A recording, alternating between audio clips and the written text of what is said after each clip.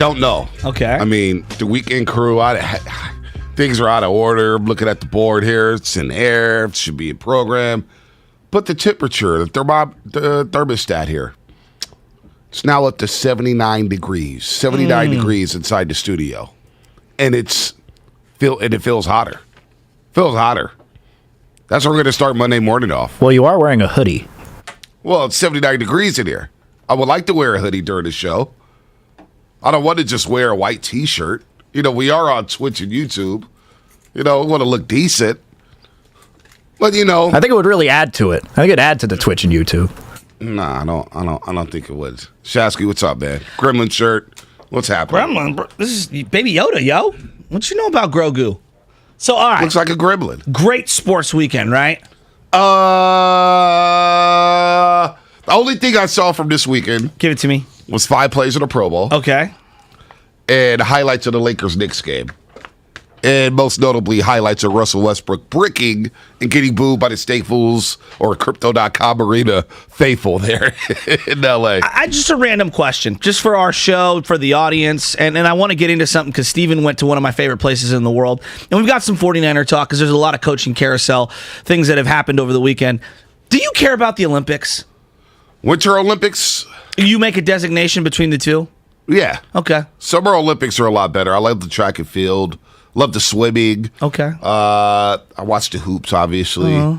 But it's faded a bit on my radar. Winter Olympics, never really been into them. Is that because both the two of us grew up in a place that's not like a winter Olympic type of a location? Like, I didn't grow up skiing. We were talking to John Curley who went to Tahoe. I've seen snow literally less than 8 times in my life. You know what I mean? Skiing, snowboarding, all those things. Not that I just didn't grow up doing it. It's the same way I feel about hockey. Like, I didn't grow up playing hockey, and so I don't have this affinity for hockey that way. I feel like I could care less about the Olympics, and it's going on right now. I'm getting a lot of emails about it, and I just, I don't know. I'm not going to fire up the Peacock app to watch Olympics. Well, I mean, am I a hater? No, you're not a hater because a lot of people feel like that. I've never been. I mean, the hockey is cool. I like the bobsled league only because of cool runnings. I got me in Olympic bobsledding. For sure. The speed skating's interesting when they're just flying around the rink, flying around.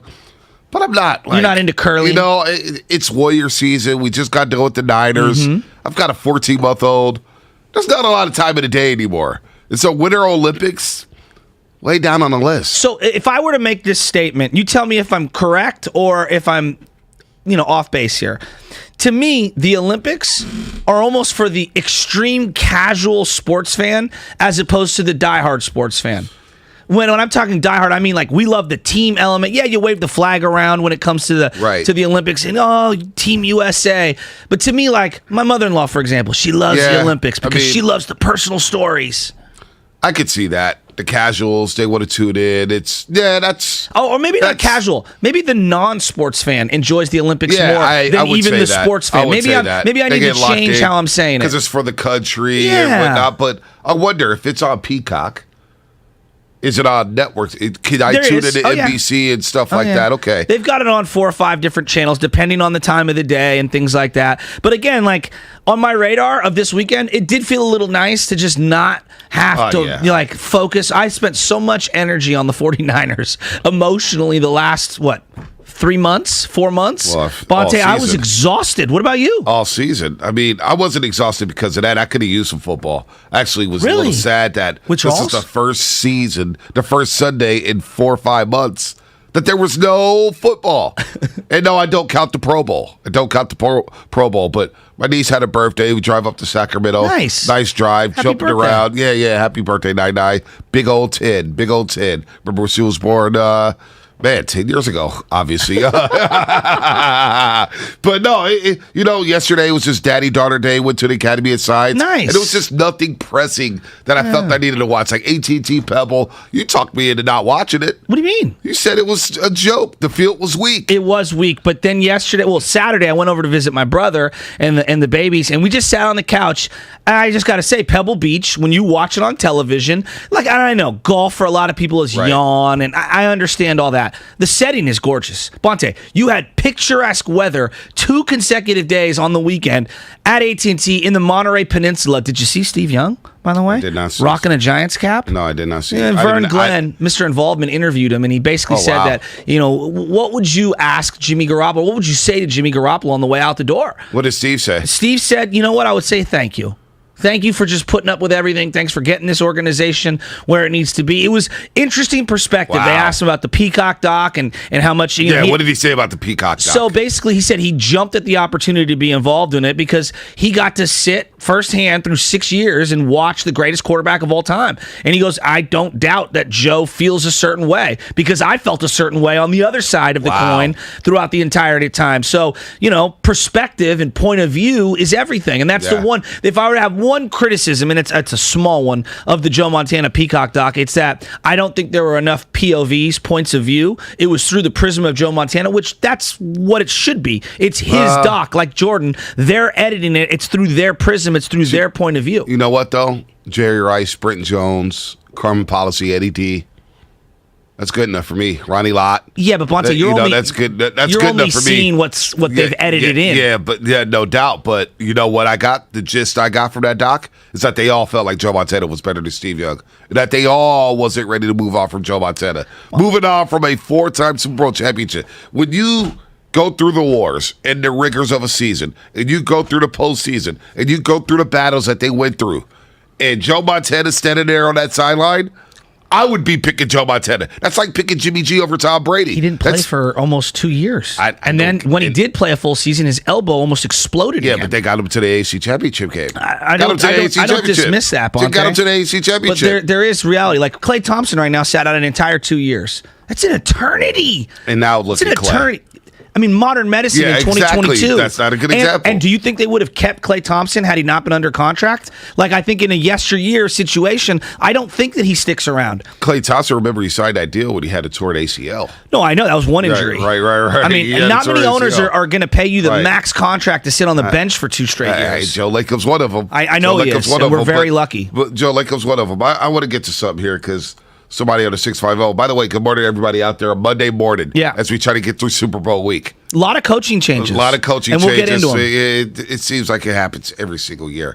And I want to ask a question because Shashky came in here and said, I got all these Nuggy Nugs and Shanahan and LaFleur and McVay, they're all in Washington. And, look at his offensive coaches. Let's simplify it.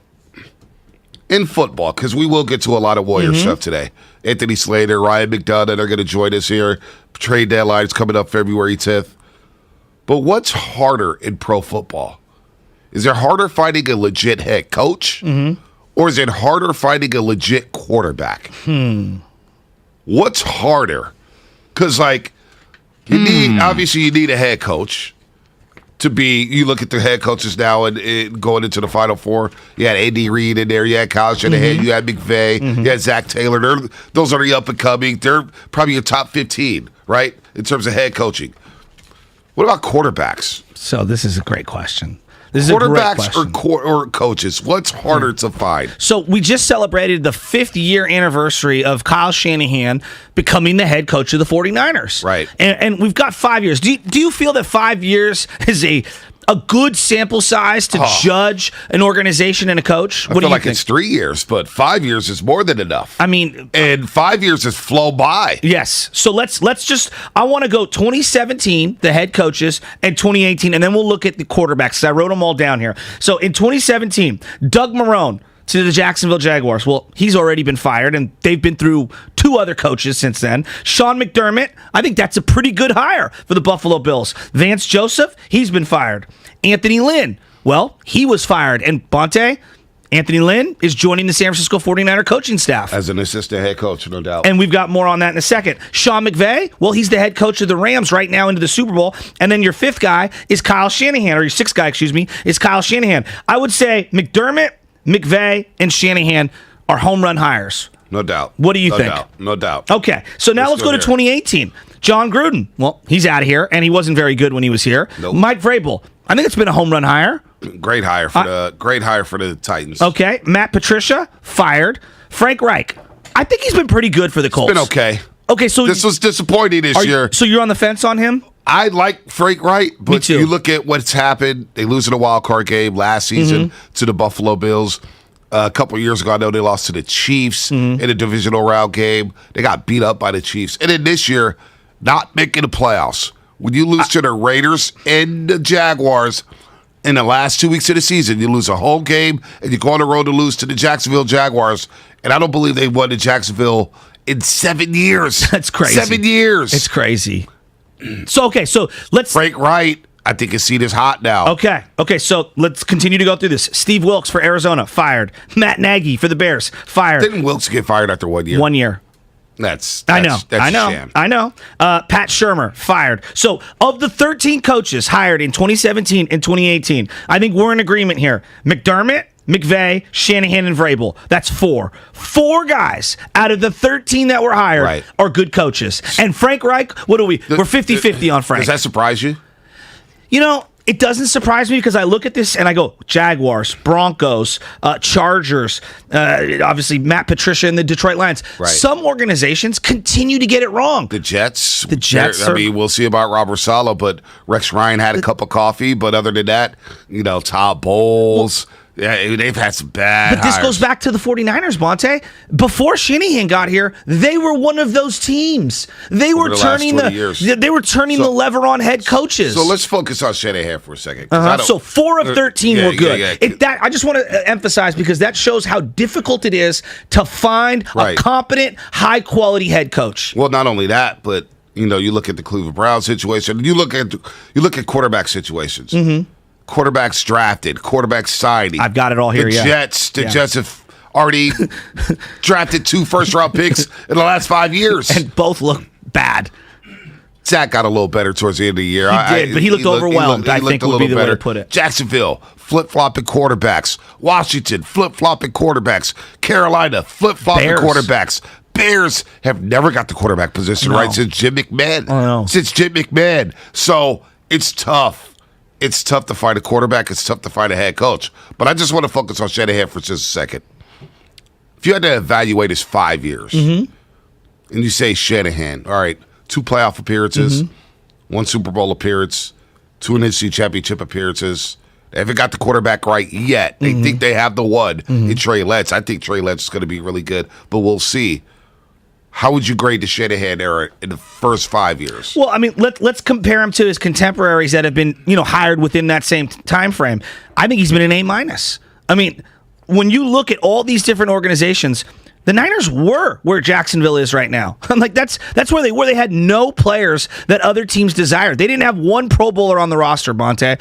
The only blue chip player that they had when he took over in 2017 at that time was DeForest Buckner because he had just been drafted. And even then, we didn't really know what we had in DeForest Buckner. Now, Eric Armstead was battling injuries. They didn't know he'd be a very, very good player. He's evolved into a great player for the 49ers. So 2 NFC Championship games. He found multiple quarterbacks. He has developed Pro Bowl talent on his side of the ball where he cuts his teeth offense. Signed Kyle Juszczyk. It's been a grand slam. Right. Found George Kittle. Found Deebo Samuel. I look what he did with Trent Williams. Coercing Is it all him. on Shanahan, or does Lynch get some of that They credit? both get credit. Adam To me, they both. Well, the whole organization. But I guess because of the Shanahan hire, I'm giving him the credit in this. But they all do. I would give Shanahan a B. Okay. I'll give him a solid B. And why are you so low? And that's a high grade. That's a 3.0. That's Dean's list. Are you comparing him to the rest of the league or just his contemporaries? I'm just looking at the situation in the 49ers and how he's coached, game management, draft picks, play calling, the quarterback situation. That drops to grade. Lucky I didn't give him B- because of this quarterback situation. I mean, Jimmy Garoppolo, we know, wasn't his guy for the last 3 years, yet he's still here. It's hard to find the quarterbacks, though. It is hard to find quarterbacks, but you had one in your lap in your first ever draft. You swung, it missed. Solomon Thomas, Deshaun Watson, Mahomes, more so Deshaun Watson for me, because Mahomes was a wild card. But I give him a B, which I think is really, really good. Okay. It could turn into an A. The way they lost the Super Bowl, the way they lost the NFC Championship, their offense over the last, they won 9 of 11, but did their offense really churn out points the way that we expected? Not really. In that first year? This year. Oh, this year. This year, no, I don't think they especially in the final 8 weeks of the year, they didn't score at the proficiency I expected them to. But I think that was also in part because you're playing Jimmy Garoppolo and he was hurt down the stretch, and you're playing against playoff teams. But he got hurt Christmas Eve. Yeah, I know, but you're playing against playoff teams that are better defenses. Well, let's look at it though. Look at it after the Jacksonville game. Okay, you scored 34 against Minnesota. Great. You scored 23 against Seattle. Yeah, you scored 26 against Cincinnati. Should have blew that game away. Atlanta, okay, you get to 31, but 31-13, we all know that game was a little more of a struggle. It was closer than I wanted it to be. And the Falcons blew it on multiple occasions inside the red zone, all right? Yeah. You score 17 against Tennessee. Get it. It's on the quarterback. You struggle against Houston. Second start for Trey Lance. I get it. And then you come back against the LA Rams after being down 17-0. Fact is, this team was loaded with weapons. Loaded. This is the best personnel Shanahan has had at the skill positions. Outside the running back, 100%. Tight end, wide receivers. You never had a better duo since he's been here. Yeah, I agree. The struggles in the postseason offensively, we can look at Garoppolo. We can look at play calling. It was a little conservative. What about the teams that you're playing against, which are more like the playoff teams don't have bottom ranked defenses 9 times out of 10. So I think you have to be. But Green Bay was soft to me. Green Bay's defense was soft to me. Dallas defense is soft to me. Yeah, but Bonte, they're not the Seahawks defense this year, which was historically bad. Dallas defense was They did have 2 players that were Pro Bowlers, and Micah and Diggs. 2 players out of 11. 2 players out of 11. That's all. Okay. You scored 23. You struggle. You don't score a fourth quarter touchdown. Green Bay, you scored 13. You just scored an offensive touchdown. No, that was also the conditions. I also put that into the conditions. No doubt, but I'm going to give Shanahan a B. I'll give him that's a B. Fair. No, that's fair. And I think he's done a lot of good. Would you give McVay, who was hired in that same class, who's going to be in the Super Bowl for the second time, he's basically gone one step farther than Shanahan now, but he's also been to the playoffs more consistently, and I would say that he's had... I think his quarterback play at times has been better and at times has been on par with what the 49ers have gotten. I think McVay is a slight edge above Shanahan. Plus. Yeah, but I think that also his roster's been slightly better. You gave Shanahan an A-. Yeah, I think McVay's been an A. I think McVay, when you go to the playoffs every single year and then you've been to the Super Bowl twice in 5 years. The exception of one, they didn't go in 2019. Okay, so then I guess they were 9-7 though. Yeah. But they were 9-7. Yeah, they were 9-7. McVay, dude. Right? He wins a Super Bowl. I mean, Bonte, when you hire a guy and he's 31 years old in McVay, you want to get to the playoffs every single year. That's what you're getting with this guy. I mean, for years with Jeff Fisher, they couldn't do anything. So I look at McVay and Shanahan, and I'm just kind of judging the two. I think because of the boldness of the Rams and McVay himself getting credit, I think he's been slightly better than Shanahan. But that's not a scoff. I still love Shanahan. Yeah, no doubt. What do you think about Mike McDaniels taking the Dolphins job? My first thought was, he's the offensive coordinator, but and I want people to help me out here. If you're the offensive coordinator, but you don't call the plays, see, now you're what? I guess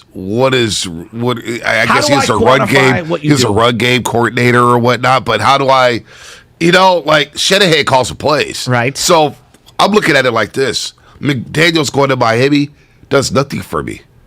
Shanahan's the play caller. Mm-hmm. He's the wizard. Mm-hmm. McDaniels, tough job in Miami. Congrats to him. Minority hire. I had no idea he was part black. I had no clue about that. But it doesn't do anything for me, Shasky. I'm just like, oh, they lost McDaniels. Whoop-de-doo. Same thing with LaFleur. Same thing with both LaFleurs, matter of fact. It does nothing for me. Well, I have a lot of thoughts on McDaniel, and just when a guy who the head coach cuts his teeth on one side of the ball and he loses some of his assistants, I just have a thought in general about that. It's very rare to find a coordinator underneath a head coach who cuts themselves on the offensive side of the ball or the defensive side of the ball, and you're a guy under that guy. It's very difficult to transfer the powers of that head coach to the next situation. Think of the Belichick defensive tree. Think of the Sean Payton offensive tree. Not a lot of success away from those guys. Matt Patricia comes to mind, or Romeo Crennel comes to mind. Those guys were not the head honcho on defense in New England. Belichick was. Right. And Belichick has sustained success, and those guys can't transfer it over. So I don't think this is going to be a huge loss, but I have a bigger thought on the Anthony Lynn thing because this, to me, is a big one in terms of evolution. No doubt. I love the Anthony Lynn hire. Love the Anthony Lynn hire. Postseason coverage is presented by West Credit Union, working for you today, tomorrow, and together. What's coming up on the game brought to you by Extra J Corporation. We'll continue this conversation and get into the Golden State Warriors. They take on the Oklahoma City Thunder tonight, 5 o'clock. And then Warriors, they've won 8 in a row. That's right, 8 in a row. We'll get into a lot of dubs today with Anthony Slater and Ryan McDonough.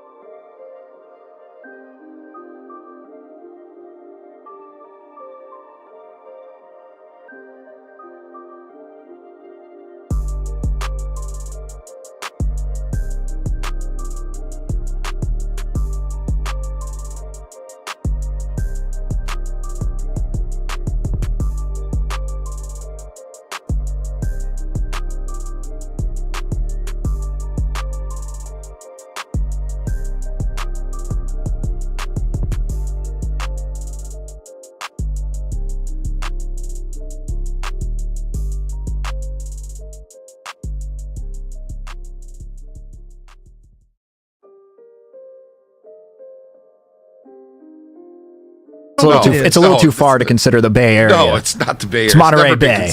I don't either. Well, no, I consider it Northern California, the coast or whatever. But anyway, just I don't know. I find it to be a pleasing watch on a beautiful afternoon. Our day was kind of centered around Jordan Spieth. We weren't following him, but we got there at like 9:35, and I think he teed off the first hole at 9:33. So that was very unfortunate that we didn't see him tee off there. Mm-hmm. But we managed to make it to the second, got right behind him. It's just crazy watching these pro golfers, though. I've never seen him live before. Bro. And he hit a shot as we're along the fairway. We're watching him along the fairway, and I'm looking at this shot, and it's like, man, if I was with some friends, that would have been like the best shot they've ever hit in their life. And the next thing up, they banana the ball. Like that's what my friends would do. Yes. But this dude just hits it right to the green to go for eagle. It was insane. The ball goes flying off the driver. So like when you go to sporting events, Bonte, you've been to so many and you've been on the field.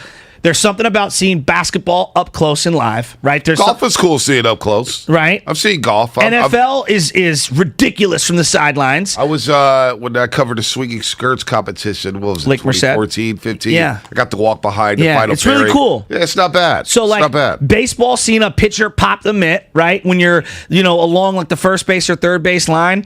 What's the coolest of the live sporting events to be up close? What do you think's number one, guys? I mean, I wish I could tell you. I've only been up close for basketball, which was just insane. I think we were. Remember that, Bonte? We were there. You were there too. It was that game that. Oh yeah, we were in the suites. Yeah, and then they were watching the Magic. That was Jordan Poole. It was like his coming out party as a rookie. That's not bad. And Vucevic, I think he was the one that went off for the Magic. And it's like, how big is this dude? He's like 7 feet tall. And he's going off.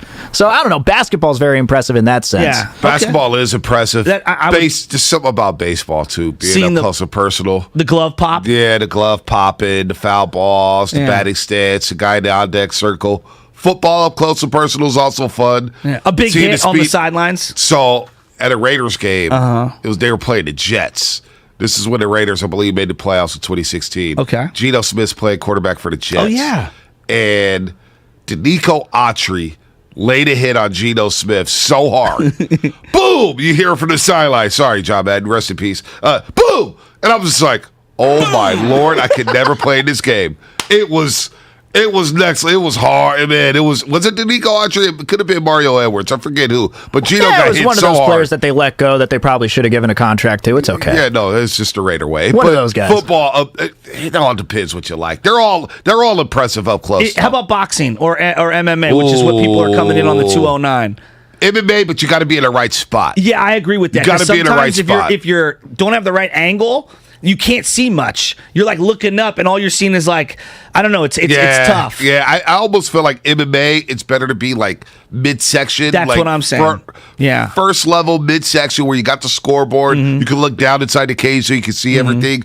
Boxing, kind of the same. Mm-hmm. Am I forgetting a sport? Is there something we're missing? Soccer, hockey. Hockey's got to be great up close and personal. I've only sat really far away at hockey games. Yeah, to be at the glass. To smash on the glass as the players are going by, that's got to be fun. What was the name of that team? So there was the Spiders, and then there was the San Francisco Bulls. Yeah, yep. So the San Francisco Bulls, I went out to a couple of games and sat real close, and seeing someone get checked right next to you into the glass. That's pretty cool. That is pretty cool. That's pretty cool. And you can see their spit and their mouthpiece going up against the glass. You can't go wrong sitting up close and personal at some of these sporting events. I know, but what's the best? I don't know. Like what? Like for you, what do you think the best would be? Basketball, something special. Seeing Curry is basketball, something right. Seeing Kuminga windmill, that's a good one. Seeing Kuminga get above the rim, seeing Clay go crazy. Are you jaded because you're there so often? You think? You're not jaded, but like maybe not. You don't appreciate it for granted. Yeah. No, I don't. Nah, I'm definitely not jaded yet. Okay. Isn't it tough, like with football, just to see the actual game being played? Don't you want to sit a little higher up so you can see everything? I know, like when you're standing on the sideline, you have to move up and down just so you could follow everything. That is tough. That's a good call there. I would put basketball number one because just nonstop action. Yeah, I'm with you. Nonstop action. Baseball, you start getting a little queasy. You're like, man, there's no runs scored. I'm going to go to the restroom. I'm going to go get some food, hang out. Basketball number one. What's number two? I've never seen hockey up close and personal. I heard it's pretty special. We need to go to a hockey game. Yeah. We need to go see the Sharkies. Yeah. How are the Sharkies doing, by the way? Oh, right now there's a pause in the season, correct? It was the All-Star break, wasn't it? Or? Correct. Yeah, that's no, what but I didn't think any NHL players were going to the Winter Olympics. No, they're not, but they're in like a pause. Oh, so they're just going to pause it just for the Winter Olympics? Yeah, like or whatever. They were in like an All-Star break, if you will. You know what? For me, I think having the netting up in baseball has made it a more enjoyable experience to be up close, because there's one thing when you bring people, like I bring my wife, or if you bring kids or anything like that, you do get nervous, like sitting all along those foul lines. Right. And there is something to be said for being like at a bad angle, even though you're right up close. I'm a club level guy. I think club level gives you the best view of the entire park. It's not bad. But man, there is something about golf. Watching Tiger Woods, and he's bunted from me to you, the distance between, and he's hitting a golf shot right here. Me and Covey got to sit right up next to him for the U.S. Open. And there was also like 50,000 other people on those holes. It was pretty damn cool. I followed Tiger for a practice round. He was practicing at the Olympic, getting ready for the U.S. Open. What was that, 2012? Yeah, 98, 2012. That was cool to hear Tiger swing it. That was next level. That was next level. Then we were, and then of course I was a fool. Let's go, Tiger, baby! You're looking good. No, Tiger. That's what you got to do. Just don't do mashed potatoes after they hit it. What's mashed potatoes? Well, like people hit the drive and they're like, mashed potatoes. I don't know. It's just something that a bunch of dummies say. Before we go to break, can I just thank you guys for not mentioning my appearance as soon as you saw me? Because John Curley, what do you mean? When we got to the pregame show, he comes into the commercial break and he does his classic, "Good morning, Steve," and I hadn't told him what I did over the weekend. Right. And immediately, wow, you look sunburned. Wow, what? You look tired. It's like, damn. Those are the two worst things that anybody could say when you first see them. Yes, I know I look sunburned. Yes, I know I look tired. It happens. We work early in the morning. We all look tired. Thanks, John. Thanks for making me feel good about myself coming into the week. If he hits you with the "you look bloated," that's like the trifecta there you of horrible. Go. Yeah, exactly. Right? Surprised you didn't throw that one in there. Speaking of bloated, I got some compliments over the weekend. I'll bring it up. About what? I'll tell you in a second. In about 5 minutes here on the Morning Roast. John Curley went to Tahoe, by the way. Nobody cared about his skiing trip. Curley, we missed you Friday. We missed you, Sam Lutman. Curley, how many times you seen snow? You live in the Sunset, homie. How many times you seen snow? 5 times. What he's saying. 5 times. Us Frisco kids. Hey, at least Lutman knew how to turn on the microphone. What's coming up on the game? Brought to you by Fremont Bank, full service banking, no compromises. Compliments for your boy. Plus, we'll get into sporting events and all that. We're all over the place here on the Monday morning on 95.7 The Game. Postseason coverage on 95.7 The Game is proudly presented by the San Francisco.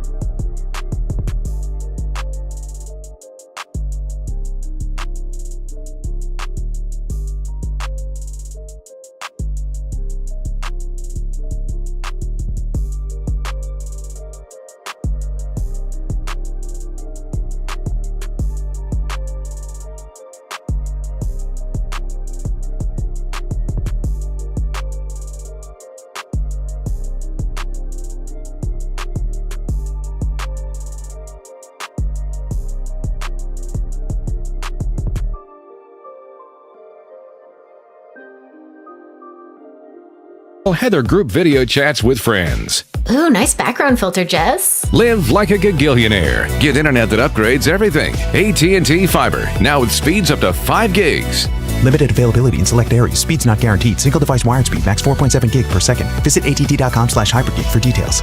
Hey, Ray Magliozzi here. Have you ever cooked a really fine gourmet meal? Yeah, me neither. But I'm told it all comes down to the ingredients. And when I need ingredients to improve my car, the place I go is eBay Motors. Whether you roasted your last transmission, graded your current floor mats, or pureed your side view mirror on a lamppost, eBay Motors has the right parts at the right prices. 122 million of them. And by the way, if you recently fired up your grill, don't worry, eBay Motors has grills too. eBay Motors. Let's ride.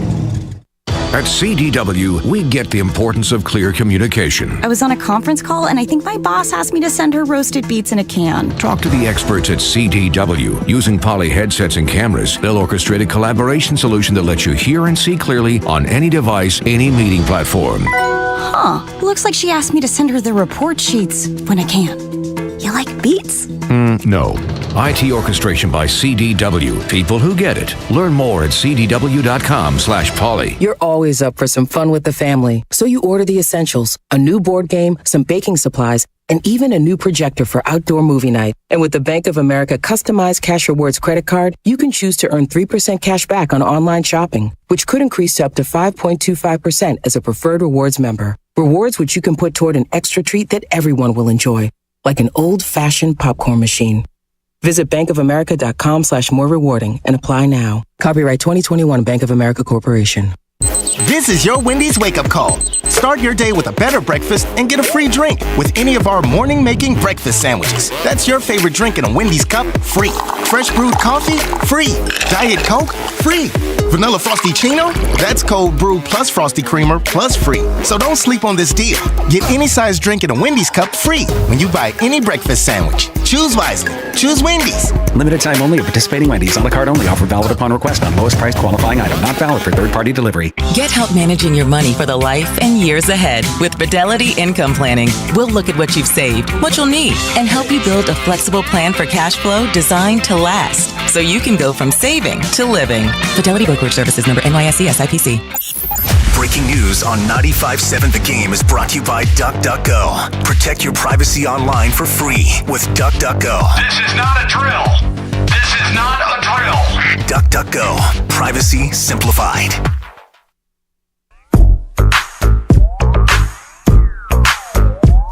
Now, back to the Morning Roast, presented by Timeless Coffee with Bonte and Shasky.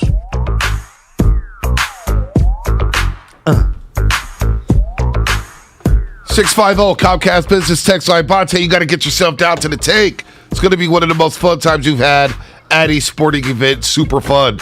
I was at the tank the night they came back from a 3-0 deficit with 10 minutes left. Vegas? In the third period against Vegas. Yeah. They scored 4 goals with a major penalty. And it was the same night when Dame Dollar said bye-bye to Oklahoma City Thunder. The greatest shot ever. Paul George and Russell Westbrook. That picture is one of the coolest pictures of all time. It is one of the sickest Where pictures. he's like looking up into the camera and everyone's looking at him. I was doing a live show, radio show, with a co-host who will remain unnamed. That was Ryan Covey. And he was throwing things all over the studio.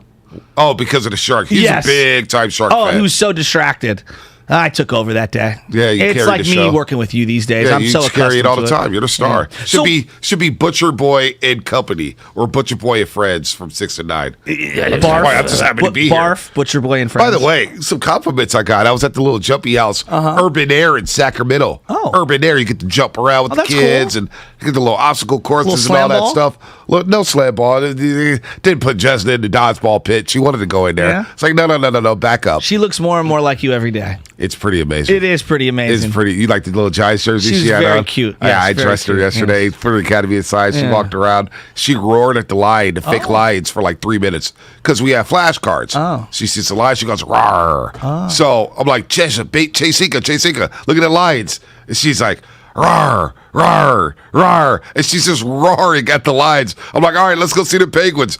She turns around, hits a spin move, goes back to the lines, rawr, rawr, rawr. I was like, all right, come on, Chasing, let's go. But Well, you got like a Jungle Book story going on here. It's unbelievable. It's unbelievable. I had a lot of fun, Danny, down today. Wow. A lot of fun. But if Chesna comes across a mountain lion, look out for the mountain lion. In the words of E40, don't help me, help the bear. Rawr, she's not scared of dogs. Dogs can look her up and down the face, and she just kind of looks at them and then tries to pet them again. I do worry about her around Leo. Why? Leo's a wild one. Yeah, Leo's a wild one. Leo's a wild one. But people were saying, man, I had the little Instagram post. I was jumping up, and they were like, man, Ponte, you're slimming down. Oh. You're slimming down. I was like, well, that's cool. Maybe it's the shirt. Oh. But I haven't heard that in a long time. You know, a lot of people call me fat, call me big. That's me. You know, a lot of people, there are a lot of mean people out there saying that food loves me and I love food and all that stuff. And I was like, felt good to hear a couple compliments. Well, Bonte, you look good. Thank you, man. Yeah, no worries. Man, had me feeling good. I went to sleep well Saturday. All right, I want to get back into this conversation here, B. I want to get back into this. What's it harder to do in the NFL? Is it harder to find a head coach, or is it harder to find a quarterback? Now, Langford, what do you think? I want to get Langford because he's a long-time Raider fan. After Langford, Langford, Derek Carr's a Raiders quarterback. You've had a slew of coaches: Tom Cable, Dennis Allen, Hugh Jackson, and Derek Carr. But can be good. Jackson, he can be really, really, really good. John Gruden. He can be mediocre, but he can be really, really good. Like he's Blackjack Del Rio. Yeah. Blackjack Del Rio, JDR. Yeah, I'd go with coaches because there's so much more than just to what goes on the field. There's also the philosophy with the GM that has to mesh. There's so much more that goes into it. Like Derek Carr, he had just as tough of a start for a career as anybody just because of the offensive coordinators and the coaches that he had to go through. Some of them were his fault. Like Todd Downing was his friend and made him the offensive coordinator. It just had to. Who, by the way, didn't get fired at Tennessee. Yeah. Or excuse me, the head coach. But I'd say it's harder to find a good head coach, though. One who you can really stick with your franchise. And I think with the amount of tenured head coaches now, I think it speaks to that because really there aren't that many. No, there aren't. Well, and I think one of the things that I look at the Hall of Fame, right? And now we're talking about the elite of the elite of the elite. Every one of the Hall of Famers, for the most part, and there are outliers, is paired up with a great coach. Almost every single one of them. Now, they're kind of synonymous. What comes first, the chicken or the egg? Peyton Manning, and look at all the different coaches that he worked really well with, right? And obviously Drew Brees and Sean Payton, Tom Brady and Bill Belichick, Mahomes and Andy Reid. So there is something to be said. Now, we went through 2017, which is when Kyle Shanahan was hired, and then we went at 2018, and all the head coaches that were hired, only 4 have been successful out of the 13. Now, let's look at the quarterbacks, Monte, and I'm just going to go first and second round. Do you think that's fair? That's fair. Okay, so in 2017, and you can tell me whether these guys are good or bad or whatever. 2017, Trubisky goes number 2 overall. Oh, yeah, we remember that one. Mahomes goes number 10. We remember that one. Deshaun Watson goes number 12. Or 12. Or whatever, yeah, 12 or 13. I had 12 here. Deshaun Kaiser goes 52nd overall. So how many of those of 2017 do you think hit? Well, Trubisky didn't hit. Nope. And Kaiser's out of the league. Yeah. So we're going to say 2. Even though Deshaun hasn't played, I'm going to say Deshaun's a hit. Yes, I agree with you. Now let's go to the next year, 2018, because I think we've given it enough time. Trevor Lawrence, we all believe is a good prospect. We don't have enough time to really know if he's good or not, So 2018, Baker Mayfield goes number 1 overall. What do you think about him? Ooh. It's a tough one, huh? It's a tough one. I put him in the category of the coach that you referenced. Like Frank Wright. Yes. He's just like, I can go in either direction. Can go either direction. Yeah, no doubt. So Sam Darnold, I'm ready to say he stinks. Yeah, he's stuck. Okay. He stinks. Josh Allen? Star. A home run. Okay. Star. Josh Rosen? Boy, I don't think he's gotten a good shot at it, a good crack at things, but you know what? It's a bust. Yeah, it's a bust. He went 10th Didn't overall. Work. Doesn't work. He's been on 4 different teams, 5 different teams. Lamar Jackson. It's a hit. That's home a hit. Run. I'm agreeing with you. And then Mason Rudolph. Oh, that's a bust. Yeah, I agree. He stinks. So, okay. So let's look at it this way. There were 10 quarterbacks drafted in 2017 and 2018. All right? 10 quarterbacks in the first and second round. 4 have been hits. 4 have been hits. Wow. Of the 13 hires in 2017 and 2018, 4 have been hits. I think what we're cutting at is it's just really hard to find a head coach, and it's really hard equally to find a quarterback. Well, think about the good coaches that we have in the league now. Bill Belichick. His first ever job he got fired from. Yes. Cleveland Browns. Yes. Andy Reid, first ever job, spent a lot of time, 14 years in Philly, but he got fired. Yes. He didn't win a Super Bowl. Yes. Pete Carroll got fired from the Jets and the Patriots, had to go back to college at USC to revitalize his career, redeem himself, and rejuvenate, I guess is the word here. And then he goes to Seattle, works out for him. But he had gotten fired before that. Fired. So that was his second chance. Mike Shanahan, before he won a couple Super Bowls with the Broncos, got fired by Al Davis and the Raiders. Then he was an all-long-time offensive coordinator. Monte. You know what I'm saying? So it's hard. Man, it may be harder to find a coach. Well, it may be harder to find a coach. Look at how many lousy coaches you have. Bonte, there's tons of them. Like, the hit rate on coaches is somewhere between 30 and 38%. 30 that to me is 38%. High. That to me is high. And it is high. And Pete, look at it this way. Now let's combine head coaches with the quarterback. So we referenced the two classes, 2017, 2018. Josh Allen and Doug McDermott, okay? Sean McDermott. Doug McDermott. No, you know what? Wrong guy. Sean McDermott plays. Who is he just playing for? The Warriors just played him. Doug McDermott? Dougie McD? Yeah, he's playing for the Spurs. And I was like, where he's with? This guy's still in the league? I can't believe that. Feels like he's been in the league for 15 years. The Great White Hope. But, I look at McDermott and Josh Allen, and that's kind of what Shanahan's trying to replicate here, right? He's still, McDermott's still very young in his career. But he has his quarterback. He found his quarterback. I look at someone like Deshaun Watson. I know we look back at Bill O'Brien and laugh. He's pretty good offensive-minded. No doubt. The GM did in the head coach, but he's pretty good. And then I look at Patrick Mahomes, and he has the luxury of having Andy Reid. Right? Lamar Jackson had the luxury of John Harbaugh. But let's not forget, John Harbaugh was on the hot seat. John Harbaugh was on a hot seat. And would you say John Harbaugh is a special teams coordinator, not really an offensive specialist? Yes. And his coordinators, Cameron, Greg Roman. And remember, he won a Super Bowl with Joe Flacco. I know, and he's evolved as a coach, I think. He has, though. But he's a really good coach. I mean, there's not a lot of guys I'd pick over John Harbaugh, but you look at all these coaches in the league, like Lovie Smith, it looks like he's going to get the Texas job. Kind of crazy. He's been fired multiple times. I like Lovie probably more than others. I like Lovie, but man, he came in here, him and Wilcox. I did a little interview with them. Wilcox and Lovie Smith for the Red Box Bowl. And he got fired from Illinois. Atlanta, Arthur Smith, we don't know about. No clue. Doesn't have his quarterback yet. No. Matt Rule can't get his quarterback. No, and he might go back to college. That's the rumor. Wow, that wouldn't shock me. Well, and on the Mike McDaniels thing, so Mike McDaniels is the run and pass game coordinator for the 49ers. What does that even mean, so folks? I'm glad that you're bringing But what does that mean? Because does he design the run plays? I don't know. Does he design the pass plays? Does he coordinate which plays are running on game day? Does he help with the script? Yeah. Does he call the plays? What is Mike McDaniels' role? I'm trying to figure it out. Well, you see this in college and in the NFL a lot. A coordinator has a good year or two, right? Robert Saleh, we wanted him fired after a year or two. And then 2 years later, he's a head coach of the New York Jets. I look at someone like Joe Brady. Joe Brady was the hottest commodity in terms of coordinators in both college and pros.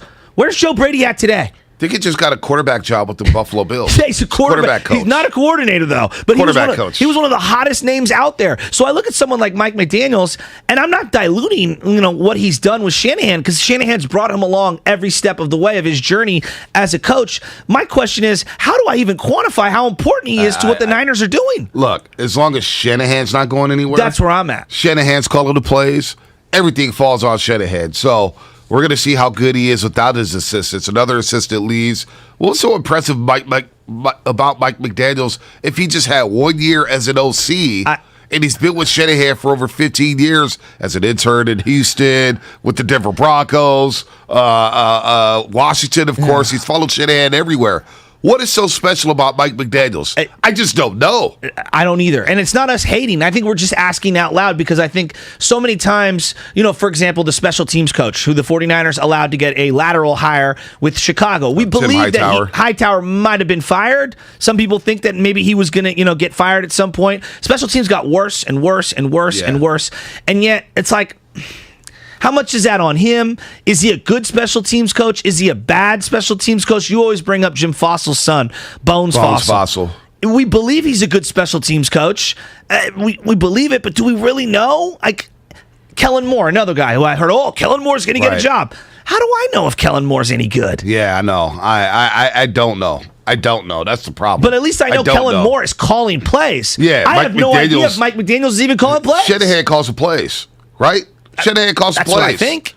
Shanahan calls the plays. So I I don't know enough about Mike McDaniels. I wish him luck. He's had a hell of a story. Me too. But I don't know. I just, like, these hires to me is just, they're part of the Shanahan tree. Now people are plucking from the Shanahan tree. Matt LaFleur in Green Bay. You got Mike LaFleur in New York with the Jets.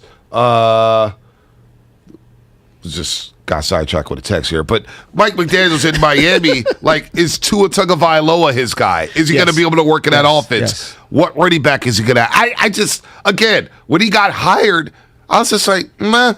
Yeah, Matt, you hear a lot about him, but again, what does he do? Like, I was texting producer Kyle yesterday. And I said, man, who was Mike McDaniels? Because he was all hot to trot on him? Well, no. It's just, Kyle's you were inside. Just asking him. Yeah, he's inside football. Got you. And he was like, Juszczyk really loves him. Okay. But what does that really mean? That he loves him? Is he a good communicator? I don't know. Is he good run game? Because let's be real. The run game against the Rams, the run game against the Packers did not look so hot. You also have a lot of familiarity with those particular organizations in general where they've seen you a bunch of times. So I don't know how much that factors into it. That's a fair point. But here's the thing. Here's what I look at, Bonte. I was really worried when Robert Saleh left.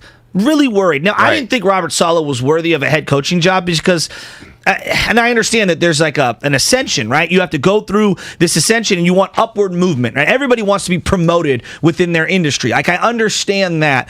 I'm like, man, if I'm hiring a head coach and I have the number 2 overall pick and I'm the Jets, why would I want a defensive coordinator? All right, whatever. But I was worried that the Niners weren't going to find an upgrade for him. A year later, is D'Amico an upgrade? Absolutely. It looks like it, but I was very worried about that. Like, it looks like had no play calling duties whatsoever, and it looks like they've hired a GM. They just skip a beat. So my point is, McDaniels, is it a loss? It might be a loss, but I think they've offset it by bringing in Anthony Lynn, and more than Anthony Lynn's resume, because you're going to hear a lot of people rattle off his resume. Right. Here's where I like the hire. The person. Bonte, I know the person. Here's where I like it. It's not an insular hire. Too many times these guys hire their friends and people that they know because they've all been in the same system, and it's this redundant, incestual system that we're going to keep running. I like an influx of evolution and creativity and bringing someone who has his own ideas and principles into the mix and infusing that and creating a blend of the two. That, to me, is something I'm really looking forward to. And I hope that he has an opportunity to imprint his particular vision of the offense and blend it with Shanahan, because I do think they need a little evolution. Don't forget, you are listening to 95.7 The Game, KGMZ FM and HG1 San Francisco and Odyssey Station. Brought to you by DuckDuckGo, Privacy Simplified. Also, postseason coverage proudly presented by the San Francisco Zoo and Gardens. Visit sfzoo.org to plan your visit today. I don't know how innovative Anthony Lynn is. His run games have been really, really good. In Buffalo, with the Chargers, he's been well-traveled. I thought he was unfairly fired by the Chargers. You have said that for many years. Yeah, I just thought he had some things cooking there. And what was the difference between Staley? Like, he had a rookie quarterback in Justin Herbert. They go on a run late in the season. Okay, they didn't make the playoffs. Give them one more year. How many injuries they dealt with? Derwin James and Joey Bosa, to name a few. They had a lot of things going wrong in L.A. Mike Williams was not on the field a lot for the Chargers there. So bringing them in and adult in the room, and I personally like the person. I like the person. I think he gets the most out of a lot of guys. So it's a very interesting hire. But you bring up Robert Saleh, right? And they didn't skip a beat. Well, they lost to LaFleur's.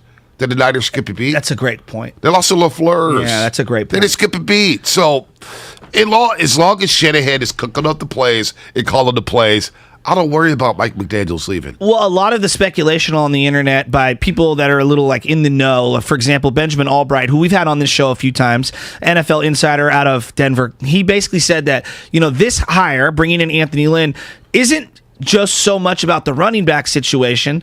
It's more about the development of Trey Lance. Now, I found that to be very interesting because if you're going to cater your offense and start to evolve a little, how you ran things with Jimmy is got to be, I'm not saying completely different, because I do not want to see them run Trey Lance. I want to see him used as a pocket quarterback. But I do think there are evolutionary steps that this offense can take to better suit the offense to fit Trey Lance's playmaking abilities downfield. Does that make sense? Absolutely.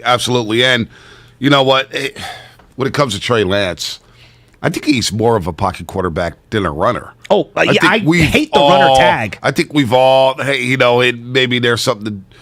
I don't want to go there, but Well, it's also I think he's more. The coach ran him into the ground. The coach ran him into the ground, but he's more of a pocket. Love that game plan. He's more of a pocket guy. More of a pocket guy who could throw and make any throw from the pocket. What can Anthony Lynn do to help him out there? We'll see. Can he help out Shanahan in some areas as a head coach? Hey, maybe you want to check this off the box. Maybe you want to check that off the box. Time management. Here's what I learned in L.A. about clock management, because that's one thing Anthony Lynn did not do well with the Chargers. Well, there's one area that you and I have been critical of Shanahan's staff. It's he doesn't have former head coaches on staff. Yep. And that's one area I thought McVay was very smart to bring in a Wade Phillips early on, because he has head coaching experience. There's something to be said to adding leader of men who have been at the top role, and they can kind of see things from your perspective as the head coach. I think that's invaluable to a coach. No doubt. This is huge here. So 49ers lost a couple coaches. They also lost a tight ends coach.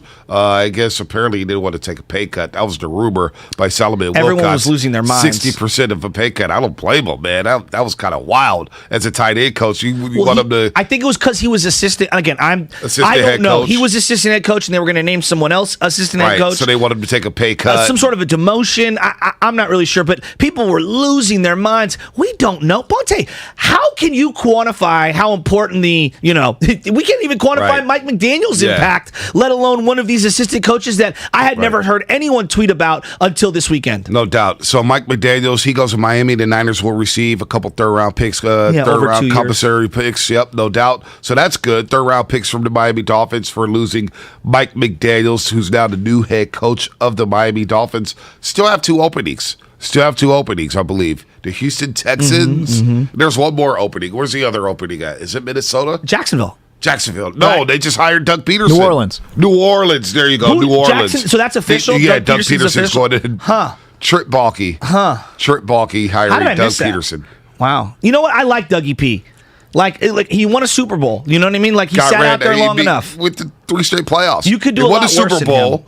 They go to the divisional round. They were going to steal the game against the Saints. Alshon Jeffrey dropped the pass for an interception, game over. Then they go back to the wild card round. I totally forgot about Remember that? They were going to beat the Saints. So right. They were going to beat the Saints and go to LA and beat the Rams. So right. They were going to go to back-to-back Super Bowls. Yeah. They're starting to ride. I totally forgot that drop. And then of course, they lost the next year in the playoff game to the Seahawks with Josh McCown as a 43-year-old quarterback, who, by the way, did not get the Texas job. Lovie Smith got the Texas job. So Lovie getting the job again. I just don't get why they fired David Culley.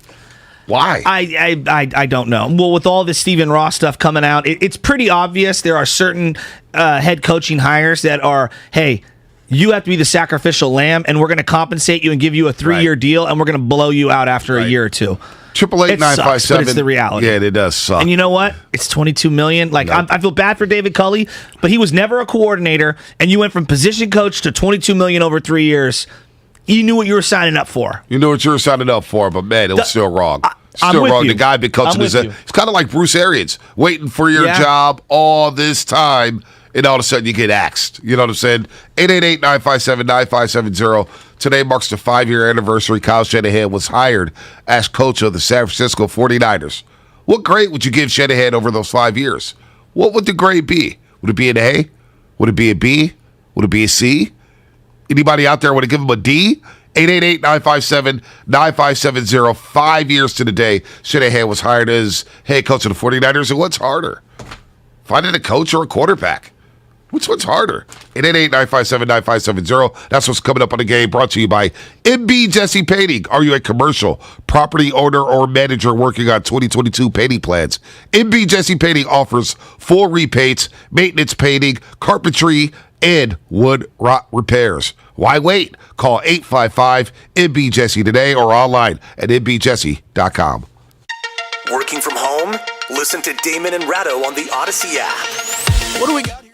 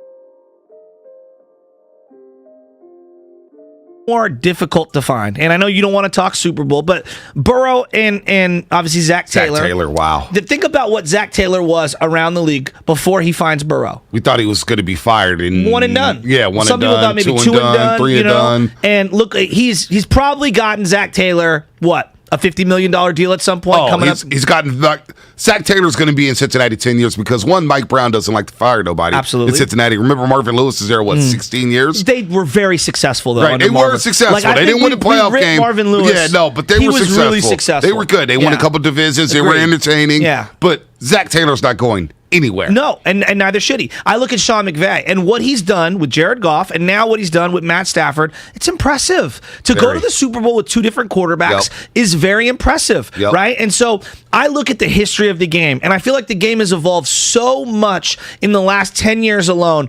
It's so quarterback driven. And yet the truly great coaches, now, some of them stay with one quarterback the whole time, but like Joe Gibbs, 3 different quarterbacks won Super Bowls with Joe Gibbs. Think of how good he is. I know. I think we've forgotten how good he was. So, during the Super Bowl time, hey, you're going to call this sickness. And Tsunami and Gus, we see you on the line. Yeah. 888-957-9570. What grade would you give Shanahan for his first 5 years as head coach of the San Francisco 49ers? So I go down a rabbit hole of watching random Super Bowls. Okay, which one? Every time, every year. So this year, I ended up watching a Doug Williams Super Bowl again against Denver when he scored 35 in the second quarter. Timmy Smith was running all over. Gary Clark was Art sick. Monk were so sick. So sick. And they had who else? Charles Mann. That was Gary Clark, Reggie Sanders, I want to say. Reggie Sanders, and then Art Monk, the threesome there. Yes. But then I watched Super Bowl 17 at the Rose Bowl. Dolphins, Washington. Joe Gibbs, second year as head coach against the Dolphins. Pretty impressive. John Riggins running the ball. So sick. Joe Theismann. So to your point, it's funny you bring up Joe Gibbs. Joe Theismann, Doug Williams, Mark Rippon. Yeah, who's a great golfer right now. We forget about Joe Gibbs. And so in that same vein, like in the 80s, Bill Parcells did it with Phil Simms and Hostetler. Yeah. Right? Like, and so I'm not saying that it can't be done. I just think it's really hard. Andy Reid is a modern coach, but he kind of was like that old era and the new era. Right. He did it with McNabb getting to a Super Bowl, and he's gotten to the Super Bowl twice now with Patrick Mahomes. That's impressive. Got to the playoffs with Mike Vick. Got to the playoffs with Jeff Garcia. Right. Alex Smith. I look at Belichick, and, getting back to the playoffs was an accomplishment. Does he get back to a Super Bowl with a Mac Jones? Like, I don't know about that. Yeah, Mac Jones did not look good in the Pro Bowl skills competition. And he's really young. So he's got 15 years ahead of him. But, like, time will tell on that one. Bill Walsh only did it with Joe, and George Seifert did it with Joe and Steve, and that was impressive. And Joe still hates George Seifert, and we can get to that later. Mike Holmgren almost did it with Hasselbeck. Exactly. He did with Brett Favre. He went back, but he didn't win it. He didn't win it. He didn't win it. And so Mike McCarthy did it went to an NFC Championship game with Brett Favre, and then he won a Super Bowl with Aaron Rodgers. I think it's really hard to do it with 2 different quarterbacks. No doubt. And so I'm going to lean in the direction of a head coach being harder to find than quarterback. Although I don't think I think it's really hard for either one. Well, just look at the Niners situation, right? So since Mooch. Yes. Mike Nolan. Ugh. Well, Erickson. Dennis. Don't forget Dennis Erickson. Don't forget Erickson. Listen. I tried to forget about that. We won that first game against the Bears. It was like 49-7, and I was like, "We got it, coach." I remember my neighbor on Waller Street. He was only there for like a year or two. He's from Washington. Okay. But when the Niners hired Erickson, he goes, "Boy, that franchise don't know what it's in for. This is a joke." I need to shout out somebody. I forget their names. No. But Dennis Erickson was a joke. He was a joke. Bad. But you think about Erickson, you think about Nolan, Singletary, Tom Sula. Harbaugh was great. Chip Kelly. It is hard to find a coach. It's hard. It's hard to find a coach. It's hard. Let's go to Tsunami in San Jose. Tsunami, what's happening? You're on the Morning Roast here on 95.7 The Game. What grade would you give Shanahan for his first 5 years as head coach of the 49ers? What is up, big fellas? How you doing, man? Happy Monday. Warriors play today. Makes it a good day. It makes it a great day, Tsunami. Makes it a great day. That's right. That's right, brothers. Hey, you know what? I'm going to give Kyle Shanahan probably a B. I'll give him a little bit of upside there, waiting just in case he does win a Super Bowl. But, when he was hired, no one thought that we were in the doldrums, right? No one thought that we were going to make a Super Bowl and an NFC championship in the first 5 years. That's pretty good, man. I'd give above average. I'd give a B. But the reason I was calling, man, I don't know if you guys were on Twitter yesterday, and I was talking to Langford earlier, and you got to get him to stop rubbing aloe vera all over himself and do his job. Maybe he'll look for the image of Kyle Shanahan when he was hired, and Kyle Shanahan 5 years after. He has got the presidential aging going. Oh, my God. He may not make it another 5 years at this rate, boys. No, it's funny that you say that. My wife... He's got bags under his eye now. The gray, too, and the gray and the beard. My wife noticed it because on the game, I forget what, the Green Bay game, they showed him, like a still photo of him that was really old, and then they show, when they have like a stock photo, and then they flashed him on the sidelines, and she's like, he looks nothing like the guy. How old is that photo? I go, yeah, it was like 5 years ago. She's like, oh my God, Obama had less aging than him. And Obama aged. Big time. Obama aged, over 8 years. Thanks, Obama. Thanks. Who was that? Was that LeVar? That was Obama. Oh, that was Obama. Oh, wow. I thought that was LeVar Ball thanking Obama. Dude, by the way, Shanahan, the way he looked at that presser with John Lynch, and he's just looking straight with a cup of coffee, you just don't know what's going to He is a character. He is a character. I kind of love him. He is a character. Gus, Redwood City, what's happening, man? You're on the morning roast. What great. Hey, good morning, guys. Shanahan. What's up, man? I appreciate it. No problem. You can't give him an A because we haven't won the Super Bowl yet. We got close, obviously, in 2019, and, we're playing house's money this year. But I think a B is fair. I mean, again, he got us to a Super Bowl, conference championship. And, we have to remember, he was on a hot seat right before the Monday Night Football game against the Rams. I mean, he was 3-5. It looked like he was going to have a fourth 10-loss season, and he pulled it together. And I agree with you guys earlier this morning. You're talking about Anthony Lynn. Some people forget that he played for his father as a backup running back for Terrell Davis, the Denver Broncos, and was an assistant coach. He was. And I'm pretty sure Kyle talked to his dad often and said, look, maybe you need to change it up and get some fresh ideas. And let's hope a year from now, we're talking about winning the Super Bowl and how Anthony Lynn made a big difference. So I'm with you guys, and I think B is fair, and hopefully it'll go be an A in a year from now. All right. Hey, we got the 510. That's a very fair call. 510 Comcast Business Text Line. Want to get them involved here. I give Kyle Shanahan a D. Making the playoffs 2 out of 5 years is not good at all. Well, that's not enough context. I mean, it's one thing to back in as the 6th seed and play both of those playoffs on the road or something. They were the number 1 seed in 2019. And then they won 2 playoff games, and then we're in a position to win a Super Bowl. Okay, they didn't win it. All right, it's really hard to win a Super Bowl.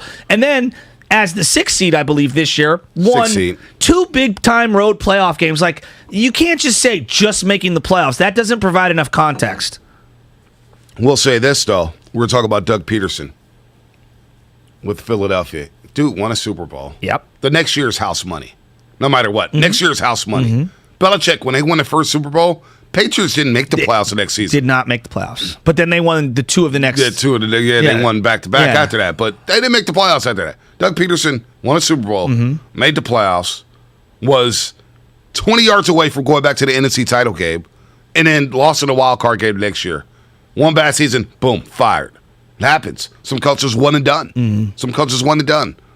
Shanahan's seat hasn't been close to hot. No. No matter how many people are screaming about him being fired or about how he's... Remember all the people saying he should fire himself, which was asinine.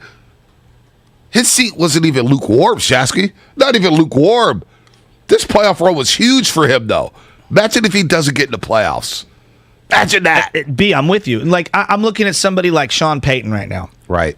Sean Payton had the 1 Super Bowl like over a decade ago. All right. He's been a consistent loser in the playoffs. Yep. I mean, he's left a lot to be, and he's lost in dramatic, horrible fashion. How many people that are Saints fans, and maybe it's because they're Saints fans, but I think it's been an A+ higher for, Sean Payton has kept New Orleans relevant for 15 years. They were a dumpster fire after the Katrina situation. Like, they had revolving door at quarterback and head coach and no offensive weapons. They were primarily a defensive organization before that time. No doubt. And he, I think he was 9-8 overall in his career in the playoffs when it's all said and done. Not with great, New Orleans. but you know what's tough winning playoff games? Shanahan's 4-2. Yeah, it's tough winning playoff games. I mean, the New York Giants beat Bill Walsh, and the Niners put George Seifert in there. They beat them 3 or 4 in the playoffs. I know. 3 or 4. The New York Giants had the Niners numbers. And suffocated them. Suffocated them. And they didn't score a touchdown in the 1990 NFC Championship game. Who, the Niners? Yeah. Oh, the Giants didn't. They won 15-13. Yeah, I think the Niners Taylor scored their only touchdown. Yeah, but the 2 previous games only scored 3 each. There you go. 3 each. There you go. Think about that. But that's what I'm saying, and he's the greatest offensive mind of all time. And think of what he's going through. No doubt. You know, I think we hold these things like they're Bill Walsh never lost to anyone at any time. It's like, come on, man. Dude, they lost. They lost to the Vikings. They lost to the Giants. They got pummeled by the Giants. Lost to Washington Gibbs. Football team. Yeah. They got Joe Gibbs. That has won a few NASCAR championships as an owner too. 209. Joe Gibbs is dramatically underrated. Very underrated. I don't think we talk enough about him. People forget about him. Yes, he was in the mix. Think about that for years. Joe Gibbs, Parcells, Walsh. He wasn't boisterous. He just had his glasses on, had his little hat. He was sipping his little Gatorade cup. Washington was really good for a long time. Times are different now. So, quarterback play has never been easier in terms of you're not getting hit in the pocket, freedom of movement over the middle of the field to be able to throw to certain spots that you could never throw to back in the day. Quarterback play is the easiest it's ever been, right? But I still think it's really hard to find a quarterback. It is. I think it's just as hard to find a competent quarterback now than it's ever been. I would lean head coach. It's tough to find a good head coach. Just think about the division. Kingsbury, he's one bad year away from being axed in Arizona. All right? Pete Carroll seems like he's on the way out. But you look at the West. Gruden's gone. The Raiders just hired McDaniels. How many coaches have the Raiders had? How many coaches have the Chargers had? How many coaches did the What about the Broncos? A proud organization. Yeah. They can't keep a head coach. They can't find a head coach. Or a quarterback. Yeah, or a quarterback. They can't find either. They're struggling to find both. Yeah. The Texans. Yes. All right? You got the Colts. Well, even Seattle. Look at Pete Carroll's record without Russell Wilson. Oh, it's awful. Right? It's awful. Right? And so we all acknowledge Pete's been one of the greatest coaches at both levels ever. Right? Now, it's not been good the last couple years, but that doesn't take away from his body of work. But come on. What's he like without Russ? I know. Not good. It's not a great good. question. Not good. Joe in San Jose, what's happening, Joe? What's happening? What's your grade for Kyle Shanahan? Hello? What's up, Joe? Yeah. You're on a roast. Yeah, hello. Can you hear me? Oh, yeah. Yeah. Do you guys agree that Kyle Shanahan got outcoached against the Rams because he couldn't come up with a game plan he couldn't come up with a game plan after the Rams stopped the run. So it's like the farther you go in the playoffs, the harder the grade become. The harder you grade a coach because you get so far and the fans are so excited. So I think I say a C+. Oh, C+. Wow. Thank you. That seems harsh to me. That seems really harsh to me. I get it though. So what is Tom Sula and Kelly? Because those are the previous coaches. Oh, Fs. Okay. What would you give Jim Harbaugh? I give Harbaugh A-. Okay. So on that scale, then a B, B+ is. I'm giving him a B because I think but Harbaugh was an A. Harbaugh was an A. Harbaugh's you can't get any closer every year. Harbaugh was great. Hypotheticals. Hypotheticals. Harbaugh was great. Because you're not going to win it all every year. Belichick and Brady it's also the way have lost so many close games. But it's also the way too. It's the way they've lost these big games. It's the way they've lost. We'll see, though, because Harbaugh was able to get his quarterback, and he played his quarterback in Kaepernick. And did it with two. He did it with two. By the way, BetQL NBA insider Ryan McDonough will join the show coming up at 8:30 to discuss the NBA trade deadline with us. Insider calls are presented by BetQL. BetQL is here to help us all make better bets through real proven analytics. Bet smarter and beat the books. Download the BetQL app or visit BetQL.com today. Speaking of trades, Bob Myers spoke to the media before Thursday night's game against the Sacramento Kings. Warriors won their 8th straight game, 6th straight at Chase Center. That was fun. They're 48-13. Oh, yeah, you're still beaming about that. That was a great time. Shout out Bram from Warriors Huddle. Yeah, shout out Warriors Huddle. Shout out Warriors Huddle. There wasn't a breath of air between the two of us talking the entire time. That he told me one day, he's like, I want to get you and Shasky on the same podcast. I said, don't do that. That podcast will last 2 hours, and nobody will get to work. Don't do that. I told Niner Nick the same thing.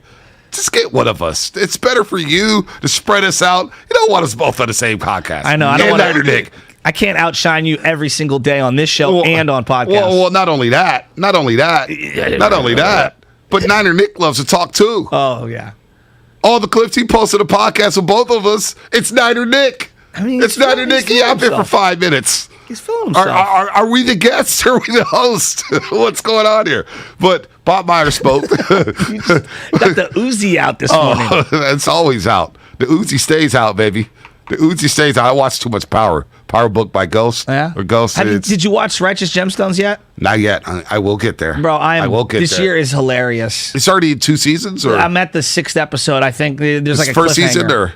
No, this is the 2nd season. Really? This guy is an HBO moneymaker. Danny McBride. I had no idea he was in that. He's so funny. He's so funny. And John Goodman is classic. All the cast. You can't go wrong. Outstanding. I know you can't go wrong. And the guy from The Shield is so good. You can't go wrong. This nonstop laughs. Shane from The Shield. Oh man. Oh, I can't wait. But Bob Myers was asked whether or not there was a sense of urgency for the Warriors to make a trade because, they're playing small. Yes. We don't have a timetable for Draymond Green. James Wiseman just returned to practice, but we have no idea how long he's going to be out. So here's what Bob Myers had to say about that. We try to do our work early. I think every team does. I think if you don't have to make a move, it means you maybe got some things right. Doesn't mean we won't. I don't think we feel urgency. We're always listening and talking, and we'll see if something comes up. So, with that said, because that sounding a little weird. Things are sounding weird. That was abrupt right now. Yeah, it was just an abrupt ending. Well, trade season has started in the NBA. You're starting to see some dominoes fall. Karis LeVert gets traded from Indiana to the Cleveland Cavaliers in exchange for Ricky Rubio. Yep, who's out for the year. So he's out for the year, torn ACL. And so, they also Norman Powell was traded from the Blazers to the Clippers. What are the Blazers doing? I don't know. And then they also traded Covington, didn't they? They traded Robert Covington to L.A. as well, so the Clippers get a little bit better. Although Covington is kind of faded a little bit. They traded 2 first-rounders for him a few years ago. I know. I don't know what the Blazers Dummy money. It's like Bitcoin. You trade a first-rounder, and 6 months from now, it's worth a fraction of what it was worth. I don't know what they're doing. By the way, this just hit my timeline before we get back to the Warriors real quick. Yes. Alvin Kamara got arrested yesterday in Vegas. Allegedly, he beat up someone at the club, took a nap, woke up, caught 4 passes at the Pro Bowl, then got arrested after the game. Okay. Yeah, Vegas. Vegas is winning right now in terms of the police department. Yeah. Do you think the Warriors should make a deal? For a player? For a player. Well, I do. I'm very intrigued about the Indiana fire sale right now because Sabonis, Miles Turner, those guys can be had. But the problem with NBA trades is that the money has to match up. And the Warriors just have a very limited amount of pieces that they can trade contractually to go in line with some of these other players. So, would I like a trade in a vacuum? Of course I'd like a trade. But then trying to find the right pieces to match up and who to trade, that's where it becomes a little more tricky for me because I'm willing to trade future picks, but I'm not willing to trade any of the guys on the roster right now. You're not going to move like a Damian Lee, and what are you really going to get back for someone like that? And Damian Lee's playing some good ball. So like Sabonis, I believe Sabonis makes close to $20 million this year. Okay, what do you trade? Oh, James Wiseman. Okay, James makes $9 million right now. So you would have to staple something else together to go get Sabonis. So you're trading Wiseman and Looney and something else to go get Sabonis? I don't think I'm willing to do that. And I love Sabonis. He's a great player. But right now, part of the beauty of this year's Warrior team is the depth. Yeah, I'm not making any moves here. No drastic moves. You're 40-13. You're rolling. And there's, when Draymond Green spoke to the media Thursday, saying that he feels zero pain in his back. Zero pain. He seemed to be upbeat. Said 3 to 4 weeks, we'll see. We'll see about that. Me personally, I just want him right for the playoffs. I'm with you. Get the 2 seed, fine with that. Be right by the playoffs, all right? And then James Wiseman, that's the wild card. Where's James Wiseman at? Do you think he's going to play? Is he not going to play? We're going to talk to Anthony Slater at 8 o'clock about James Wiseman and get a report on him. He was practicing, but he wasn't doing any contact drills. Okay. Every time he gets close, from what I'm hearing, that knee flares up. You get inflammation. So what's happening there with James Wiseman? Is there a concern there with that knee? And then Bielitsa, of course, has back spasms. Yeah, well, and Bielitsa's his play hasn't been the greatest. It's been poor as of late. But I would say this, I think the one area everyone trade. to me, it's like the margins. That's where they're going to get better. And that's where I look at the buyout market. Who is going to get bought out? We don't know at this particular moment. That, to me, feels like a more logical way of acquiring a piece that can give you 6 to 10 minutes on a given night when needed. And that's where I think the bigs can come into play, where you can get a buyout candidate as opposed to, do you really want Miles Turner for the next couple of years at $16 million a year when Looney's going to be a free agent? Is he that much better than Looney? I don't know. Not on this team. I don't think so. And Looney makes a fraction of what he does. And Looney's playing every single game. Yeah. Every single game. And there's something to be said for the synergy and the chemistry and things like that. So, no, I to me, the most logical way that the Warriors get incrementally better is through the the buyout market, not the trades. Here's what Myers had to say about not seeing the team in full health. This season has been good so far as record-wise, but there's been a lot of changes. I mean, we still haven't even seen our healthy team for 1 minute. With Draymond and Clay and Steph together, we haven't seen that at all for 1 second. So we have to see what that looks like. We'd like to see what James looks like. I don't think we can hypothesize about what it should look like or shouldn't. I don't know. We just want him healthy, practicing, and then we'll get a better sense of what we can expect from him. So Wiseman averaged 12 or 11.5 and 6 rebounds a game last season. 39 games after playing 69 minutes of college basketball. Where's he going to be at?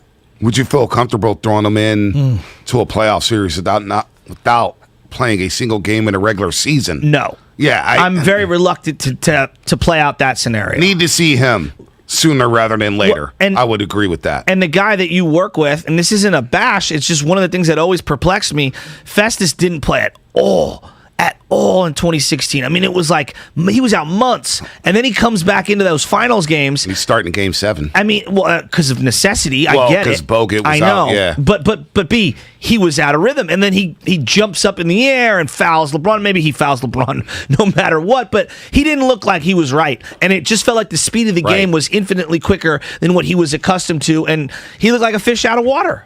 I'm looking at all these rumors, right?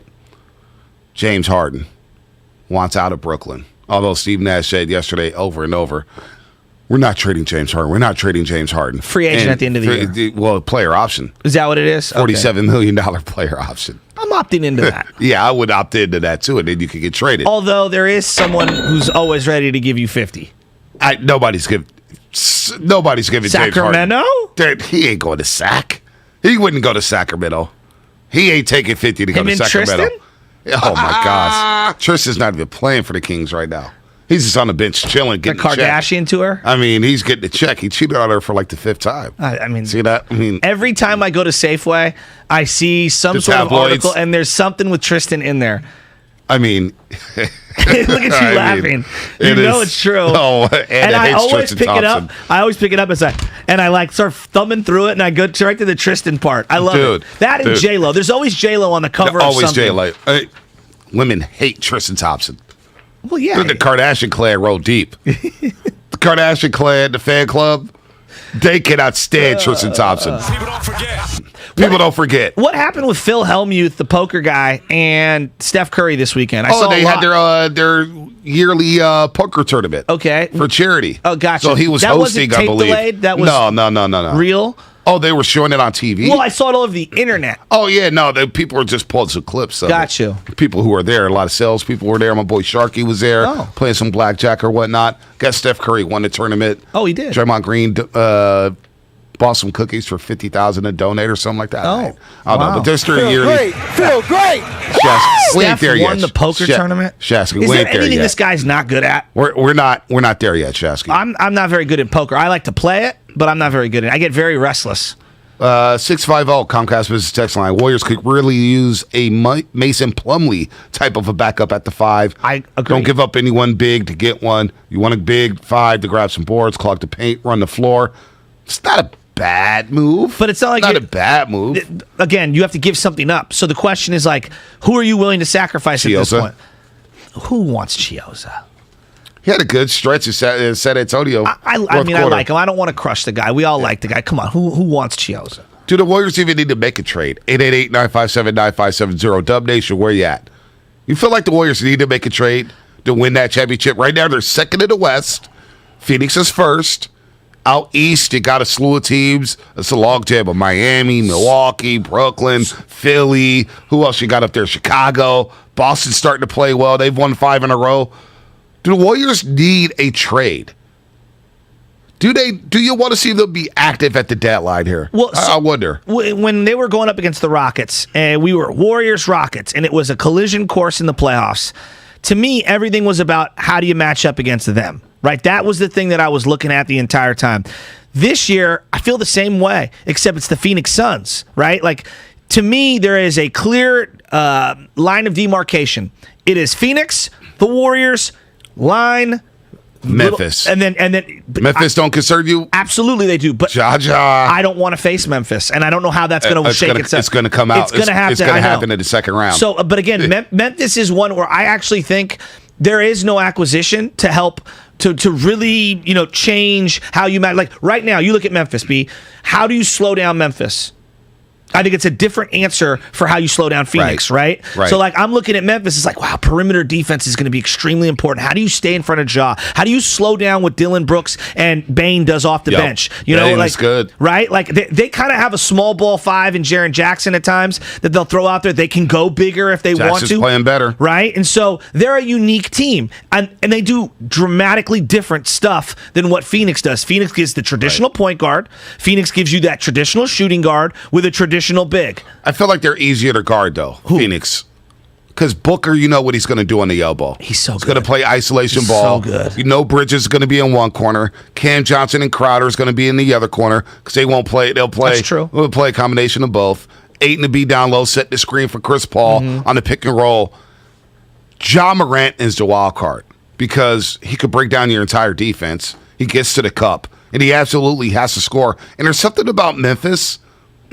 They're not afraid of the Warriors. Well, they're not afraid of the Warriors. After beating them when the Warriors, they've got a goon squad toe last year. They've got a bit of a goon squad. You know what I'm saying? Well, and they have the kryptonite, which is they're athletic enough to where they can get to the rim. They're a team that gives them fits, and I think it's really hard to find matchups for them. The one area that I would say when it comes to Memphis, we really haven't seen Wiggins and Clay and Steph go up against them. Exactly. And so you'll probably put Wiggins in front of Ja. Right. You try to force him to shoot it, even though he's shooting a lot better this season. He's way better. 14 to 21, he lit up the Magic yesterday. You see the dunk he had over Mo Bamba? Every night there is a play where he is attacking the cup with Ja Morant. He's unbelievable. He is unbelievable. So Mo Bamba, one of the great sports names. One of the great sports names. Too bad he's terrible. Yeah, he's not very good right now. But 34% from 3, up from last season at 30. Not great, but not bad. 49% from the field. That's where he's separating himself because he's getting to the cup and he's finishing. And that scoring average has gone from 19 to 26. That's a big jump. That's a huge jump. And his efficiency in the paint is unbelievable. But I think Desmond Bane off the bench has been killing it. Well, he's been starting. Has he been starting? Yeah, Bane is a great three-point shooter. He kills the Warriors. He's a great three-point shooter. He's got a great NBA DeAndre body. Melton's a guy off the bench who could also play too. Yeah, that Memphis. Brandon Clark. Melton was good better. in Philly. That's a solid acquisition for them. I mean, they're just a really unique team. I think they do give them fits. How are you going to get athletic perimeter defense, Bonte? I don't know. To me, GP2 is the key ingredient against Memphis because you have to throw him out there. Yes, and I think that's where it gets tricky. He did well the second time around when they played him at Chase Center. And Steph dropped to 46. Nobody watched that game because the game. When a tree falls in the bushes and the Niners are playing, no one sees the tree. Especially when Jimmy G throws some picks and misses a wide open college check. But Bonte, I look at it, and to me, you need another big. Right. But against Memphis, I don't think another big trade acquisition really helps you. Yeah, no, I'm with you. Here's what Bob Myers had to say about Looney, because that's the key here. If Looney gets hurt, who's going to back up at 5? That's what Myers said about Looney wanting to play all 82 games. The other night in San Antonio, when Steve was talking about who to rest, I said, well, what about Looney? We can't have him getting injured. Kevon wants to play 82 games this year. That's a goal of his, and I'd love it if he could do that. Oh, that's my bad. Good correction, 5-1-0. That tells you how checked out I was this weekend. That was Jaylen Brown dunking on Mo Bamba. Ja dunking all over Robin Lopez. Got my teams mixed up. Oh, well. Oh, well. No. Yeah, Looney dunked on somebody. Whatever. No big deal. I'm wrong all Bob the time. Myers is 100% correct. They cannot miss Kevon Looney at all. They can't. They can't miss him at all. Who would dunk it? I mean, I think we all did as we started to see Wiseman's injury list start to pile up here. Let's go to Dave in the South Bay. Dave in the South Bay, what's up? He wants to talk some Warriors here on the morning. You're also on 95.7 Game. What's up, Dave?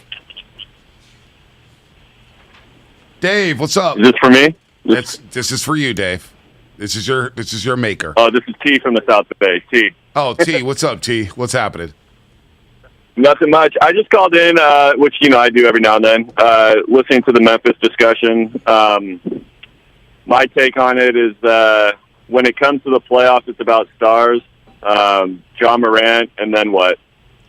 And that's where I believe that matchup. They're a classic drag-it-out matchup because, again, they have the switchability on the wing. They have athletic guards that can switch. But when it comes to a 7-game series, and I think the reason they're a tough matchup is because the second thing about playoffs, in my opinion, is matchups. And John Morant's an athletic point guard, so it's really hard to scheme him.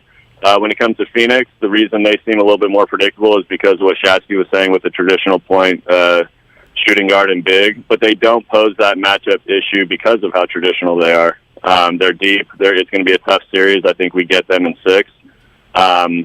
And with the post issue with Kayvon Looney, the reason Kayvon Looney was good to begin with is because when we were playing Houston back then, he was able to switch on to point guards, and he's so immobile that you can't really go by him. And that's what was good about him initially, is that he could guard guards for a big man to whatever extent a big man can. Right. If he goes out, it's trial by fire. You're going to throw in your small ball bigs, and just trust me, believe me, this is just how I feel, and you can probably sense this theme with me. Big men are the least of our worries because they're the least of the worries in the league in general. Right. We will go small and we'll beat people that way. That's all I got. All right. I hear you. They still need to have one dude out there that can clear some rebounds. Giving up offensive rebounds to the other team seems to be a problem, and it wears your defense down when you can't clear a defensive rebound. You play Milwaukee. I mean, they're just, come on. That's a big team. Yes, and then they're going to attack. Yeah, and they're athletic. Yeah. Bobby Portis and Giannis is a problem, so I do believe you're going to need size on the floor at some point in the playoffs. Let's go to Leroy real quick in Oakland. Can Kuminga be that small ball 5? There you go. Ding, behind Looney is the question that I just keep coming back to. Because he could switch 1 through 5. There is something interesting, B, about, Draymond's emergence was out of necessity because of the David Lee injury, and now Kuminga's emergence is out of necessity because of the Draymond Green injury. I think Kuminga's going to be needed in the playoffs. He's going to be needed at small ball 5. Mully was on this early in the season. The first week of the year. He was like, Kuminga could be your small ball 5 right now. And you know what? I'm not mad at that. Let's go to Leroy in Oakland. Leroy, what's happening, man? You're on the roast. You're on 95.7 The Game. Hey, what's up, guys? It's a pleasure to be on. I am always listening, but I never get to call because I'll be on my way to work. But, Bonte, you know what's up, man. I'm proud of you, too, man. I get to watch you every night with the Warriors, brother. And I remember when you was with Pop, and I first started listening to you, and I was on the beef line, and I roasted you because I said your voice made me claustrophobic, and now I can't live without it, Bonte. So, hey, congratulations, brother. But my point real quick is that coming into the season, I thought that the Warriors probably could get the 4 seed, maybe the 3 seed, and that was with Clay and Wiseman. So I may be a little biased, but I do think we need to make a trade. And I've always, maybe about a month or 2 ago, I started looking at Enes Kanter and Gordon Dragic, and I'm like, boy, he's just wasting away in Boston because it was via a trade. So was Dragic wasting away in Toronto because it was via a trade and he didn't fit in their program. So it fits our need. We need a veteran backup point guard and we need a big. And we know Kanter, he's a tough customer, and he can score if you need him to score, and he can set screens and do the things that we need him to do to get our shooters open. So I'd say take a look at those 2 guys, but I definitely think we need to make a trade. Hey, it's a pleasure, guys. Thank you, Leroy. Appreciate the call. Dragic, not mad at that. I'm Dragic. not sure. I like Dragic a lot. He's always hurt. Always hurt. And I do like him. He's going to get picked on. Yes. Enes Kanter, I'm all the way out on. Well, I'm all the way out on. He'll get you a bucket on the block. He'll offensive rebound. Up multiple buckets. He doesn't help you defensively. Defensively, he is barbecue. But if you're a backup and you're only playing like 6 to 12 minutes, is there a role?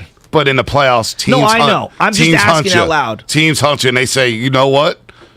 Go at Cancer every time down and play them off the floor. Yeah, play them off the floor. I'm not a big Cancer. Yeah, I'm not a big guy. As a player guy. 408 Comcast Business Text Line. Looks like it's 102 degrees in the studio today. Actually, it's gotten cooler. We're back down to 68 degrees, baby. Thank God. Not 69, 68 degrees, baby. 68 degrees. And it is nice. Very, very nice. Oh, that breeze. I throw my hoodie back on, Shasky. Aren't you getting goosebumps and getting a little chilly in here, man? It feels perfect. It feels great. It feels great. Crispy, 68 degrees. I don't know how people live in like Fresno and Sacramento in the 100-degree heat daily. Don't know. I don't know how they do it. All right, more Warriors talk coming up on the other side. Whoa. Give me the fog, Shots fired, man. Shots fired. For me, I can't take that much heat. All right, what's coming up on the game? Brought to you by Fremont Bake. Full-service baking, no compromises. I'm with you. I can't do the heat either. That's all. I'm not ripping those areas. They're probably lovely places to stay in the winter. They're cheap. Not in the summer. Everybody's moving up there, man. You go get you a house real quick up there, Sac. Does Guru have a neighbor? Hey, would you want to be neighbors with Guru? Oh, my God. That would be so funny. Would you want to be neighbors with Guru? Let me think about that. Anthony Slater coming up, our 95.7 The Game insider, to talk some Dubs here on 95.7 The Game.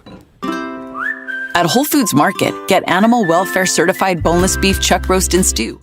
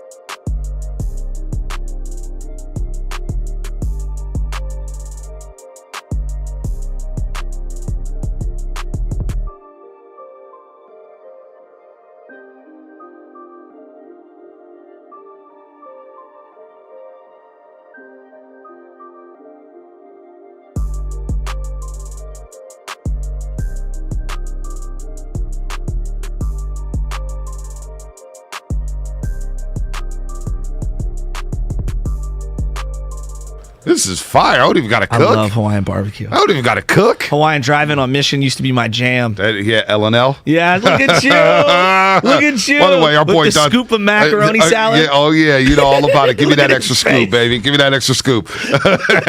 You know, I love you, the macaroni. Oh, we got Slater coming in. All right, our 95.7 The Game.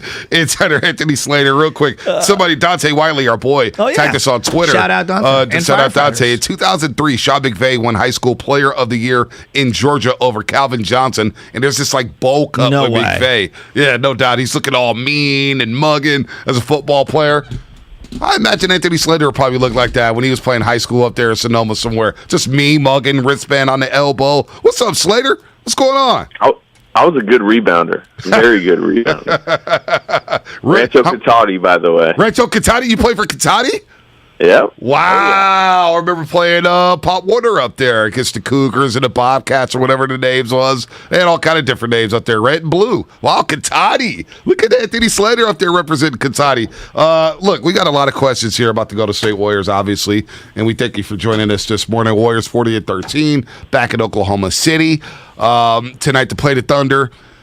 What's going on with James Wiseman? Let's start right there because the trade deadline is 3 days away, and we know about the Warriors' size issues here. Draymond Green, we don't know when he's coming back. Bielitsa has back spasms, and Looney, he's played in every single game, but we know about his history here when it comes to health.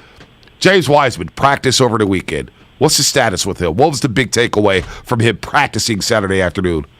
Nothing. I mean, that's kind of overrated, to be honest. I mean, he practiced a few weeks ago in Dallas, I remember, but it's when they do their light non-contact practice. All it is, they're like running through offensive sets, essentially.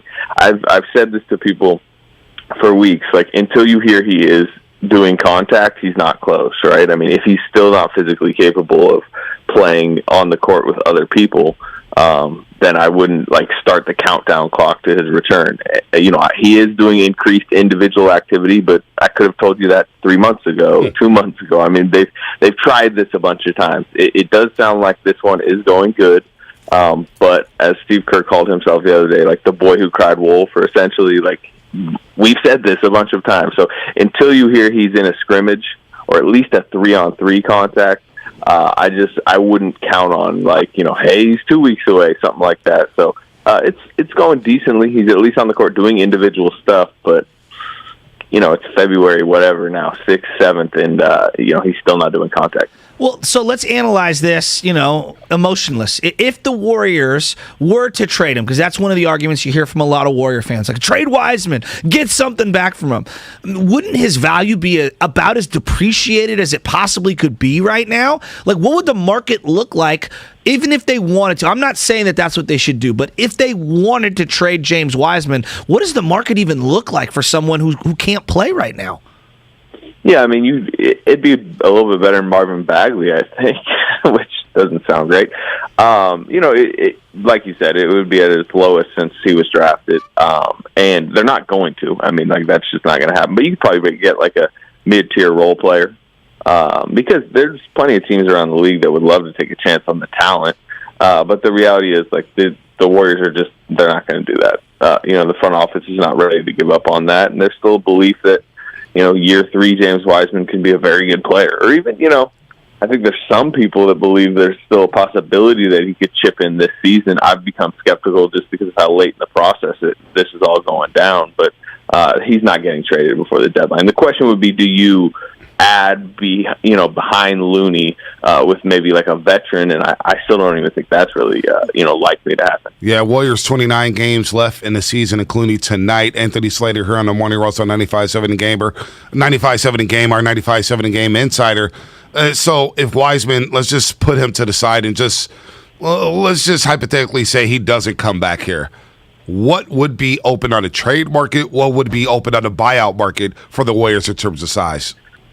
Yeah, I don't think they're they're not going to add money. They're already pretty, stacked, I think, right. From a tax bill perspective. So the only thing I could see is maybe a buyout big. I think I've talked about before, somewhat of a dream scenario, if Marc Gasol decided he wanted to come back to the league. I don't know if either side would be interested. I know in the past, before Marc Gasol signed with the Lakers, they were trying to get Marc Gasol. They almost did. It's a couple years later. Marc Gasol's a couple years, deep, closer to retirement. He's now over in Spain right now. I don't even know if he's hinted at an interest of maybe coming back to the league. But somebody in that vein, they thought about Paul Millsap this summer, but then Paul Millsap went to Brooklyn and was really bad out of their rotation and is currently basically trying to get a buyout from Brooklyn. So there's just really not, the big options we're talking about, I'm not sure would help better than like a Bielitsa is helping them in a certain role right now, which is a skilled, spaced big. Maybe you could get more size and like brute type of big, but he's going to have flaws too that'll make us question if he would even be in a playoff rotation. My sense is, as they head towards the deadline, as they head towards the buyout market, their expectation is they're not going to be able to find a cheap upgrade than the 15 guys they have because they kind of like the 15 guys they have. Shasky's face just lit up when you said Marc Gasol. Well, because I was thinking about when they brought Bogut back after he played in Australia, and you don't need him to play 30 minutes. I'm looking like 6 to 10 minutes in the right situation, depending on the matchup. Like, you could do a lot worse than Marc Gasol if he wants to come out of retirement. I don't know how much he has left, but he fits the ethos. Yeah, you would get the sense that they think something might be available if before the deadline they trade. Remember last year during the deadline they traded Wanamaker to Charlotte, and then they traded Marquise Chris to San Antonio. That was to create roster spots. That one of those roster spots was eventually used on Gary Payton. The other one was kept empty because it just saved them tax money.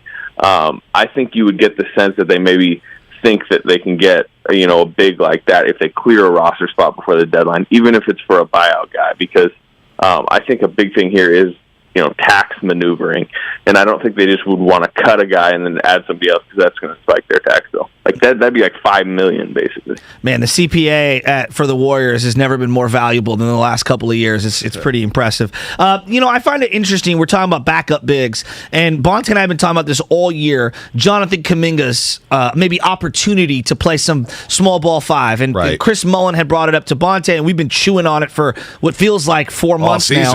and I look at Draymond Green's emergence was because of David Lee's injury, and now we've come almost full circle where it feels like Jonathan Kuminga's emergence has come because of Draymond's injury. Could this be something that they maybe exploit more and more and more as Draymond's out, putting Kuminga in this small ball five role?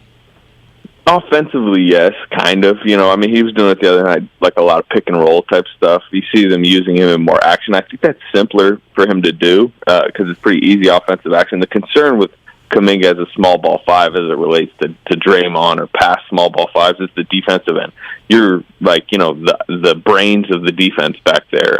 Centers are probably the most important defensive position in the NBA, and you just do not trust Jonathan Kuminga in a small ball five role. Even if that's, hey, you're banging down there with Nikola Jokic, hey, you have to know all the pick and roll coverages. It's what makes Looney so valuable. Yeah. If you hear the players talk about him, it's like, he calls out every coverage. He's always there. He's, making the smart rotations. Centers matter a lot defensively. And Kuminga, while he can be spectacular offensively, in a center role, they would never trust him. Hey, Kuminga, here's the pick and roll coverages for the night. Let's go through them, and you're running the defense. So it's a little tricky. He could be in. It's why I actually like him in a lineup with Draymond, where he kind of in some ways can be a big out there with Draymond, but Draymond's still running the defense. Yeah, more of a rover in that lineup. No doubt. Speaking of Draymond, you were sitting in on the presser for 35 minutes Thursday before the game against Sacramento, and Draymond said a lot, man. He put on a sermon, no doubt. Made his 4th All-Star team, shut a lot of haters up. But where is he at with his back, man? He said 3 to 4 weeks, and there's no guarantee he'll be back in 3 to 4 weeks. He said, "We'll look at it. We'll see what happens." Are the Warriors just hoping he's back by the playoffs? Are they kind of playing this like, "Hey, man, just rest up for the next 25 to 29 games. We'll see you playoff time"? Or what are the Warriors expecting? What are the coaching staff expecting? And what are you expecting when you hear about Draymond Green and his back? No, I think March is the goal right now. He mentioned 3 to 4 weeks. I thought he came with a really optimistic timeline and approach. And he's not.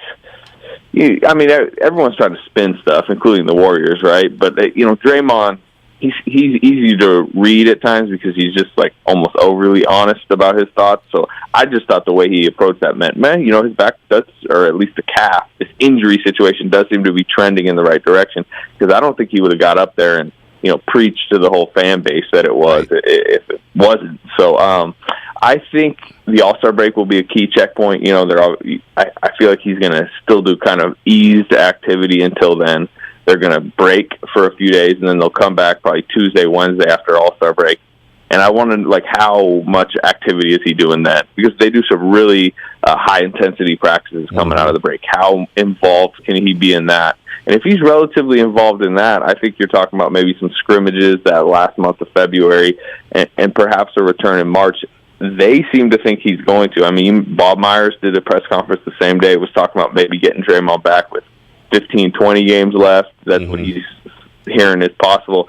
And Bob Myers mentioned the need for Draymond to get out there with Klay Thompson. Like, this isn't a team, I don't think, that wants to come together April 12th and they barely played together and boom, playoff starts. I think they want, you know, a 15-game lead up where they feel whole again, and then going into the playoffs, they kind of know how to play with each other. Is it too early for you or any fan to kind of recalibrate how they're viewing Klay Thompson's return this season? Because he's a lot better quicker than I thought he'd be. I mean, I was hearing how good he looked. I think he's looked about as good as I thought. You know, the offense, it's hit and miss. He seems even streakier than usual, where it's like, you know, he came out the other night and he's super hot, but he could also come out a game and be, you know, 2 of 10 essentially, but he's still going to take the same amount of shots. Defensively, he's downshifted to me in the modern NBA. He's like more of like a good 3-4 defender. He can guard the Luka Doncic's of the world, like those bigger scorers. But when you go quick, if they play Memphis in the second round, for example, like, I don't love him against Ja Morant just laterally. I feel like those type of guards can go by him a little bit quicker. But, you know, and Draymond joked, like, he's kind of a small ball forward in the modern NBA, and I do kind of see that shift in his career happening. But generally, I mean, look, we talked about before he came back, he was going to help them rotationally. Yes, I mean, he's a very good player that they added basically mid-season like it was a trade deadline acquisition. Anthony Slater here on the morning, also 95.7 a game. We'll get you out of here with this one. 29 games left for the season. They're now locked into that 2 spot. It's going to be them and Phoenix for their 1 seed, but I know the Warriors will be happy for 2. Sitting there at the 3 spot is the Memphis Grizzlies. Is that the, you know, I could kind of tell from our boy Shasky, Memphis worries him a little bit. It worries him a little bit. They do. Is that, should Warrior fans be more concerned about Memphis or the Phoenix Suns? Are you worried about Memphis in the second round matchup? Well, I think it'd be a good game. I sat courtside for that Memphis Warriors game, whatever it was, about a month ago, and like that crowd was really, you know, it felt grit and grind. I've covered some, Grizzlies Thunder series back in the day, and that arena would go crazy. So like that would be a really tough place to win a road game. But you know, I've seen Phoenix in the playoffs. Phoenix is kind of built for playoff basketball. I've seen them win the West, and I'm somebody who, like, you know, what you've done in the past matters. Like, Memphis has not even had, you know, they got in the first round last year and lost 4-1 to Utah. Meanwhile, Phoenix went to the finals. Right. So I'm still more a believer in, you know, Phoenix's depth and how well built they are. I still think Memphis is a year away from, like, true contender status and probably one player away. They're dangerous, don't get me wrong, but I think in the West playoffs, I would fear Phoenix more. I just think they're better. Anthony Slater, everybody go check his workout at The Athletic, our 95.7 Game Insider. Anthony, you're the best, man. We'll be following you when the Warriors take on. Are you back in OKC, by the way? I am. I'm back home looking over the Devon Tower right now. Look at you. Well, Shasky, you got the... You want to go to Oklahoma City for a road trip? Nah, I'm not on that. I'm going to keep it around Hondo. Oklahoma City, then Salt Lake City. What do you do when you're out there? Right. This is a hell of a road trip. Oklahoma City, then Salt Lake City, back to back. What's out there? Like, do I need to go there? Still not a Kevin Durant statue. I'll tell you that. Oh, wow. Oh. Wow. Still not here. One day. Are they still crying over Lincoln Riley, too? Oh, man. I'm not. Hey, my half of the state isn't. I'm an Oklahoma State alum. Yeah, he's a cowboy, man. Yeah. You got your own Mike Gundy issues. Don't come back with a Gundy haircut. Oh, no. Hey, he cut the mullet, though. He did. He did cut the bullet. They beat Notre Dame in a Fiesta Bowl. There you go. Anthony Slater. Have a good one, man. Enjoy Oklahoma City. Oklahoma City here on the Morning Roast. A lot there. Let's start with the first thing he said about Wiseman before we get to Oklahoma and the state of Oklahoma. Hey, the Sooners are losing all kind of recruits, man. Oh, dude, the transfer portal has never been more popping. They are done. Yeah, and they want to join the SEC. Yeah, good luck with that. Oh man, you're a couple years away from being in Nebraska in the SEC, and that ain't good. Yeah, that's a good. I mean, you're going to be irrelevant. Yeah. You're going to be irrelevant. Nobody was going to want to go to Norman, Oklahoma. No, sorry. No. But starting with Wiseman, said pump the brakes a little bit. We still don't know. It was a lot of hype because a lot of Twitter. I saw a lot of tweets, a lot of alerts about James Wiseman practicing. Said it was nothing to make of it. Well, it's a fair assessment, and you got to. It is fair. You also have to understand that he's been writing about James Wiseman for what feels like 2 straight years, right? And there hasn't been a whole lot there. So I can sense the frustration, not from Anthony, just in general over the situation, and you know. All of the comments and the tweets and the oh my God, he's coming back and everybody needs to relax. Like, I understand all that. And I'm kind of with them in the sense of, like, as this year has progressed, the sand has come out of the hourglass for me in terms of my optimism for his impact this year. Does he contribute a little? Maybe he doesn't contribute at all. I don't know. I'm less and less optimistic, though, as the days go on, and I understand where he's going on there. Right. What about you? Yeah, I'm the same way. And look, the kid is in good spirits. It's just tough to assess. It's tough to assess when he hasn't gone through contact yet. We thought December. It's February. And now with 29 games left, don't you want to, like, if he comes back around, say the Warriors have about 15 games left. Okay. I feel a little bit better. You work them in a little bit, but at the same time, you're starting to get your rotation down. You're starting to make that sprint towards the playoffs. Make sure you lock it down. Everybody's healthy. Get your rotations all tightened up. It's a bit concerning. It is a bit concerning. I'm not saying trade the guy. I love James Wiseman, the prospect. Well, and you can't. But like, let's have the realistic trade conversation. The value. You can't trade him at his absolute lowest value. I'm not doing that at all. Right? Like, so to me, you have to have him come back, and you got to see what he looks like. And then secondarily, what are you getting back? Again, go around the league, and you look at all the $9 million players. You tell me am I giving up the future or the potential of James Wiseman for all of the $9 million doesn't get you a great player. I have no idea what you're getting back. No idea. Because you have to match up the salaries. Right, I think that's the area where in the NBA people tend to not understand. Yeah, you can match it. And I think a lot of people understand it, and they just see the taxes, and they say, oh, well, Lacob's going to pay the tax anyway. Look, I'm not trading him. And you're right. You're going to get him at his lowest value. And then what are you going to get back? Like, what are you going to attach? What are you going to do anything? So Wiseman there. Good news is Draymond. They're looking at March. Yes. There's good news there with Draymond Green. And Slater is right. I sat in on that presser. He was upbeat. He said zero pain. Wow. Zero pain for a few weeks here. I get the back injuries. A lot of people I know had back injuries. They say, look, it flares up on you at any time. But for now, he seemed upbeat. He seemed positive. He's going through rehab. That makes me feel good. I'm still, skeptical in terms of him coming back in 3 to 5 weeks. Like, I'll believe that when I see it. Not because I think he's a liar, just because I think it's a difficult injury to overcome, B. Like, you could feel great, and then you go out there and you push it even to 80, 85%, and then you could re-aggravate something. It's so much uncertainty and unknown. I'm reluctant to wrap my arms around it. Now, the thing that intrigued me the most about what he said, and I've been kind of hinting at this, and I've said it to you, and you smiled and I smiled, Klay is playing a 4. He's not a 2. I think everyone keeps going back, oh, he's a 2. Well, there's so much positionless basketball right now.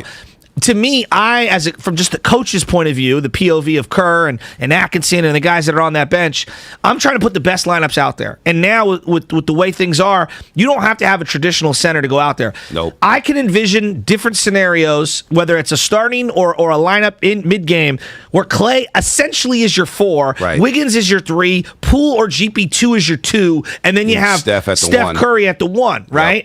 Yep. And I could go a step further. Maybe it's Wiggins at like a small ball 5, or Kuminga at a small ball 5, or even Iguodala as a small ball 5, and it's just a bunch of 6'8" guys, in that 5-4-3 slot, and then Poole, some combination of Poole, Curry, and GP2. Yeah, like no all doubt. of those things are on the table for me, depending on the matchup. And Klay Thompson has that lower body, strong lower body, to where if you try to front, if you try to back him down, he has a lower body base. I just go back to the finals in 2017, first possession of that series. Cavaliers dump it down to Kevin Love. He can't back down Klay Thompson. No. Klay's just holding his ground, and they force a shot clock violation. Klay Thompson is a small ball, and we've been seeing it. We've seen it since he's come back. There's no doubt. And until he gets all that lateral quickness back, it's actually a smart move there. So I'm not mad at Klay Thompson being a small ball forward, because you said positionless basketball. And in crunch time, you got Klay. Yes. You have, Steph and Poole as your playmakers. Wiggins in the corner. You're not going to double off. You want to leave him open in the corner, and then you got Klay Thompson in the other corner. So, and you keep bringing up like Memphis. You keep bringing up Memphis, and I go back and I had it on the DVR and was watching it on Friday night. I know, sickness. The final 8 minutes of that Memphis Warrior closeout game, Bonte, it was so ugly. It was bad. There were two guys that wanted the ball. One of them was Steph, and the one other of them was Jordan Poole. Yep, and no one else wanted the ball. Yep. Wiggins looked exhausted. He was done. Draymond Green looked so inefficient, just holding the ball, refusing to shoot. I just think that the team is in a different spot where they are right now, and I don't think we understood how much energy they drained to get to those games. No doubt. And how much energy they drained in the Laker game. Tamir in Oakland, we'll get to you on the other side here. Hang tight with his buddy. Be patient. We got Ryan McDonough coming up, former GM of the Phoenix Suns. He'll come discuss the trade deadline and what's going to be happening. Who's the buyers? Who's the sellers? Who's going to be moving? Who's going to be blowing things up? Ryan McDonough coming up here on the Morning Roast, and that's brought to you by MB Jesse Painting. Are you a commercial property owner or manager working on 2022 painting plans?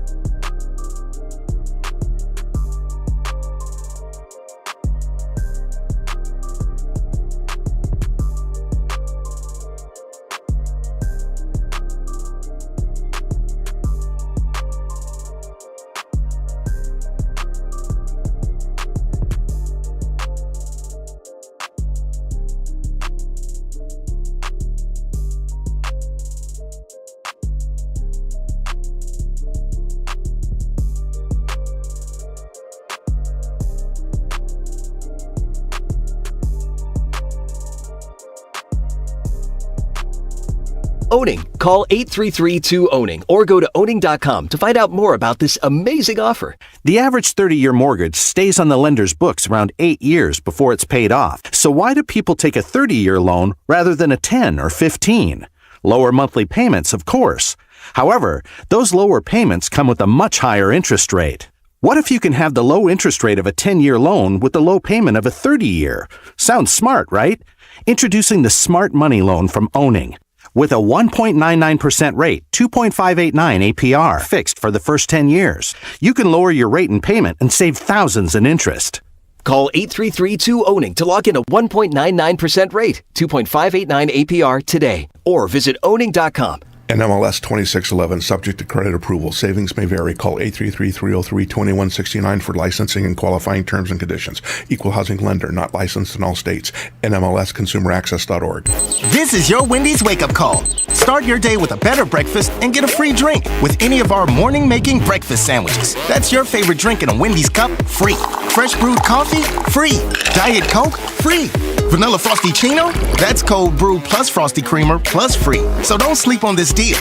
Get any size drink in a Wendy's cup free when you buy any breakfast sandwich. Choose wisely. Choose Wendy's. Limited time only at participating Wendy's. A la carte only. Offer valid upon request on lowest priced qualifying item. Not valid for third-party delivery. Prescription products require an online physician consultation and are only available if the physician determines a prescription is appropriate. Subscription required. See website for full details and important safety information. Hey guys, good news. The outrageously expensive Viagra is available in generic form, which means you can get the prescription medication to treat ED for a fraction of the cost. And Hims makes it extra affordable. The generic form of Viagra has the same active ingredient, but is 90% cheaper. And right now, get your first online doctor's visit totally free when you go to forhims.com/joy. That's right, free. Zero copay, no expensive appointments, and no awkward face-to-face conversations to get your prescription. Hims connects you to medical providers online who can evaluate you and, if appropriate, prescribe your ED medication. Then a certified pharmacy sends it right to your door. Hims makes it affordable, private, and incredibly easy. Nobody likes dealing with ED. Now, thanks to Hims, nobody has to, and that's really good news. To start your free online visit, you need to go to this exclusive address,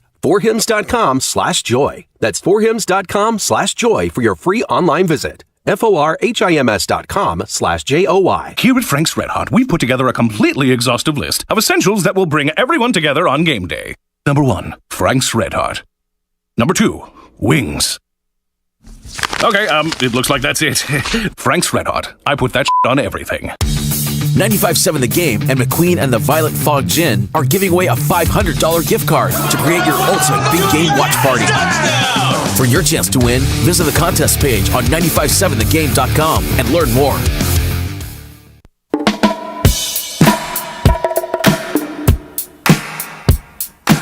Now, back to the Morning Roast, presented by Timeless Coffee with Vontae and Shasky. Oh, I like that. Coming up in 20 minutes, we'll bring you the Xfinity Flex moment of the show. Stay tuned to find out what we pick as a Flex moment of the show, and it is outstanding, baby. Shout out to Catman. Postseason coverage proudly presented by the San Francisco Zoo and Gardens. Visit sfzoo.org to plan your visit today. Joining the show now is Odyssey NBA insider Ryan McDonough. Insider calls are presented by BetQL. Get access to data and insights the sportsbooks don't want you to see. Bet smarter and beat the books. Download the BetQL app or visit BetQL.com today. Ryan McDonough, former GM of the Phoenix Suns, of course. We love him here on the Morning Roast on 95.7 The Game. Good morning, Ryan. How you doing, man? Hey, good morning, gentlemen. I'm doing great, and it's always good to be on with you guys. Hey, man, it's always a pleasure as we talk trades here. We see the things heating up with the Brooklyn Nets and James Harden. We see things heating up with the Philadelphia 76ers who are trying to get rid of Ben Simmons. We'll get to that in just a second, but just take us behind the scenes. Take our listeners behind the scenes and set the table for us. What is it like this week at the trade deadline if you are a contending NBA team? Yeah, I'm really glad I'm on with you guys this morning because this is when the trade discussions around the league tend to get serious. Usually prior to the week of the deadline, and for those who don't know, the deadline's on Thursday, the 10th, this Thursday at 3 p.m. Eastern Time. So usually the week of the deadline, the offers get more real and more robust and serious in terms of deals that potentially may be completed. Traditionally prior to the deadline, the team making the offer makes an offer that is somewhat or even very favorable favorable to themselves, right? And the thought is that maybe you're doing a little fishing. If the other team were to take this deal, that's great. It's a no-brainer for us. But now, up against the deadline, within about 72 hours or so of the deadline on Thursday afternoon, the offers get a lot more real. Now, we've seen a few deals already, including the one between Portland and the Clippers last week with Norman Powell and Robert Covington, going from the Pacific Northwest down to L.A., but I think you'll see a flurry of activity this week, and I'm excited because, as you mentioned, Simmons, Harden, some other big stars, potentially De'Aaron Fox, Julius Randle, guys like that, are at least being discussed in some different deals. So how do these discussions go? Like, I'm the Warriors right now. Am I the one proactively making phone calls, or are teams calling the Warriors right now because of all of the different assets that they possess? I think it's more the latter. I think teams are calling Golden State more than Bob Myers and his staff are making outgoing calls. That's because the Warriors are in a position of strength, as much so as any team in the league. They have the second best record, not only in the Western Conference, but in the entire NBA. They have the best defense in the league. And then they have a number of young players who other teams like and value, led by James Wiseman, Jonathan Kuminga, and Moses Moody.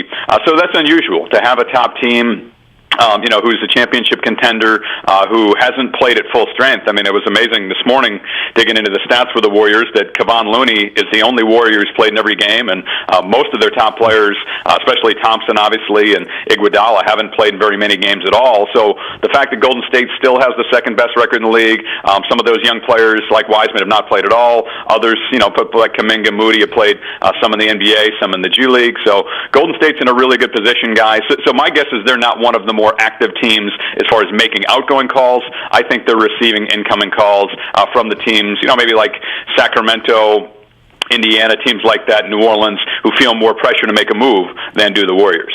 Wow. Ryan McDonough here on the Morning Roast on 95.7 The Game. And that's the thing that I heard about the Warriors, Ryan, is that they're just basically going to listen to phone calls, but they're not going to maybe move anything here. Whatever, but they did discuss the size issue. You brought up Kevon Looney playing all 82. Wiseman, we have no idea when he's coming back. Draymond Green has this back injury. He may be back in March with the lower back injury. Bielitsa has back spasms. Who are some bigs if they were out there on the block? And we know about the Pacers and Sabonis and Miles Turner, but what other bigs that could be intriguing for the Golden State Warriors? Yeah, really good question, because one of the things you've seen this year with COVID and all the injuries, teams have gotten additional 10-day contracts. So a lot of those guys have gotten signed, and even if they get waived, they tend to get signed again. And two guys I have in mind who played relatively well, DeMarcus Cousins, who I thought did a nice job in Milwaukee. Your listeners know him very well, having played for the Warriors. Now he resurfaced in Denver. And then Greg Monroe, who also showed some flashes with the Timberwolves. Now he is on Milwaukee. So I bring it up because there aren't a ton of talented big men just sitting at home available. I think on the trade market, that at the high end, the guys you mentioned in Indiana are the two that people around the league are looking at, Miles Turner and Domantas Sabonis. But keep in mind, guys, Turner is injured. Most people I talk to think he's going to be back sometime this season, but he's not ready to play today or next week. He's out for a while, which historically impacts a player's trade value. Obviously, a team giving up significant value for a player like Turner would want to know that he's healthy or going to be healthy soon. So I'd look at those guys and then go to the bottom of the standings, look at a team like Houston. Christian Wood, may be available. He said recently he wants to stay in Houston, but the Rockets are going through a full-blown rebuild. So that's where I would look. And one, final thing for your listeners to keep in mind is if we get past Thursday at 3 o'clock Eastern and the Warriors haven't done a deal, I think they're going to be one of the top teams at the front of the pack for the buyout market. So what happens a lot of times is players get traded. Often it's for financial reasons more than basketball reasons. So if a player, especially a big man, ends up on a team that doesn't have use for him just because his salary needed to be included to make the deal work, look at Golden State to be at or near the front of the pack for the buyout market, which will heat up later this week as well. Yeah, we've been kicking that around kind of all morning, the buyout market in general. But I guess the two big names, which you kind of referenced twice now, James Harden, Ben Simmons, what does a trade look like for both of those guys? Because last year, the James Harden trade, I mean, it was crazy to look at. I know you have to match up the numbers when it comes to the money. What does a trade look like for either one of these guys this year? Could any of the teams competing with the Warriors be trying to acquire one of them? Yeah, well, I think Philadelphia is trying to acquire James Harden. I don't think that's a secret at this point, although I think those talks and those rumors are 76ers driven in terms of that's what the 76ers would like to happen. Well, of course they would. I mean, Ben Simmons has not played a game. Obviously, the relationship with Simmons and the franchise is broken. So for them to get James Harden for Ben Simmons, either straight up or Ben Simmons plus a little for James Harden, that would be a tremendous windfall. So I think that's the game of chicken that's being played now. Brooklyn is seemingly resisting, saying we're not going to trade James Harden. We do not want to trade James Harden. And that's a difficult call given how poorly the team has played lately. A lot of that is due to the injuries, especially to Kevin Durant. Kyrie Irving obviously can't play at home games in Brooklyn, which has added a big distraction and hurt their team performance. So the calculation for Brooklyn, keeping in mind that James Harden has a player option next season, is okay. We don't want to trade him. We think if we're healthy, we still have a shot to win the Eastern Conference and play for a championship. However, what if we're wrong? What if we're wrong and we do not win a championship or advance as far enough as we would like in the playoffs, and then James Harden and potentially Kyrie Irving leave? Then what do the Brooklyn Nets look like? They'd have some more financial flexibility, but two of their three megastars for a team that was on paper the championship favorite coming into the season are now gone. That's the reality they're looking at as of July 1. So it's obviously a stressful time. It's a tense time. I think you'll see Philly try to continue to push and wedge, see if they can get a wedge into Brooklyn and somehow pry James Harden out of there. My guess is Harden remains a Brooklyn Net after the deadline. I do not think Brooklyn wants to help him. They certainly do not want to help Philadelphia acquire Harden, so I think they'll hold the line, stand firm, and try to hope that Kyrie, KD, and Harden are all healthy and puts them right, if those three guys are healthy, they're probably right back in that championship mix. Would you want to be Sean Marks right now, the GM of the Brooklyn Nets, Ryan? Would you want to be here right now? Gosh, no. I far enjoy talking to you guys. It's a lot easier and a lot more enjoyable. Probably sleep a lot better at night. And yeah, I'm glad you brought that up because think of how Sean's job has changed over the last few years.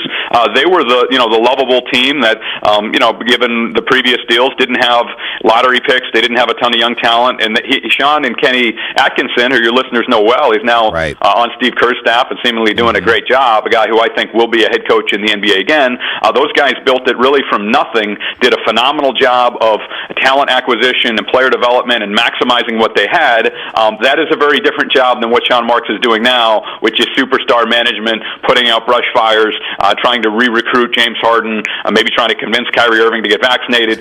So it's these jobs come with a lot of stress and a lot of pressure. But I would not want to be in Sean Marks' seat this week. I personally don't think he's having a lot of fun. Just one last punctuation on this because it feels like football has kind of overshadowed this.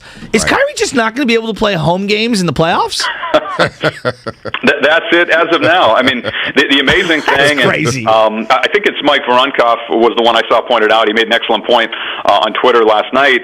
Kyrie is, talking in the passive voice, like, that somebody else other than him controls this. Well, I hope they change the rules. I hope something changes. Well, you're the guy who can change it, Kyrie. You go one Johnson & Johnson shot. I know he doesn't want to do that, but that would change everything. And really, honestly, guys, I think change the championship picture, at least in terms of the Nets, reasserting themselves as the favorite in the Eastern Conference. Right now, guys, they're on the play-in line. I mean, if Kevin Durant doesn't come back healthy, one of the things to keep in mind that not enough people are talking about is that looking at the Nets schedule, 7 of their last 8 games are in New York City, right? 6 at Barclays Center and 1 at Madison Square Garden. So down the stretch, when the games are most impactful and you want your team healthy and together to get right and to get into the playoffs with some momentum, Kyrie Irving's not going to be able to play in 7 of the last 8 Nets games. So this is really a circus in Brooklyn. I think they hope Kevin Durant gets back soon because obviously his greatness covers up a lot of problems, as Warriors fans know very well. But yeah, in the short term, it's really a mess. As of today, Harden seemingly would like to be elsewhere. Durant is injured, and Irving cannot participate in any games in New York City. I want to say I'm surprised, but I'm not. I guess I'm surprised, Ryan, in how quickly it disintegrated in Brooklyn. Like, KD wanted to play with Kyrie. Harden and KD have history in Oklahoma City. And all of a sudden, Harden's like, yeah, I want to go. He's got the $47 million option, which is insane. How is Kevin Durant feeling? Because a lot of talk now, you think about it. When Kevin Durant left the Golden State Warriors had no Klay Thompson. He was out for the season. They have D'Angelo Russell. They win 15 games. Things look bleak down here on the West Coast. And all of a sudden, Wiggins is an all-star starter. Clay's back. Kuminga looks like a star. Moody looks like a promising rookie. We'll see about James Wiseman. It feels like the Warriors have won this divorce so far, the Kevin Durant divorce, and I wonder if KD's having second thoughts about possibly leaving to go to St. Warriors and going to Brooklyn.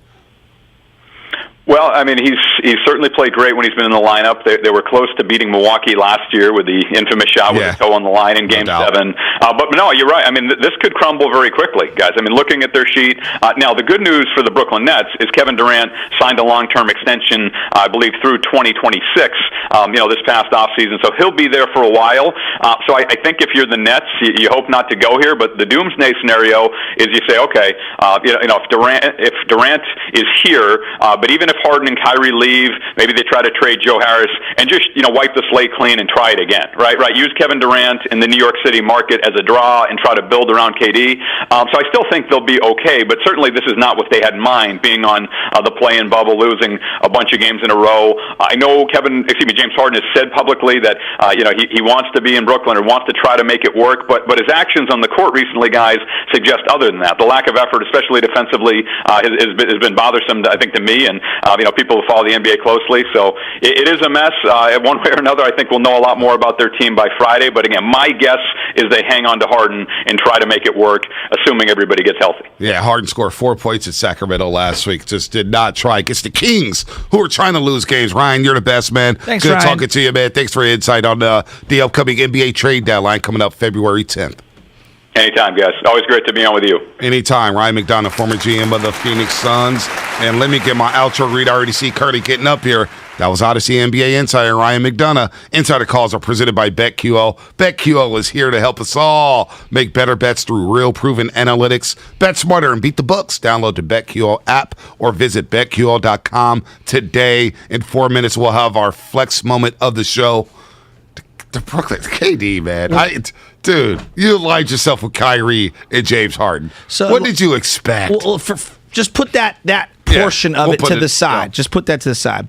The final year, I was so stubborn that he wouldn't, and wasn't going to leave. Right, and I was wrong. I was way wrong. It's okay. But my argument was this.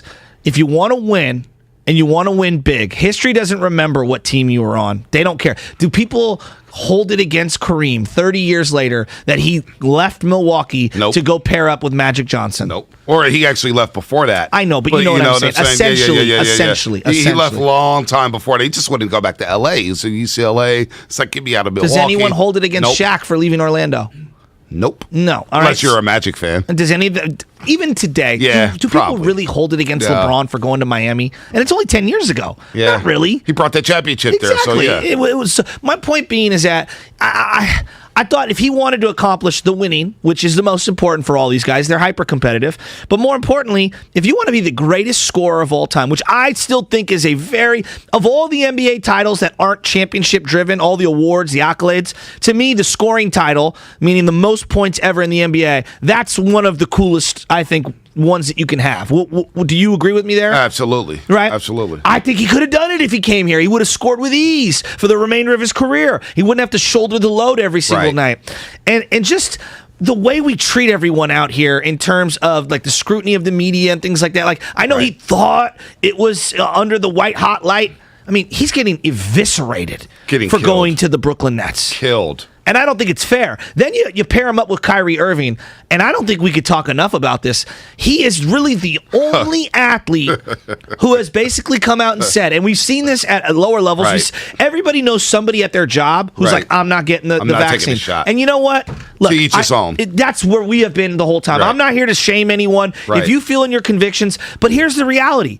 If you don't get the shot and your job is requiring it, then you have to suffer the consequences of. Look, I don't make the rules. I just try to follow them. You know what I mean? And I don't agree with every rule that's in place in society. But if I want to get paid the full amount and I want to help my team the full amount, you know what you got to do. Now, look, he's got his convictions and his principles. Did you hear that? 7 of their last 8 home games. 7 of their last 8 games are in New York City.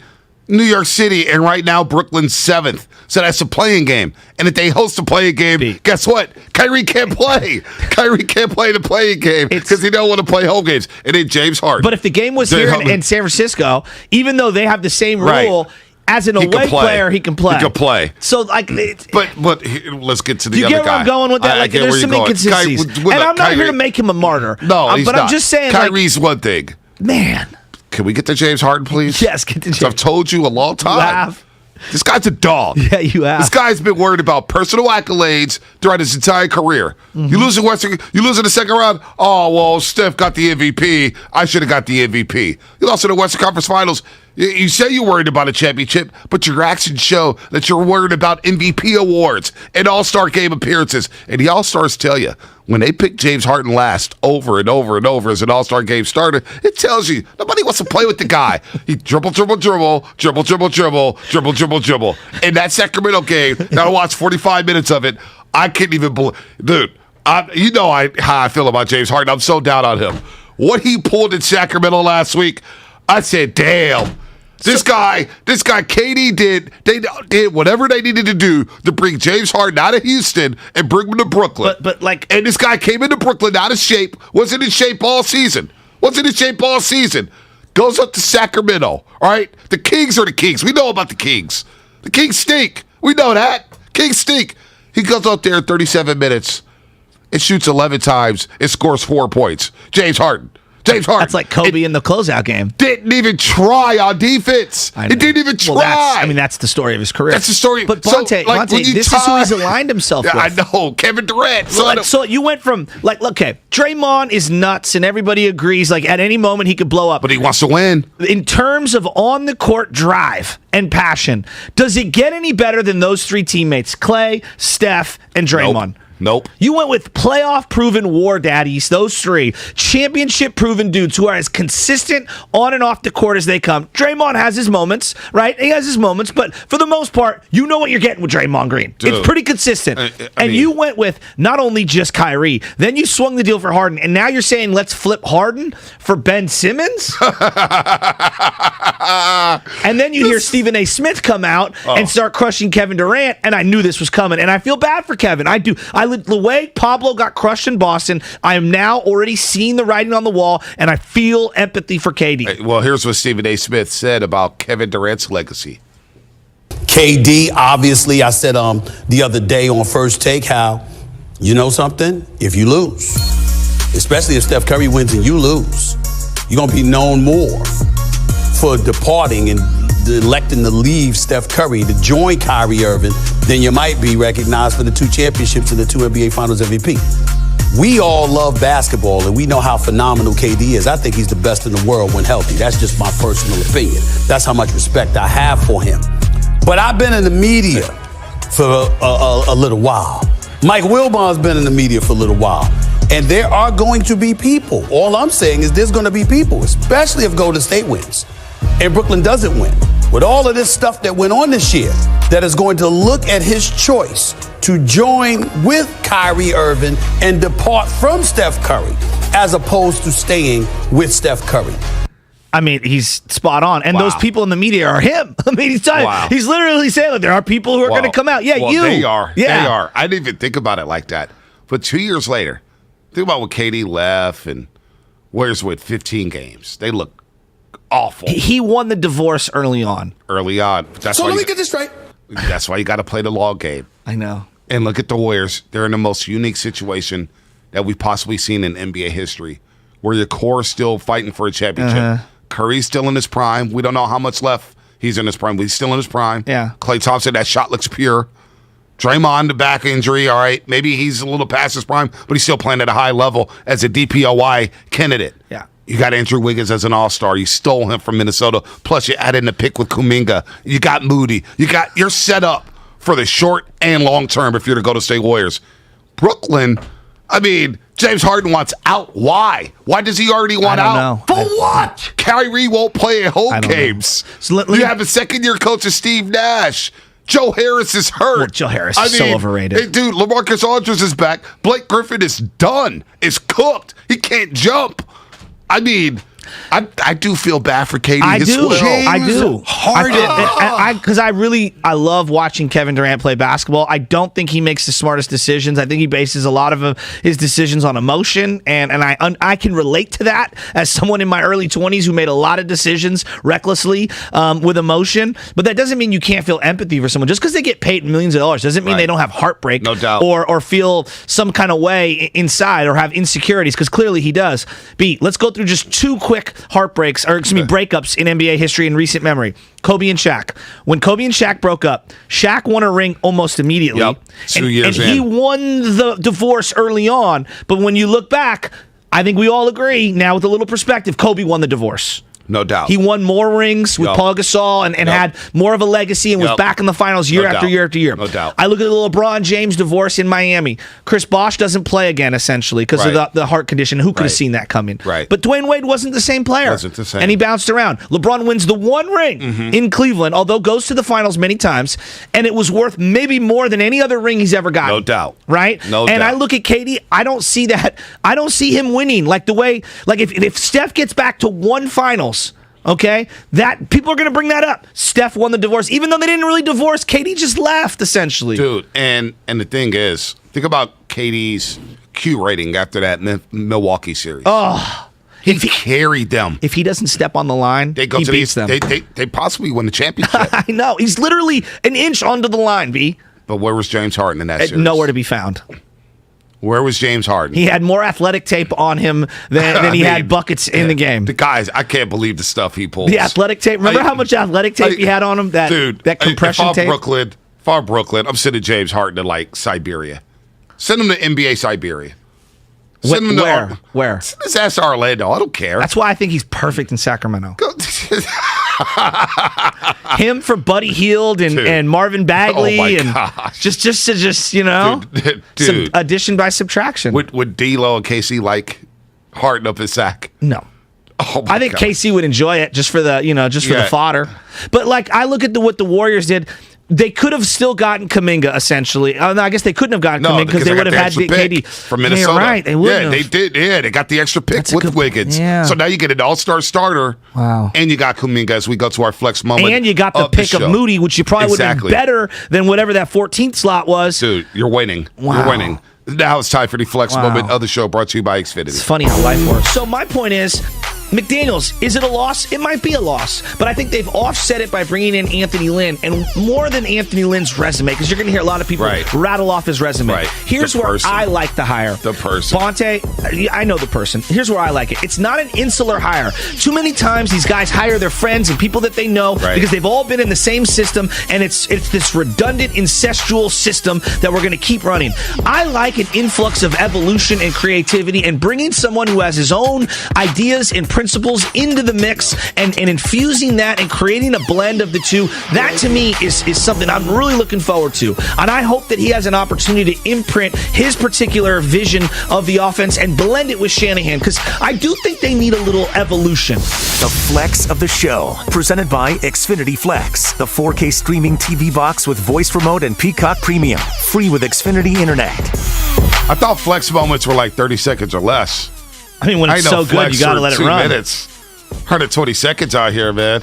No, seriously, good flex moment as Mike McDaniels moves on. Anthony Lynn comes in as the assistant head coach with the 49ers. And Brooklyn, I can't get over the Brooklyn Nets situation on how quickly our boy Aaron Rivera's like. 6 of the last 7 at home. D'Lo played well in Brooklyn. Dude, D'Lo played in Brooklyn. Kenny Atkinson. KD, Kyrie forced Kenny Atkinson out. Yeah, thank God, because the Warriors took him in a heartbeat. So now you got Kenny Atkinson out of there. D'Lo's gone. You bring in Kyrie, of course. You bring in got traded. LeVert for Ed Allen, who's playing really well in Cleveland. Really well for Cleveland. Really well in Cleveland. Really well. And now best hair in the NBA too. I'm eager. I can't wait for the trade deadline February 10th, man. I can't believe it. And now they want Ben Simmons. Let's pivot and go get Ben Simmons. Rearranging chairs on the Titanic. That's what you we're want doing that guy? On the deck. I want nothing to do with him. Where are all the Warrior fans at who wanted Ben Simmons this past offseason? Well, I was one for a minute with the right deal, and there's context here, but you can flame me. You were listening to too much SG&D at the time. Steiny convince the you. S and the G, maybe, but the D was not looking for the BS. Yes. Personally, as we go initials here. Alphabet soup. I just didn't see a Draymond, Ben Simmons together. You already have so many non-scorers on this team on the floor, and then if you're going to trade Draymond to get Ben Simmons, that's not going to play well with the Stephs and the Clays. So that was my only thing. Was like, if you bring in Ben Simmons, then you have to be trading Draymond Green. And are you cool with that? Steph's not cool with it. Ware's not cool with it. Now they're sit at 40-13. What up, boys? What up? What's going on, fellas? What's happening? Everybody survived the first Sunday in forever without football. And don't tell me there was without football. What? Don't tell me there was no football yesterday. Spent 30 seconds on the Pro Bowl. Well, yeah, but we talked a lot. Pebble was glorious yesterday. Wow, good. It was glorious because Jordan Spieth didn't die over the weekend. Oh, well, that was great, wasn't that? Bonte doesn't know what he died on the back nine yesterday. Yeah, is what he did. With that shot on 17. Would you hit that shot, though? Do you know what we're talking about? It sounds like another day that ends with the letter Y. You know Jordan Spieth choking? I mean, this guy hasn't won a big tournament Instead in years. he didn't really choke. He didn't play great down the stretch, but he almost died legitimately on Saturday. Side of the cliff. My dad would have gave it the old foot wedge, all right? Somehow my dad would have went from the edge of the cliff to the middle of the fairway with a perfect lie, almost like it was on a tee. Well, if one of us were out there, I mean, you're already dropping a G just to be there and have the hotel. We don't need to die also. Thank you. Like, I know a lot of people that would be like, I'd die to play Pebble Beach. We're not being literal. Don't fall off a cliff where you're trying to hit. Have either of you played Pebble? Yeah, and in fact, both of you have that hole is the scene of one of my, I'd say 3 or 4. It's on my Mount Rushmore of athletic moments. I made birdie on number 8. That's impressive. Oof. Yeah. Wow. Yeah. That's a good poke drive, and that's a good approach shot. Hit a 4-wood. I had a persimmon, hit my 4-wood persimmon. I should have hit 3-wood because I was way back. I had about 230, hit the 3-wood as hard as I humanly could hit it. And I was greenside in the rough and pulled out my 64-degree wedge and just fluffed one. You filled it. And it rolled and rolled and rolled and rolled, and it went in the hole, and I immediately burst into tears. That's tremendous. I made 2 birdies on that hole, which means I made a double. I think. 3 and 3. Right, 3 plus 3. It was 6. I'm like, I made 2 birdies. I thought he went up, Charles. I was like, man. No. That'd be Coesmore. Coes is the king of the one-up. No. So Spieth almost dies at Pebble. Yes, which I did not know about because I didn't watch. When you see the video, it's pretty cool. I mean, it's pretty amazing. Where if he steps a half a foot forward, he dies. It's 60 feet straight down the cliff to bye night. And so, but he, if he didn't want to hit it, he would have had to take a stroke penalty, and so he just kind of risked it. And he made par. He risked it all. Of course he did. He risked it all. Of course he did. His whole life on the line, and he made par. When you're a weekend warrior, we have a rule. My brother and I were playing many years ago, and I'm going to play this ridiculous shot from the woods. And not only does he hurt his wrist on the downswing, hitting a root, he shoots like redwood chips into his eye, and I'm not kidding, had a bloodshot eye for about 2 or 3 days. And I said, from here on out, just give yourself a decent lie and play something. Like we're not out here for money. Like, I'm not trying to see anyone get hurt trying to pull off the Phil shot at Augusta. Totally. Right? Like, what are we doing here? $2.3 million on the line. Okay, even though Jordan Spieth doesn't need any more money, but you got 7 figures on the line. I'm going to lean in to your cliff. Yeah. If there is beers on the line afterward, move the damn ball and live the rest of your life. I was playing a $5 Nassau at Franklin Canyon about 2 months ago. 10th hole, I'm in this little creek. Not much water in it. I'm like, you know what? I'm hitting this. So I go down. I hit the ball. Ball goes about 8 feet. Mud flies everywhere. Feet out from under me. Back in the creek. You're down. I'm soaked. I'm making a double bogey. It's like, what are we doing? Is there video of this? No, God, no video. What was the guy, Dibs Vandergeen? What was the guy in... Jean Vandergeen. Yeah, so you're Dibs Vandervelde. Yeah, Jean Vandervelde. Look at Bonte. Wait a minute. Hold on. I want to build a character. What did you call him? Dibs Vandergeen? Yeah, I was trying to think of what the name was. I couldn't come up with it. I'll allow it. Because I was watching him. He was going to hit one from... They had it on the 30 for 30. He was going to hit one from the waist. Burn. Yeah, from the waist area. He got all the way down there, and then it was like, nah, I'm going to take a drop, and then went right back in. He took all his clothes off. It was unreal. He got half undressed. He got down in there. He was ready to swing it, and he's like, nah, I'm out. Well, if he would have hurried up, he could have done it, but the tide was coming in. Right. So as he waited, there was more water. I actually played that course, and I made my own double bogey on birdie? that. Oh, okay. No, Spinoni, I mean, second shot, I hit it into the driving range, and moments. Made my own double. Pro Bowl, anybody? Pro Bowl? Talk about a waste of time. Who's it for? For people to have fun. Thank you, Joe. I mean, why are we making such a big deal out of it? Like, if you like it, great. If you don't watch. Why don't they tackle anymore? They did in the 90s. Because they're making millions. I'm not like offended by it. Me neither. But I also don't even what fun. What's the point? Well, like seeing Juszczyk score a touchdown and then celebrate with Kittle, that's cool. Like, the blue jerseys is nostalgic to me. Like, that's cool. You see that during the regular season. Really? Yeah. I didn't see a second of it because I was busy. I was running around. But no betting on Pro Bowl? Yesterday. Oh, Spadone used it as our pick your battles. Did you win? And he won. AFC was a lock. I was so unaware that there were sports. I get a green check from Spadone. For those who don't know, we get the red X green check on our text chain based on if you won or lost your pick. I'm like, Spadone, these picks were made 48 hours earlier. I didn't remember. And all of a sudden, yesterday afternoon, it's just like, boop, you get a green check. I'm like, on what? I go, oh, that's right. That idiot bet on the Pro Bowl. And he got it right. Idiot savant. Did too. I think Guru did too. Guru did? Yes, I'm starting to see him. He's starting to tweet in all caps. I love it. So I didn't send a tweet out. I'm proud of myself. I sent one tweet out in the last 48 hours, right? So the tweets that I saw was Shasky, all caps about Pebble. And Guru, all caps about the Pro Bowl. Bet the AFC -1.5. You're welcome. And then, who was this for? The Pro Bowl's a joke, making flag football. Yada yada yada yada. Yeah, it was all caps. It was all caps. It was all caps. 20 hours ago. What the hell is this in Vegas? Touch football. Sean Taylor rolling over in his grave. Oh, man. Embarrassing. Come on. 3 exclamation points, and then he tagged the NFL. Because he wants change. Man. He wants some change. I guarantee you Goodell has that up on the big whiteboard right now. Guru's tweet. That's right. They're in the conference room. It's scrolling up on their big board in there. I was asking him, did you guys watch a minute of the Olympics? Oh, yeah. I've been watching it every day. Okay. Absolutely. Dibs is definitely a winner. I haven't gotten into it. For example, last night, you go into bed, and you guys go to bed, and I go to bed about as early as you guys do, probably 8:30, but you throw it on, you've got live downhill. I'm in. Moguls. I'm watching it. Dibs, I stayed up to watch the new Power. Tommy's back, I hear. Back. I love it. I saw that on Twitter, and I was like, man. I stayed up a little past my bedtime last night to get that. You and I need to talk because I'm still stuck on Tariq slinging drugs in the dorms at the prep school. I'm still too far behind. Warriors took a 3-day hiatus. You deserved a little stay up late. With OKC tonight, I'll take another day off and be back on Wednesday. We'll make this a stretch 5, Dibs. That's my guy right there. Baby. Uncle Tommy's back. It was a nice daughter-daddy day yesterday at the Academy of Science. No Pro Bowl, no sports. It was a little weird, though. A little weird. Well, a preview. Yeah, I hope you like your family because the Warriors took 3 days off. Baseball's in the middle of a labor dispute, and we got 1 football game left. So I hope you like your family. March is screaming at you right now. We got a basketball tournament and the Masters. 55 days. Yeah, exactly. Who's counting? That'll distract us for a second. But other than that, say hello to your family. There they are. They've been waiting for you. All the honey-do lists that I pushed off, like, babe, I got Sundays, I got to work, I got this.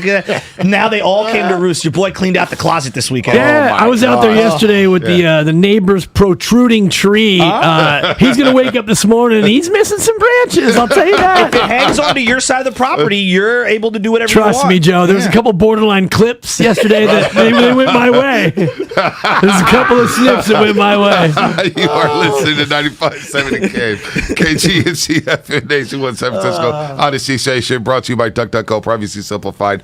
9 a.m. hour brought to you by Timeless Coffee. So the first Monday in a long time without a football game to react to. What is on the docket for Willard Dibs? But we do have football to react to because we'll throw out there, Mike McDaniel now is the head coach of the Miami Dolphins, the 49ers. adeptly working their staff and building up talent in coaches has also turned into a really cool draft thing for them. But I was listening to actually you guys even talk about this earlier, like how many people, and this can be players, coaches, executives, how many people on the 49ers could they lose and you go, uh-oh, that's a problem. Right. Like, is Mike McDaniel that? Nah. How do you quantify it? He's not calling the plays, right? Shanahan's calling the plays. So Ephraim Salaam, who was a 13-year offensive lineman and played in Houston under both Kyle and McDaniel, he is going to join us in an hour because we're going to find out, like, who is this guy? Because, honestly, thank you. Better late than never, Spadoni. Great job, Spadoni. Might have done a couple shows with the Fox, but anyway. I thought the Saleh loss was going to be significant. And early on with D'Amico. It was for the first half of the year. Like, D'Amico had to come of age. Exactly. And then it's like, okay, fine, now you got D'Amico. Well, we find out next year if Kyle really is the boy genius or not. That, to me, is the byproduct of this, because Mike McDaniel's been the run coordinator guy, and if Kyle's offense suddenly sputters, well, maybe it was McDaniel all along. Every fan should ask, though, at what point did you first actually even hear of Mike McDaniel? So we saw him at practice. We saw him at practice, and I walk over and I go, Bonte, I tower over this dude, and he's the head of the offense. Right. I'm like, what? And he's like right in the mix. I'm like, who brought the librarian? Who is this dude? Here, man? I couldn't believe it. I mean, good for him, but like, it's just interesting to see him. 5-year anniversary of Shanahan being hired. We did see him. We gave him later grades. We give him a B for his first 5 years with the 49ers. That's pretty good. I might even go a little bit higher. I mean, two conference championship berths. Yeah. That's Walsh, that's Seifert, and that's...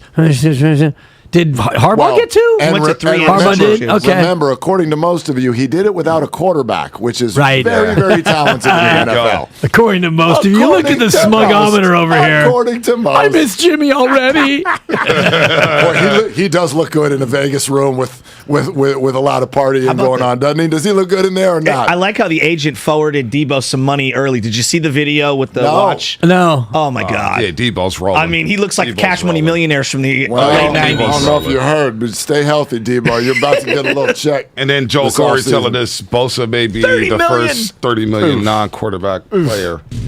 I mean, pay him. Pay the kid. Pay him. Pay the kid. Pay that man his money. Odyssey would drag out that payment to him over a 40-year period if it was this company, right? Yeah. Look at you taking shots at David Field. And with that one, thank you. That was Joe Shasky, wasn't it? That was Joe Shasky. That was the white guy in the morning roast, not the black dude. That was him. It's your old folks right here. Joe Shasky. Have a good one, everybody. No compensatory pick for that one. They're longtime friends. Let me tell you something real quick about Dibs that I'm sure not everybody knows. And first-time partners. Hang in there, big guy. There'll be brighter days ahead. Now, these two homegrown Bay Area boys finally come together to take over sports talk. Get the hell off of my doorstep. Major League Baseball, you stink. It's Willard and Dibs on 95.7 The Game. Wow.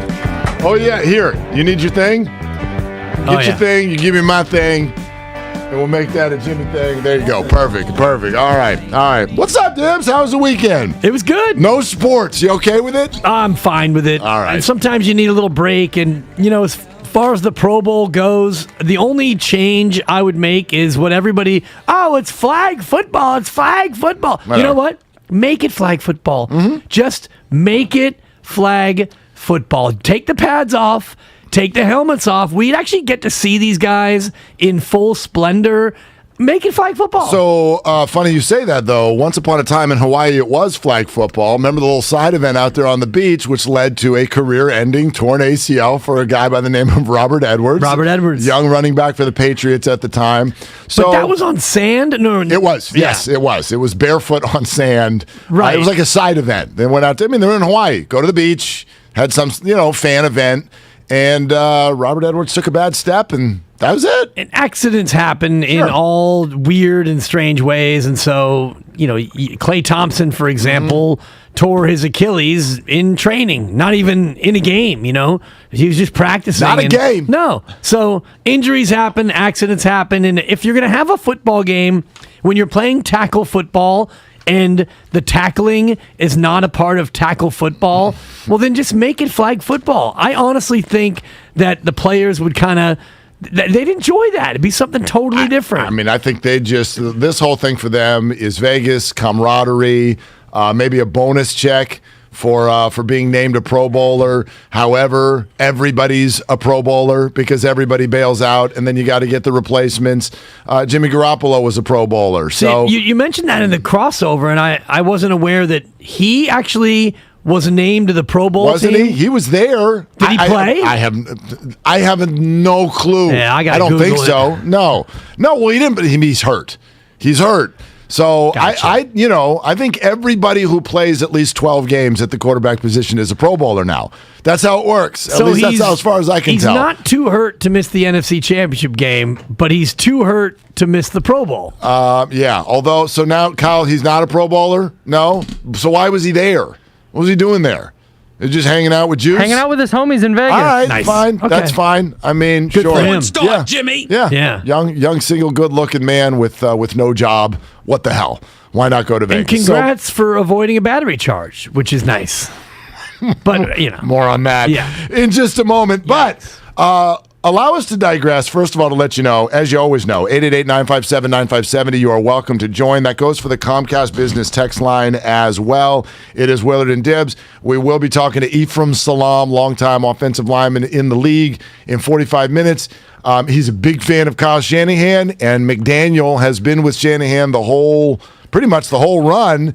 And so they were together in Houston. Salaam was one of their offensive linemen. Let's find out, is this a loss or not for the 49ers? But before we even do that, can we go ahead and declare who we are on this show and on this station for the next 5 shows? We are your West Coast home for Cincinnati Bengals football and fandom. This is your Cincinnati Bengals fan station, LFG, no Rams Super Bowl. Let's go, Burrow. Let's do the damn thing. I love it, and it's just kind of reminding me of the way we all became Atlanta Braves fans for a short time. Right. Even though we hate the tomahawk chop, we don't endorse it in any way.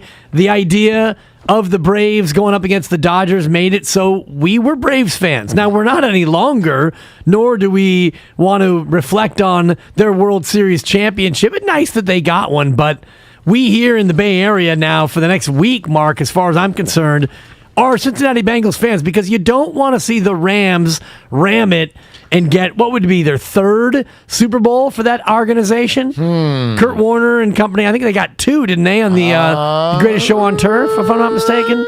Why do I feel like that was just, this just be their 2nd? They lost the other one to somebody named Tom Brady. I got you. Remember Brady? Yep. Remember came out of nowhere? You're like, who is this guy? And then he's holding the sides of his head and he's crying, and Kurt Warner lost. So, yeah, I think, but whatever it is, we say no. And you're right. This is a 7-day hiatus, fling, whatever you want to call it. Next Monday, I couldn't give a rip about Cincinnati Bengals again. And speaking of rip, if they lose, we will rip them. Oh, they will. Our beloved Bengals are getting ripped. Yeah, I don't care that you're a 4-point underdog. You are expected to go out there and win the football game. That's right. Taking a rip off the Bengal. So we can hear from you on that, too. Like, is this, now that it's Super Bowl week, is this resonating in any sort of a way?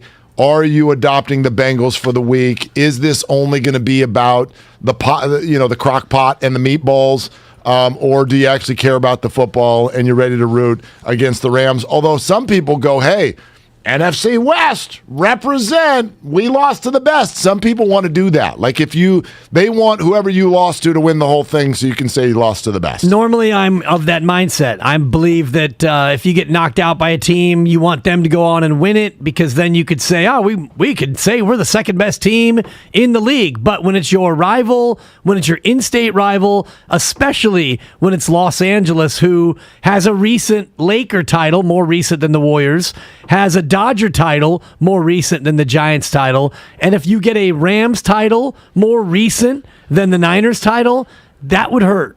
Yes, I agree. I agree completely. So we will be completely shameless.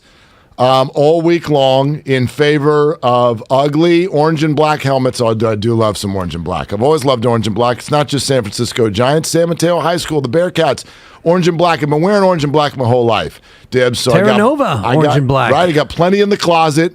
And I will be cleaning out the closet this week. And shout out Eminem. That's right. And I'm sorry, Mama. I didn't mean to hurt you. But I'm cleaning out my closet. Didn't mean to make you cry. Right. It's not a closet with Eminem. It's a closet. Right? It gets a little bit of him cleaning out my closet. But anyway, let's celebrate it. Let's go. Song of the day. Come on, Bengals.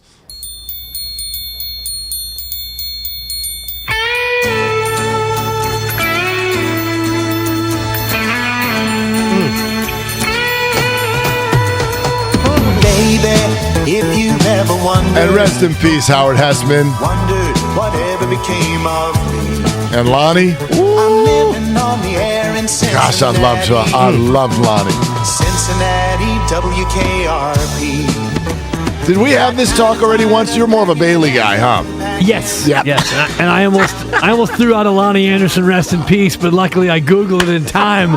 76 years old. Don't do it. Yeah, don't do it. Do not. It's one thing if you want to kill people on the radio. Do not kill Lonnie. Married to her fourth husband, Bob Flick. Flick. I bet she still Number 4. I bet she still looks amazing. But yeah, we're all in. We're all in on the Cincinnati Bengals this week. 888 Kyle. Well, but not offensive coordinator.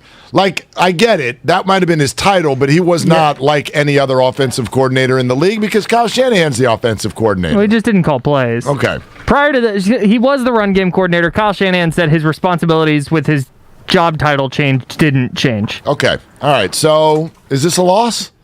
Is this an issue for the 49ers in any sort of a way? We will see. I mean, we talk about Kyle Shanahan, the boy genius and the offensive mastermind, etc., but even he would tell you he's reliant on his staff. It's not like he sits there alone atop a high tower and makes all the decisions. He's reliant on his staff to create plays that will work for whatever personnel they have, the different groups, etc. So who will replace Mike McDaniel and who will be Shanahan's new consigliere, so to speak? And that, I think, will determine how much of a loss it is. On the surface, it doesn't feel like, Mike, I know you got a new gig, and I'm happy for you. Remember, you'll always be a member of the family. When we go up against you, don't run the plays that I taught you. If you go to 21 personnel and you use your receiver as a running back, I'll take it as a sign of disrespect. You go to Miami, you run your own plays. You don't run Trey's package. If I see Trey's package, you'll wind up with a horse in your bed. I'm the Godfather. Don't betray the family, Mike. Yeah. Thank you, Spinell. Yeah, you run your own plays. I hear violins and that you got to go to it. You got to go to it. You're no longer part of the family. Is he going to get whacked? He's not going to get whacked, is he? If he has, what happens in the next scene in this movie? If he puts Jalen Waddle in the backfield, if he starts running jet sweep motion, you're going to find out. Right. So help me if Jakeem Grant goes over 14 and a half carries next year. Thank you. Thank you. We're going to have a problem. We're going to have a problem. Mad props, Jalen Waddle, Deebo Samuel coming up next on Willard and Dibs. Oh, man, yeah. Listen, here's the thing. Like, I think if you are truly at the level of coordinator and you have all of the pieces of the pie of an actual coordinator, then I do think it's a loss. Robert Saleh, to me, was a loss. D'Amico Ryans has stepped forward and done a great job, but it took him half of a year. They didn't look right at the beginning of the year, and I do think that there was, there's a learning process to stepping up and being the lead guy and the leader of people in the locker room. But Mike McDaniel, I don't think he was that. So you're right. We'll see. I'm not diminishing his skills. I think he's going to be fantastic in Miami. I think he's got a great reputation, and we'll talk to Ephraim about this in a little bit over a half hour. But I don't think the core of what the 49ers do is going to be all that affected. For example, remember the 4th and 2 against the Rams that the 49ers did not go for. Kyle had said afterward in a press conference, Once we were going for it on third down, I was already talking to my group, what do you like for fourth down if Kyle Juszczyk dives forward for 1.5 yards and we only need inches? If we need a half yard, we're going for it. What do y'all like? Well, Mike McDaniel is probably the top other voice on that headset that's saying, hey, what about this, Kyle? What about that? So he's a voice in the room. Anthony Lynn will be now for the 49ers and others. It still all originates with Kyle, and it doesn't feel that much like a loss. So I wonder, and you can go player, you can coach, you can go executive. How many people on this 49er team, if you lose them, would you be like, ooh, that's a kick in the gut? 888-957-9570. That's a great question mark, and go ahead and take that victory lap because I think that is profound. And for me, if you talked about Nick Bosa or George Kittle, Deebo Samuel, Trent that Williams. Might be, Trent Williams you're going to lose here in the near future. Maybe it's, one more year, two more years? You're going to lose all these people, but I mean, just the 49ers we most recently saw. Yeah. Like, if they're not there for a day or for a season, I mean, we had this conversation about John Lynch last week when he sort of had that wobbly answer, and you're like, huh? But would this bother you? Do you feel like the 49ers would not be able to execute the draft without John Lynch? Could Adam Peters not just step right into that role? Yeah. Kyle Shanahan, I would be like, okay, that's a hit. Believe it or not, the next non-player I might go to Parag Marate. With the way that the contracts are structured, the 49ers do a phenomenal job of building those things so that they are often flexible. Yeah. They keep that financial flexibility. He sort of is the Farhan Zaidi of the 49ers, if you will, in terms of the way that the numbers and the analytics are sort of crunched. That's another name. You mentioned, I think, the 4 names that popped to mind first. Maybe Juszczyk should be in there, too. That's a game changer on offense. We'll find out. We'll find out if Jimmy Garoppolo is one of them in another handful of months.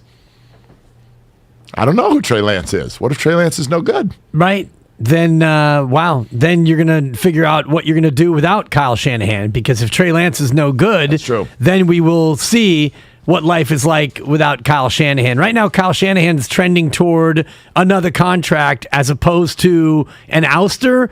But you're right. 2 seasons of Trey Lance, and if Trey Lance is mediocre, as Richard Sherman might say, then we're going to see wholesale changes. By the way, I wonder, and maybe it's too early to talk about this, but over that 2-year period, you're right, because that's the proving ground for Trey. What do the 49ers need to do during those 2 years to make everyone feel good about Trey Lance and Kyle Shanahan? Is it playoffs? Is it further? Is it only one playoffs?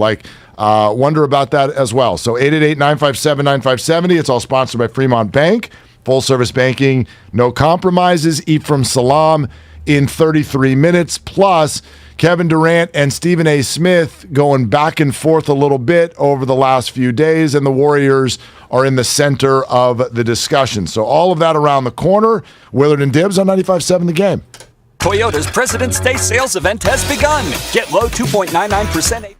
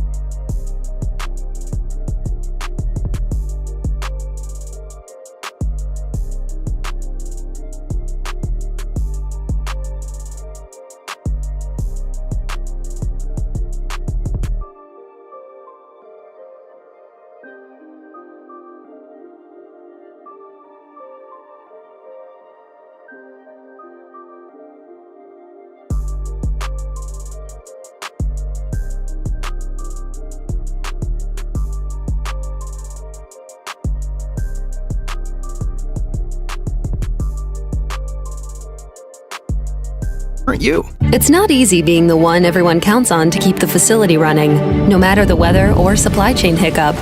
But we get you, Raymond in Buffalo, and Maria in Miami, Jules in Minneapolis, and Stan in Central Indiana, taking control of everything that's under your control. At Grainger, we're here for you with experienced branch staff at over 250 locations so you get the product you're looking for. Call, click Grainger.com, or just stop by. Grainger, for the ones who get it done. Are you a commercial property owner or manager working on 2022 painting plans? MB Jesse Painting offers full repairs, maintenance painting, carpentry, and wood rot repairs. Why wait? Call 855-MB-JESSE today or online at mbjesse.com. Postseason coverage on 95.7 The Game is presented by Marawest Credit Union. Working for you today, tomorrow, together.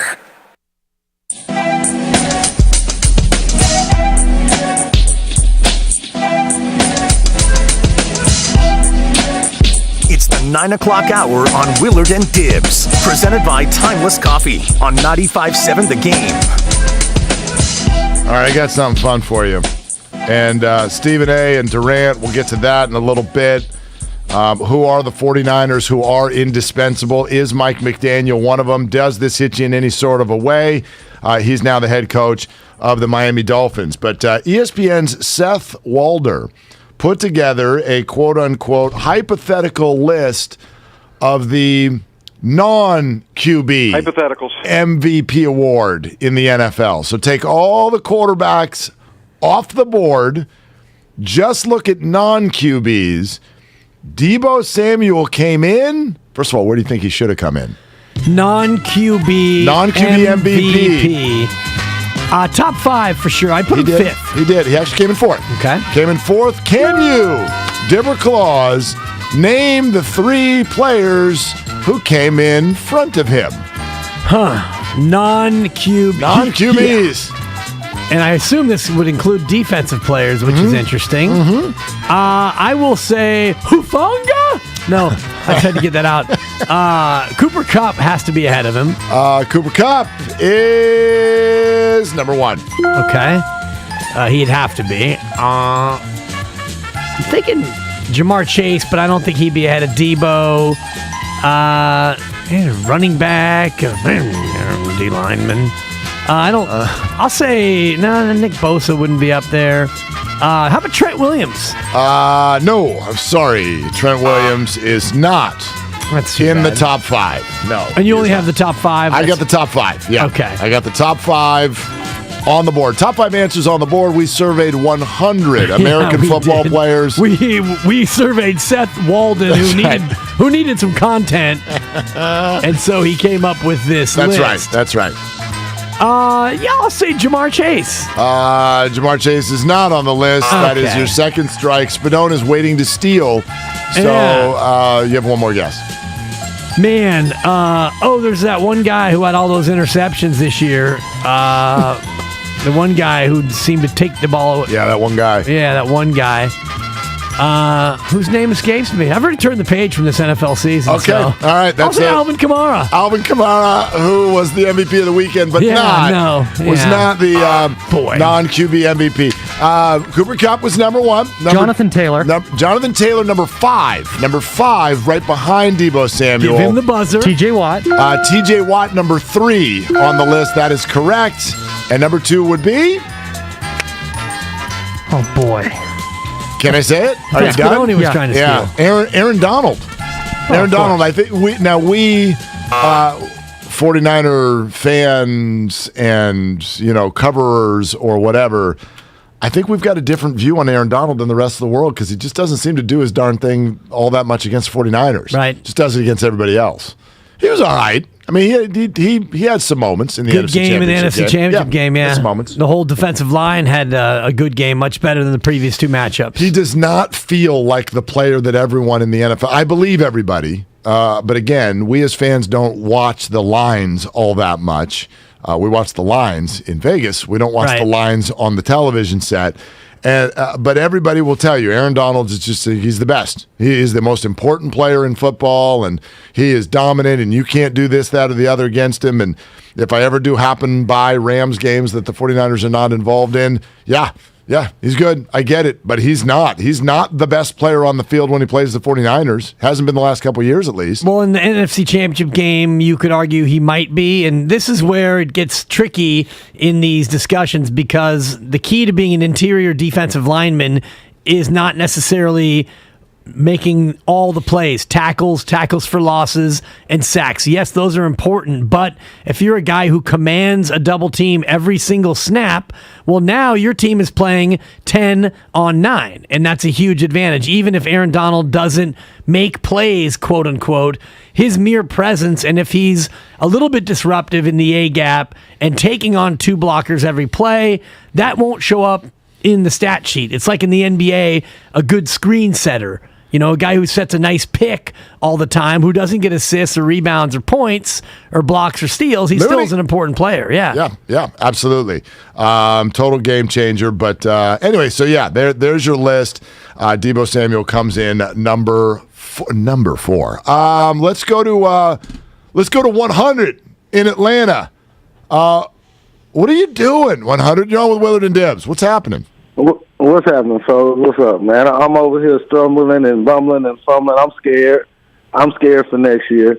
See, and y'all know when I call in, man, I ain't gonna lie. I'm like, I'm scared of going back to once we were. You understand? Like, y'all ever dated a real pretty girl or dated somebody that was just like, you know, they had almost everything, but then you started complaining. Yeah. That's what we're doing with Jimmy G. You know what I'm saying? Like, you know what we were before he got here, you know what I'm saying? Oh. You know, and then, you know, he been to almost 2 Super Bowls. You know, Peyton Manning took him a long time to get the win one. I'm not comparing him to Peyton. I'm just saying.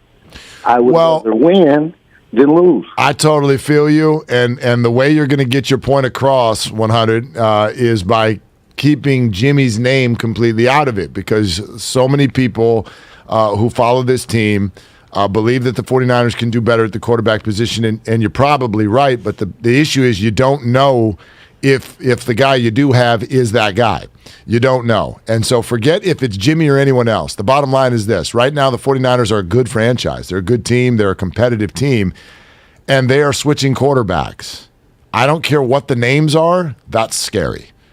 It's scary when you switch quarterbacks because you have no clue what's going to happen next. And there is what I refer to as a vortex. When you don't have a QB, you can end up stuck in the vortex. Hell, for the better part of a generation. I don't think that'll happen with the 49ers. They're run too well. But how many teams can we name where you're like, oh my God, every 4 years they give us a new guy, and then that guy's not the guy, and then we got to go 4 years to get a new guy. The Bears and the Broncos and the oh my gosh, like it's scary. The Jets, the Dolphins. You do not want to end up in that vortex because it can take you. It can take you half your life to get out of it. The key, though, and this is where the Tannehill-Garoppolo conversation is always so interesting, is that not every team is so quarterback reliant. And the 49ers with the Shanahan scheme and the Shanahan system, it feels like they would be more able to withstand this sort of a thing if they indeed fell into some sort of a vortex. Now, Mullins, Beathard, Hoyer, yes, those are quarterbacks that I don't think anybody could win with. But Trey Lance, if Trey Lance can come out and be Garoppoloian in that you only need him to throw it 25 times a game and let him make plays with his legs and don't turn it over a bunch, the way this team is built feels like you can withstand it more than other teams. Yeah, no doubt. Gosh, you brought up Tannehill. Isn't it interesting? The Titans came out on a couple of different fronts, not only reporters around the team, but even the owner of the team is like, Ryan Tannehill is our quarterback. And we talked so much about Tannehill and Garoppolo being the imposters of the Elite Eight. We got to the Final Eight of the NFL, and it was Mahomes and Josh Allen and Joe Burrow and Tom Brady and Aaron Rodgers and Matt Stafford. And then you're like, and then Tannehill and Garoppolo. They're over here with a physical team and a run game, and they're well coached. And we pop out of this thing, even though the 49ers showed out better than the Titans, and I thought Garoppolo, for all his flaws, looked better than Tannehill in his only playoff game. He looked awful. Picked off 3 times, threw the ball away, and actually gave the Bengals the game right at the end of regulation. And the Titans are fully willing to say, yep, we're fine. That's our guy. We're just going to go B+ all the time.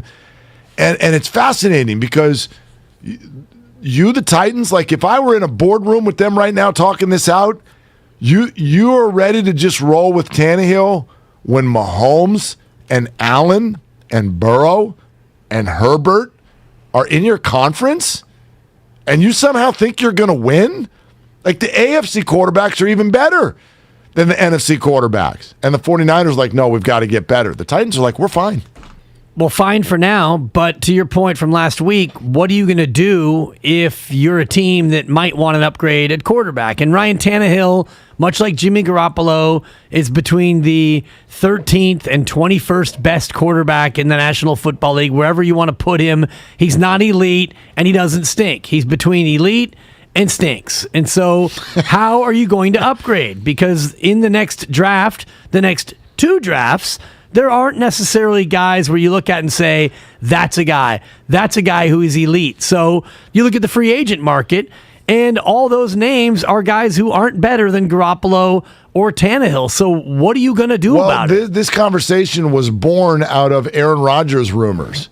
If you're the Titans, like I don't necessarily dig this for the 49ers. There's all kinds of layered reasons why. I mean, mainly for the 49ers, they just put out all kinds of draft capital into Trey Lance. The Titans haven't done something like that. I don't know contractually what all the inner workings are for Tennessee, but that to me is an Aaron Rodgers or Russell Wilson destination. And if you, I thought about it. If you destination sensation. If you, okay, that's a buck. I mean, yeah, I'm feeling frugal this week. Anyway, if you're that team and you have that defense and you have that Derrick Henry and you've got that coaching, that seems like a perfect spot to try to stick one of those guys in there for the last 4 years of their career or whatever. Because truly, like you have a division that is so incredibly winnable. You're against the Colts, the Texans, and the Jags. And for some reason, you don't see that you keep ending up with the 1 or the 2 seed because of that division. That's why you're the 1 or the 2 seed. Not because you're better than Kansas City, Buffalo, and I know they beat those teams in the regular season. But come on, you're not going to ever work your way through Josh Allen, Patrick Mahomes, and Joe Burrow with Ryan Tannehill. But you might with Aaron Rodgers. Well, Aaron Rodgers has 1 year left on his deal, and he's 39 years of age. So what would it take to get Aaron Rodgers from Green Bay, and how long can you keep Aaron Rodgers, a guy who is known to be fickle, to put it as gently as I can? So you're going to expend how much to get him in for how long, and you don't know if he's necessarily going to fit with your team. And by the way, Ryan Tannehill 3 years ago was in the AFC Championship game, and this year he led you to the number 1 seed in the AFC. And he was moments away from being in the AFC Championship again this year, and he would have gotten torched in that game. We don't know that. I mean, again, Patrick Mahomes, they lost that game to Joe Burrow, and like you're not going to come 18 points down with Ryan Tannehill. They're in that position because their division is awful. You get 2 freebies against Jacksonville. You get 2 freebies against Houston. And you work your way through whether Carson Wentz is having a good day or not with the Colts. And you go 5-1 in your division. And you go 500 against the rest of the league, and you're the 1 seed. Like, that's what the Titans are doing right now. Like, why not go for the playoffs? This is why the Chiefs drafted Mahomes. They had Alex Smith. They could go to the playoffs every year. They could even sometimes have home games. But they felt like they couldn't compete when they got to the big boys. So they're like, let's get better. I think the 49ers have very, very similar conversations. Like, we can compete with Garoppolo. We can get to a Super Bowl. We can get to a lead in the 4th quarter of a Super Bowl. But we really, once Mahomes got on one, we felt like we were suddenly running uphill. Why don't we try to get someone like that? Maybe they did, maybe they didn't, but they're trying. The Titans are like, no, we'll just keep being the underdog when we get to the playoffs every time. It's interesting. It's a way to do business. Right, and it's not as easy as let's go out and get Mahomes and Allen and the rest of them, especially when you missed out on the big draft class, which was last year and this year. And we talked about looking at the mock draft, and the Niners don't pick until the 60s. And it probably doesn't matter because they already have their quarterback of the future, good or not good. And for other teams who need a quarterback, you're either going to shovel draft picks at Seattle and or Green Bay to get the only 2 stars that might be available, or you're going to pay through the nose for a Kirk Cousins in the final year of his deal and shovel draft picks at Minnesota, or you're going to settle for one of these mediocre vets who might be available, your Fitzmagics, if Joey Flacco still wants to play, Nick Foles and the rest of these guys who aren't any better than Ryan Tannehill. You up for a little BPA? You up for it? Brian in Palo Alto. Are you ready for it? Am I ever not? I made this man. This man was just another caller until I anointed him. So I would love to hear from the greatness of BPA. Bond said that to Kruk and Kipe once upon a time. You know that? He said, I made you. I made you. BPA, Dibs made you. What are you doing, man? I was driving to do some work-related stuff, and I heard you guys going off on Jimmy again. And hey, were we, Brian? Were we going off on him?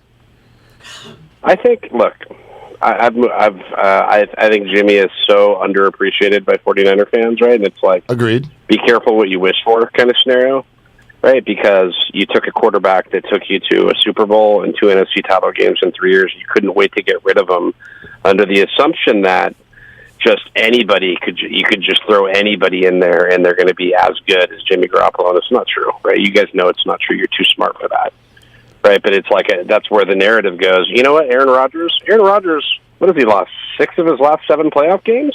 I mean, I don't understand why, with a team that was having a cakewalk in their division that were solid on both sides of the ball. Aaron Rodgers is not a winning quarterback anymore in the playoffs. He's an October quarterback, right? But he is not a championship quarterback anymore. Well, Ryan Tannehill, and I think, sorry, go ahead. No, I was just going to say, I thought you just brought up a really good point. Look at the Final Four in the NFL this year, and what's one thing they all have in common? All 4 of them came from insanely battle-tested divisions. Like Ryan Tannehill, I just made the point, cakewalks the AFC South. Aaron Rodgers gets to play the Bears and the Lions all the time. But what do the Rams and 49ers have to do? Gosh, there's no weeks off. No weeks off. The Chiefs have to deal with Justin Herbert, and the Raiders were at least a passable team. And we know about the AFC North with the Ravens and Steelers and Browns. Like, all of them were dancing around as playoff contenders at one point. So there's something to be said for that. By the time you get to the playoffs, you're ready for those kinds of games, because the teams that came from easy divisions, Dallas, Green Bay, Tennessee, out, all of them on their first try. The counter to that would be the Patriots for 17 years, right, who basically had the Washington Generals in their division, right? Anyways, but I would say, I don't think that Aaron Rodgers I don't put Aaron Rodgers on Tom Brady's level, and obviously Brady's retired now, but Rodgers is, he's a guy that gets it done in October. He's a divisive guy. That's my 2 cents, guys. Hey, Dibs, have a great day. Thank you for that, Brian. It's that sound that ultimately is what made him. I didn't make Brian. I just simply latched on to his genius, which is, because when he would make a point, it's just which really drives home how much smarter he is than the rest of us. Get better, Dibs. I want you to stick to your guns. You said you made him, and I want you to stick to it. I discovered him. He made himself. That's a little bit more accurate. So you Biebered him. Yes. Okay. Much like I discovered the uptick. Low Neal famously went with the uptick. Right. One day he was just largely bored with the gig, and so he was making points to Joe and myself, and at the end of it, he would end his sentences with an uptick. Wow, and okay. I heard it, and I latched onto it. I championed it, but ultimately it was a low creation sensation. You're talking about former Bengal? You're talking about former Bengal Low Neal? Yes. Yeah. Hell, Dibs. Although he would like to maybe forget his Bengal year. Maybe. If you ranked his 16 years, 17 if you count his Raider training camp where he tore his hamstring off the bone and somehow wasn't able to fight through it at 37 years old. Come on, Lo. Of his 16 years in the National Football League, I believe the Bengal year ranks number 16. Everybody goes and has coffee with the Raiders at some point, if you're a big name in the NFL. Think of all the names that have never actually really been Raiders, but they were Raiders. I mean, especially 49er greats. Think about it. Jerry Rice, coffee with the Raiders. Ronnie Lott, coffee with the Raiders. Roger Craig, coffee with the Raiders. Antonio Brown had coffee with the Raiders. Jim Plunkett. Lo Neal, coffee with the Raiders. That should be your HBO show. Shout out Timeless Coffee. Timeless Coffee. Because the Raiders, if they are anything, they are timeless. That'd be a good podcast. Coffee with the Raiders. Rod Woodson, I believe. Of course. Coffee with the Some Raiders. of these Maybe had a little bit more than coffee. Yeah, right. Yeah, they might have had like cocktails or something. Yeah. Well, and Jerry Rice made it to a Super Bowl with the Raiders, so that was more of like a Mocha Grande with the Raiders. A Frappuccino with extra, drizzle. Yeah. All that stuff. Almond milk, and can I get light foam? Seriously. It's all the stuff. It's like, will you order, please? I'm behind you in line here, and you've used 13 words, and you're not done with what your drink is yet. I'm going to give you 7 words in your coffee order. And I've always said 5. 5? Okay. You're a little not bit. Not 5? Well, not 6? I mean, what's your coffee order? You go into one of these places, what do you say? If I go to the place where they go with grandes and ventis, I will go grande drip extra shot. Yeah. That's 4. Okay. All right. So you go to a coffee shop. And, you use 4 words. But because then they have to come back with dark roast, medium roast. That's fine. Or do you if want they the come back blonde? with a question, then you get extra. It's like going to overtime. You get extra timeouts. Okay? If they come back at you, you got to be. You can't be rude. Right. You have to respond. Okay. So, and non-fat, by the way, is 1 word, right? Non-fat. I believe so. Non-fat, iced, vanilla, latte. Right there. That's 4. That's 4. Just keep it on. I'll even give you an extra word. We'll both give you an extra 5 words. And then move on, please. If you have more than 5 words, you have to use the app. 2 pumps vanilla sugar. Yeah, you've got to order ahead if you're going to use Frappa or anything that sounds like that. All right. I don't like any of it, to be honest with you. Ephraim Salaam is going to join us here in just a few minutes. 13 years in the league as an offensive lineman. He and I mean, he's been on this show. He loves Kyle Shanahan. He's one of these guys who's like, you guys don't understand what a good play caller he is. Well, how important to Kyle is Mike McDaniel? Because they were together in Houston. Ephraim was there as well. We'll ask him those questions. We'll get to the KD, Stephen A stuff as well. Your phone calls and texts are welcome at 888-957-9570. Comcast Business Text Line, 888-957-9570. It's Willard and Dibs, 95.7 The Game. Today, the Warriors are back in action against the Thunder. Curry now off the screen, deep 3, left side of the circle, it's money.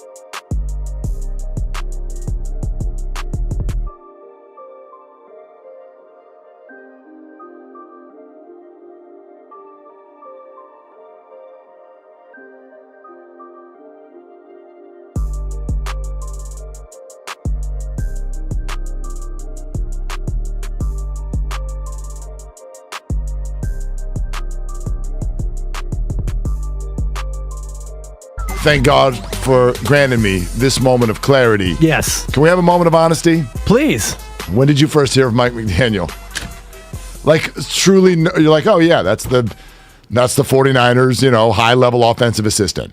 It probably was August as, camp was rolling out and, you're starting to figure out, the new coaching moves, the changes, the machinations, because a lot of this stuff happens quickly and quietly where there's a promotion. And I know the tight end coach just recently left because he was asked to take a savage pay cut, not a 21 savage pay cut, but a pretty big pay cut nonetheless. So usually when you get ready to go to camp, you start to look at, all right, who are the coordinators?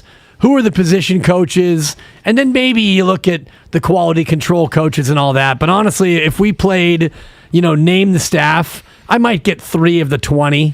Right. I mean, that's the thing. And now all of a sudden, he, it doesn't take much to become the hot name in the league, and he becomes one of the hot names. The Dolphins are going to hire him. We saw this really cool thing online yesterday where his resume that was sent out to some friends within the league, like years ago, he had written, how you write your goal at the top, like what's your plan? And he laid out like to be very innovative and be a Hall of Fame NFL head coach. And so it's a really cool story. But for most 49er fans, they're like, what kind of a loss is this? I don't know. Let's get Ephraim Salaam in here, our good friend with Fox and a longtime offensive lineman in the league. And with Houston, his first stint with the Houston Texans, Shanahan and McDaniel were both there. First off, my friend, how are you? What's going on? I'm good, man. How you doing? Hanging in there, living, breathing, doing the thing. Like, what do you think? Tell us about Mike McDaniel. So when I got to Houston in 2006, Mike, and we used to joke, myself and Chester Pitts, we used to always joke, like, watch, Mike is going to be running an organization one day soon. He was literally the go get the staplers, go get the assistant, right? Like the offensive assistant, or, he worked right under Mike Sherman.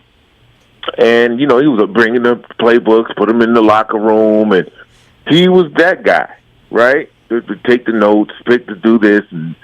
And so he's worked his way up, and this is back in 2006. He's worked his way up to different levels, just sucking in the game, right? He was always conscious and aware of what was going on, whether he was an assistant or a run game coordinator, quarterbacks, whatever it was, he was willing to learn, and his aptitude for processing information was good. It's funny seeing him now because he was a kid. Him and Mike Shanahan. I'm Kyle Shanahan. I remember Kyle when I was playing in Denver.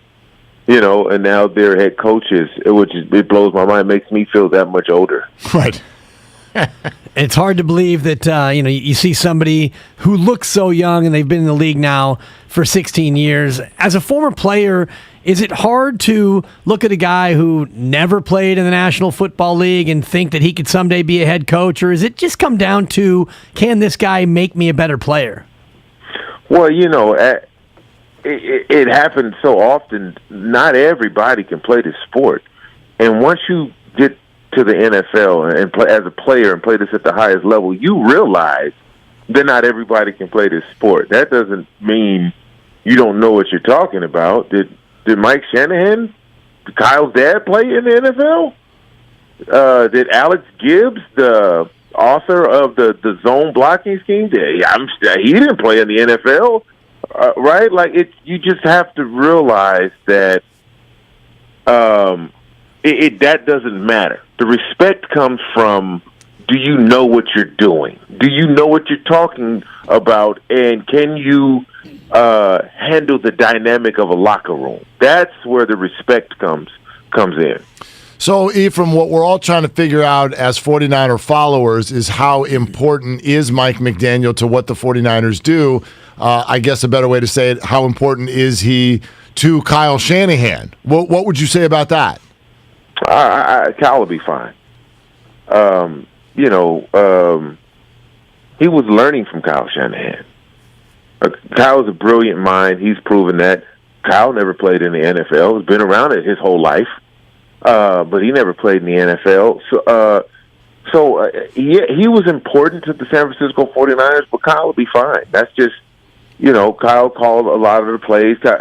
Mike just, facilitated what Kyle wanted. He's the offensive genius of what the San Francisco 49ers do. But it's fine. They won't miss a beat. They just got to get the quarterback situation taken care of. Yeah, and hopefully that happens sooner rather than later. How big of a step up is it from coordinator to head coach? We know going from position coach to coordinator is significant, but to go from coordinator to being the man, how big of a step is this going to be for Mike McDaniel? Oh, it's a huge step because then you realize that everybody's looking towards you, right? Not just offensive players or defensive players. The whole entire organization is looking to follow you. It could be a bit overwhelming. I've always said not every great coordinator makes a great head coach. It's just not. You can specialize on one side of the ball or the other, but having to do everything in its entirety, especially if you don't have the right support staff in, it could be a detriment. And we see a lot of head coaches, a lot of coordinators turn head coaches suffer that. Ephraim Salam is with us, 13 years in the league, played under the combo of Kyle Shanahan and Mike McDaniel in his days with the Houston Texans. Ephraim, you brought it up. They got to get the quarterback situation figured out. I'm sure you're very, very aware, especially here in the Bay Area. It is like it's true 50-50 split in terms of people who are like, Jimmy matters to this team versus people who are like, get that guy the hell out of here. What's your perspective, and what should we expect from Trey Lance, who now has had a year to basically just get seasoning? I was always a Jimmy G fan, but with that said, you got to prove every year you step on that field. You got to prove why you're that guy. Jimmy G had a tremendous opportunity in the NFC Championship game to prolong his career, especially with the 49ers. Everything was right there in front of him. He fumbled the ball. Well, he threw an interception. He lost the ball. He dropped the ball, however you want to put it. And that's the thing you can't afford, right? When you have put a team together that can compete for a championship, you can't be held back by the one position that's supposed to get you to the promised land. I think he failed himself. I think he failed the team. That everybody's split in the Bay Area, but trust me, that split will go away real soon. In terms of Trey Lance, I don't know if he's ready. I would have loved Jimmy to get the team to the Super Bowl, play well, and then come back for one more year and give Trey Lance more time. But this is going to be an off season, the most important off season of Trey Lance's life. Can he make the giant jump from year one, watching, learning, getting some playing time, to year two, full-time starter? The game is slowed down a little bit, and it doesn't seem too big for him. That's what all eyes are looking at. And a memo to the fans, and maybe you can help them with this. How long should fans be patient enough to wait for Trey to take that next step? Oh, well, this is a show me what you got league. When you see young talent come in, when you see a Joe Burrow come in, and you see all these young guns coming in and having success. You look at Josh Allen. All of these quarterbacks come in, and in year 2, year 3, they're clicking on all cylinders. So, yeah, you don't have a bunch of time. It's unfair to the player because everybody takes a little bit different, a little bit longer to reach their stride. But, this is a show me what you got now league, and he doesn't have the time. All right, my man. We got another Laker fan, Spadone, here running our board. It's too easy to take shots right now, so I won't. I just want to put it out to you. Like, which Laker are you most frustrated with right now? Oh, you know who I'm frustrated with, Russell Westbrook. Yeah. I'll just say this, and I've been saying it. Out of all the starting point guards in NBA, I believe he has the lowest basketball IQ of all of them. Mm-hmm. cannot read the game, the flow of the game, momentum, his ill-advised passing, the technique on the passing. He doesn't pay attention to the things you're supposed to pay attention to as a point guard, which is your turnover assist ratio and being able to understand how the game is going. They'll be in the middle of a run, coming all the way back, and he'll throw the ball into the stands. Or he'll do a 1-on-4 fast break and shoot the ball off the top of the backboard. Like that, to me, that's basketball IQ. And you have to know, if we just scored 3 times in a row with LeBron or AD at the high post, I'm not going to come down on a 1-and-4 fast break and throw the ball up to the moon. That's, to me, I can't do it. He does it all the time, and that's the problem they're having. That's why they benched him. Remember when the world got mad at Kevin Durant for leaving him? Yeah. Remember that fun story? Well, I never got mad because he left him. I got mad because where he went. I knew why he left him. You can't look off the best shooter in the league constantly, and that's what he does. He still does it. Yep. All right, my dude. Great to hear your voice. Thank you. Absolutely. Okay, it's Ephraim Salaam with Fox Sports Radio, longtime NFLer. I like what he said real quick about Kyle and Mike McDaniel together. How's that going to go for Kyle? His quick response was, Kyle's going to be fine. Right. And Mike McDaniel, big step up from offensive coordinator, not a play caller, by the way, but offensive coordinator. Now you're going to be in the crosshairs in Miami and a fan base that is clamoring for something to be made of Tua at quarterback. You've got a great young wide receiver in Jalen Waddle, one of the best in the league, and an offense that was, quite frankly, very flaccid. And you're in a division where you're going to need to be able to keep up with a high-powered Buffalo.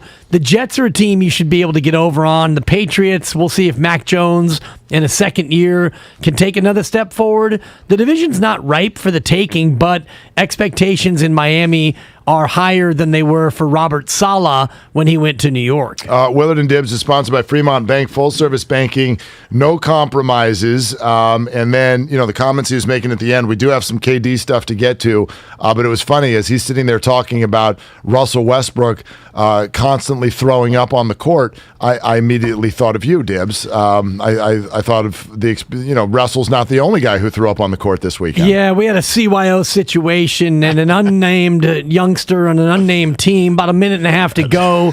The mask comes off, and he bursts toward the sidelines, and the poor lad started throwing up. Okay. And, the coach, God love him, came over to try to catch it. Which is an unbelievable reaction, because I think the normal, I get it's not his kid, right? It's his player. It wasn't his son. And you don't want to have this go on the floor. Right, but you also don't want it on your hands. And even more so with the way we've been trained now to be terrified of each other's germs. Everything. And this guy dove toward it. My gosh. Yeah. That's impressive, Coach. So we stopped the game, and I asked somebody to help out clean up on aisle 3 because I'm already doing enough. I don't need to get over there. That's not in your job description. So we stopped down for 3 or 4 minutes. The kid goes out, gets cleaned up. The floor gets cleaned as well. We start playing again. Now the kid wants to come back in the game. Okay. I see this, and I go over to the coach and say, Coach, is he cleaned up? Yeah, what do we got? Yeah, nothing on the jersey.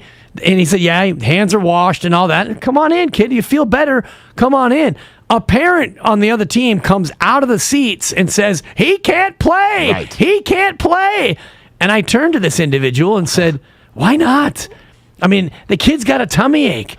Just because he threw up doesn't mean that he's got COVID. No, he clearly has Omicron. It's all over the floor. It's everywhere. And so I said, are we supposed to exogen temporal scan every single kid in the gym? And parents too, by the way. That's a buck back to you, by the way. Thank you. Yeah, good job. And I love the exogen temporal scanner, and it's the most reliable thermometer in the market. And so now I'm having this COVID discussion with 58 seconds to go in a 2-point game, and I basically said, I'll allow it. I mean, in 2 years, have you heard anybody be like, so I got COVID and I just started throwing up uncontrollably? No. I've not heard one person, and I've had it. I've already been to the mountaintop and back. As have I. And I know that was just our experience, but I don't know anybody who started vomiting because they had COVID.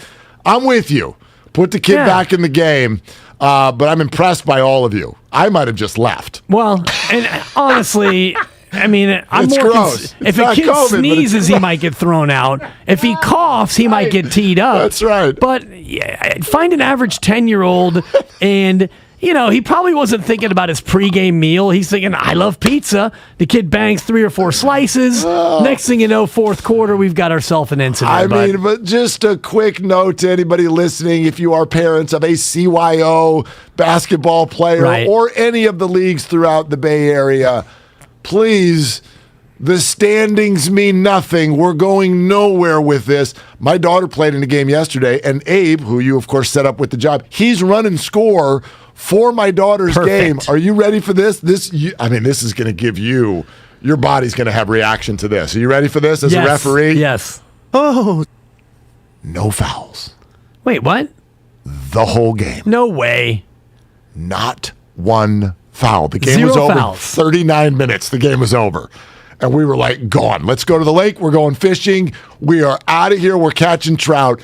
0 fouls. The refs were coming over. They had me guessed. I was just a fan in the stands, and they didn't have a scorekeeper. So like, will you run the book? I'm like, I'll run the book. I might need to leave at about the third quarter because I got to go get my other son at a birthday party. They're like, do what you can. Nope, no problem. I got the whole thing because the game was over in 39. No fouls. Close game? No, yes, 16-10 final score. 8th grade. 7th. 7th grade. 7th grade girls. B girls. No fouls? None. 2 refs. 2 refs inside. I love it. Were there any egregious acts that were no calls, or was it just a civil kind of a... So I actually talked to the refs because they kept coming over. They're like, I don't know what's going on. I'm like, well, it's up to you. We got a perfect game going. Don't you guys screw it up. Yeah. It's your whistle. But I also explained to them, these 2 teams... They're actually all one team, and they're split into 2 B teams. But these girls are all friends. So nobody wanted to mess with each other. It was the most polite basketball. People who drive inside, if there's someone in their way, they're like, it's okay. We'll just turn around and pass it back out. Start over. I mean, my son who's running the scoreboard is yelling at girls to shoot. Shoot the ball. Wow. It sounded like Hans Gruber in Die Hard. Shoot the glass. Totally. Like, please do something. It was the most polite basketball ever. No fouls. Wow. None. That's crazy. I did 9 games. In my 9th game... What's your average number of fouls? Yeah. Well, I had 5th grade B boys all day, so I was calling about probably 12 to 15 fouls a game. They're throwing up on each other. It's gross. And these boys, 10 and 11-year-old boys, first of all, if I had $1 for every unnecessary behind-the-back dribble I saw, I would be a rich man. If I was a rich man, the whole deal. Now, the finale, 7-5. 7-5. There were more coach admonishments, and you know who you are. You're not talking about Yao Ming's height, are you? You're talking about a final score. I'm talking 5-3 late in the game. Wow. The team goes on a 4-0 run. I had overtime fears, but yeah, I call fouls. A lot of fouls. Good. No, good for you. Abe and I were having a great time. I shouldn't say this out loud because I didn't want the girls to know, but because we know both the teams so well, they're all one team. He goes, how's Ella's team in this? I go, plus 4.5. I go, they're not. I don't like this. 4 to hook, and this is a 6-point game coming.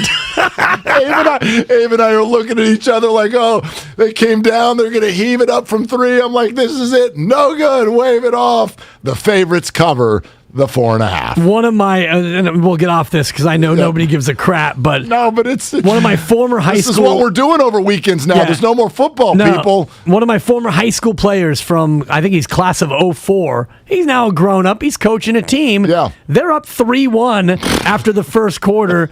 The other team proceeds to go on a 16-0 run over the course of 2.5 quarters. Woof. Yeah, they didn't score for about half an hour of real time. Yeah, that's okay. That's okay. We're all just out there for the fun, except for the parents of little Bobby who barfed all over the place. Yes. And, yeah, they wanted everybody ejected. Apparently there'll be a letter written to the commissioner protesting my allowing, he can't play.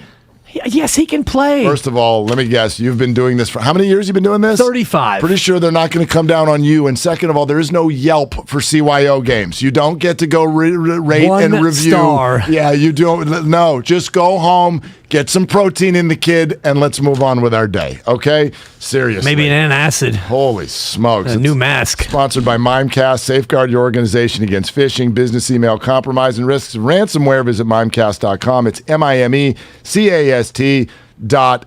Okay. As we were talking Westbrook there for a second, I did have that thought because this has been a repetitive deal, and I understand his hand in it, and I'm talking about Kevin Durant. His hand in it, burner accounts, overly sensitive. I get all of this. And seemingly a nomad sort of a vibe to how he looks at the world. Not going to stay in one place. He's one of those people who's always searching. You ever date one of those people? All right, once you get 3 months into the relationship, just not feeling it.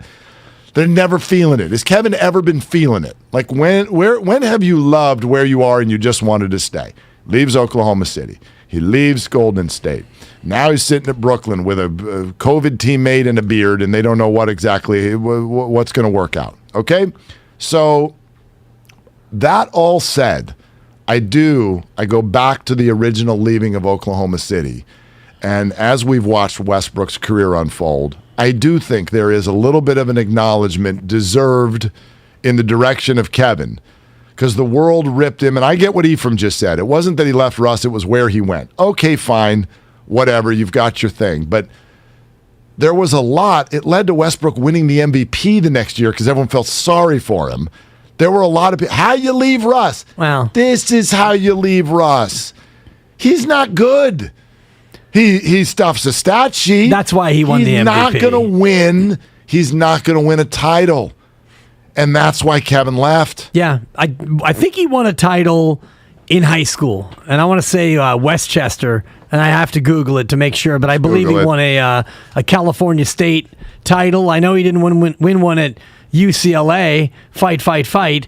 And we know that in the NBA, in the association, he hasn't won a chip as well. And he won the MVP because he did something that we hadn't seen since Oscar Robertson, averaging a triple-double, which now what we know about the triple-double is it's a little bit more watered down with the number of possessions and, the ability to just tell your teammates, hey, I want to get this rebound, etc. But he's not a winning player.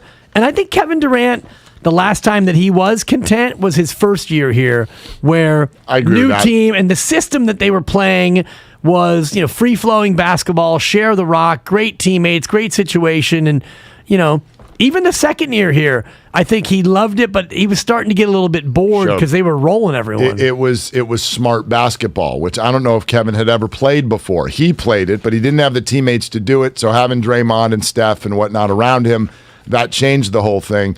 Okay, so there's more to this, though. What about the departure from Golden State to Brooklyn, the way it's worked out, and what if the two teams do end up meeting in the finals, or if the Warriors beat Brooklyn to the punch and win a title and Brooklyn's not even there?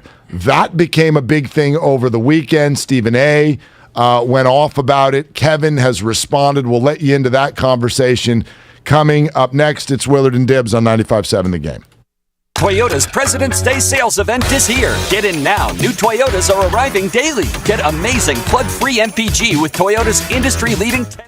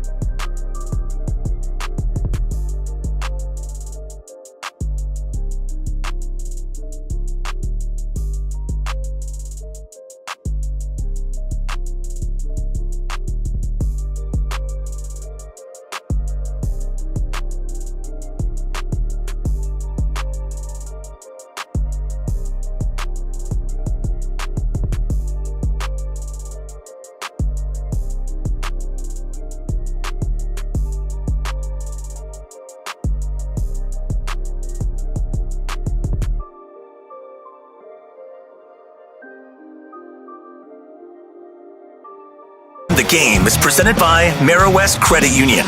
Working for you today, tomorrow, together.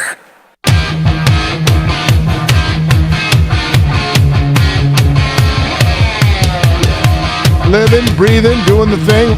Now, back to Willard and Dibs on 95.7 The Game. So the Warriors play tonight. Don't forget that.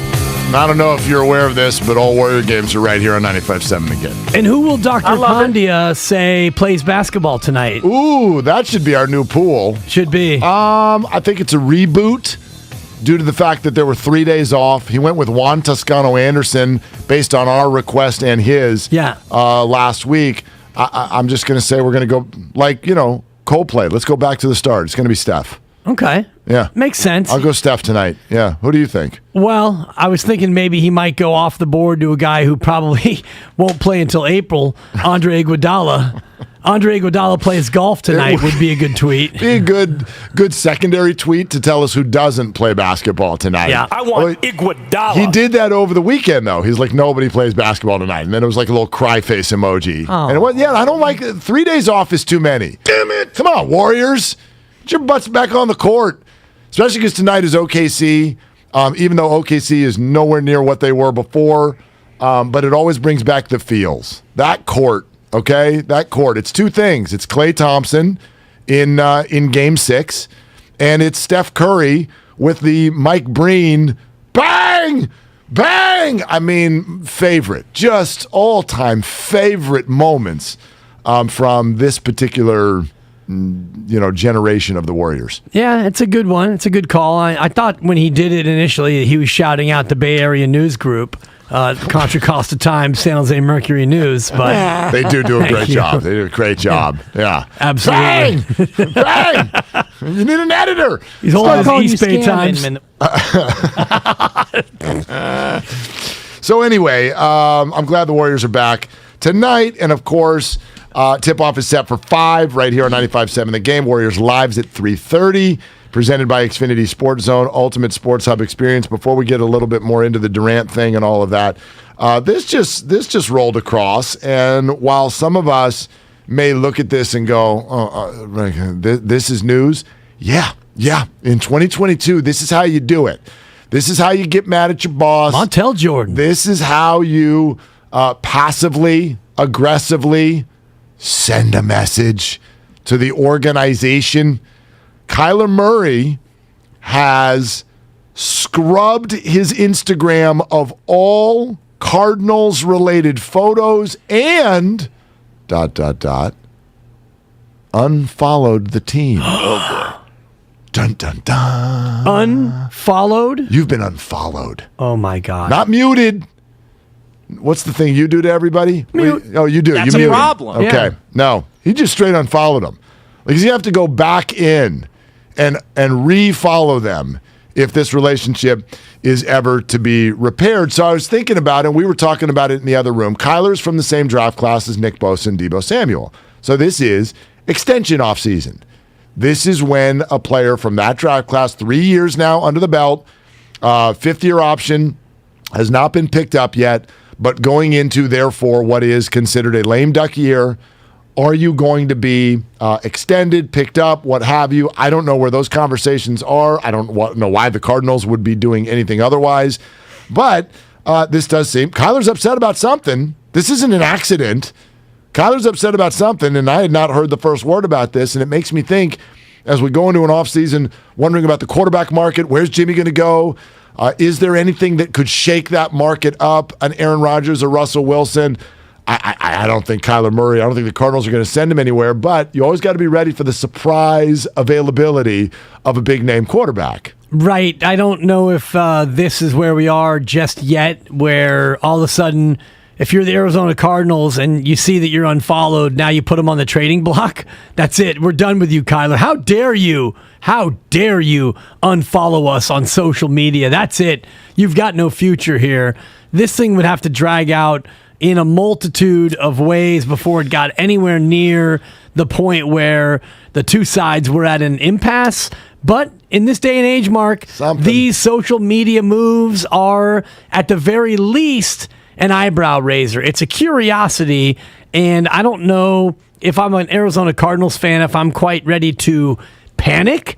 I'm more concerned that he threw a pick in the Pro Bowl than I am that he unfollowed the team. I mean, how is that even possible? But yeah, like I'm looking right now at his Twitter avatar. Do you want to know what is on there? There are 2 pictures of him. I just saw it, yeah. One is him in a football uniform, Oklahoma Sooners. And the other is him wearing the uniform of the Oakland A's. Hey, maybe he's coming to play some baseball. Maybe that's it. He's retiring from the NFL. It's too rough. Let's go back to the Oakland A's and play some baseball. Yeah, that sounds perfect. I'm sure that they'll just slot him right onto the Major League roster. And, knowing the Oakland A's, it'll be a pay cut for you, Kyler. He is also, I'm just looking at recent activity on Twitter for him. Just Egg, he's got a nice corporate partnership with Just Egg. That is the official egg of Kyler Murray. As it turns out, he is a Just Egg ambassador, which is great. Yes, Kyle, what's up? It's also interesting, given that he would do this and hint at playing for the A's while spending a week in Las Vegas. Oh, now see, only you would do that. And I love that you did it. But only you would do Fire that. Kyle right now. So you're saying he wasn't there to play, and maybe that's why he threw a pick. He's trying to show everybody, look, I'm just not that good at football. I would like to be the conduit to bringing the A's to the city of Las Vegas. Is that what you're saying, Kyle? Maybe he just really liked Las Vegas. I mean, who doesn't? Who doesn't? Although we did detail last week, you and I, that you can't just go to Vegas with anyone. You know what I mean? That's right. That's the last step in a relationship. Are you Vegas compatible? For many people, is the last question on the checklist. Yes, and for my college buddies, Eazy-E, Venti, and Kenny Flamer, we've been going to Vegas for 30-something years together. You've got one of them named Venti? Ron Ventimiglia, Italian so for 20 Venti. miles. All right. He's Venti. I thought maybe he just got really big coffees. Eazy-E is Eric Rivera, defense attorney from Southern California, the San Diego area. Tremendous. And, of course, the legendary Kenny Flamer, former Mr. Fraternity 1991 Cal State Northridge. Beauty. That's my crew. So we've done it. Things that have happened have stayed there, so I cannot wait to run it back. And I believe 5 weeks from Thursday, I'll be heading. Speaking of which, pick your battles. I quit. Wait, what do you mean? What do you mean you quit? What part of I quit don't you understand? Do you understand the words that are coming out of my mouth? I do, but I don't know if I understand the implication, sensation. I mean, thank you. Well, what are you saying? Why? I guess would be my first question. I stink. Okay. Is why. But you got. We would have had a perfect day. You're not a quitter, though. Come on. You've been through this. There are challenges. Okay. You rally back. You're right, Mark. Come on. I'm going to use another 4-letter word. All right. Okay? All right. How about that? All right. Quitting gets a bad name. I agree with you, Steiny. And I'm going to channel my inner Beatles and say, help. I need somebody help. Okay. Not just anybody. So I'm going to let the listeners make my picks from now on. So wait, from now on, or is this a slump buster? If they get it right, I'm going to ride that slump buster. Okay, I might marry that slump buster. Darn it. I mean, I need to do something, Mark, because last week, gosh darn it, it was last cycle was a 9-game cycle. I went 2-7. Prior to that, it was I believe a 15-game cycle. It was a big cycle, yeah. 14 and I think I was 5-10, maybe 6-9. Okay. Let's call it 6-9, which means I'm 8-16 over my last 24. You're in a slump. I'll say it. I stink. I mean, Brandon Belt has done what you're doing for 3 years sometimes, and we still love him. He's a giraffe. He's the baby giraffe. Yeah. Although in mid-30s, I don't know if he could be a baby giraffe anymore. You want a beer? Yeah. Anyway, go ahead. Was that a truly? By the way, that GP2 is in my head all week. My fault. I imagine so. It's addicting. What'd you have? It's just the what'd you have. What'd you have? A truly? Just the what'd you have is, what'd you have? A truly? It really is. It's infectious. I cannot It's amazing. Enough. I already told you, every time I mess anything up, and believe me, I have many opportunities throughout the day, it's like Pavlovian now. My fault. Yeah, totally. It doesn't matter. Totally. Step on someone's foot. Doesn't matter. Whatever. Say something wrong on the radio. Can you get him another beer? My fault. Everybody gets a beer. The other one for me now, it's constant, other than he stinks, which I was sadly thinking to myself during these CYO games. But it's, oh my God. The Michael Irvin. That's the one that I'm really latched onto right now. Oh my God. That just works Alvin Kamara was saying that all night long. Oh my God. I mean, come on, brother. I mean, seriously.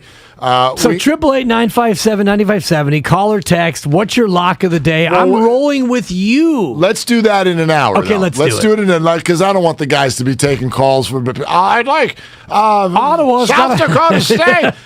Yeah, just hold. Fine. But if you want to kick your pick to a listener on a pre-recorded message until we can get you back on the horse, or maybe you should just do that, right? I mean, we got all the 1-800-bet. Yeah. Call my message phone. I know you're down on your luck, but this will change your life. It's a 4. We've won 52 games in a row. Call my message phone. 1-800-bet. You call the phone, I'll literally say the name of a team, and then your life will be better. 1-800-bet. Just 1-800-bet. It's pre-recorded. It's a pre-recorded message. It's not live.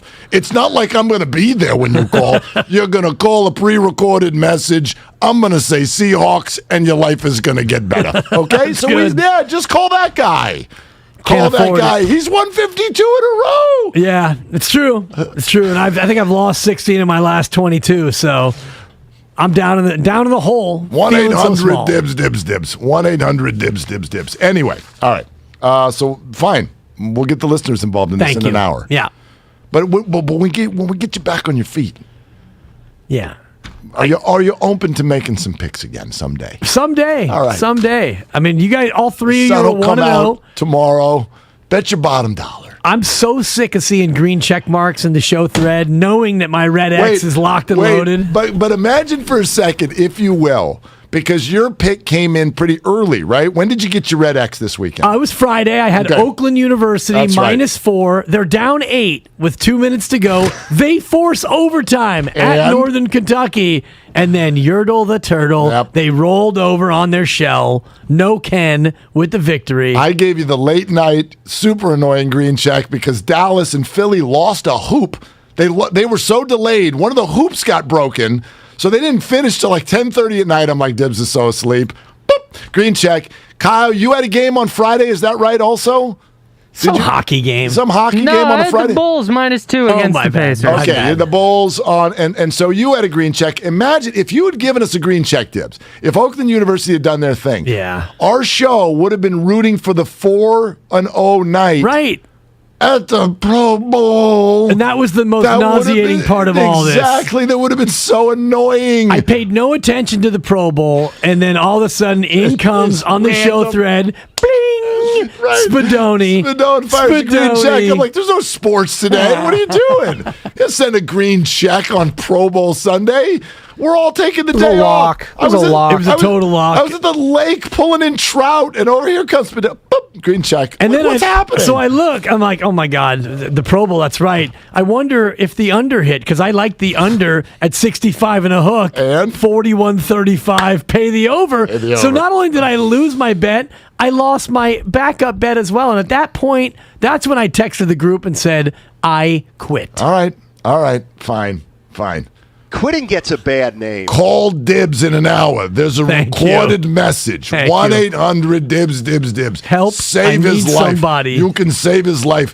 Just $2 a day is going to help save Dibs' life. 1-800-bet. So actually, on the Dibs line, you don't get a pick. You actually give one. Exactly. Right. He needs 1-800-DIBS. Somebody call me and tell me what to do. 1-800-DIBS. Leave a recorded message and tell us what to do. All right. Okay, so can we hear Stephen A. on Kevin Durant? So Stephen A. went first, and then KD clapped back, although this isn't new. These two have, they've been publicly fighting with each other for a while. But Here's the thing, as Brooklyn approaches the trade deadline and the Warriors are just hanging out over here in the corner like, we're 40-13 without you, Kevin. Kevin's not playing. Kyrie sometimes plays. Harden is scoring 4 a game and involved in trade rumors. It looks like a dumpster fire. And, of course, that's when Stephen A. shows up. KD, obviously, I said the other day on First Take how, you know something? If you lose, especially if Steph Curry wins and you lose, you're going to be known more for departing and electing to leave Steph Curry to join Kyrie Irving than you might be recognized for the 2 championships and the 2 NBA Finals MVP. We all love basketball, and we know how phenomenal KD is. I think he's the best in the world when healthy. That's just my personal opinion. That's how much respect I have for him. But I've been in the media for a little while. Mike Wilbon's been in the media for a little while. And there are going to be people. All I'm saying is there's going to be people, especially if Golden State wins and Brooklyn doesn't win, with all of this stuff that went on this year, that is going to look at his choice to join with Kyrie Irving and depart from Steph Curry as opposed to staying with Steph Curry. Okay.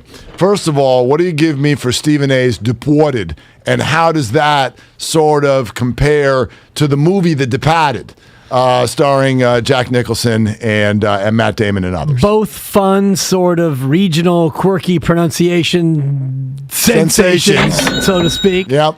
Departed. The Departed, Deported. Right. Yeah. It's good. And I love how he brings Michael Wilbon into it as well. Both Michael Wilbon and I have been in the media a long time. I like the whisper of, I've been in the media for a little while. Yeah. For a little while. Okay. I love it. KD fires back in his favorite place, Twitter. Called him Steve. It's good. It's not Stephen A. Not a game. He called him Steve. It's disrespectful. Hey, Steve. Since you decided to use ESPN to push your personal agendas, I'm sure your minions will run with this story for you. But if you believe this is what my career is defined by, then you just a flat-out hater. It's going to be hard to box the God in. That's Kevin Durant's response. You better be careful. He's referring to himself as the God in this case? I took it as kind of a basketball god. Yes. I believe so. Okay. I think so. Yeah. It's a stretch. Yeah, well, basketball god. I mean, he is one of the greatest ever to do it. He is. If you do an all-time NBA Last Supper, as I try to regionalize my own dialect for the sake of the bit, he might be in the painting. If you do a basketball Last Supper, not to be too blasphemous and call anybody basketball Jesus, but if you take the top 12 players in the history of the association, Kevin Durant might be in there. I always try to take pieces of the game instead of saying, okay, you're the best player of all time or you're number 4. You're 4th on my list. I don't have a list. Kevin Durant, in my lifetime, I think the most unguardable offensive player I've ever seen. Like, I'll say that because I've never watched someone who's 7 feet tall who can dribble and move and shoot like him. I've never seen that before. I would put Michael Jordan as more unguardable. I would even put Hakeem Olajuwon as more unguardable in his own way. Right, but Kevin's doing it out at the 3-point line. Like, you have to be his height to get a hand in his face, yet if you're that height and you're that far away from the hoop, you're in trouble. So, I mean, that's sort of, but anyway, we can get into all that. Sure. Here's what I would say, though, just about this idea, because it's not that Stephen A. said it, it's that a lot of people are going to be thinking it. And so Stephen A.'s right, like when he says, well, you know the media. But at the same time, it always strikes me as funny when a member of the media goes, well, you know the media. It's like you sort of are trying to dip your toe in the water of a take, and then you're blaming it on other people for making the take, and then you're qualifying, but you know me, I think Kevin's the greatest. But you know what people are going to say. Right. Well, no, you're saying it. So put your name on it or don't. Don't blame it on the rest of the media. And if you do feel like the rest of the media is saying it and you don't agree, then come with that take. Because, by the way, I don't. I don't agree. I flatly do not agree that while we will have fun with a comparison of who gets to the championship first, Kevin or the Warriors, I'm so exhausted with the idea of what we've done to Kevin and others, LeBron at times and many others, exhausted with the idea of weighing in on where they should be, where they should play, where they should want to work. Not a one of us. We love to compare ourselves like we were doing it last week with Iguodala and money. We love to be like, okay, what would this be like in our job? Not a one of you, if you were a free agent and received a bevy of offers like these people do, not a one of you would be like, well, gosh, I'd really like to go somewhere else. I'd like to work for a different company. I'd like to work with different coworkers. But I'm not going to because I feel some sort of weird loyalty to this company and all of their employees and their fans who I've never met before. Like, nobody would do that, but we do this. We do this to Kevin. Yes, and it's unfair that we do it to Kevin in many respects, but it's part of the deal because we look at situations and, like, Anthony Davis is a great example. Anthony Davis went to L.A. and he won a championship, but he was the Robin to LeBron's Batman.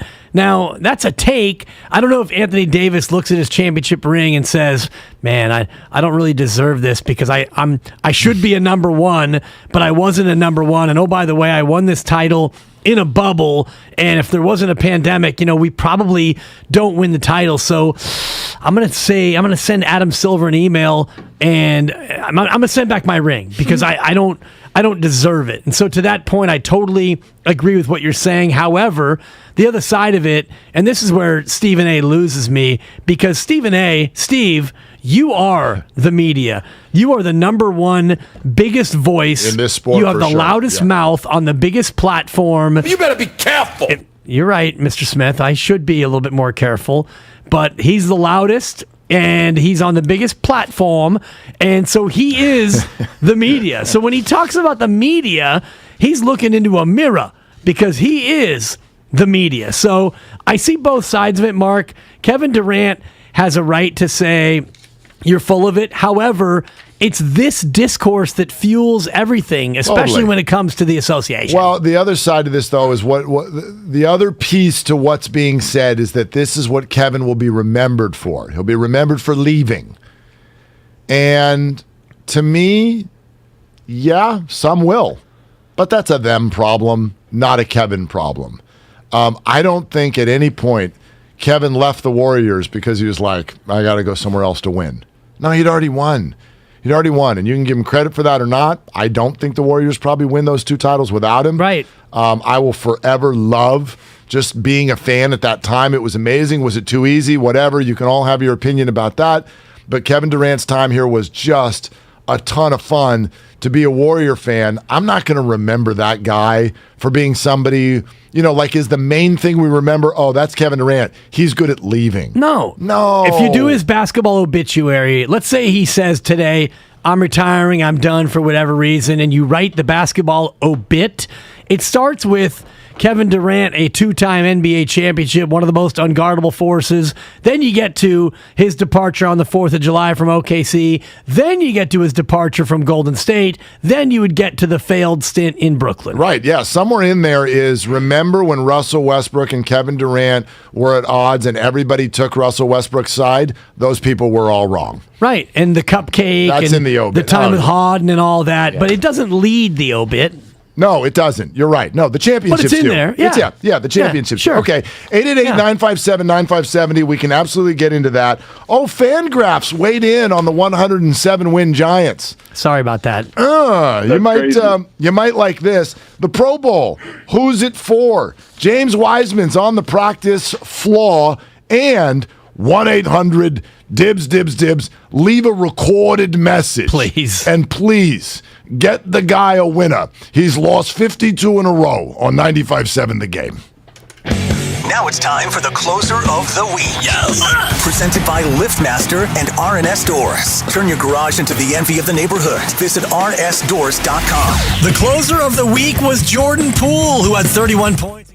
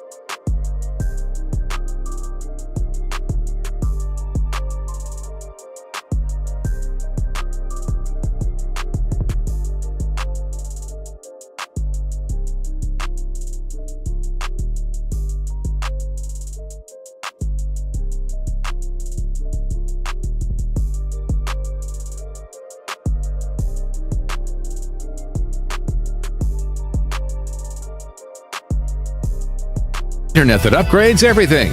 No data caps, no equipment fees, and no price increase at 12 months. Limited availability in select areas. Visit att.com/hypergig for details. Postseason coverage on 95.7 The Game is proudly presented by the San Francisco Zoo and Gardens. Visit sfzoo.org to plan your visit. You're listening to KGMZ-FM and HD1 San Francisco on Odyssey Station. Presented by DuckDuckGo. Privacy simplified.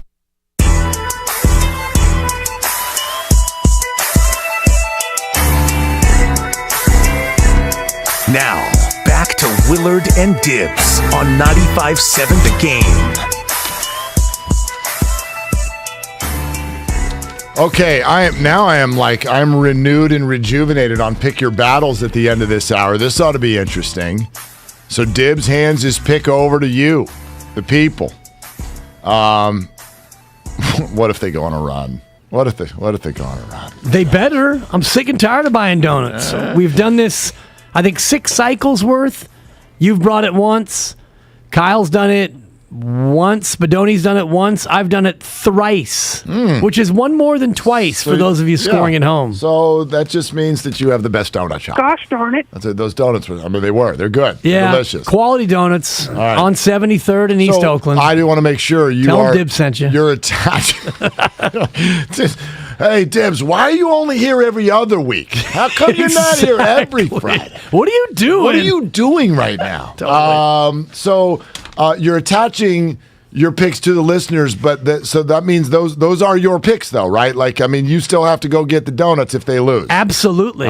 If listeners help me win, I'm brainstorming, I'm workshopping, as Kyle likes to say, a way to thank said listeners. So if the listeners are able to pull me out of the doldrums in which I currently reside, I'm going to find a way to reward them. Okay. I'm only going to speak for me, not for Spadonut and not for Hazmat Kyle. If I am the loser over these 2 weeks. A loser. Then I will buy enough donuts so that everybody, I'm just trying to make sure our legal department doesn't, I'm trying to finish a sentence that's not going to get me in trouble. Look, I'll buy enough donuts so that anybody who got you a win during those 2 weeks, if they're able to meet us outside of Broadway and Battery. 6 feet apart. Outside. 2 listeners outside. Stealing my bit, but you can have it. I love it. Outside at 12, you got to be there at 12:15. I'll have a donut for you. I love it. Okay? I love it. All right? That's another drop, by the way, that I can't stop saying, Spadoni. I love it. And it might be one of those frosting-free, ridiculous, plain, old-fashioned donuts with nothing on it. I don't know why you guys are hating on that donut. Because it's a good donut. It's not a good donut. It's the Mr. fine. Irrelevant of donuts. It should not exist.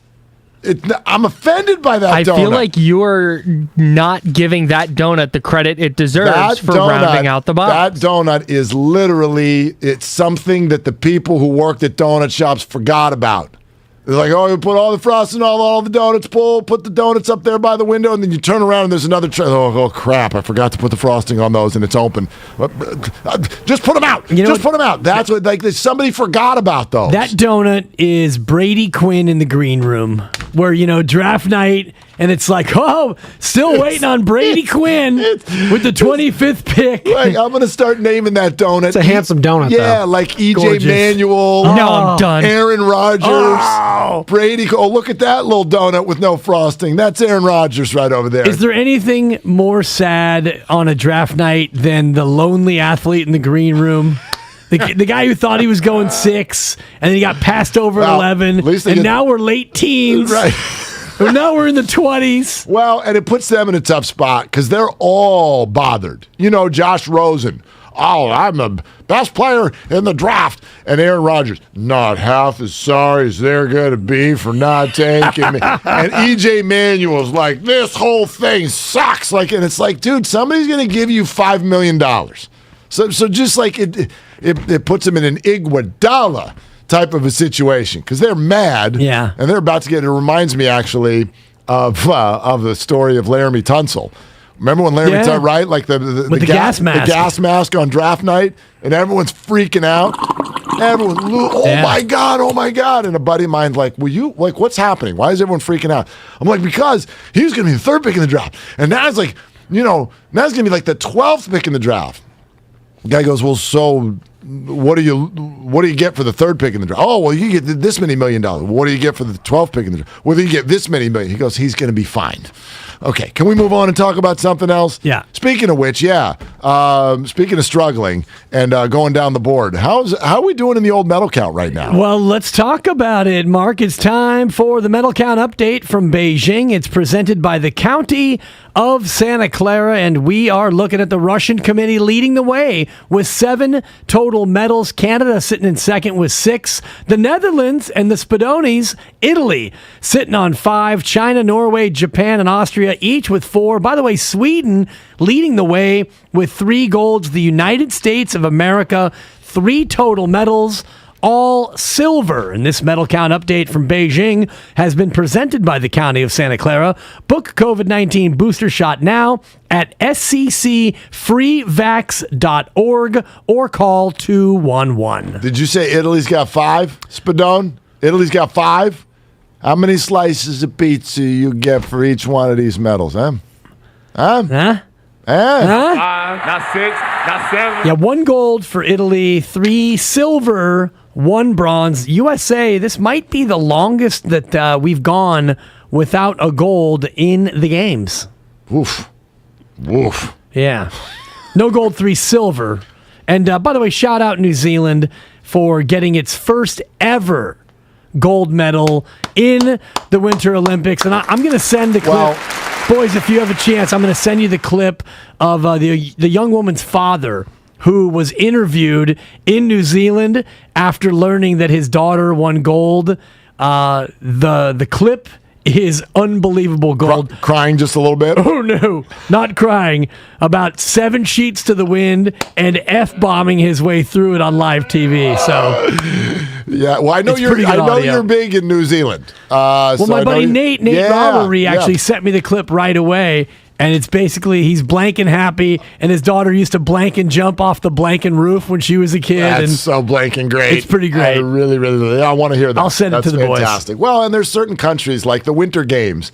Honestly, like what are we doing right now? Like how is somebody who grew up in Benicia? How the hell are they going to handle going up against somebody who grew up on the Alps? Like no wonder the medal count is low. The Winter Games are not really fair.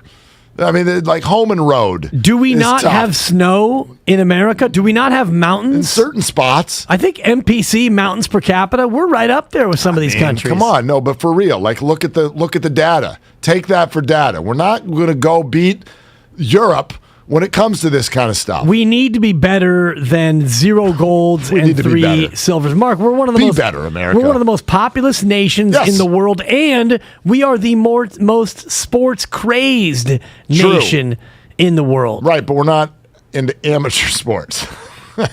Yeah, true. The way we are, like somebody needs to be getting paid if you want me to go work hard. That's all I'm saying. So.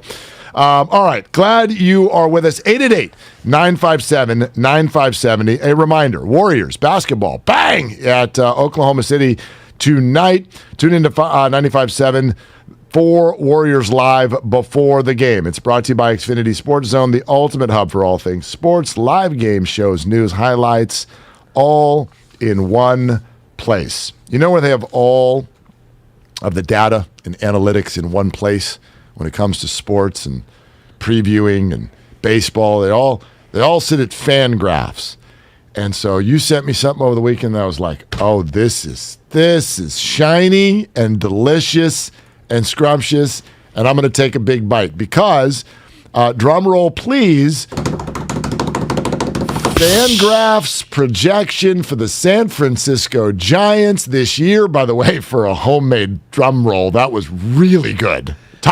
Top notch. Yeah, my symbol was not very COVID safe. No, but it did sound a little bit like The Voice when they turned their chair around, right? This is The Voice.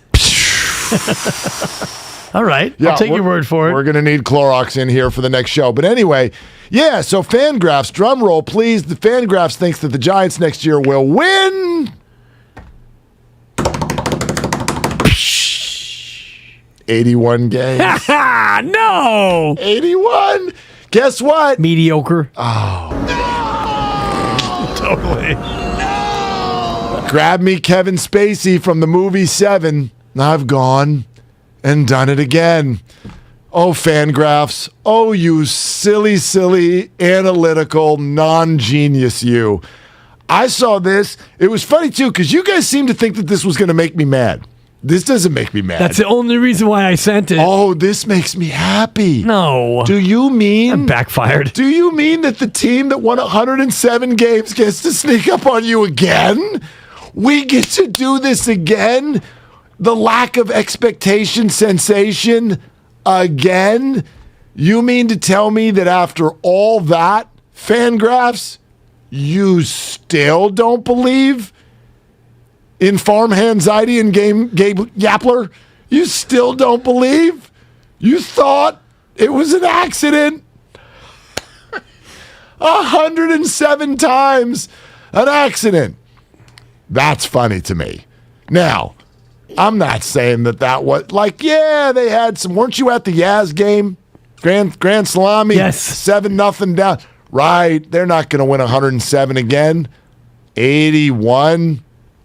You think that they're going to dance with the idea of being a losing team this year? That's hysterical. That is absolutely phenomenally hysterical. The idea that somehow in sports we have this built in our mind. I can relate this to Jimmy Garoppolo too. In our minds, we can watch something happen over and over and over again and go, accident. That's an accident. Because we didn't see it coming. So you're going to need to do it again to prove it to me. So there goes Jimmy Garoppolo off to the NFC Championship again. And what is it? Well, nope, still don't believe it. Nope, going to have to get rid of him. The San Francisco Giants are not going to win 107 games next year. But whatever you'd like me to do, whatever you'd like me to offer as a bet, I am willing to embarrass myself at the highest of levels that the Giants will win more games than they lose this year, provided that they actually play the games. But whatever you want, the answer is yes. Giants are going to win more than they lose. Period. 82? Well, that's the bet because that's where Fangraphs is setting the line. But I definitely believe they're going to go much higher than that. And 83? And that's without even knowing who some of the players are. Because it's a system. It's a system of smart. It's a system of smart, and it's never not worked. It's never not worked. Ever. Well, in the history of Farhan's career, never not worked. Why would it suddenly not work this year? In the truncated season, they were a 500 club. Am I right in saying that? In the transitional time, yes. There's transition. Kyle Shanahan showed up and went 0-10. You get transition time. But once you start to put your pieces in place, once you're able to start executing your plan, and yeah, there are things that happen. Key players will get hurt, whatever. But once all of that happens and you've had a moment to sort of show yourself, third year is usually the year when you're a coach or general manager or whatever. Once you get to that spot and you're able to get your pieces in place, then we get to see what you're doing. And it's never not worked. It's never not worked. Is that to say that it will always work? Or yes. So you don't think that there will be a time or a season where, for whatever reason, it doesn't work? You'd have to have a lot of stuff go wrong. I mean, let's look at the Warriors right now. If your analytics department, whatever sport you have, if you're smart, okay, if you know how to build a roster, let's look at the Warriors and the 49ers. Forget the Giants for a second. Let's look at these two teams, okay?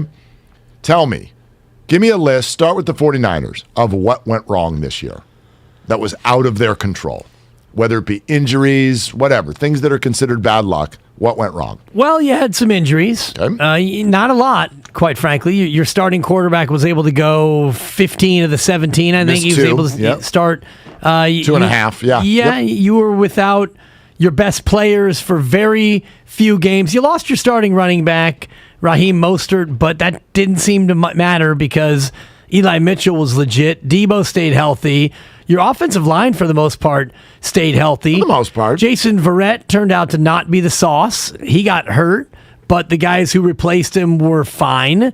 You had some linebacker issues, but you had depth to cover for it. Dre Greenlaw missed some time. Nick Bosa stayed healthy. Yep. So you really didn't have that much go against you in that fashion. I mean, I guess by the end of the year, they were relatively healthy. Therefore, we have this memory of the season being a healthy season. I'd say that until the last 2 weeks of the season, it always felt like they were missing a very key piece. That's football, though. Right. It is. But I mean, George Kittle even talked about it at the end of the year. He said this year, of all his years there, they faced the most adversity that they had ever faced. And whether that's based on injury or just being 3-5 and 2-4 and 4-game losing streaks and all of that out of the gate. And I do think it was very adverse while they signed up for it. Very adverse to spend that capital on a quarterback, but then ask a different quarterback to be your quarterback. Like that causes stuff. That causes stuff and thoughts and emotions within the locker room. Your starting corner, your number one corner was hurt. Your second corner was hurt for a lot of the time. Remember, Diamador Lenore and Ambry Thomas, two names we had never heard of in April, at times were pressed into being starting cornerbacks. Lots and lots of things to navigate throughout the season. I guess compared to last year, they didn't have nearly the injuries this year. When you lose your quarterback for an extended period. And I think they led the league last year in games lost to injury. This year, that wasn't the case. So, but they end up in the NFC Championship game. Let's go to the Warriors. Can we think of anything that has been adverse so far for the Warriors this year? Yeah, you haven't had your second-year prized player at all. Your Splash Brothers superstar didn't really play until January. You hoped to have him earlier, but you knew that was coming. Draymond Green now has missed a bunch of games. Even your vet min guy, while his golf game has been sharpened somehow through knee pain, he hasn't been on the floor in quite some time. I mean, we always refer to Draymond as being the straw who stirs the drink. Like he is the brain center of the team on the floor, both offensively and defensively, gets everybody in their space. He's now missed extended period, and we actually don't know when he's going to be back. They've had some adversity. Not a lot, not a little. I'd give them some. Okay, and they're 40-13. Yep. So my point is that when you have a brain trust that is really good, you build a depth that at least allows you to keep going when the bad stuff happens, because the bad stuff is going to happen. The Giants went through this a ton last year, okay? It was funny. You got to the end of the year and Dodger fans were like, our team is so beat up and the Giants have had no injury problems at all. Well, except for every single starting player on the roster spent time on the injured list, and Brandon Belt, who was arguably their MVP, was lost come playoff time. All of that, and they went 107 games. A starting rotation who we were told did not have a 1 and maybe didn't even have a 2 at the start of the year, went out there and engineered 107 wins. No closer, 107 wins. The word that is running through Bay Area sports right now to me is depth. Depth. If you're smart, you build depth, you do it with intelligence, and then you're ready for problems. And when you can effectively do that, you will win. You will win more often than you lose. That's my belief. Especially in a sport like baseball where over 162, you're not going to have your same starting 8 throughout, well, now 9, I guess, with a designated hitter being thrown in there. You're going to have depth. And there's one thing that Farhan does really, really well, and that is backfill the roster. Yep. And I liken it to the churning of a compost pile where you throw some compost on top and you got to churn it. You got to take what's on the bottom and bring it to the top. And in baseball, parlance, that means having guys in double and triple A who have options. You move them up, you move them down, up and down, up and down, Talkman in, Talkman out. You find ways to get guys to come up for a week or two, back down to AAA or DFA or the rest of it. Mark, the WinBet.com has released its early win total over-under, and the Giants are sitting at 85.5. Okay. Would you liquidate all assets on the over? Are you that confident? Because FanGraph says 81. Yeah. The odds makers are saying 85 and a hook, and I know they're coming off of 107, and I don't think that you think that they're going to win 107. You probably don't even think they're going to win 100. Maybe you think they'll win 95? Well, I don't think, unless you are just a ridiculously stacked roster, like the Dodgers were expected to win 100 games. I don't think you ever expect 100. But the over in this case is simply 86 and 76. Right. It's not that great. Yeah. I'll take the over. Especially when you consider against whom they're going to have 19 games, the Arizona We Stinks. Right. Arizona, by the way, their over-under is 63.5. They're coming off a 52-win year. Right. The fact that you've got 19 against Arizona, Colorado is going to be better, but not a lot better.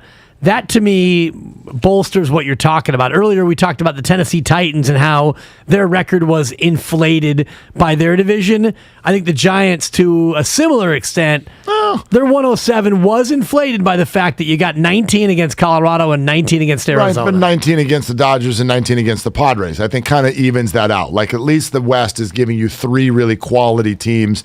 Not all the divisions can say that. The Central was weak, kind of top to bottom, as it turned out. But anyway, I get what you're saying. That'll definitely be a help. All right, we got some donut calls that we need to get to. We're moving toward Pick Your Battles, which Dibs has handed over to you, the listeners. James Wiseman is back on the practice court, and exactly who is the Pro Bowl for? We'll get to all of that coming up. It's Willard and Dibs on 95.7 The Game. I'm Chelsea Messenger, helping you beat the books.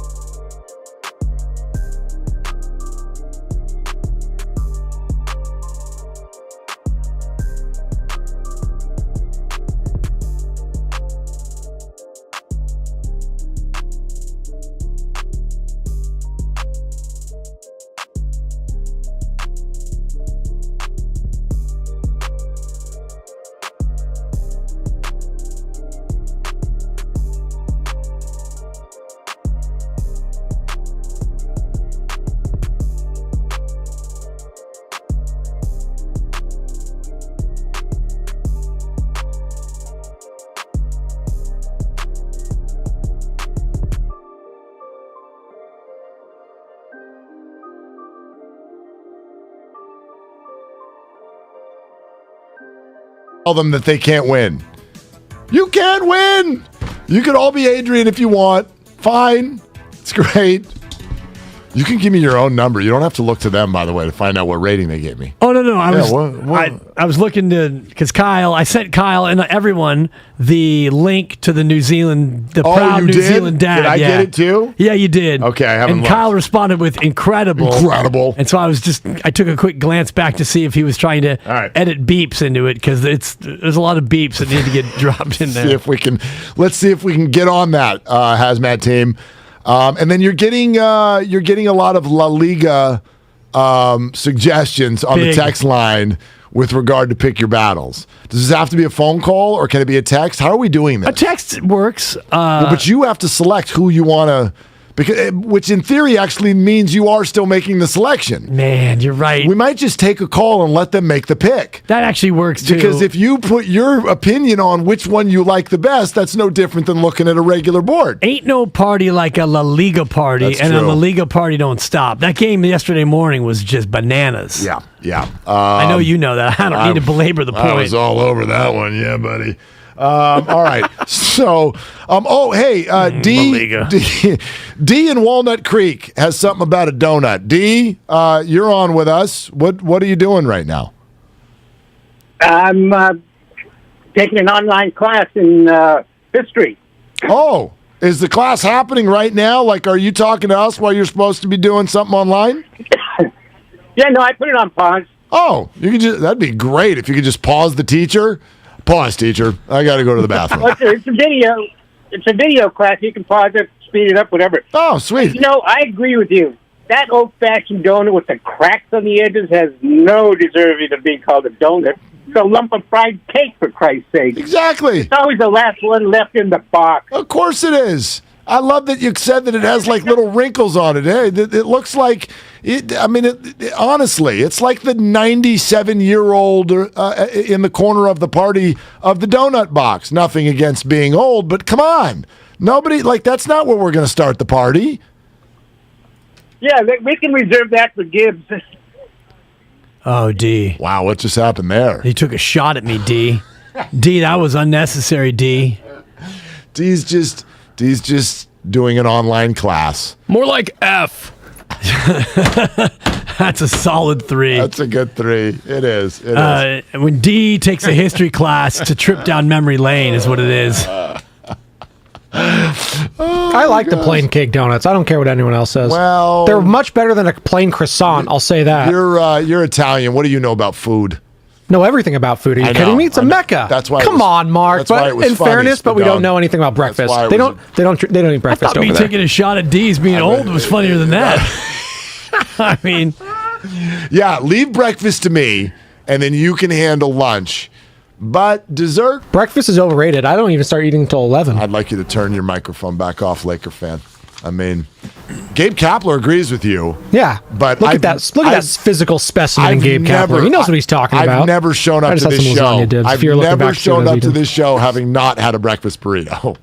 Yeah, I mean, he's fat. Yeah, it's never happened before. I had one this morning: chicken apple sausage, 2 kinds of hot sauce, guac, scrambled eggs. What are we talking about right now? I got on the scale this morning, and How'd that go? Oh boy, that thing just keeps going. Oh boy, that's a big number. Nothing like when the ball rolling downhill. Well, that's the end of that. The biggest problem, and Kyle can speak to this, the biggest problem with losing weight is that it's really a lost and found situation. You lose the weight, but then you eventually find some of it. That's right. And then it's like, then you get back on the scale. It's like, wait, what? I knew I had regressed a little, but he's fat. I know. That's why fat wallets are great. You know, like you always lose your wallet, you can't find it, but the fat, you don't ever have to worry about losing it. You'll find it. Don't worry. It's always good. Even when you lose, I win. I was down 2 chins quietly. We got a chin back. 2 chins. Inside. All right. Okay. It's all brought to you by the Exogen Corporation. I liked what Kyle said to us yesterday. He's like, who is the Pro Bowl for? Who's it for? I don't know. Do you know anybody who likes the Pro Bowl? Spadone bet on it. Got a green check out of the sucker. I love it. A lot of fans, but the fans are there for autographs, experiences. It's like going to spring training. You don't go to spring training and remember the final score. You go to spring training because you're like, oh, look, Will Clark came over and signed a baseball for me. Or, you're playing mound ball with your friends. You ever play mound ball at spring training? You know what mound ball is? Mound ball? Mound ball. Yeah. It's just a repeating game. At the end of every inning, the ball gets tossed by the pitcher or whoever, right, tossed over to the mound. Does it stay on the circle of the mound? If it stays, whoever has that inning wins all the cash. If not, spills over to the next inning, everybody puts another $1 in, off we go. So it mound ball. Right, it just keeps building. The pot keeps building until the ball actually stays on the mound, and then somebody wins fabulous prizes. So that's what spring training is for. That's what the Pro Bowl is for. But watching this, worrying about the fact that they're not tackling, Guru's sending out all caps tweets yesterday, angry that they're not tackling in this game. And then you add in this, and I want to be very, very clear. Alvin Kamara gets arrested for battery. This is on Alvin. Alvin's an adult. This is not anybody's fault but Alvin. However, I'd rather my favorite players on my favorite team don't get sent to Vegas with no responsibilities right as their season comes to an end, knowing that they don't have to play again for another 8 months or so, and they're there with all of their brethren to simply head to the home of bad decisions to go make more bad decisions. It's an interesting thing to put all of them out there in Vegas the weekend before the Super Bowl. Of course bad things are going to happen, the same way they did when the NBA All-Star Game went there. Did bad things happen? They sure did. The NBA All-Star Game went there? Yeah. Well, this to me sounds like a... No, Popeye. Pac-Man. Sorry, go ahead.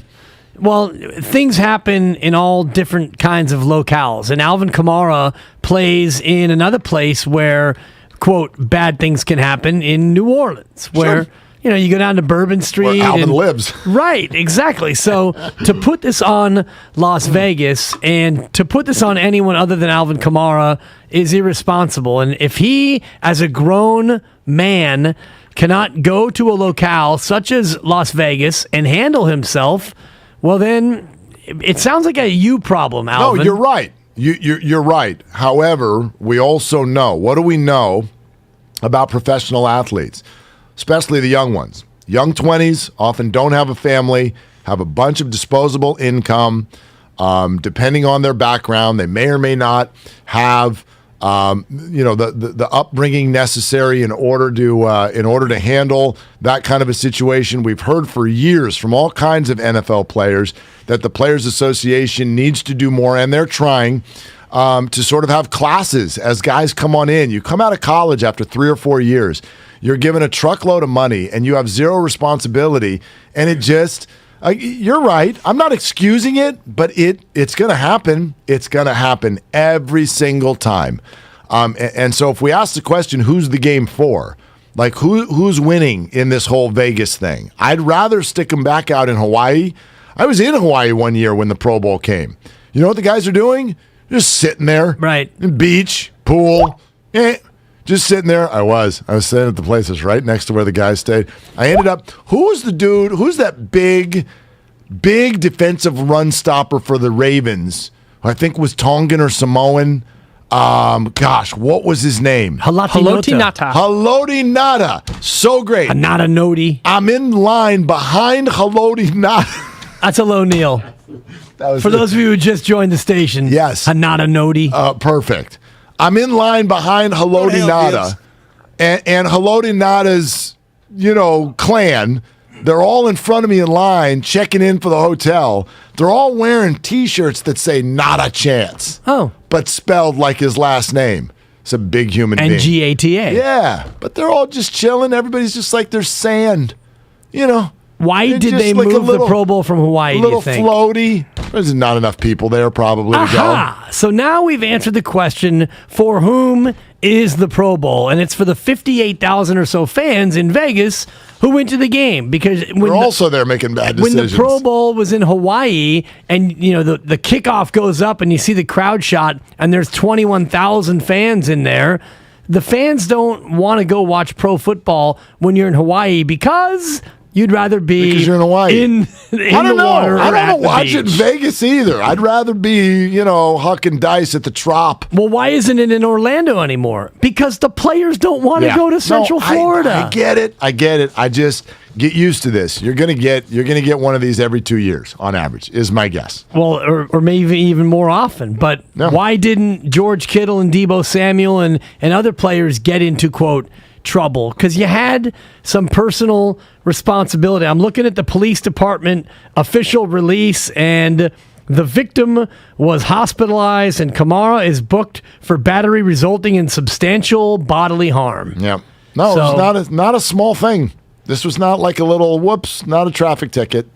No, and if you're going to put a pro team in Vegas, and by the way, we've seen far worse things happen with Las Vegas Raiders players, sadly, with a loss of life and a tragedy therein. Yep. So you're going to put a team there, but we don't want to send the Pro Bowl there?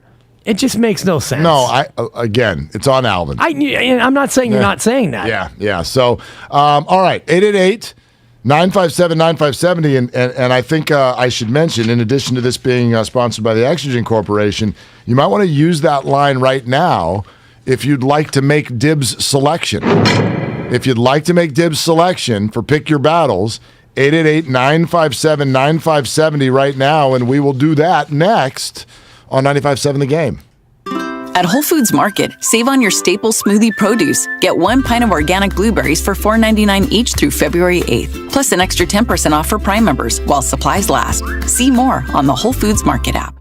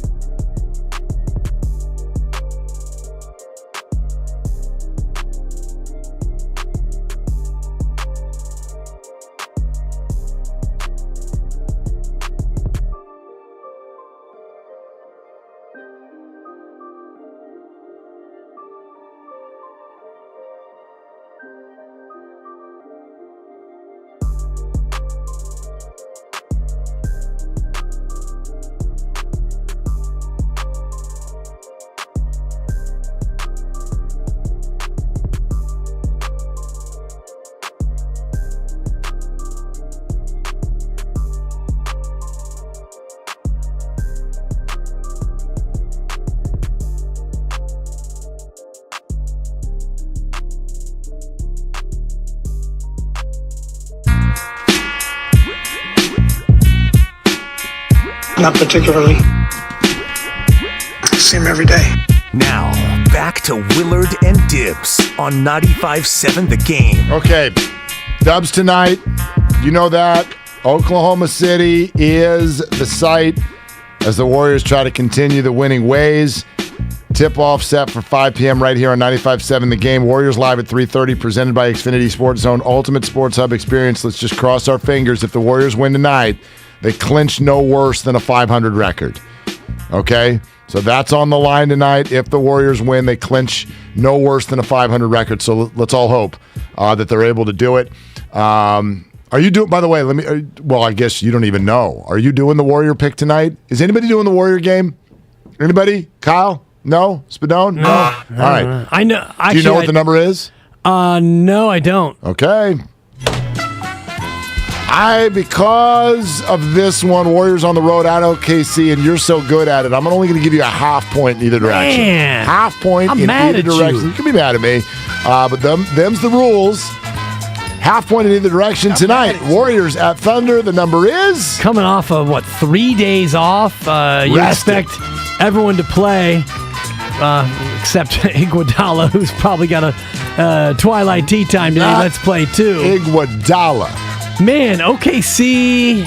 Is Lukas Dort playing? It doesn't even matter. I'm going to put it at 10, Mark. 10. I know Shai did not play the other day against Sacramento. I'm not sure if he's back in or not. 10. 10. No. That is an incorrect answer. I'm sorry. No. Sorry, that is not. No, the 12 and a half. Oh, wow. 12 and a half. Okay. 12 and a half is the number for the Warriors tonight. And a delicious little looking over-under of 210 and a hook. 210 and a hook.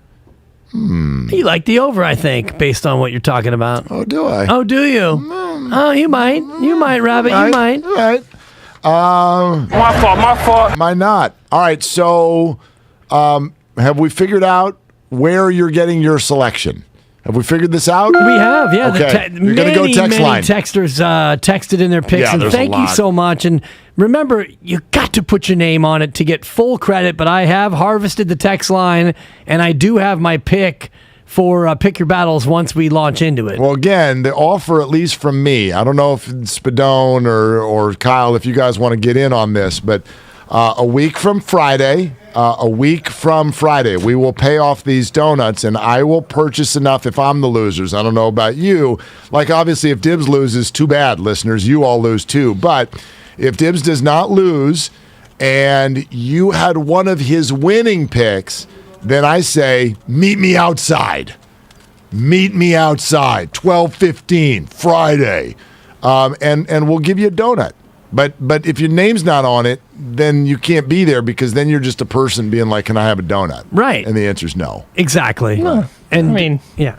No. You stop by and you want a donut, I'll give you a donut. I mean, cash me out one time. Be careful, brother. Be careful. Times is tough right now. You know, one big dance. Cause a traffic jam on Broadway because we're handing out free donuts on Friday. Although there are worse things. Generate buzz. We're going to do a Twitter Spaces outside. Win the big glaze. That's a 4. That's a 5. No, that's not a 4. That's a 5. I needed a win. I've been getting 2s and 3s all day. I needed that. Win the big glaze. That's pretty incredible. You have 4 because I think you've used it before. Probably have. Have Kyle. you? It's damn memory. Well, it works for me. Never forget a pun. Well, because I'm never listening to anybody, so it's always new to me. So you can use your jokes twice on me, and it's all okay. I think I will remember that if you do it again, though. But all right, so if the texters have that, Kyle, Spadone, we're all 1-0. Dibs, you had the red X, which means texter first. Yeehaw! What are you doing right now? Well, we're getting right to it, Mark, because the pick that we are making, we as a text line. Obviously. And I want to thank the 925, and I wish you'd put your name on it because, and maybe you could text in after. I know you're a diehard Carlos listener. and Concord Dibs. It's going to be thanks to Carlos and Concord that we make this pick, Mark. We're going to La Liga. And I say we, not because I have keys in my pocket, but because Carlos and Concord and we believe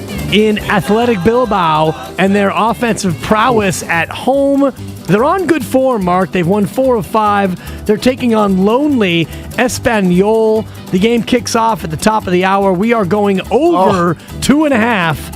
Athletic Bilbao, and Espanyol. Wow, this is exciting. We get to do this right away. It's my favorite Hobbit. Yes. Like this is starting in 6 minutes? Green check or red X by 2 o'clock. Hopefully it'll be a classic Spadone where I can green check you early. Green check it like before we even get home. Totally. Right? Like 3 goals right out of the gate. We're driving home and just like bang, green check. Okay. All right, Spadona, what are you doing today? I am going to, let's see if I can get the bed in honor of Dibs. Huge. We got some Pac-12 action, gentlemen, on the hardwood. Arizona State taking on their rival Arizona Wildcats. I don't know if you guys saw Arizona State, the huge upset on Saturday in triple overtime against the UCLA Bruins. I'm taking them plus 12 against their rival. 2 days off. I think they're going to be rested enough after that triple overtime game. So I like ASU. Forks up, baby. Shout out Herm Edwards. Can't even say his name. Plus 12. All right. Against Arizona. This is a big number. Where's that game being played? Is it being played in the state of Arizona? Yes, I think. Okay. All right. Well, maybe North Dakota. Got to factor that in. Yeah. All Middle right. Earth, maybe. Okay, Mad Dog Kyle Madsen now is next with this selection. I like the Miami Heat. I think they're pretty good. The Washington Wizards, they're not very good. The Heat are at the Wizards tonight. I think Miami wins that one. Kyle, I'm gonna. Your picks are you're just looking for bad teams. I love it. And betting against them. When's the last time that you picked a dog? Sometimes you got to pick a dog. If it's good for the soul, pick a dog. Kyle, I'm sorry, whose pick is this? Yeah. Go ahead, Kyle. I'm sorry for that interruption. This is outrageous. Totally. It was. It's an outrage. What's the spread, Kyle? 3 for the Anakin Skywalker. Thank you. I'm laying the 6 points with Miami. Okay. Good team to beat bad team. Now here's Mark Willard. Listen, it's all about them dogs. So after having said that, I'll take Utah -8. I'll take wow. Take a dog. Go for them kitty cats, huh? I like the Utah Jazz tonight. Well, the New York Knickerbockers, I'm not sure if you know this, Spadone knows this. Boy, those guys were involved in just an incredible, exhausting showdown at the hands of Russell Westbrook and the Los Angeles Lakers over the weekend. They're going to be tired. They're going to Utah. There are salt flats there. There's a tabernacle choir. Utah, -8. They're going to blow them out tonight. Yeah, I was there last time I was there. They had Occupy. Remember the Occupy movement where everything was getting occupied. Occupy Salt Lake was 4 tents, 7 very well-mannered individuals, not a speck of garbage, sitting around basically exchanging recipes. Yep. Salt Lake is pretty pleasant. The other time I've been to Salt Lake was with a guy by the name of Matt Steinmetz, and we don't talk about what happens in Salt Lake stays in Salt Lake. Because, and I'll just say this as Steiny gets settled in here for the crosstalk, he and I, this is I guess it was pre-Uber, so we were cabbing it all over the greater Utah Valley, and boy, we tried as hard as we could. We couldn't even get one sheet to the wind. You had to buy chips and salsa at every stop. You got to really think it out. I had more chips and salsa that day than a Chevy's employee in a month, babe. Oh, that's very good. What were you doing in Utah together? I seen a UFC fight. Sean, the real OC O'Connell. Did somebody send you there? His former radio partner. This is just for fun. Sean, the real OC O'Connell, who, by the way, went on to win $1 million in the UFC. Okay. He won a big fight. He now works for the PFL, the Pro Fight League. Steiny's former partner. We got to know him. I loved him. Steiny loved him. He was having a big fight out there. And so I said, Steiny, let's go out to Utah. Let's make a run to Utah. Random, appropriate, and a whole heck of a lot of fun. It's different there. It is different. I like Salt Lake City, believe it or not. Yeah. Because I used to go out there a couple times a year for the Warriors, and that was a fun weekend. I've been Utah State University. USU. I've been to Salt Lake one time. It was on a driving trip. This is when you're a child and you don't realize why your parents are doing what they're doing. I didn't realize that flying is more expensive than driving. I just thought my parents liked to drive, so we drove everywhere. we went to go see my uncle has a place up in Big Sky, Montana, and we wanted to go one time. So what did we do? We drove. We drove to Montana. A little further away than you think when you look at the map. It's not a one-day excursion. No. So you turn that into all the different. We got to see Elko, Nevada. Oh, yeah. We got to see Winnemucca. And we got to see Salt Lake City. Huge. Yeah. So I remember that trip. You get to Salt Lake, and then you head north, and you're like, oh, we're almost there. And it's like 275 more miles. Right. We got to Yellowstone National Park at one point. It was like, okay, now this is good. Now we're getting good. Now we're getting somewhere. Elko? I heard you can't drive through Yellowstone in one day. It's so big. Well, I don't know. I mean, you could, but we it's did. I don't know. Takes if we, like 10, 12 hours. I don't know if we saw the whole thing, but But there were moose. There were elk. Yeah. Right? Speaking of moose and elk. Venison. It's beautiful. A man who is no longer a moose, nor is he an elk. He's looking more like a baby deer. The weight loss. Daryl the Guru Johnson putting in work. He looks confused. He looks great. Are you not agreeing with what I'm Dibs trying is to saying? find. I'm going Mike Tyson because there was a jab in there somewhere. No, it's all love. I got to tell you, I'm going through a midlife crisis. My son has senior day Saturday. Camera doesn't lie. We take a picture, and in my mind, I thought, okay, I know what I look like. Guys, I got the picture back, and I look like a hog head. Busta Rhymes when he gained weight.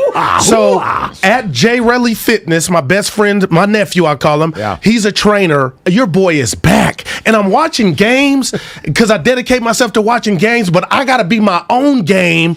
Go get that work in, tape, record all like I do. Then you watch the games. Well, Willard, I couldn't. Who was that guy? And then they go, we're going to eat Uncle Daryl. I said, no, I'm not. I'm going to the 24-hour fitness. True story. It was in there to 5:30. I put it on IG. That's what I'm trying to call you. look good. Very strategic. You're also wearing black from head to toe, and black is slimming. So you're crushing it. Oh, my goodness. You're absolutely crushing it. If you want to do like a weigh-in and like a weight challenge, Steiny, I don't know. Steiny, all three of you guys looking You good. go ahead and take the play off over there. Right, look at Willard. Willard's got no shot. Yeah, look at him. If you guys want to do like a three-way, because I was telling Kyle earlier, I lost 30. Look at Put about 20 back on. No way. I can't tell. I had one of those experiences, Guru. Steiny! Started to see a couple pictures of myself. I was like, dude, your head looks like a refrigerator. It's just this giant rectangle. It's unbelievable. It's the angle. It's the angle. Gosh, those cameras. Man. The camera. Your boy is in the lab, Dibs. I'm for no Red Bull, nothing. Good protein. I spent $45 on Fruity Pebble Shake. It's called cookie. Yeah, so I take that. Not that cookie, but yeah. So I'm back, Willard. I'm ready. He did it all for the cookie. He did it all for the cookie. The cookie. No, I'm with you though, Drew, because I had a moment yesterday where you get out of the shower and I try to get the neck shave in, trying to shave in the shower, wasting water. You want to Andrew Luckett, get the neck beard going? Come on. I looked and I'm like, dude, when did that come back? I mean, because I didn't have a six-pack, but I mean, about 20 pounds ago, Steiny. Yes, I love the honesty, though. But you look in the mirror, it's like, good Lord. Mirror don't lie. When did that come back? The mirror adds 10 pounds. It's okay. It depends on the mirror. There are good mirrors and bad mirrors. They're good, and it's twofold. One is for like weight. Some make you look good, some make you look bad.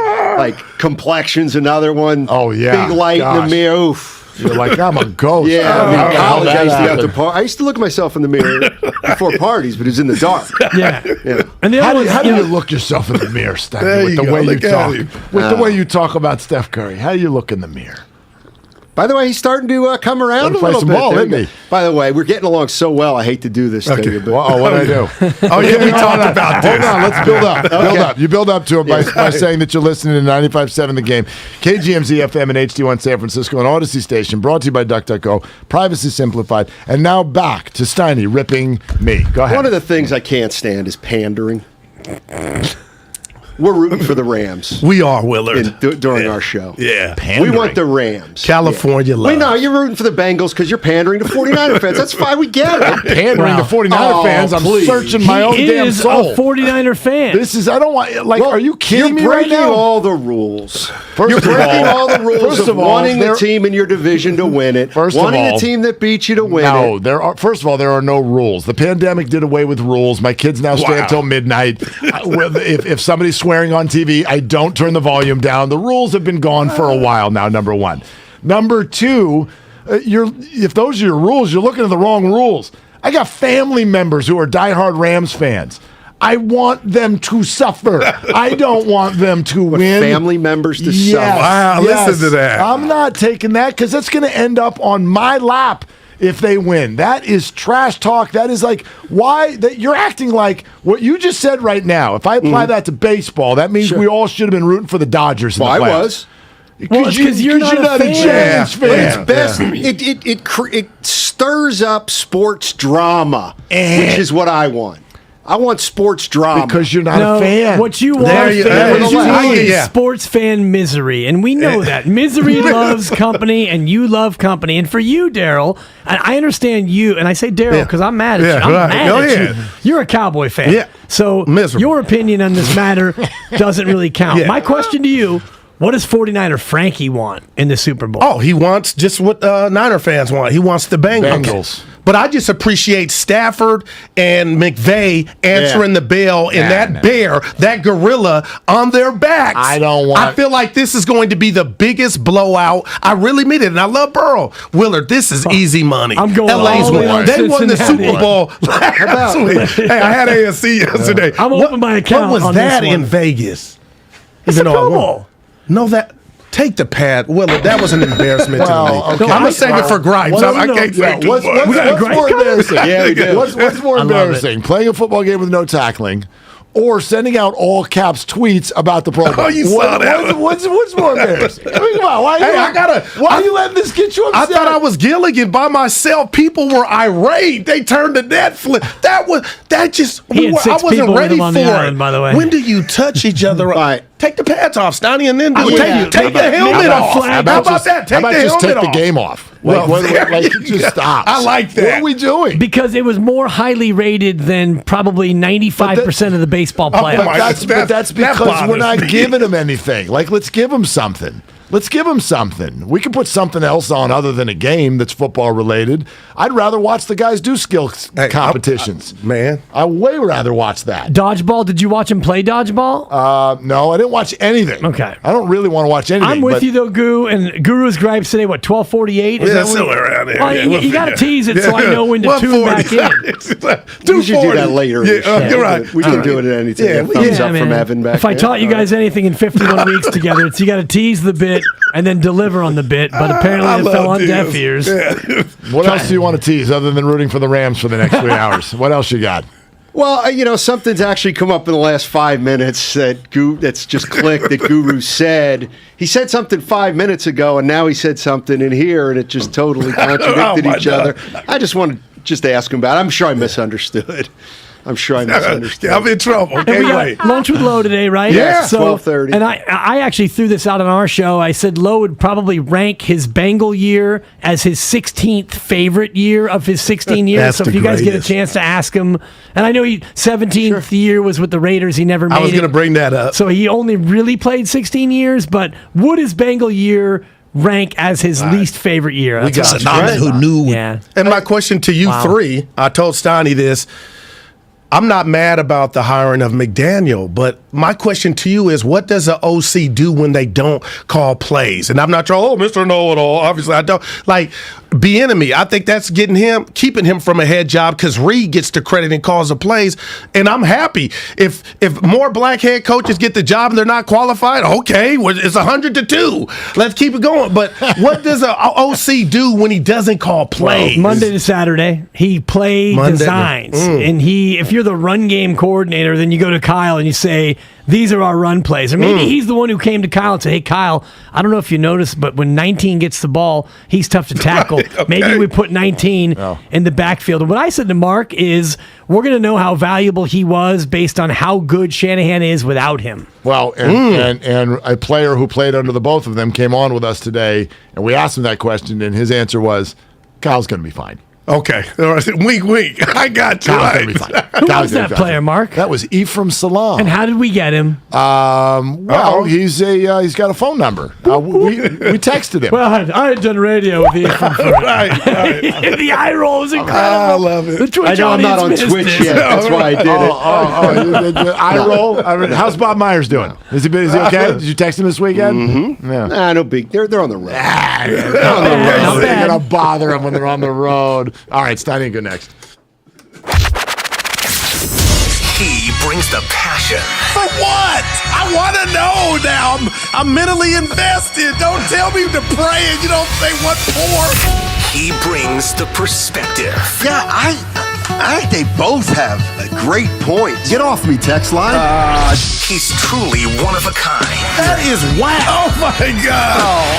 And he's doing a great job. I need you to man up and say what you really want to say. Simon, you're doing a great job. And together, they're Steiny and Guru. Yeah. On 95.7 The Game. All right, so we're doing some show prep before, and you say to me, what do I say? Steiny, I got to tell you, I love Joe Burrow. He's my new favorite player. How come, Goo? You see what he said? I love it. He said, don't work out and put it on Instagram. Work out in silence. I love it. Man. 3 minutes later, you come in here and you say, what? You worked out and you put your workout on Instagram. I put the pre-workout before. It wasn't me actually getting it in. It was the pre-workout. Letting people know I know my stuff's growing. You know what I mean? So that's my starting point. I want to get to Willard status. You know? All right. Yeah. That's all. And your haircut is phenomenal. Why do I feel like I got a haircut looking at yours? Your hair's different today. It's longer. Yeah, I get a haircut before the funeral. Yeah, you got some waves going too. Yeah. I never knew. They call me Pacific. I never knew. How. Well, be careful. Like how. No, I never knew that wave. And I'll tell you, I'll break the story here. I didn't know waves, kind of what they were or what they meant or what people thought of them. Yeah. Until former Golden State Warriors sideline reporter Roz Gold on Wood came up to you, touched your hair, and said, "Your hair is beautiful." I'll never forget that one. Yeah, that was me neither. Because shout out Roz. I learned, I learned some things that day. But you got back in one piece. Wife. Yeah. So hey, okay. I got to ask our listeners something here at 888-957-9570. All right, we have a sports talk radio show, you and I, obviously. And so I got to believe that our listeners trust that we have some knowledge of sports and that we make an attempt to pay attention to the sports world so that we can talk about it more knowledgeably. Love it. Okay. Do I have to watch the Pro Bowl? Do I have to watch the Pro Bowl? Like, because I'm on Sports Talk Radio, do I have to watch the Pro Bowl?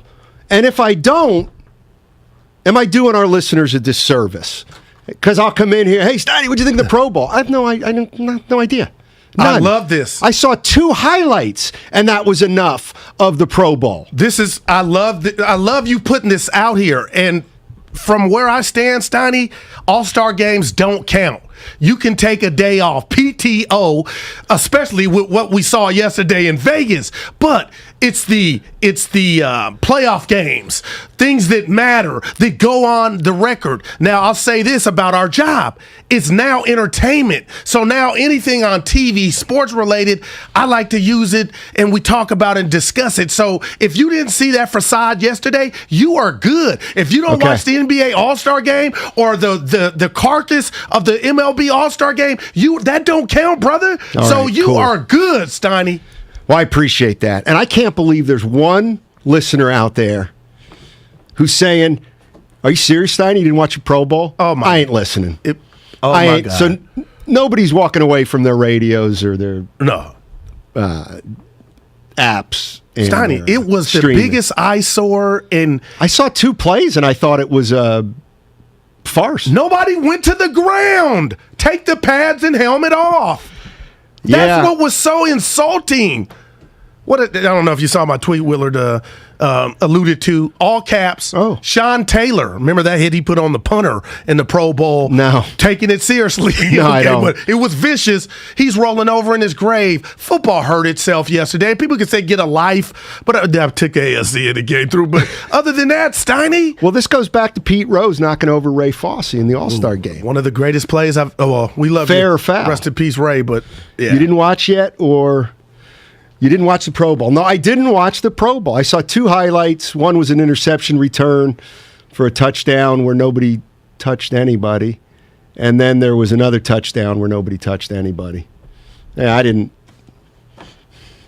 Now, I don't watch the NBA All-Star game either. I think that's a joke. I believe you watch it. What if I told you that? I wouldn't say you're lying. No, I don't watch. No, I don't. The alley-oop off the backboard, the pass. Snort. What I will watch is some of Skills Saturday. Because at least I find that entertaining. What is 3-point shooting contest is pretty fun, I think. No, that's the best thing going right now. Because it moves. Yeah. They keep it moving. And it's real. Right. Nobody's in your face, but... Yeah. Let's go to Dave in Alameda. Get us going, Dave. We got Low Neal in 15 minutes. Going to talk some football. 49ers, Mike McDaniel. Night. Does it matter? No, night in a good way. Yeah, it can be a good way. Bang, bang. I got a job. Yeah. Hey, what's up, Dave? Hey, fellas, I have to agree. I don't think you're obligated to watch the Pro Bowl. Cool. Because I think you should go spend some time with your family. Well, I don't know about that. Enjoy life. Yeah, or go get. Or I was going to say, go get a girlfriend or go out on a date or something or whatever floats your boat. You know what I mean? There you go. I mean, anybody, not just you guys, but anybody. The Pro Bowl is a waste of time. Cool. It's going to be, as a 49ers fan, I'm absolutely rooting for the Rams. I mean, we live in the second or third best city in the state. You got to throw San Diego and LA in there. I mean, because but LA is going to prove it's going to be 85 degrees. Are you really a 49er fan? Yeah, my parents used to go to the Kezar Stadium with my uncle. Okay, so yeah, real quick. So when I was saying, I figured 95+% of 49er fans will want the Rams to lose, but maybe I'm wrong. 99. Go ahead. No, that's only because the Rams are going to achieve everything us Niner fans wanted. We wanted to be the champions. We wanted to have the young, cool coach. We wanted our gear to represent, the best in the world. And now that's all going to be the Rams now. They're going to have the best stadium. They're going to have the best coach, the best gear, the best team. They are the champions of the world. In 85-degree weather in February in Los Angeles, people are going to be drooling, saying, oh, no wonder that's why the whole world wants to move there. No wonder that's the funnest place in the world. They have beaches in February. You can go to the beach in February. It's 85 All right. degrees. Thanks, Dave. That's up here, too. We work for the Long Beach Chamber of Commerce? You sound like Mitch Kupchak. Yeah. No, I do appreciate it. I want the Rams to win. I think they're the best team in football. I do, too. Well, of what's left between these two. Yeah. And you know what? I watched that game. I swear to you, Steiny, I watched the NFC Championship game again last night. Fell asleep to it. Dude, so Aikman and Buck were in their bag, but the Niners blew it. Okay. All right. What was the score of the replay you watched last night? It's 2017 Rams won. Looks like the Niners lost again. Yeah. All right. Well, my point is this. Yeah, I want the Rams to win. I want the Rams to win because they are a rival of the Niners, at least in the division. There's a comparison to be made between McVay and Shanahan. No doubt. I do believe. How many people said this? Oh, the NFC Championship, that was the Super Bowl. That's how I feel. You know what? I'm definitely rooting for the Rams. I want more sports drama. Absolutely. Have you seen the turf? They've done the all the logos and the painting. I'm into the sod, but it's actually field turf there. Yeah. It looks gorgeous, Dottie. It's on Twitter. You can dial it up. You think Mike was it Mike? You think Mike really is a 49er fan? That was, I didn't, because you could go to the That's beach Dave right here. in Alameda. Right. Yeah. I don't know about Mike. You go to Half Moon Bay, Alameda Beach, get in the water. We got that, what they have up here. No, we don't. And what? I'm missing the something? water's about 14 degrees colder up here. How would you? Yeah, we get Alaskan runoff goo. That's why it's There you colder go. up in the Pacific. But when you get in the water, you want to get cold, right? Let me ask you a question. You ever swum? Have you ever swum in the ocean? I have. Swam. I don't know. Yeah, Why don't you check that? Swum ain't a word, Steiny. I was going to let it go. Please. Please. But I've been in the ocean, Steiny. Sid in Palo Alto. What's going on, Sid? Hey, love the show, guys. Wanted to chime in really quick on the All-Star Game discussion. So actually, I think the NBA All-Star Game with the recent format change, where I think after 3 quarters, they add, I think it was 24, create a target score, and then the clock turns off. That game was really entertaining, just to see all the back and forth, and basically the game always ends with kind of a game winner. So I wanted to throw that out there and see what you guys think about that. What do you think, Goo? I have a problem when you put on padding and helmets and sending the message like, for a fan standpoint, we're about to see tackling. I don't want anybody to get hurt, but I've seen the Pro Bowl where even when they were half-assing, there'll be sacks. But to watch what we saw yesterday and the refs blow the whistle when a guy got touched, I'm out. So moving forward, if this is going to be what we watch, I think it would be more entertaining if they took the pads and helmet off. That was I got to tell you, I haven't heard a thing in the last 2 minutes. Well, I only talked about 45 seconds. Well, but I missed the caller before. Oh, okay. First of all, 925, swam, idiot. Let me tell you something. Yeah, Punk. swam. Oh, that's Punk. Swam is the past tense of swim, while swum is the past participle.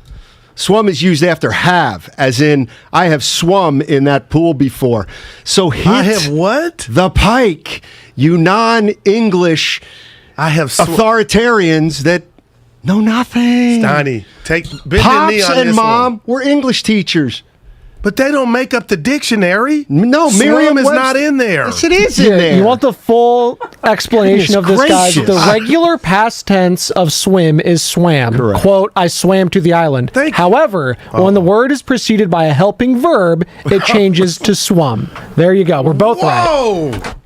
Edgar Allan Poe over here. But did you do that? Pike hit it, everybody. Swum. Did I do what? Did you throw the verb in there before? Yes. We'll check the tape, Go. Yeah, right. Absolutely. SWUM, swum. Mm-hmm. God, that feels good to be right. First time. I drove in today. Sure. I drove in there today. And I was thinking to myself, what's hitting me? My boy coming back. What's hitting us? Because we don't really have a dog in the fight, the Bay, the Yay. It's Rams. I said, what's hitting him? And you know what he hit me back with? What? This is a good relationship. Yeah, because I don't text him. Yeah, well, you do. He goes, how hard is it to win a Super Bowl? And I thought to myself, out of all 4, I'm throwing hockey in there, Shark fans, Scar, it's harder to win an NBA championship than a MLB championship, the Super Bowl, or the Stanley Cup. You say what to that? And I mean it. Well, honestly, my first response was, why would any championship of any sport be harder than another and another? I mean, you just got to win it. Only one team wins it. But there's a Cinderella in certain sports, but in the NBA, outside of the 14-15 Warriors, which Kerr's first year, that was the one where they What were they seeded? I can't remember, but they were but they came out of nowhere. They weren't the Cavs. They weren't the bullies on the block. NBA, if we bring up the last 20 champs, and producer E was like, well, Toronto, they had a top 5 player in Kawhi at the time. My thing to the people, Steiny, is the NBA's harder. And I know it's different. You know what I mean? We know there's only really 4 teams that are going to win it. There is no worst to first in the NBA. We have the Philadelphia Eagles with Foles. We got the Giants, going with the wild card. And I know that's not worst, but it's still, you can get on a roll. NBA, man, we got Kobe, we got Curry, we got KD. You ain't winning it. Unless some people and can you give your example? I know we'll get to it of who you threw to me as an NBA, not Cinderella, but a shocker. I think the Rockets were the last shocker. With Hakeem? Well, they were 6-seeded. They were a 6 seed. I'm pretty sure Jordan retired, so maybe it was all up for the Warriors grabs. may have been a 1 seed that first year. They won it in 14-15. And you know what? I'm making that season like it's the offs, but you're right. When they got to April, it was they're a factor. I didn't get what you were saying, but I do kind of get it now. And what you're saying is the 49ers were 1 game away from the Super Bowl. They were a 6 seed. Man. So, yeah, I get it. If you're a 6 seed in the NFL, you get to the playoffs, then boom, but you can win it. But if you're a 6 seed in the NBA, you have to beat a higher seed in a series, beat another higher seed in a series. And to me, it's harder to beat a better team in a series than an individual game. So I get what you're saying, for sure. Baseball's interesting because you're never going to get to the postseason unless you're one of the best teams. And that's the thing. Their season's so long that if you get to the playoffs, just like baseball's the most, what's the word? Almost competitive. Swamp. Not playing. Almost competitive where, a bad team can beat a good team in a game, no problem. They can even do it in a series. But it's hard for like a bad team to win 100 games, and you know what I mean? Yeah. So I do know. Is that all he came up with, the boss, today? In terms of ideas? That was just something that he shared with me, and I was like, you know what? And we ran with it like Jesse Owens. 925, for about a minute. The Stanley Cup is the best championship of them all. An 8-seeded team in the NHL has a better chance than the 8 seed in the NBA. No doubt about that. Best playoffs for how hotly a best-of-7 series requires a lot of stamina. In terms of difficulty, Stanley Cup is the most difficult. There are no bye weeks. Oh, okay, I see what you're saying there. All right. Did he say no bye weeks? I love her. No, but I love the detail, the attention to no bye weeks. Let me ask you a question. You watch any Olympics? No. Boy. I mean. Did you? No! Actually, you know what? I had it on in the background. That doesn't qualify. It's more of an insult. What if I told you I did watch? So you just shut your yapper. Speaking of co's, I watched some curling. Now, when I think of curling, I think of when I was at the gym curling the weights. Nah, this is a real sport. It's with the knife. I mean the brooms. Yeah. You try to get it to curve. That's why I don't watch. It's like shuffleboard only. That's why we don't. I mean, come on. It's exciting. Yeah. I think it's very exciting. All right, Lorenzo Neal on the other side. We're going to talk some football. It's Super Bowl week, and you know what that means from 12 to 3. Go Rams. All right, the Warriors are back on the road tonight in Oklahoma City. Tip-off is set for 5 p.m. right here on 95.7 The Game. Warriors live at 3:30. It's all presented by Xfinity Sports Zone, the ultimate sports hub experience. Catch Willard and Dibs anytime, anywhere with the Odyssey app. We are your West Coast.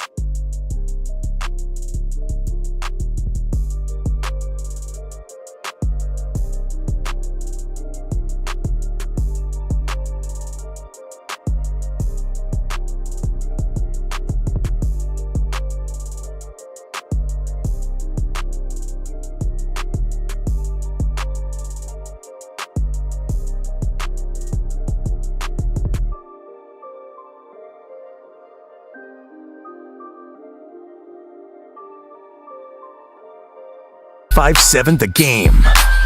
Let's welcome in Lorenzo Neal. Low. Lorenzo's brought to you by StreetStrider.com. When's the last time you were on your Street Strider, Lo? Dude, I get out probably 3 to 4 times a week. You got to try it, Steiny. You're going to love it, brother. I'm telling you. It's giving me some amazing results. I'm down about 20. Goo, you don't want to see me, baby. I'm looking pretty in the face. Oh, I'm looking like rerun. I told the listeners early, so I'm in the lab. Go ahead. Hey, Lo, we're going to I love the way you sound, but you sound a little weird. We're going to call you back on a better line. All right? We'll get you back in a second. Where do you think he was at? StreetStrider.com. Just go to the website. It's probably at the gym. It's you can either use it as a stationary or as a actual bike. Have you been on them? No. I'll get on. Oh, you're slim. I don't mean no, like you wouldn't do it. No, I got a Bowflex bike. Oh, then so I would do it. Yeah. But like he's outside. I see him on IG. Like right, I like that. I can't stuff. do mine outside, obviously. But like I would. We had the Bowflex before I knew about the Street Strider. So when I wear out the Bowflex, which will be in about 2 months, because I just then I'll go to the Street Strider. There you go. What's up, Lo? How you doing, buddy? I'm good, guys. How are we doing? Let's talk again, Lo.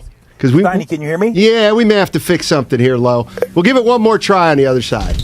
All right? How about that, Spadone? One more try or go with it? All right. You still there, Lo? Yeah, I'm here, Steiny. I can hear you loud and clear. Let me ask you this, Lo. I'll just start out this way. Are you rooting for either of these teams in the Super Bowl? Like, do you have a preference, or do you just watch it as a football fan? I watch it as a football fan, but I'm a little bit rooting for the Bengals. You know, I played there, made my first Pro Bowl there with Cincinnati Bengals. A good friend of mine is on the team coaching, Steven Jackson, who played with me with the Titans. We went to the Super Bowl together, so now he's a DB coach. So I still have some ties there. Of course, Icky Woods, my boy Ick Dog's doing his shuffle. So I have some personal ties there in the Dirty Natty. So, and Joe Burrows, I think you guys know I've always been a huge fan of this kid. They have exceeded my expectations by far. And something about the Rams, 1 yard, doesn't sit well with me, and you always like to bring that up. So I'm just not a Rams fan. Wow, Lo. And I don't mean to be messy. You know, we're family here. We were just having that discussion about how hard it is to actually, I think the fans take it for granted to win a Super Bowl. And I got something I want you to hear. It's from Richmond's own DeMarco Farr. Play it, guys. Oh, absolutely. Yeah, I'm as confident as can be when I'm on the radio, not standing in front of them. So how's that AFC Championship ring? Maybe they should have handed you the football on the last play. And he was referring to how do you process that? This is what you guys. So you guys. Not me. I'm not in on it. No, I want you to get at DeMarco. I'm on we're team Low. We just wanted to let you know what was being said. I got your back. Ask DeMarco what happened when me and him met on the tumble. What happened when we got on the mat? Ask him. Can he handle me on the wrestling now? Okay.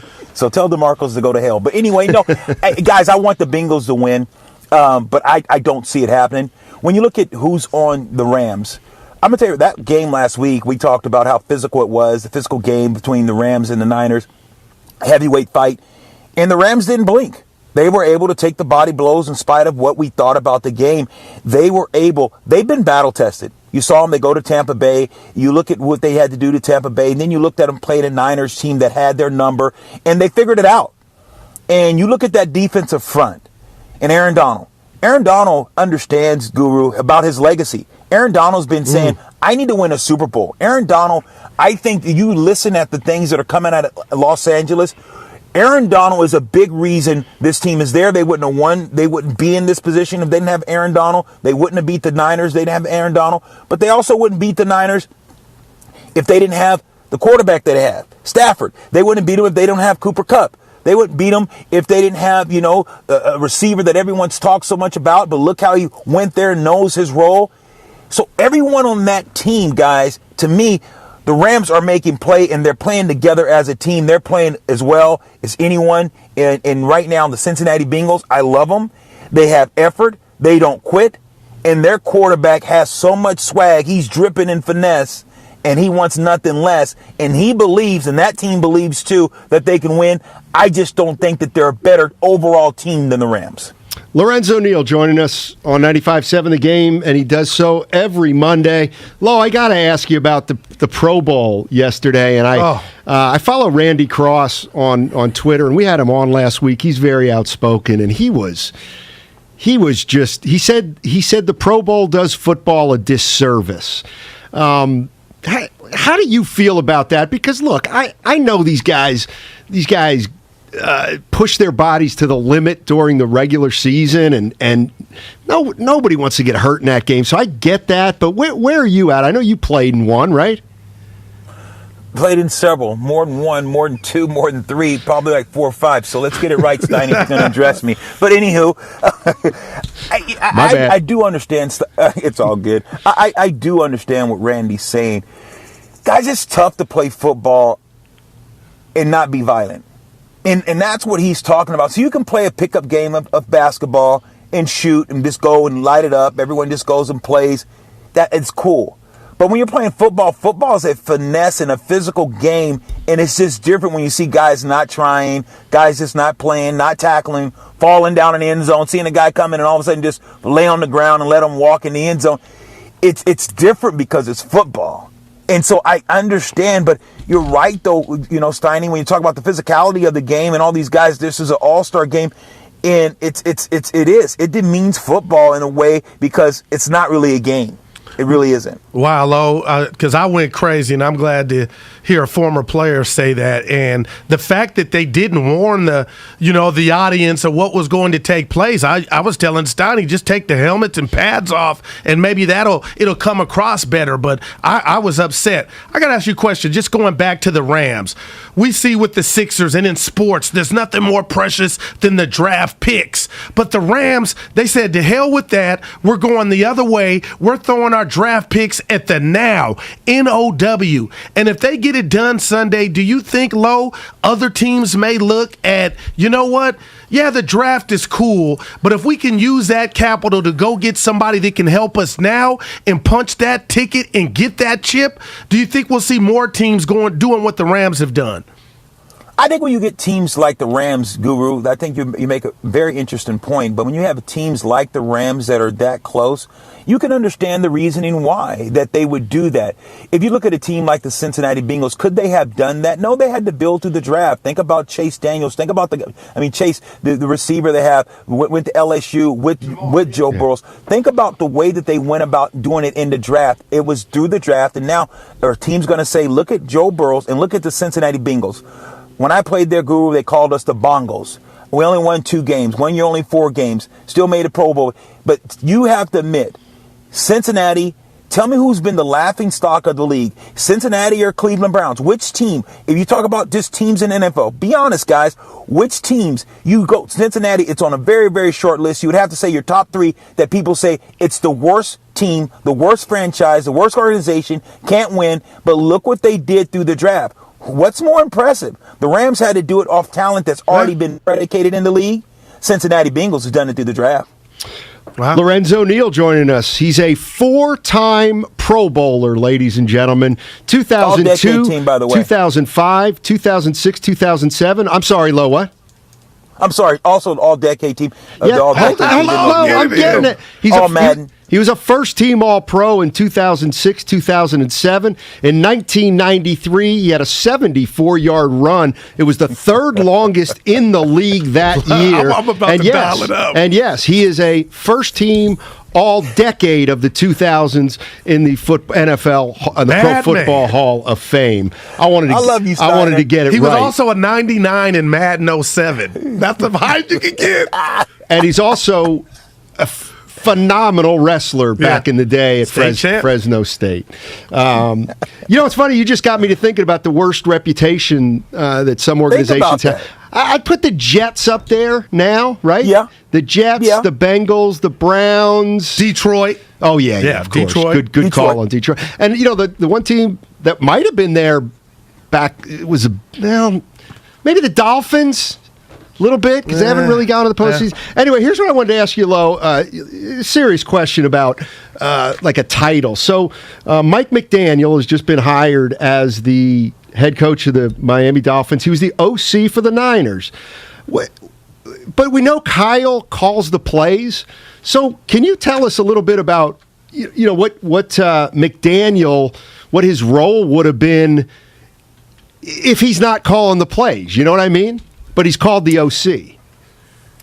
Yeah, I think there's still. So what happens is you have a third down list. So what Cal probably does is says, "Hey, coach, this is what I want you to do. This is what I'm thinking." So they go through and they're together because Cal, he's the head coach, so he has a lot on his plate. So what Daniels probably does is get all the plays that he likes on thirds down and put it on his call sheet. What does he like to do on first and second down? And so him and Cal probably has on the same thing. They probably get in and strategically go over the plays and go over the different things and talk about game flow and those different things. So he is next to the head coach, so he's putting a lot of time in with the head coach because the call sheet that he has and what he's down in distance, he's up there saying, "Coach, it's 3rd and 4. We like this trips right over 449. This is what you said we need to run on this particular play." So he has those call sheets. So he is game managing with Cal Shanahan, even though Cal is calling the plays.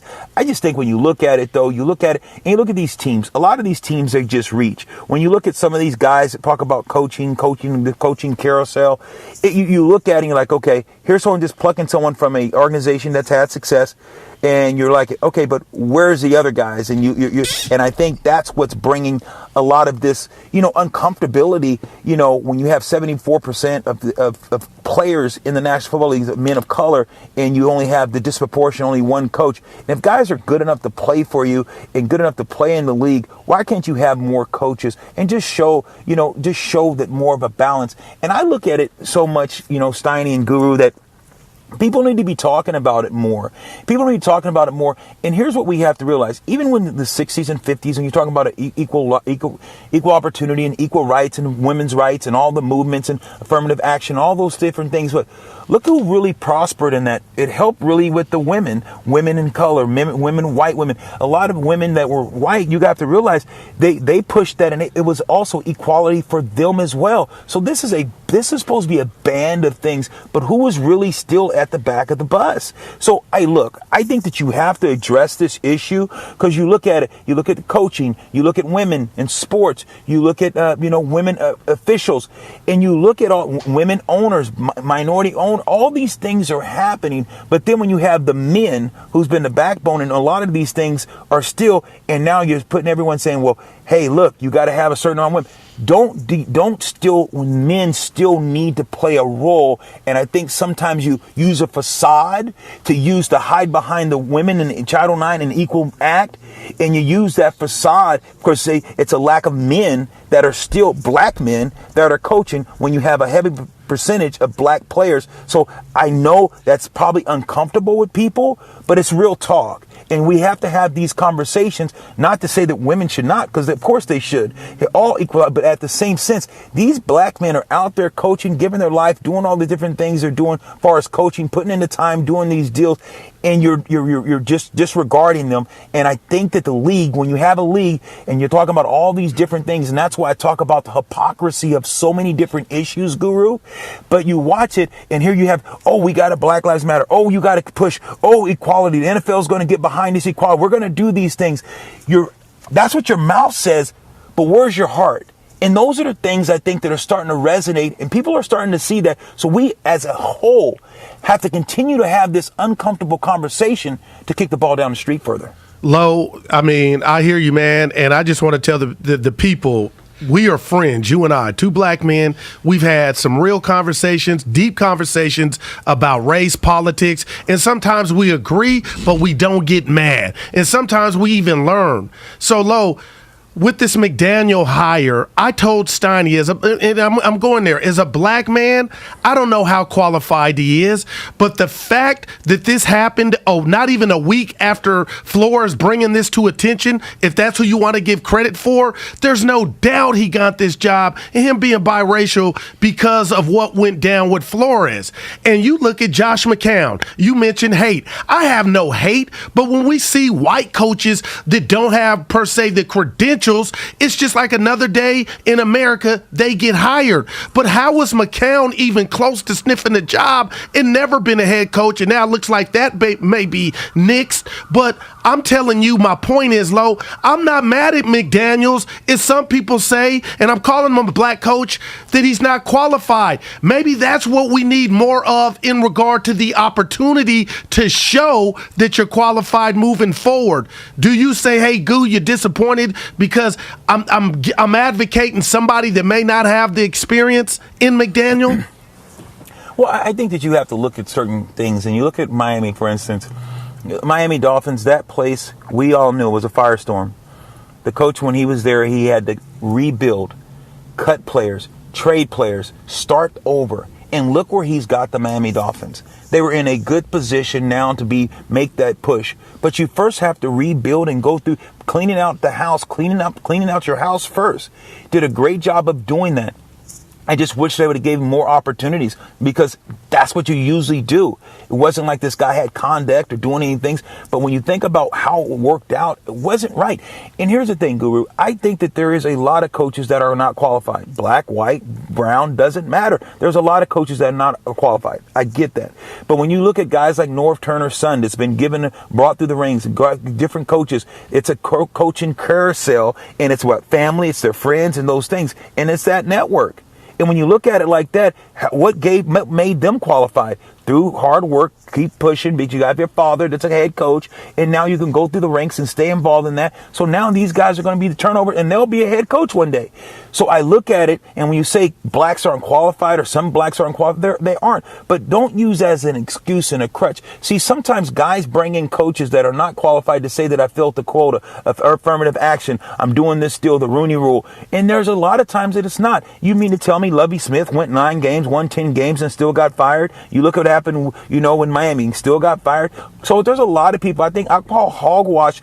I think the system itself and some of these guys in these places, Guru and Steiny, they say, okay, I got to fulfill this Rooney. I'm going to bring in a guy that's not qualified. I'm going to bring in a guy that whatever, and I can say he wasn't qualified, wasn't ready, wasn't that. But they are Leslie Fisher. There are plenty of black men and black coaches that are ready to be head coaches and can do a great job without a doubt. And it's wrong for people to say, well, maybe these guys aren't qualified. Stop using that, because there's a lot of guys that aren't qualified that are thrown into head coaching jobs, and look at them, they succeed. Why can't blacks? Why can't browns? Why can't everyone else? This is too much. Sports has been the thing that brought the country together.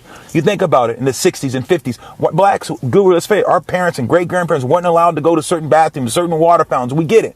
But what did sports do? Jackie Robinson, all the blacks, all this stuff, they allowed blacks to integrate. So sports was one of those things that have been a forefather and at the forefront of racism and equality. So you've done a great job.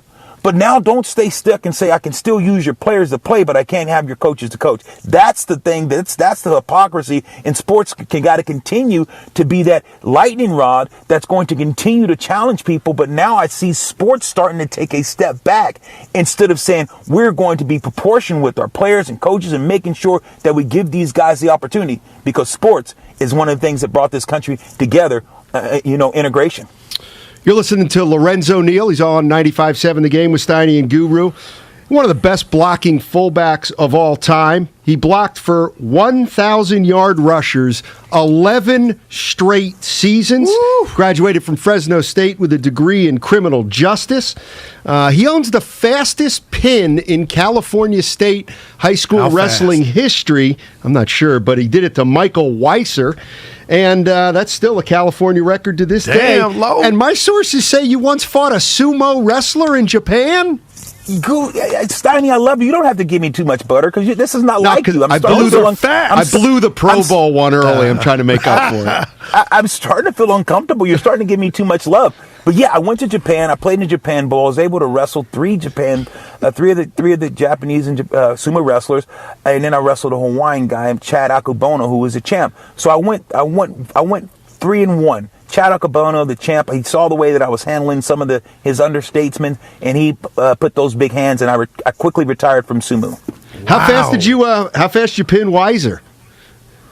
You know what? I don't know. It might have been 7 or 8 seconds, 6, 7 seconds. I don't know. I got lucky that day. Man, I almost feel like, I wonder if I could last 6 seconds with you. No, we couldn't. Lo, real quick, Lo, basketball, you warm up, baseball, you throw the ball, you hit in the cage, and you lay up line. How do you warm up for a wrestling match? Like when you come out there?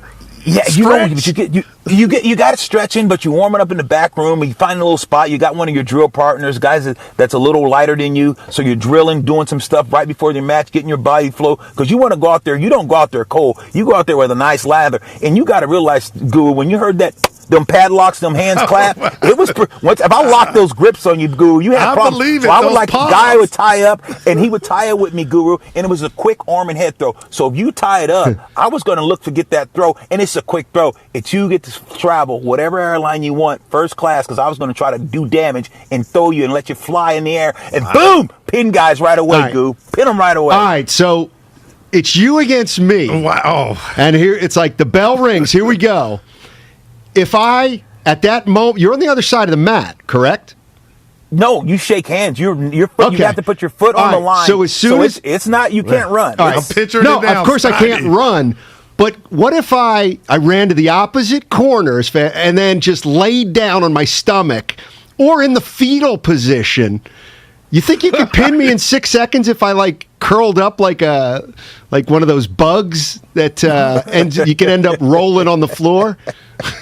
Probably not, Steiny. You know what? Because I would, for one, Steiny, even if you did that, because if I was betting, if I had to try to do something, I wouldn't want to hurt you. And if you were in that position, I'd come with that hard cross face, and I'd go right through that chin, and right through that kisser, and you'd be like, and I wouldn't want to do that. So if you tried to wrestle, even if it was for charity, and they say Steiny's got to let, I would not do that to you. For one, to you or Guru, because you guys are my friends. That would be. You guys are my friends. Hey, I'm dead serious. I have a lot of respect for wrestlers because my buddy in college was a Division III wrestler, and he cauliflower ear. Oh my god! Well, he used to just. I'm scared now. He could get me in a vulnerable position in about 3 seconds. Lo and I were walking back from Third King, a Giant game, and I go, Lo, I'm trying to teach my son how to defend himself. Before I could finish self, Lo had me in this. How did you do? And it was uncomfortable and it was painful. I said, Lo, we had a couple of this. I said, let me go, please. The dude is a bad man. I love Guru. Guru gave me the look. Lo, let me go. Yeah, I knew he was serious. I was like, I got you, baby. Hey, I love you guys. We'll do it again soon. Yes, sir. We'll do it next week after the Super Bowl. That's Lorenzo Neal on 95.7 The Game. Super Bowl week. I got a couple stories about it. Let's watch together this week. We'll talk about this week, but let's watch together if we can. Wow. No, I got to. I got to see what's going on with the family, and I probably wouldn't make it anyway. I heard Willard do one of those today. Mm-hmm. Stealing your stuff? Well, I stole. I got a from you. But we're a show. You can do that. You can do it's it. Like let me use your bat. I'm going up to bat. We're same team. And of course, we're going to bring it up tomorrow, Willard. All right. Hey, coming up next, we're going to get back into the Super Bowl. It is Super Bowl week. Are there any 49er fans out there rooting for the Rams? And then here's something that's sneaking up on us, the NBA trade deadline. Warriors got any action? We can talk about it on the other side for absolute sure. It's all brought to you by BMW Fairfield, now open in the Fairfield Auto Mall. They provide a luxurious, all-encompassing experience to address all your BMW needs. Visit BMWFairfield.com today to book your visit. That's BMWFairfield.com. Hi, this is George with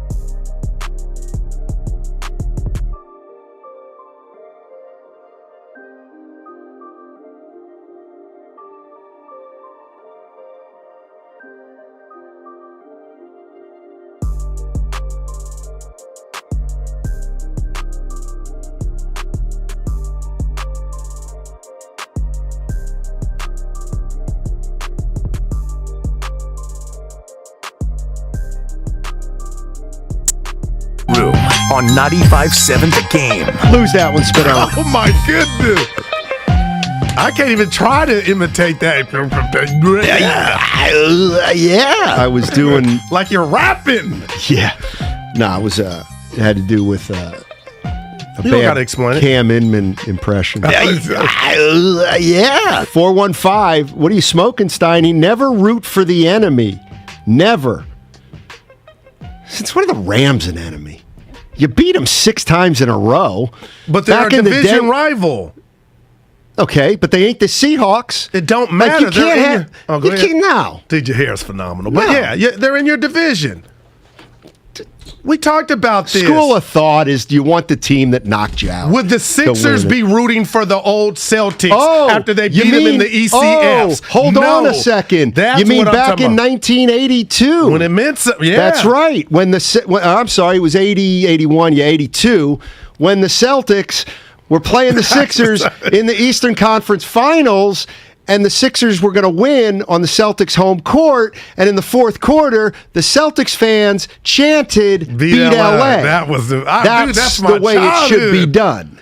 Well, that's the way it should be done. 49er fans right now should be rooting, beat Cincy. We're in a different world now. We got Twitter. Why are we in a different world now? People are mad. About what? Just everything, and they take it out on the cesspool that is Twitter. There's nothing. Real quick, Stein. If we could take a poll of how many compliments or complimentary things that are said on Twitter as opposed to up yours and go to hell, it's like 90-1. But we watch this plane crash. You think it would have been 90-1 back in the day? No, I honestly don't. I don't know. I just know that. For example, I'm just going back to my high school days.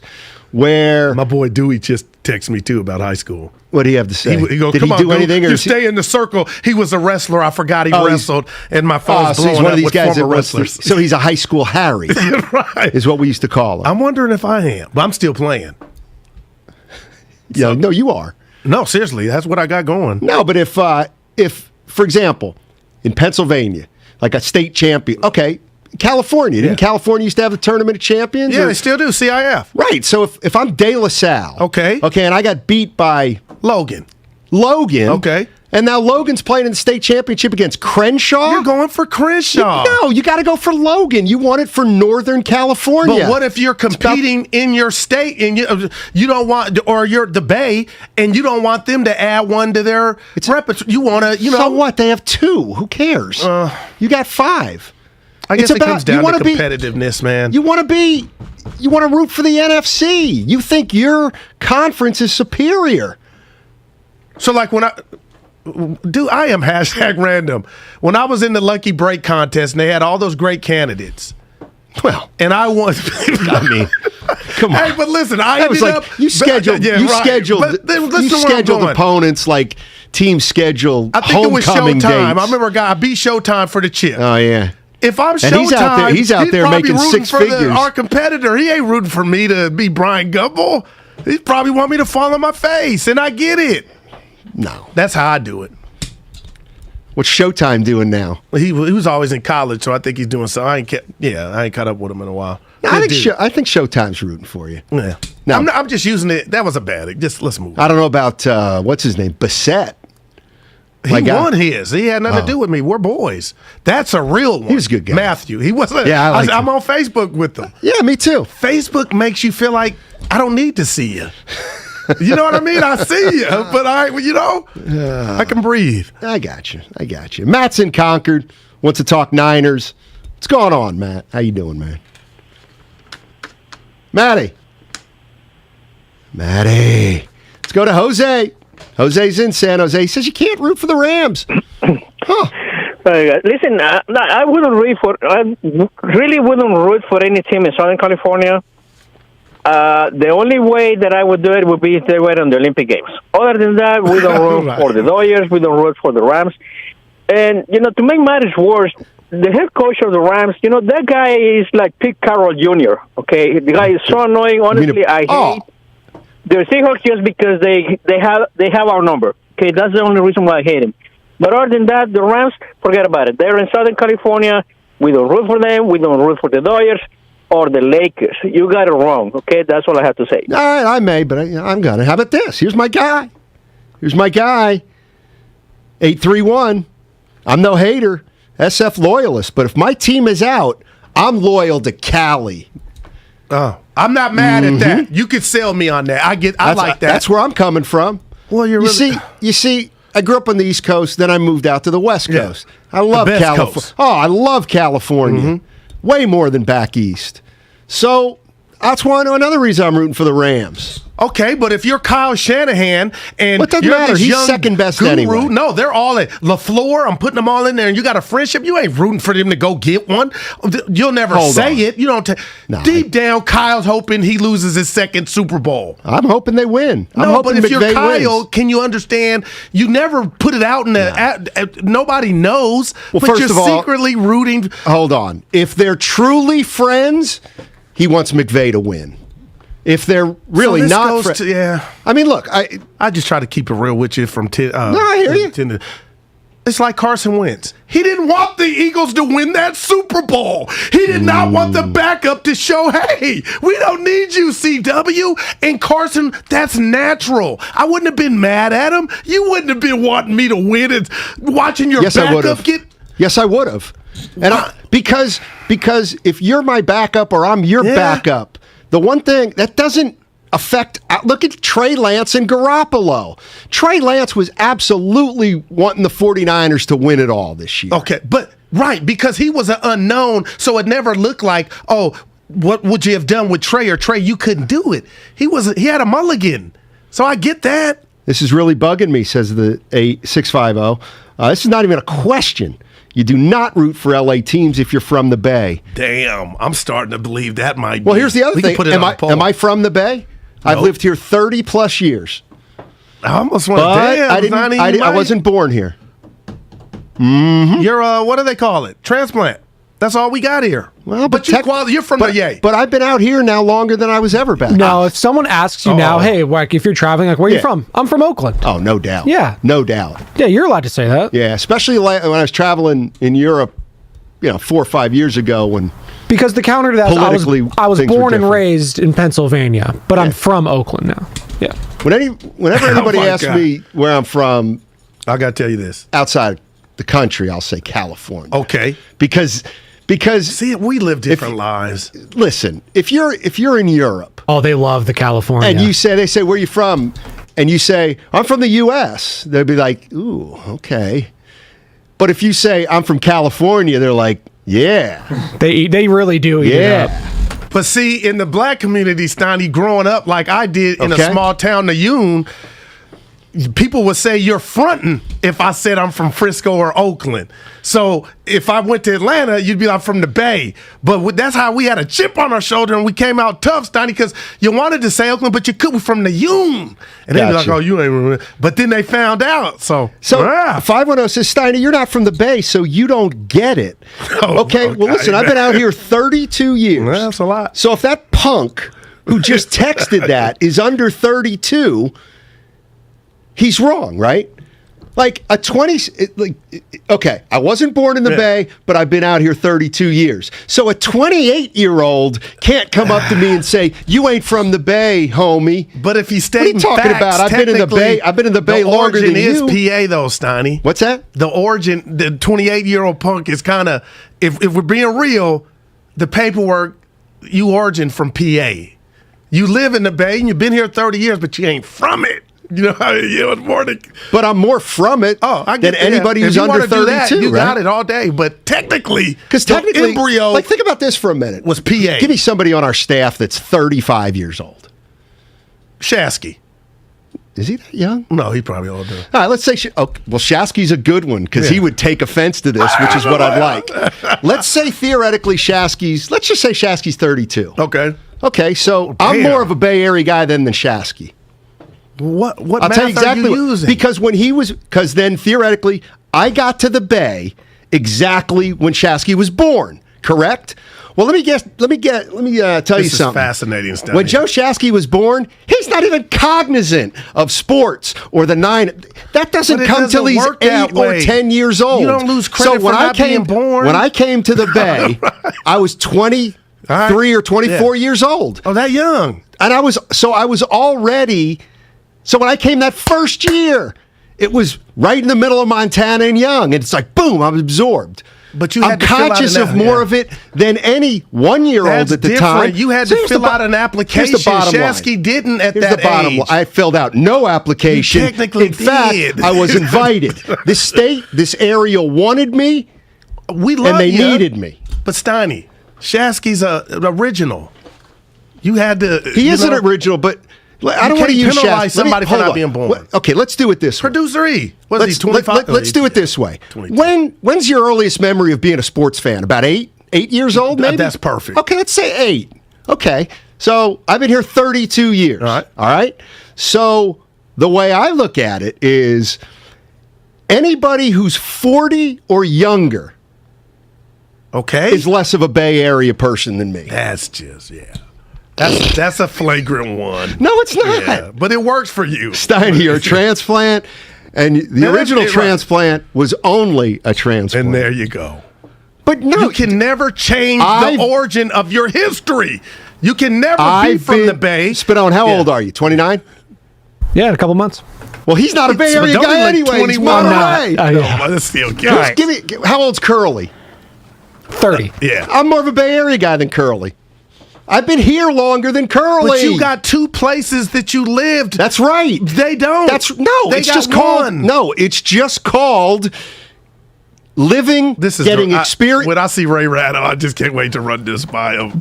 People are very defensive about where they're from, Yeah, though. This also applies to the Midwest, the East Coast. This is not just a California thing. We're not letting you claim the Bay, but you're from the Bay. You're not letting me claim the Bay. Because you're claiming I got more right to the Bay than anybody when you under do the 40. example of newborns, no newborn will get penalized.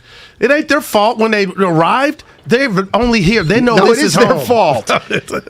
Or if it's not their fault that when they arrive, it's like, yeah, guess what? I was here before you. Well, if you want this to pass, you got to cut ties with PA and everything about it. Your high school years, growing up, you have hold on a second. That's not a contract, Thank you. That's the only way you can get accepted. Listen, Bay. Thank you, Spadoni. No, seriously. First of all, being out here 32 years isn't enough of a denouncement of the East Coast? It's not about. I mean, what more do I have to do? Oh man, I can't. I'll tell you what I'll do. I'll disown my family to prove I'm a Bay. In all memories. Listen, Spider-Man. I saw it again this weekend. The people under 35. About 35 to 40 they know. It's a tough loss for them because they were born in the Bay and I wasn't, but I'm more of a Bay Area. I got more Bay Area in me. You know why? Because when I came here, I was 23, so I started getting Bay Area. It started permeating. Bay Area doesn't start to permeate when you're 1 year old. You have no idea what's going on, especially as a sports town. Mm-hmm. I need the Francesco. What are you talking about? I got your back, Steiny. Thanks, man. Because you was just on my side. No, because Steiny's lived here in Oakland, the Bay Area, more than any other place in his entire life. He's lived here longer than anywhere else. That's where he's allowed to claim it. I'm with Goo, because we're from here. We're a show divided. But I'm from 2 hours away from here, so I can't claim it. Yeah. If you go around the country, this same thing happens, though. Like, if you go and live in a different area in a smaller town in the Midwest, people will never accept you as one of their own. So why do you think that you can come in and live there? Your birth certificate does not have California on it. What are you talking about? I know this is a tough loss. We're not for the letting you young in, Bay Area. No, that's the problem. And you're bringing them in it. And that's where you're wrong. They're undefeated. See, they ain't the gatekeeper on this. I'm the gatekeeper on this. Well, that's like going to a job interview saying, I'm going to hire myself. It don't work that way. You gotta show, you know what I mean? Hey, Bay Area, you know you want me. You know you want me. Go back to New York, Stein. You want me. Right. AD's in Oakland. What's up, AD? How you doing, buddy? What's up, brother? Hey, man. Listen, I'm on my lunch break. You guys get me all riled up all the time, man. You guys rock. I appreciate it. Thank you. Listen, there's a difference. I just want to chime in on what you guys are talking about. It's great. It gets me on the phone, gets me calling you guys. Cool. Bottom line, though, there's a difference between being from the Bay and being Bay Area bred. You feel me? Yes. Bay Area bred. Okay. You got to go to elementary school here. You got to go to high school here. You got to go to middle school here. And that changes your psyche when you're 23. But see, you came here when you were 23. You're from the Bay Area now, but you weren't bred here. How old are you, AD, real quick? Bay Area native. What's up? How old are you, buddy? All right. Well, first of all, I'm not your buddy. But I'm from the Bay. Okay. How old are you? Mind if I ask? 35, born and raised. Yeah. See, you're just mad because I'm more of a Bay Area guy than you. Yeah. Because I've been cognizant of my Bay Area ties. Some people calling me first time I'm a bully. You're from the Bay. He was triggered when he said, "I'm not your buddy." He was. I thought he was messing around. No, I think he was big mad. Tell you what, and you've never said if hell he was big mad, so call you ain't back. from the base. Now you never said hell of. I'm hella mad. You ain't. That's what we're talking about. Wasn't around back in 1990. It was post 1990. People say you got to get jumped in, Steiny. Steiny's 100% wrong. I'm born in Mobile, Alabama. We know he's wrong. That's totally different because those are southern roots. Yeah. You can never shed those. You can shed East Coast roots. It's like the golf course. You can't sell yourself in. They either accept your type or you're not in. What are you talking about? It's like you got the the microphone trying to serenade yourself. You can't, Steiny. Not only can I am, and I will. Joe's in Livermore. What's up, Joe? How you doing, buddy? Joe. Hey, can you hear me? Oh, absolutely. You hear me? Yes, sir.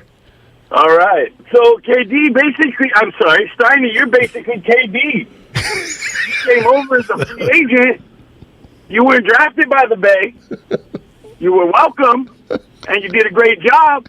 Maybe even collected an MVP or two, but you are not a Bay native. Wow. Sorry. Wow. And I got good news for you. No. Yeah. Here's the other thing. Here's why I'm not KD. Because I said, you know what? I can play with Curry. I'm going to play my whole career with Curry and the Bay guys. Yeah. So I didn't come, like, what I could have done, of course, is come to the Bay. Yeah. You know, basically been a monumental success like I am now, and then just head back east. Well, but I didn't do for that. you. I said, look, I came to the Bay. I've enhanced the Bay. I've made the Bay better by my mere presence. I'm sorry. Yeah. And you know what? I'm going to stay and keep it on top. That's almost better than having been born here. You got daughters that are what you want to be. They're from the Bay. So that's enough. Yeah. I You like don't even know Too Short's favorite word. What are you talking about? Well, It's homie. No, What is Steiny, it? no. Oh, it's money. Okay, it's gold. Rhymes with snitch. Yeah. Stitch? Yeah. All right. All right. But yeah, Steiny, how'd this come about, man? It came about because sometimes the Bay needs If people in Reading, PA have you on the Odyssey app, you can't go back. Like, they would be offended that you're trying to claim the Bay Area as far as being from the Bay. If Mary, your mother beautiful, was listening, yes, now you got problems. I actually now don't that have puts problem. it in perspective. I think I'm good. I think I'm good. Bobby in Los Altos, he's always a man of perspective. What's up, Bobby? Hey, Steinmetz, you're not going to like my perspective. like you, I am from the Mid-Atlantic. And if someone says, where are you from, that means you came from somewhere. Sure. And you didn't come from Oakland. You came from the Mid-Atlantic. Talk to you him. live in California. They'll probably throw your ashes, just like mine, into the Pacific because we're not leaving. Right. But we are not from the Bay Area. There you go. Bobby, how old are you, Bobby? Bobby actually sounds like he's my age. A little younger. Well, how old are you, Bobby?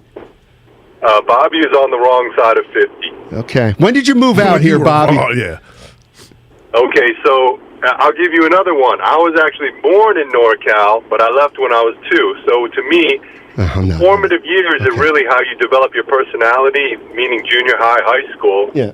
And, for you, it was, I guess, Reading, Pennsylvania. For me, it was the Maryland area. And then when did you move back? Okay, so I moved back here about 10 years ago. Oh, Bobby. Thanks for the call. You're not. I mean, shame on you for comparing you to me there. I mean, you're a newbie, basically. We got more bad news for you, Steiny. Oh, I don't think so. I'm feeling good. You once said you don't root for a team in the Bay Area, and that would disqualify you as well. On top of already what we just. So there you go. There's no. That's not exactly true. What do you love in the Bay? What do I love in the Bay? Yeah. Oh. There we go. I love the weather. The golf is tremendous. I love the golf. Yeah. I love the atmosphere. Right. I love the vibe. Right. I love the people I've met out here. I love my house. I love the weather. Yeah. I love the weather. Where are you from? I'm from the Bay. Reading, PA. I'm from. That's that's an interesting question. Steiny, where are you from? Steiny, where are you from? Where are you from? Reading, Pennsylvania. There we go. Okay, but next time I go back to Reading, Pennsylvania, and I meet somebody and they go, "Where are you from?" I'm going to be like, "Oakland, California." No, you say where do you? That person will say, "Where do you live?" Please, and you know what? You talk about this application to the Bay Area. We denied this. Mine got waived. Don't you understand that? How so? You guys were like lucky to have me. It's one of those things. It's like the guy's right. I'm like, what do I compare myself to? I'm kind of like, yeah, KD's a good one. I think KD. What's a sideshow? Only I'm KD. What's a sideshow? It's. I'll tell you what. Let me see. I want those guys out of here. I want anybody who does a sideshow and watches a sideshow to be how do you not put away forever? Yeah, it's when they go zzz, the cars go round and they're just absolutely. You notice they put those little speed bumps in the intersections, though. I did now. Yeah, I did now. So. If you told Marshawn Lynch right now I'm from the Bay, and he was sitting hold on a second. I would say the Bay to him. Now Oakland, I don't know. Right. Well, how old's Marshawn Lynch? Is he 35? Yeah, around there. Yeah, see, I'm more Oakland than Marshawn Lynch. See, that theory right there that stinks. See, here's where people don't know my Well, he wouldn't take it personally because he knows you're just joshing. I've been out here a while. Shout out Oakland, California. Yes, sir. You know it. You know it, M. Lynch. Oh, yeah. Now, your daughters, they're from the Bay. There you go. All right. We got full. Dibs will tell you tomorrow. We got full. I'll bring this up with him tomorrow. First of all, that's the other thing. Like, he's from the Bay. Well, is he? Petaluma? That's the Bay. You're in. Yeah. Steiny, STFU. No, I like this. It was fun. You guys don't get mad. There we go. The lines are full with this kind of stuff. But I'd rather talk about these Warriors. Yeah. I love them, man. I've been around this team 25 years, this Golden State Warrior team, and they've been inspiring since day one. That's helping. All right? Yep. All right? Half these texters that are giving me grief, they're coming. They don't know Twitch who Bimbo Coles was. We got 80. They don't know who John. No, they don't know who Bill Curley was. They think the only Curley in the Bay was John. Yeah. Look him up. Bill Curley, Boston College. This is Matt Steinmetz, Oakland, California, in the Hizzle. Hey, the Warriors are back on the road tonight in Oklahoma City. Tip-off set for 5 p.m. right here on 95.7 The Game. Warriors Live starts at 3:30 and is presented by Xfinity Sports Zone, the ultimate sports hub experience. We'll talk some Warriors on the other side, and I'll give you more lessons on the Bay, youngsters. The Morning Roast.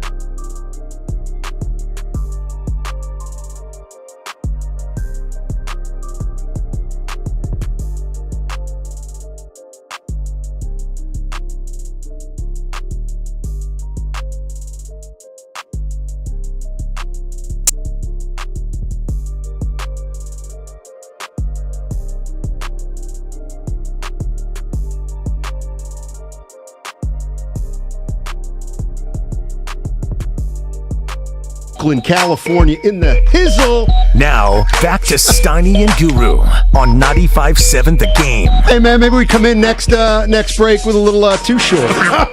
Or you E40. didn't even know his favorite word. Where's E40 from? One of the V's. Yeah. See? Valley Joe, as they call it, as you know, Steiny. Let me say something to you. There's Butcher Boy, and then there's the real Butcher Boy. Joe Shasky, the original. Yeah. My teammate. Sure. Shasky's dad. Uh-oh. Steiny is and never will be from here. He don't get it. Who's this? Shasky's dad. He can never say he's from here no matter how long he's lived here. And that's true. Shasky's dad. Here's the other thing. Joe. Here's the other thing some people aren't going to like. Guys like Shasky and his dad who are actually not really from San Francisco. They're from South City. They have no status in this. When they hear this, Steiny, even Damon and Ratto. Well, Damon, he ain't claiming to be from the Bay. No, because you know why? He touts his Midwest ties. Like you should. I don't tout my East Coast. I've divorced that. No, it sounds like you're trying to trade. We're getting hyphy today. You know it, baby. Wow. You kids even know what that means? Steiny, wow. Steiny, wow, what? I just hate that the Steiny I knew before today wouldn't want to what? Divide people? Trade in your origin card. You're from Reading, PA, way of the Bay. That's all. Let's go to you fronting now, Steiny. I don't like it. Yeah, I'm not fronting. He tried to. Spadoni let How about Mr. Shasky coming in here? Let me tell you something. Yeah. Mr. Shask. A Bay legend. The only father that's got sway around here is Curly's pop. What happened to Norm? Well, he's more. Norm's been all over the country. Well, after you called him Mr. Davis, the relationship on the rocks anyway. Hey, Joe, this is your dad. No, your dad traveled a lot, though. He was in Texas Navy. So, Norm's He's from Texas. He'll never say he's from here. He came here. I'm from here. And I was like your daughters. You don't like your daughters getting they're here, certified, stamp of approval. Boop, boop, boop. You're not. Nah. And I think you know it. Yeah. Let's go to Eric in San Francisco. He probably knows. What's going on, Eric? How you doing, buddy? Say hello to Mr. Bay Area. Yes. Stop. Gentlemen, I'm 47, going on 44 years in San Francisco. My friends still tell me I'm not from the city. You know what? Tell the pound sand. There you go. Yeah. You know how I know you're not from the Bay? Because you say, show. In the Bay Area, for show. There's Steiny. Thanks, E. I appreciate it. Yeah. There's going to be a bunch of L's before 3. That was an L. That's not an L. He's right. He's the man. Because when you listen, man, don't get. You were born in San Francisco, but somebody moved here at 2, so one's more of a hit the pike. You don't even know what the hell's up when you're 2 years old. You don't know where you are. But that's when it starts. That's when it starts. No. Yeah. The other thing is whether you think I'm right or not, it doesn't matter. Bay Area's claimed me with open arms. I got an army out there. I'm not speechless too many times, Steiny. Wow. Let's go to Tony. Tony's in Oakland. What's up, Tony? You and me, baby. Oaktown in the house. Hey, what's going on, fellas? Yes, sir. Hey, Goo, man, you got to stop bullying my man Steiner, bro. He's from the Bay Area, dog. He's been covering Bay Area sports for longer than you have. Mm-hmm. I'm not arguing that, but he cannot say he's from here. Come on now. Come on, my man. He's from the Bay Area. All right, bro. you want him to gotta be. Give him some love, man. We about all that. The Bay Area is all about love and prosperity. No, my man saw the Golden Arches out here. He was like, man, I got to get a piece of this Bay Area love. There you go. He moved out here. There you go. I like this Man, kid. you got to give him the love to claim out here the Bay Area. Tony, thank you so much, buddy. And that's part of Steiny's army right there. Listen, I interviewed Brian Winters. Oh, man. All right? You know who he is? Yeah. Who? Assistant coach. He's a head coach. Well, he was assistant of the coach. Warriors. Yeah. I thought you were talking about Tex Winters. That's the Chicago Bull. Right. That's the Chicago Bull. Oh, man. Don't ever put down South City, Steiny. Them folks are as bay as it gets. I got folks over there. there. You know what? I'll be the judge of that. See, you can't, man. I'll be the judge of what's bay and not. How long do you think I can keep this up? I hope I'm really worried. Why are you worried? What did you sip when you were gone? Like some guy. You know what I mean? It's just beer. Yeah. What? The Bay Area knows what time it is. Because you're hurting the show. How so? Because when you're from the Bay, there's nothing more precious than the Bay ID. Where you from? Vallejo. Where you from? Richmond. Wait a minute. Where you if from? Petaluma's not the Bay. EPA, the Yune, Haystack. You can't say Reading, PA. Can you? Steiny, you're not from here. You live here. Nah, I'm from here now. Oh my God. When you, no, honestly, he'll give you the pass. No, here's serious. I felt like, so I moved out here at like 3, 24. Yeah. So once I crossed the more time in the Bay than in the East Coast, I'm Bay, baby. Grandfathered in. Like if we asked Steph, where's he from? He would say Charlotte. Right, but he's only been out here 10 years. He's a newbie. And you know what? He's another one that, guess what? And I'll say By the time it's done. How old's Curry? 30? He's going to be 34. Okay. Perfect. If Curry were born in the Bay, went to Cal, got drafted by the Warriors, and was doing exactly what he's doing, guess what? He still wouldn't be as Bay as me because I've been out here longer. Yeah. Sorry, Steph. No, we denied you. Let me tell you something. We denied you, Snotty. Steph may have a little more trouble getting the backing of the Bay than He's got a show coming out, him and Aisha. What's it on? They're couples. So there's like married couples. Looks like, boy. It ain't basketball. Yikes. I'm looking for major yikes. Let me ask you something. I didn't like what I saw. Let me ask you something. What good could come of that? You're going to see another side of Curry. I'm waiting. That's a risk for Curry. He was actually he's painted as a family man. Right out of my mouth. Like, don't do it. Yeah, don't do it, Curry. But hey, happy wife, happy life. Dude, who came up with that? Daniel's in South City. Oh boy.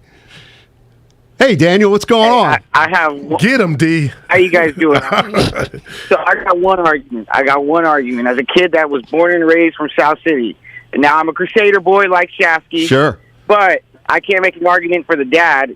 But growing up, going to Reardon, and just always being being in the city and being a part of the city, I know I shouldn't claim, the city, but from the heart and heart, I always feel like I'm a city boy. My dad was born and raised right by Reardon. I always was spending my time there. So I feel like if you spend your time there and you actually put in the work, even though you might be from South City, I feel like you could still kind of claim it. I don't know. No, you know what, Daniel? And thank you for the call. And I'll pick up on this. Because this one's an easy one for Daniel. He said he's from South City, but he spent time in the city. That counts. But like Shasky's dad, born and raised. Well, yes, but first generation. Listen, this is really hard to talk about. But there are certain city people that are in that south part of the city. Yeah. They really want to get to the peninsula. Who cares where they really want to get? It's about where they're from. It's about a status. No, and I think Shasky's pops is more peninsula than SF. Have you met him? He is a San Francisco OG. I just know he's a good sport. Yeah, hopefully. Yeah, hopefully. Oh boy. I got a question for you. Yeah, sure. Not to turn the show dark. Let's say you don't make it, and there's funeral services. Oh, you mean I die? Yeah, where are you going? So I get hit by there's a bunch of people waiting for me out after the show. I mean, you ain't going to PA? Where would the services be? Oh, it'd be out here. All right. It'd be out here. But still, that don't get you wouldn't even be close. It wouldn't. That was a bad example by me. Now, in fairness, this is where I'm a little bit of an outlier because I would probably have a ceremony on each coast. Because one venue wouldn't be able to handle. Yes. You know what I'm saying? Right. You couldn't get. They'd use Chase Center, yeah. I was thinking more Levi, but that's all right. D in Walnut Creek. D. What's going on, man? Hey, Steiny. How you doing, buddy? How's it going, you guys? Hey, look at this logically. Okay. If you went to Miami and somebody says, "Hey, where are you from?" You're going to say the Bay Area. You're not going to say bum-de-bum Dallas, are you? No. Right. I'm from the Bay. Gotcha. Yep. the Bay Area has more things to like than dislike. You got to admit that. Yeah, no doubt. D, you know what? But That's so simple D, let me tell and D yet something. so effective. D, we're talking about two things. You are correct when we talk about Bay against any other locale or state. Then you claim the Bay. But this is Bay versus Bay, and they say where you're from. Steiny has to say where he's really from, and that's Reading, PA. Hey, Steiny, are you saying that you're more of a Bay Area Oakland guy than Juan Toscano Anderson? That's who you're offending. Well, seriously, guys and gals. How old is he? Age is on. It has nothing to do with this. What is he? 28 years old. Not only is Juan Toscano Anderson too young to touch my Bay Area place. He went to Marquette. He wasn't even here for like 4 or 5 years. Can we go to the phones? Right. Yeah, go ahead. Let's bring him on. Yeah, we got a legend from South City. There we go. What's up, Mr. Shasky? Help me out, man. Hello, fellas. Hi, Mr. Shasky. First of all, I'm born and raised in St. Mary's Park and grew up the rest of my life in Excelsior. See, I think that was redistricted at one point. What's that? Wasn't that redistricted at one point? No, Excelsior's been in San Francisco since the turn of the century. Well, thought it was unincorporated for a while. Go ahead. I'm sorry. And my dad is born and raised in the city, so we are true blood San Francisco. There we go. Through and through. You are. I would.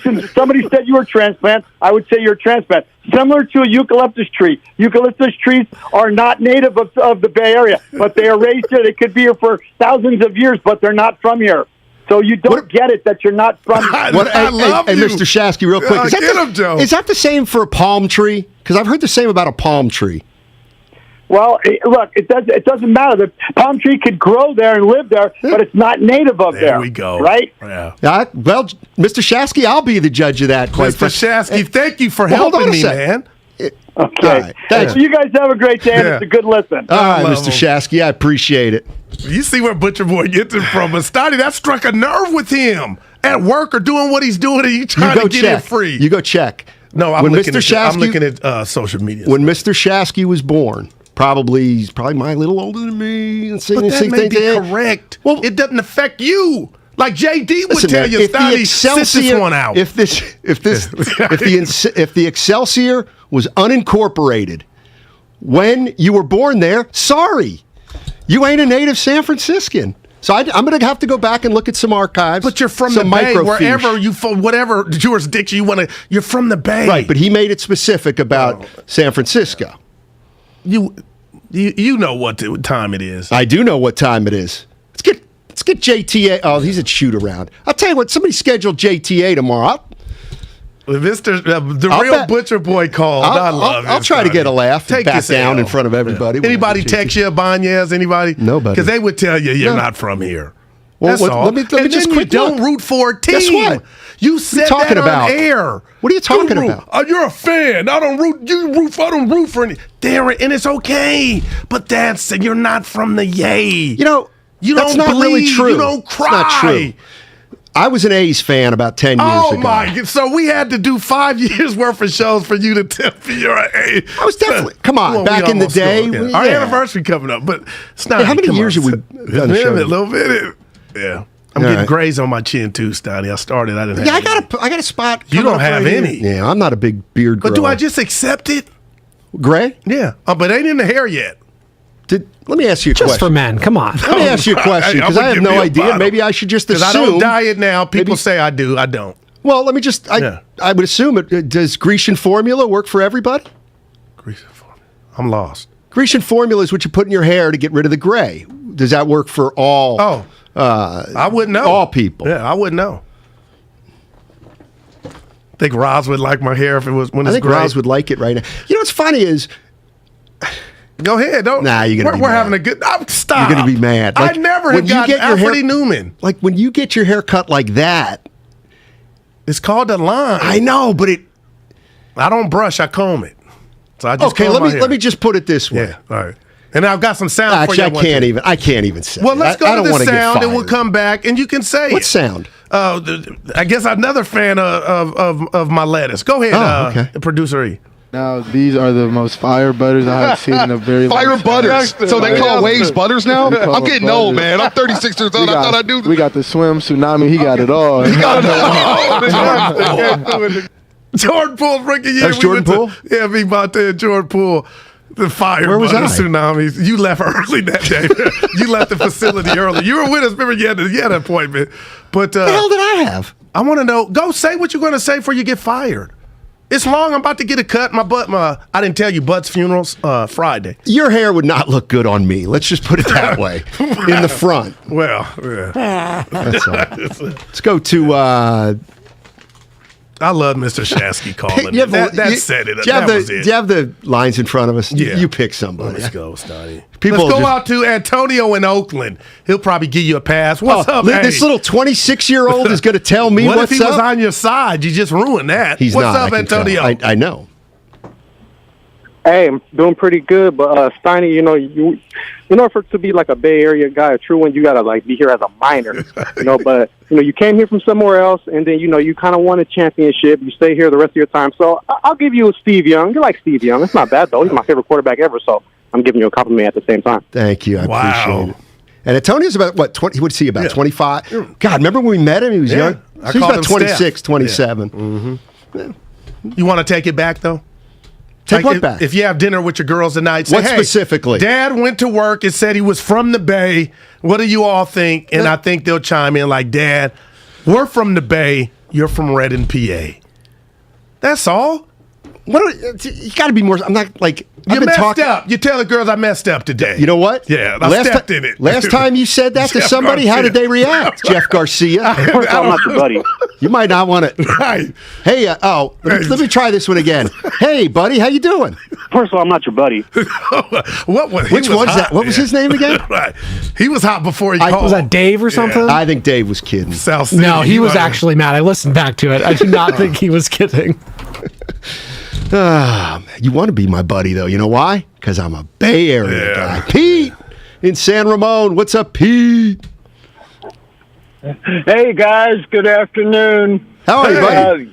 Sonny. Yeah. I'm from College Park, Maryland. Oh, yes, sir. Hughes County. Yes. Drink the water for a little while. Greg Manning. I used to hitchhike around the country, and on my 21st birthday, I arrived in Mission Beach, San Diego. Okay. And I realized I was born in the wrong city. Same thing with you. Exactly. Exactly. And here I am since 1982 in the Bay. Yes, sir, Pete. It's all right. Pete, thank you so much for calling. You and me. We run this town. We run this region. Now, he's even been here longer than me. Butcher Boys went on Twitter, you're not from here. And I'm not falling for it. I fell for it like 45 minutes. What'd you think of the Pro Bowl? Right? Like, this is an L. Sal Castanet, your boy. What about him? Who's your black friend? What's my Dana? He would tell you this is an L. You live here, but you're not from here. No. You're trying to be a part of something that you just now. Your I'm gonna heart's have in to the go right back. place, but I can't let you do this. I'm gonna have to check the tape because I never said I'm from here. This is how this all got started. No, there's a fact that I wasn't born here. But what I'm saying is, even though I wasn't born here, I'm more Bay than anybody who's been in the Bay. Yeah. And is under 40 years old. That's how you feel, but you ain't from the Bay. Your birth certificate has PA on it. And let me explain one more time. When you're born in the Bay, let's say I got out here in 90. Got out here in 90. If somebody was born here in 1990, when I got out here in 90, I'm conscious of everything. I'm seeing Steve Young, Joe Montana. Things are permeating through osmosis. So much. Through osmosis, I'm getting this. But the person who's born on the day I get here, for 9 years, they're going to have no clue about this place while I am just imbibing the need feel. Help. Let's go to line 2, Steiny. We got a surprise guest on line 2. I need help. I'm done. Caller, can you help us out? He knows I'm right. What's up? Who we got? First off, my dad is wrong. My dad is wrong because, like the great JD says, There's levels to this thing. Wow. There's layers to it. Get 'em. Okay? Here's where I side. Steiny's kind of like Kevin Costner in Dances with Wolves. He's not a native, but he's definitely a part of the tribe now. We've indoctrinated him, and he is part of the tribe, and that's where I side on this one. But your slander of the Excelsior being unincorporated. Oh, Butch, I knew it was getting you. Oh, my gosh. I'm glad you called in. Absolutely blasphemous. But here's the thing. Steiny never said he was seeded and breeded here. Steiny's saying that he has made this area his home, and he's embraced our culture and our ways. And Steiny, I've hung out with you long enough to know you're a Bay cat. Straight up. Oh, you may not have been born here, but you've been raised here, and you have seeded and consciously made this place your home. Remember, Too Short was born in L.A., Guru. Yeah, but going back to Too Short. But he was oh wow, that I'm dealing with that. Let me throw another one at you. Go ahead. Let me throw another one at you. Okay, the great journalist Steiny. Do you know where Herb Cain was born? I don't, Hayward, but not in the Bay. I don't think. Born in Sacramento. That's and right. yet everyone deems him to be the father of San Francisco. Born in Sacramento. He was a transplant, for crying out loud. Now, again, Steiny, I'm telling you, I will bestow this upon you. You're a Bay cat, straight up. Shasky, he can never. MC Breed had the great song, No Future in Your Front. It's London. No matter it's what London you give him, Breed. Shasky, I can't She's believe the you're doing mayor. this. Get to know your city. He can never say, Matt Steinmetz, I forget your middle name, Michael, can never say, I'm from the Bay, Butch. He can never say that. Why not? Why can't he if that's where he chooses to make home? In fact, I This is an upset. This is. I'm shocked. Than I have because he has chosen at this spot on the map to make his home and to raise his family. In fact, if anything, I find it more courageous. Oh, but I can't. We got to get Vontae on the horn. No, we I'm don't. shocked with this one. I thought you. Thanks, Butch. We got I thought you were in trouble. Butch, his dad went so hard on you. Butch trying to smooth it over. That's what it is. Yeah. Herb Cain, that was a shot. Too Short. He does it. L.A. Hey, Spadoni, you got to be a big Godfather guy, right? Now, James Caan, the consigliere, he right? was great. No, he was Sonny. He was the first son. Okay, who was the consigliere who wasn't part of the family? Robert Duvall. That's right. Tom. And he was every bit as important or more important than anybody in the family. Yes, Don Corleone, definitely. He was his adopted son, and he made him part of the family, even though he was not Italian. There you 408 go. said it best. You can say it, but it won't be correct. Oh, yes, it will. See, what they don't understand is when I say it is correct. Yeah. All right, here's what we're going to do. I think we got to get back to sports at some point. And you know how I love to talk about my teams here in the Bay. By the way, Warriors are sitting pretty right now, 40-13. I like their chances this year, whether they have home court advantage or not. And let me tell you something. I've been thinking a lot about this. You know, I've been out in the Bay for a while. I think Steph Curry might be the greatest player of all time. Wow. I really do. I'll tell you why. Need a V8. I'll tell you why on the other side. Hey, if you're looking for all the Warriors' best content from 95.7 The Game, text Warriors to 20357. That's Warriors to 20357. Make sure to click the link, then hit the subscribe button in the Odyssey app or wherever you find your favorite podcast. Powered by DuckDuckGo. Privacy, it's simple.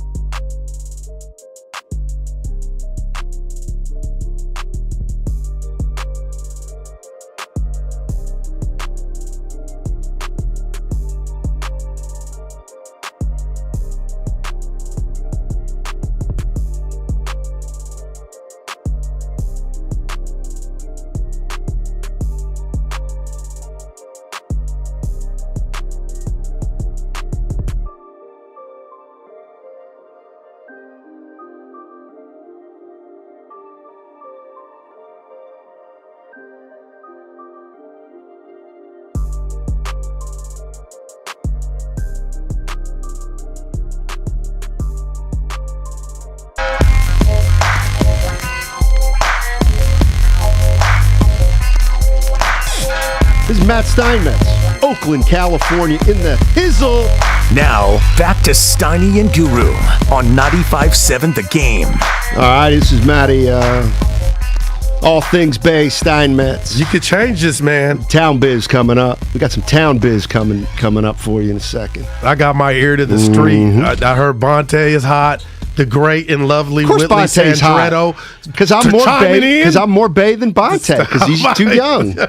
He's too young. That's the worst part of this. That theory. It don't even qualify as the Shasky boys. It's very sound. One of them. Thank God for Pops. It's Shasky, Butcher Boy was trying to golf with you. That's why he went easy on you. That I couldn't believe that came out of his mouth.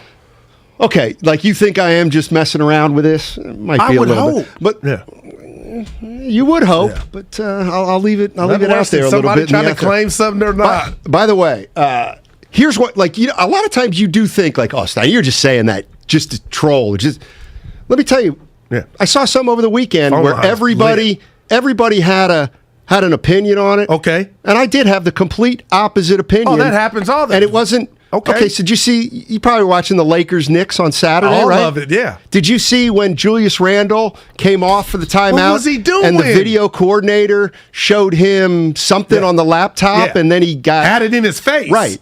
And everybody's saying, oh, Julius Randle's got to go. Julius Randle, unacceptable, confronting a coach. Hit the pike. The guy's a video coordinator, and he's sticking a laptop. Eric Spoelstra on line one? He would have never done that as a video coordinator. He's too smart.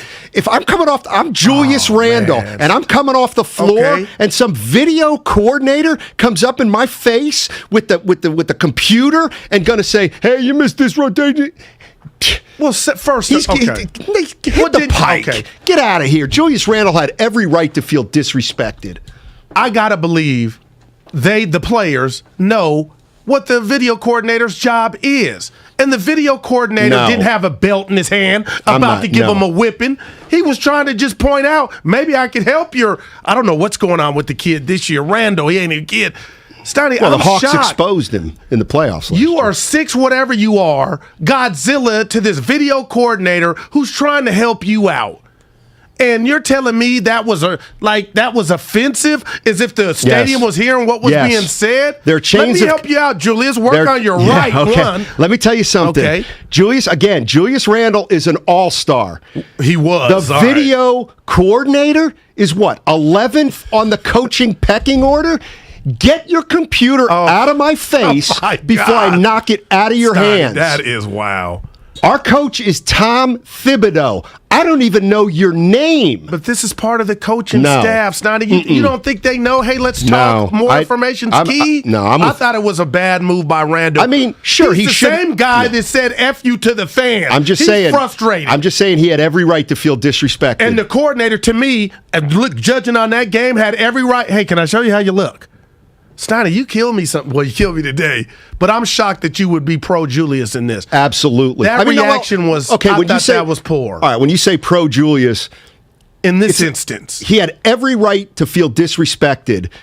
Now, should he have confronted? Probably not. But I get it. I totally get it. But you don't think that teammates know that, hey, we got the guy coming to show you something that's going to help you out in an era that we look at video all day? You know what? And to me, that's something you don't. No, that's heat of the moment. That's something you talk about at practice the next day. That's just me. Whatever happened to Rodney Dangerfield in whatever walk of life you do? What happened to respect? That's what I want to know. That's what I want to know. I'm sorry. Like if that happened to me and I'm not playing good, I know the guy works for our team, ain't trying to show me up. There's nothing worse. Let me tell you something. Face, boy. Here's the other thing. There's nothing worse than having made a mistake. You know you've made a mistake, and then somebody's actually going to say, hey, I want to tell you about your mistake. I know, man. I missed the rotation. By the way, you know who can tell me I made a mistake? The head coach and the lead assistant, not a 23-year-old out of Keene College in New Jersey. I got something for my partner. Who's I struck a nerve because you were. Listen, I love you like a brother, and I'm about to use your information against you.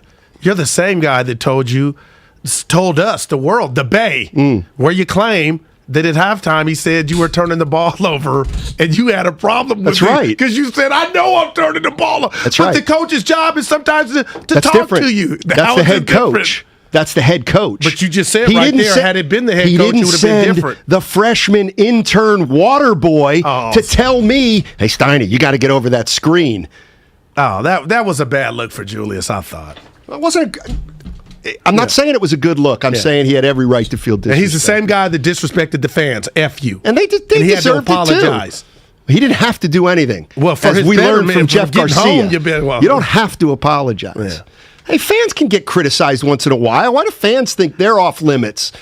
I'm dead serious about that. Why can't guys call out the fans? Fans call out players all the time. I get when that. A fan's wrong, I love it when a player will be like, you know what? You guys are wrong. Do you know what? You just said something that was been sticking in my craw. Can I get to this? And I know the carcass of the Jeff, 220,000 views on Twitter. The interview, and people can't. I didn't make the news. I asked the guy, did he know why people wanted him to apologize? You said he stepped in. I don't know where I got. I listened to the interview. I thought things turned a little bit there.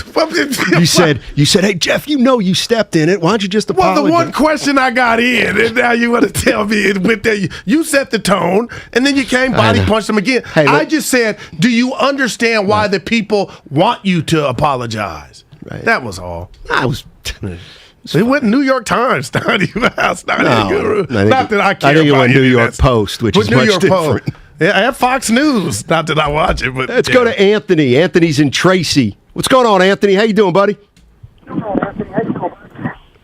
Hey, doing pretty good, guys. First time caller on your guys' show. Yeah, help us out, hey. Man, a guru, shout out. I work with your boy Reggie Basie here. Reg B, Silk Basie. Started. Yeah. He's listening now, probably. Go ahead.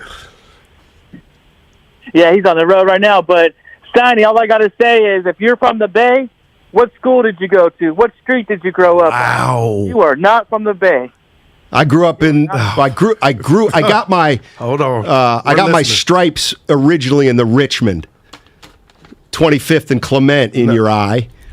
And then you know what? Did you go to? I'm sorry? What middle school did you go to?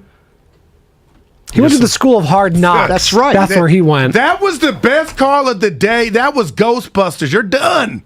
There's nothing to see here. You have no school affiliation. Did you notice the guy hung up before I could ask him how old he was? It didn't matter. That's it absolutely matters in your mind. It absolutely matters. I probably lived in more neighborhoods in San Francisco than that punk. Yeah, you may have, but you know what? Have no high school. Chalk up the Richmond. Chalk up the Marina. Chalk up Noe Valley. Chalk up Glen Park. Uh-huh. Chalk up the Mission. Right on the edge. Anyway. I'll text him. He didn't learn from books, Goo. He learned from the streets. Yeah, that was great. And you had nothing. With what? Where you're from. No prom. No high school. It's okay. It's okay. It's a nuanced view that I get. Some people Butcher's in trouble. Are going to have Bonte not trouble. Taking it well. Then Butch gave you that pass. But the real Joe Shasky chimed in. Oh, yeah. And let me tell you something. Let's be honest. Shasky more Bay and San Francisco than Bonte. How? There's a feeling. Bonte grew up in the hood. I'm just saying, there's a feeling you get. There's a feeling you get. People exude some things. This is my last thing on this. You know what? I'll put my Bay rankings. I'll put my Bay Area rankings out there. You can't do it. Oh yeah, Shasky. You don't Shasky would be one. To do it. Shasky'd be one. Mark Ibanez can do it. Gary Radnich. You can't do it. It's like Nahigian telling us he's from the Bay. It's like we got assistant program director Danny, born and raised in the Bay. Yeah, only 33 years old though. Sorry. That's all he knows. That don't change. With AJ had nothing to do with it. But all he knows of the Bay Area is about 25 years, and I've been here longer than that. Mm-hmm. Joe's in San Jose. Oh my God! Let me tell you something about San Jose. It's the biggest city in the Bay Area. That's the kind of thing you know when you're a native. Hey, Joe. What's going on, gentlemen? Hey, Steiny's all about the Bay. He's been doing this. He's been doing this for 20-odd years. He wrote about it, talks about it, and he is about it. Guru, just because you're from Union City, don't mean you're from the hood. You're not from the hood. The Union is one of the hardest underspots in the Bay. It's not about the hood. It's about what's on your birth certificate. And Steinmetz is from Pennsylvania, and you're giving him a pass. I'm shocked. These guys know they know what time it is. Shout out Alvarado. Alvarado Niles. Yeah, no, Alvarado. Cabana. Oh, you know it. Also, shout out Alvarado Dakota. Street Brewing in Monterey. Yeah, good call. That's a good call. He might be a prince. This a good dude, call. He comes from money. Oh, man. Anyway, no, and I'm serious. Like a lot of people chimed in, Stan. I ain't dropping names. Which thing? Snitches get stitches. This whole thing that you created. I just created get in your nothing. car, go straight home today. And it must be the haircut. Producer E said the haircut gave you some type of confidence to say this. That's a theory. Oh, as opposed to I lack confidence in saying things? Just like you can't win this one. You lost a few times. It's funny for somebody who's lost. I've got my supporters out there. Who? Shasky. Shasky. That's for golf. My other guy. My other guy who just called. Whitley, Bonte. Whitley. She's not even. She has no status. But she is real enough to know your origin, and it's in PA, Reading. You know what? Anybody under 30, get some perspective and get back to me. My dad, born and raised in San Mateo, Steiny, as you know. Right. So I'm giving you the pass, too. I'm grandfathered into the Bay, and now I'm giving you the pass, too. Gotcha. Oh, my God. Although San Mateo, technically the peninsula. Yeah. I mean, even though... If we're going to claim Tom Brady... He's from Sarah High School and was at the That's catch not in game. San Francisco. Dude, you got to watch that 30 for 30. That should be mandatory. Why? He was at the catch game with his mom as a kid. You're from the Bay.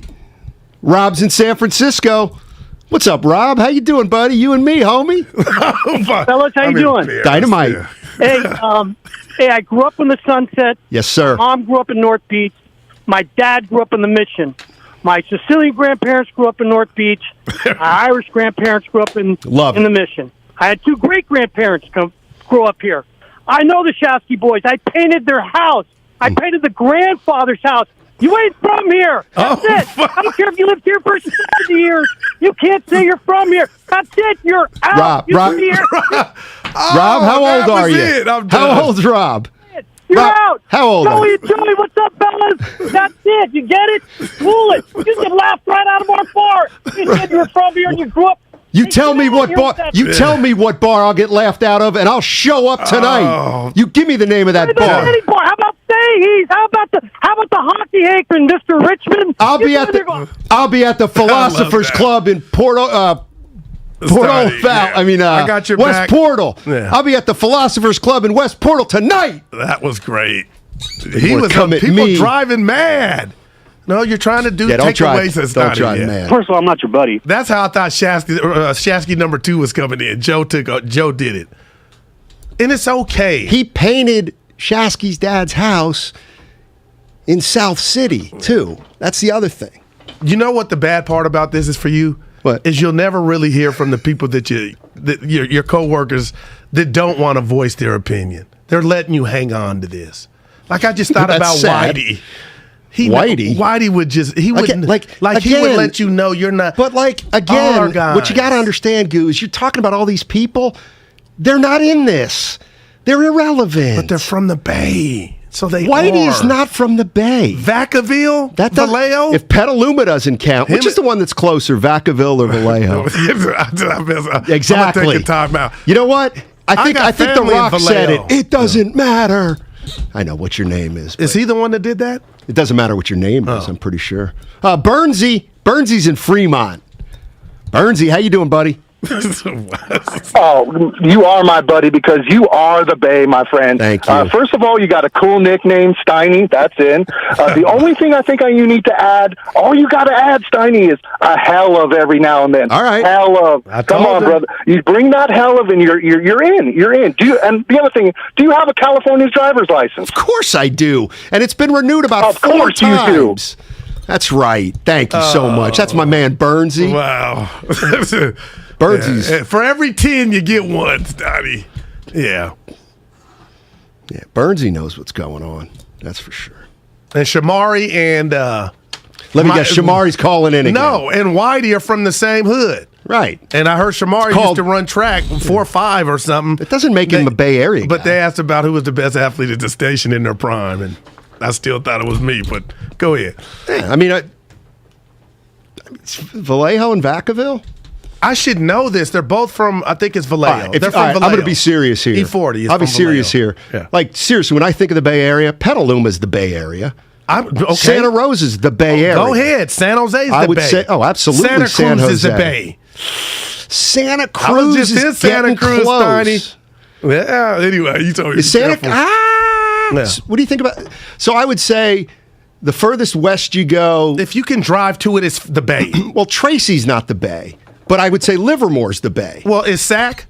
No. I got kids raised in Sac. Sac's not even close to the Bay. Yeah, they claim Sac, right. No, that's not the Bay Area. Yeah, they can't claim it. No. Daddy's from the Bay. You can, San Jose, my phone number's still Oakland, 510. My wife's bad. She not let's see, Benicia. Keep going. I think once you get up to like Sassoon City, now you're getting into a nebulous there. I'm giving area. Sassoon a stamp. Livermore is the Bay, 209. I agree. San Ramon? I agree. Oh, yeah, absolutely. Okay, this is how I know if you're from the Bay, Steiny. Last one. Yeah. What's the closest jail here? Santa Rita. Oh, that shocked me. But don't sleep on the one right by 101 as you're coming into San Francisco. That's right by the highway with the tinted glass. The town. But that shocked me, Santa Rita. What about Gilroy? I'm giving it to Bay. Shasky's saying no. How would you know? No, my high school in Salinas played them. They were in our division. No chance they are allowed to be in the Bay Area. I think it's no. Morgan Hill is even stretching it to me.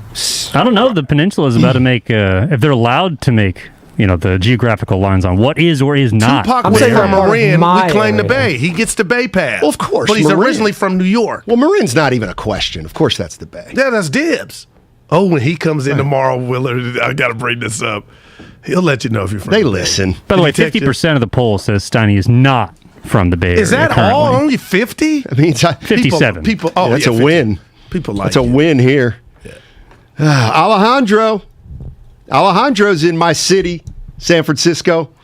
What's up, Alejandro? What's up, Steiny? What's up, man? Hey, man, first of all, I want to say, I'm going to give you your flowers, Steiny. I'm from the Excelsior. Shout out to Shashki. Shout out to Excelsior.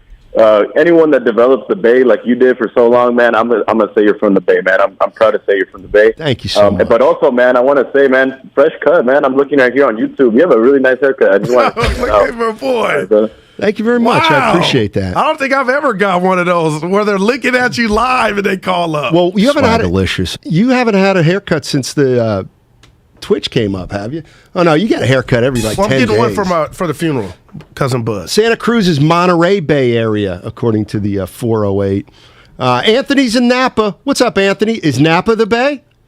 I'm getting hell yes. Anthony, Bay. Is Napa the Bay? Yes. So let me correct you guys real quick. The Bay Area stops where the BART stops running, and if a 106 KMEL doesn't work where you live, you're not in the Bay Area. So Sacramento's not the Bay. No. Petaluma.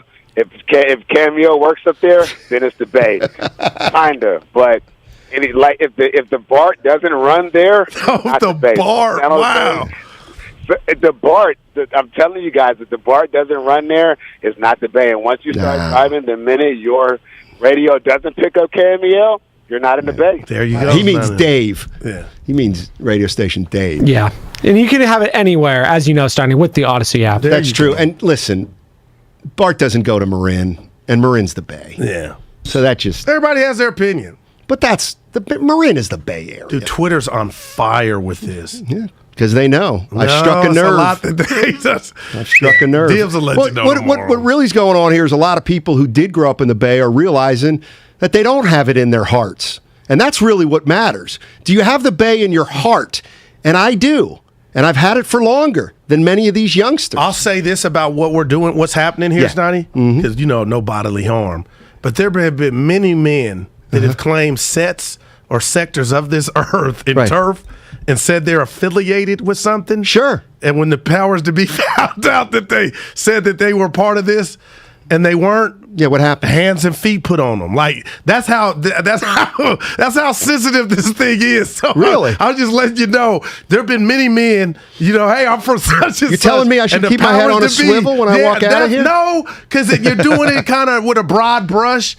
But your daughters are from the Bay, my friend. You're not. You live and you resided in the Bay. Now I hear what you're saying. Yeah. We're a Bay Area family. Let's go to D in San Jose. What's up, D? How you doing, D?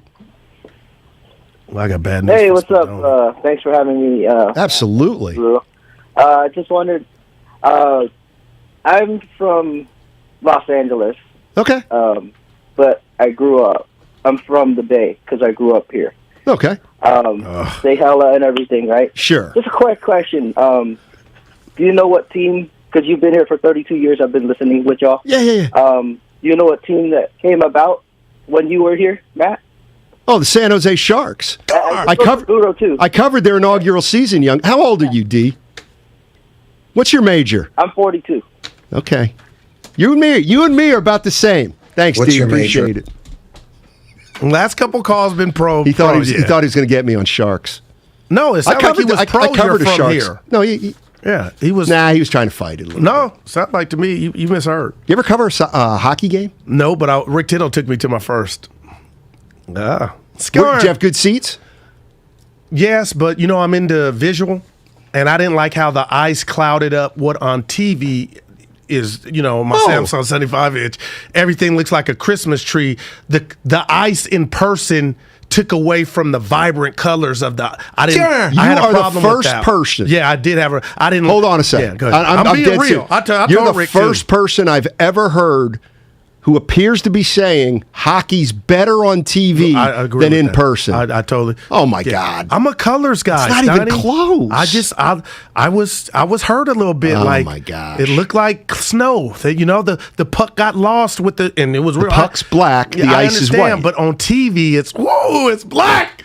Oh man! And the white is white. And I'll bet you there's nobody out there that shares that opinion. I remember going to my first hockey game in San Jose, of course, because I'm a Bay Area guy. I got you. Unbelievable. I couldn't believe how much better it is. You can see everything. You can see how wide open it is. You can see the skill and the speed. It is incredible. I'm not saying, I'm into my colors, Steiny. All right. Well, I'm into my colors, too. Warriors gold and blue. Minus 13 tonight against OKC. Shea Gilgeous-Alexander playing? He doesn't seem to ever play against the Warriors. I ain't good at that stuff. you got to. We'll find out. Is the Dortcher chamber playing? Oh yeah, Dort. Lou Dort. They've already won more games than anybody thought they'd win. They play hard. Yeah, two of them was against the Lakers too. Well, they play hard. See, your boy was benched in overtime. We'll talk about that when we get back. All right. Coming up next, I guess we got to take these full lines.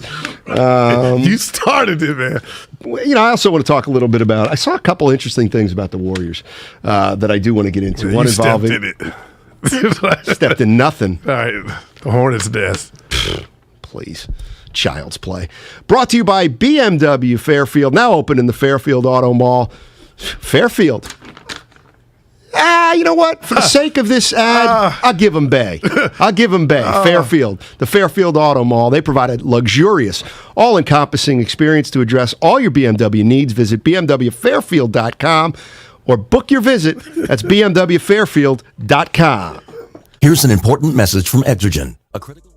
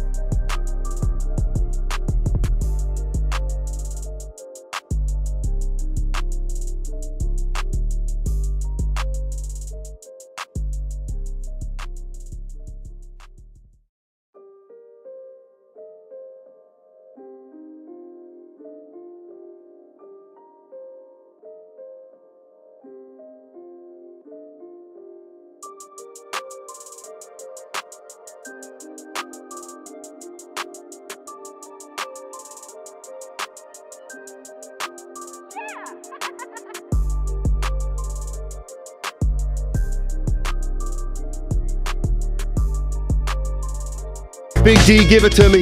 Now, back to Steiny and Guru on 95.7 The Game. Steiny, you're not from the Bay. Can't claim the Bay, but as soon as you say you can claim the Bay, but as soon as you say you have no rooting interest in the local sports teams, everyone will think, listen, I'm like Guru. Things change. When I first moved out here, I was a Warriors season ticket holder. What do you think about that? All right, it was a 6-game mini plan, but that's all I could afford. Okay. I was an Oakland A's fan 10 years ago till it became obvious that their ownership group was a joke. You could still find me roaming the sidelines of Oakland Roots games. Love it.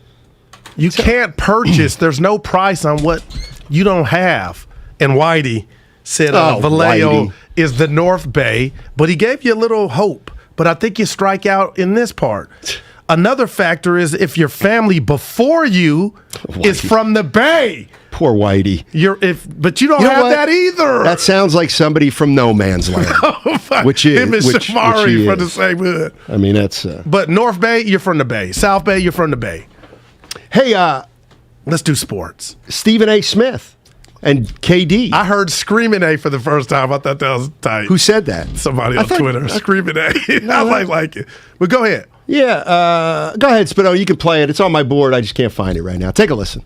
KD, obviously, I said the other day on First Take how, you know something? If you lose, especially if Steph Curry wins and you lose, you're going to be known more for departing and electing to leave Steph Curry to join Kyrie Irving than you might be recognized for the 2 championships and the 2 NBA Finals MVP.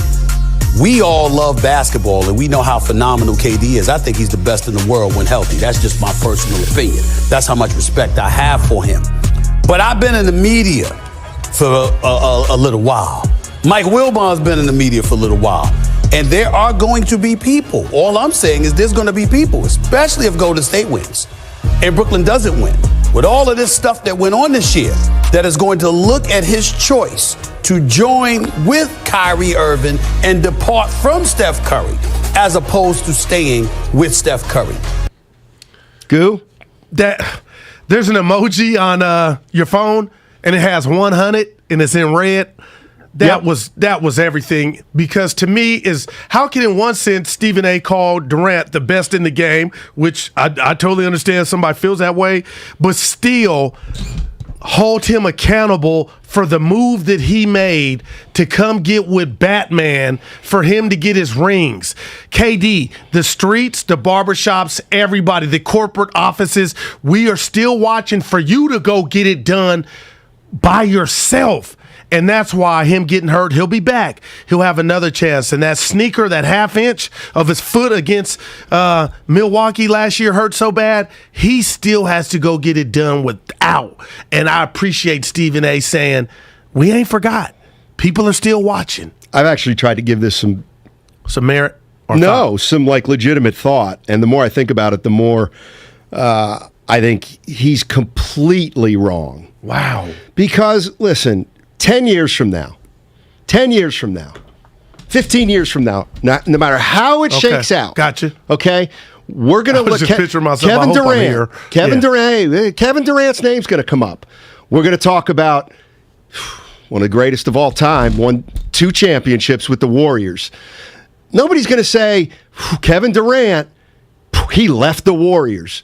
No, they're not. He left Oklahoma City. All right? He left the Warriors. I believe at some point he will leave Brooklyn before he retires. I don't believe he's retiring in Brooklyn. So when you say, like, that's how he's going to be remembered, no, that's going to be a part of it, but it's going to be far less important than the fact that he won 2 titles. Okay. With what you just said, and I appreciate it, Steiny, I got to say this. In my lifetime, I have seen guys almost come to blows over Kobe, Jordan, that debate, LeBron, Jordan, that debate, and everybody's heart is in the right place, but it just takes them to that place that, it has to be defined. What I'm telling you about what you just said is you're right 15 years from now, but if you got 2 basketball connoisseurs, they're at a table or having dinner and you're going inside basketball, that is going to come up about Kevin Durant's lateral movements on how he got his chips. But on the surface, it'll be, oh, he's the greatest, nothing to see here. But when you're talking to the Matt Steimans and John Dickinses 15 years from now, and it's an in-depth convo about KD's career, that will be brought up. It'll be brought up, but it's not going to be what he's remembered for. He'll be remembered for his dagger in the finals more than leaving Golden State. And here's the other thing that was a dagger. Maybe if Durant left and the Warriors won it the next year, but this is 2-3 years later. And again, I do think he's going to leave Brooklyn at some point. Okay, that's the kind of guy he's going to leave. First rat on the table. And I'm rooting for him. If he leaves the BK without a ring, it was a disappointment. Come on, Steiny, with Harden and your boy. First of all, they haven't played together. So, I mean, I get it. You could say it's a disappointment. They haven't played together. They really haven't. And that could be part of the disappointment. But, Steiny, he got to cash in with BK. Brooklyn. Okay, then what if they can't, not everybody can cash in. And he's already cashed in. And what's going to happen is there'll be 2 arguments. There'll be one argument that if the Warriors win it this year, all right, there's going to be 2 arguments. One is, oh man, the Warriors won it without KD. They've won it 2 without KD. And then there's going to be people that believe, like I think me, Steph wants that. They wouldn't have won 4 without KD. They only win 2 without KD. So that'll be the argument. But the argument's not going to be about him leaving. And you know what? Here's the other thing we've got to understand, and I don't think anybody has. There was no challenge for KD here. Don't people get it? The greatest athletes want to be challenged. They were waltzing to finals. It was a joke. I fully believe that Kevin Durant would rather win 1 more title with any team than win 3 more had he stayed in the Bay. I want to jump over this partition and hug you, and I want to hug you, but yet slap you, Steiny, in the sense of you just said, why did he come in the first place then? Let me help you out. He took the easy route to get the ring because you just said a real winner, or I took it as, or a player of his caliber would have looked at Golden State and already knew before he played 1 second of basketball it was going to be too easy and unfulfilling. And now, the conversation he had with Steve Nash, who told us after they won the chip, he wasn't fulfilled. So why did he come in the first place? Because he came to win a ring, and after he won 2 rings, he looked in the mirror and said, "This is a joke." That's what he said. Because he was unfulfilled, because I think deep down inside, he didn't feel like he paid the price like all other champions. Why can't you laud that? Why can't you praise that? I'm going to tell you why. I actually have respect for that. I'm going to give you know what? If that's the case, and we'll never know because we're speculating, Steiny, stamp of approval from the Goo, capital G. But then what if I believe he left town because he thought, again, he was going to surpass Curry and be the fan favorite, and that didn't happen, and that's what got him up out of town. See, I hear you on that, but the KD I think that he shares with us, I think the latter is why he left. Okay, so Kevin Durant comes here. Right. They win 2 titles. Yeah. He don't get enough credit. They win 2 titles, and during that period, everyone now acknowledging, no even doubt. Warrior fans, Durant's the greatest player in the league. Right. Wait, he's better than Steph? Yes. Right. That was the consensus around here. That Kevin Durant was the best player on this team. Speaking the truth, Steiny. So he thinks he's the best player on the team. Conventional wisdom in the Bay or throughout is that he's the best player in the Bay. But there's a portion of fans that will never give him the credit he deserves because they are first and foremost in lockstep with Steph Curry. Right. And so, to me, what Durant did is so understandable. It's so understandable what he did. Like I wish we had 2 more hours. It was no challenge to him. They had the 2 best players in the league. Okay, but if you're like me, Steiny, and I hear what you preaching, but what if it was about chips? What he left for that he couldn't get, to me, shouldn't be on a champion's mind. It shouldn't be about you and the level of cheers for another guy. If it was truly about ball and winning, you would have stayed your ass here, and the stuff that we think you left for, see, this is the that thing. falls under the tree of childish. Why? Why is it childish? He won 2 titles here. And it was a joke. And Steph wanted him here. He didn't like it here. Right. He didn't like the culture. He didn't respect Steve Kerr. He didn't think he got enough credit. Yeah. It was the most natural thing. So he should stay here and win. Who are you to tell him what to do? Who are you? Guess what? Not everybody wants to take the easy way out. But he did that when he said, I'm coming. But no, that's the thing. Everybody said he took the easy way out when he came. Right. When they saw the two titles in 3 years, anybody who watched the Warriors realized, you know what, they probably don't win it without Kevin Durant. So Kevin Durant did not come in here and glom off the big 3. He came in here and made them better. Not only that, he probably was the reason that they won 2 titles. So now he comes in and he's like, I'm the best player in the world. Curry's the second best player in the world. This is a joke. Don't you get it? It's not rewarding to go. You think it was rewarding for Zaza Pachulia and Leandro Barbosa to win the Warriors World Tournament? That I get. Right. Well, that's the exact same thing.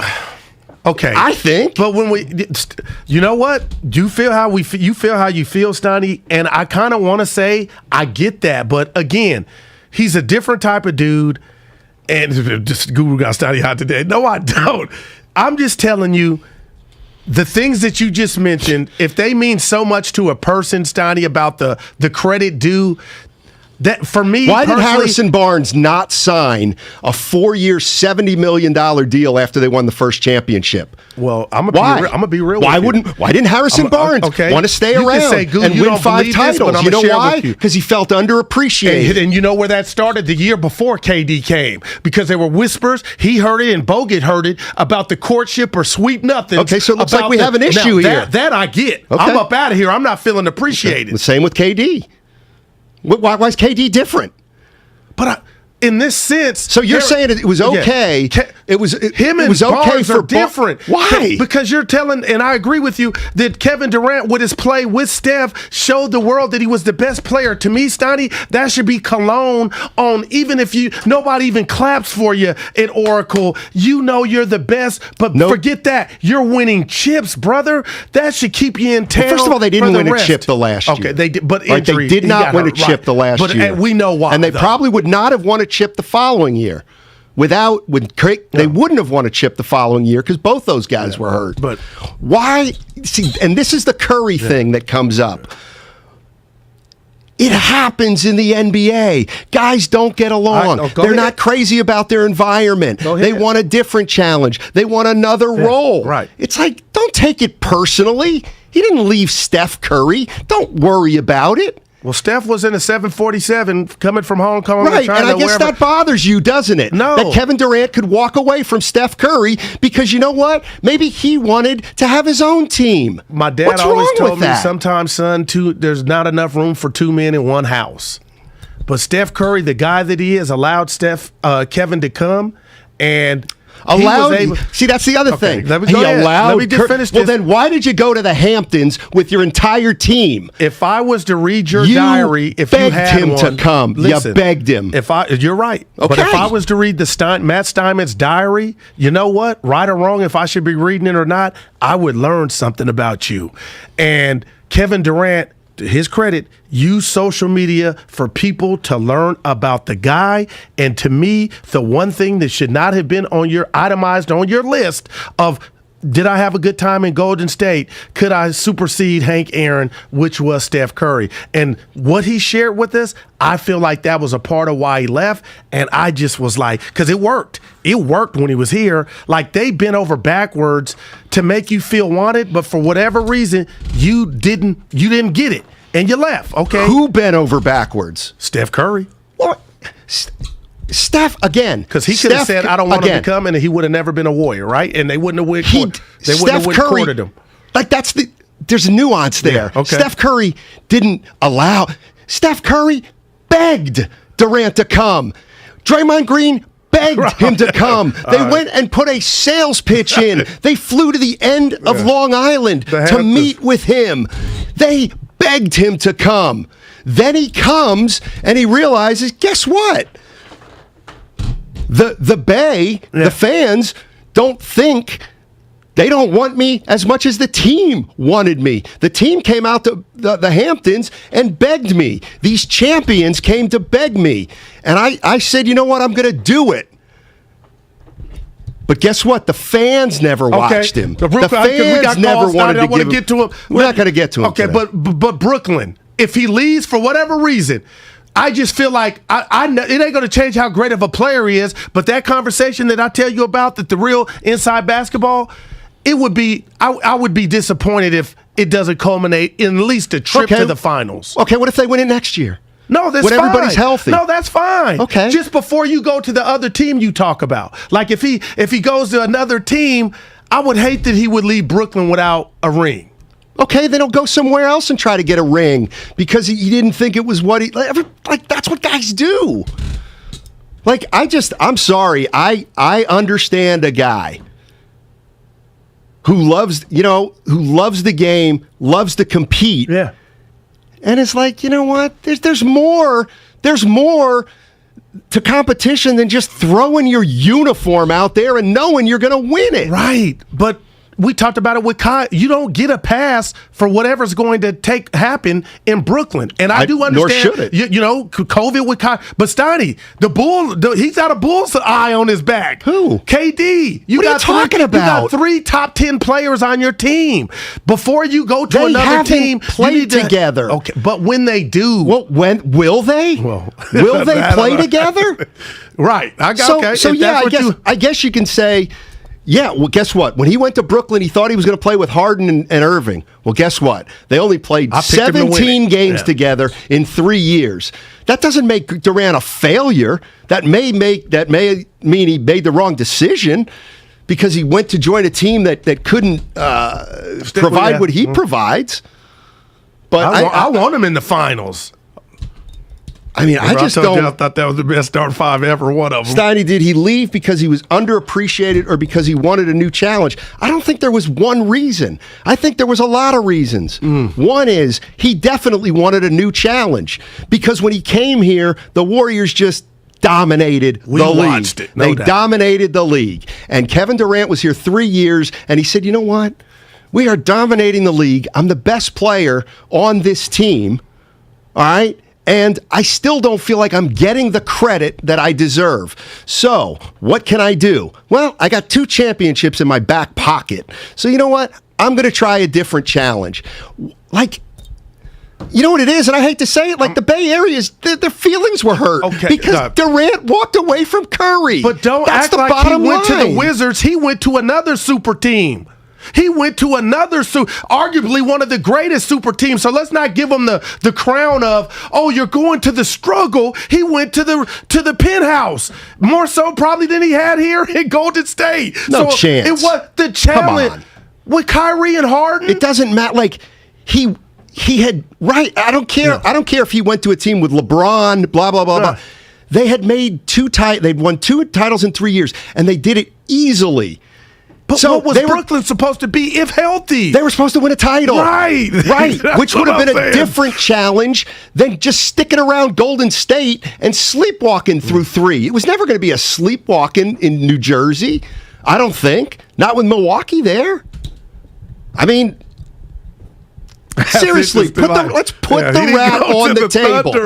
Put the rat on the table. There are Warrior fans who I think are almost more Curry fans who just can't believe that Durant left the Warriors.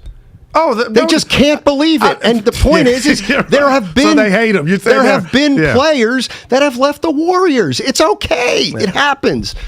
Like Harrison Barnes didn't sign a contract because 2 things. Why? He wanted a bigger role. How's that worked out for him? Who cares how it works out? He got money. I have respect for him for trying it. Okay. Like, is it better to take, like, my buddy, not my buddy, my nephew Bobby John. Right. He had this job. It was the easiest job in the world. Okay. He was working for this distributor, could make his own time, make his own thing, got paid, had health care, blah, blah, blah.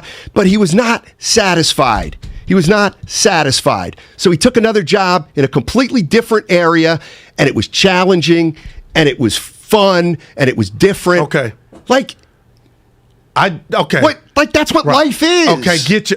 But Steiny, we're going to disagree to the end of time about Warriors to Brooklyn with Kyrie and Harden. That is penthouse to penthouse.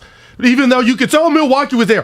Giannis didn't have a Harden or Kyrie. He had good players, but what he went to is what he left, if not greater. So I'll never You can't say if not greater. You went to they more hadn't difficult. Done anything together. But star power, what they had, Steiny, all healthy, you can roll a ball out there, and that's why the world was picking them to win it. All right, we got to roll. Ratto and Damon next. We'll see you tomorrow, everybody. This is Matt Steinmetz, Oakland, California, in the Hizzle. Catch Willard and Dibs anytime, anywhere with the Odyssey app. We are your West Coast home for Cincinnati Bengals football and fandom. This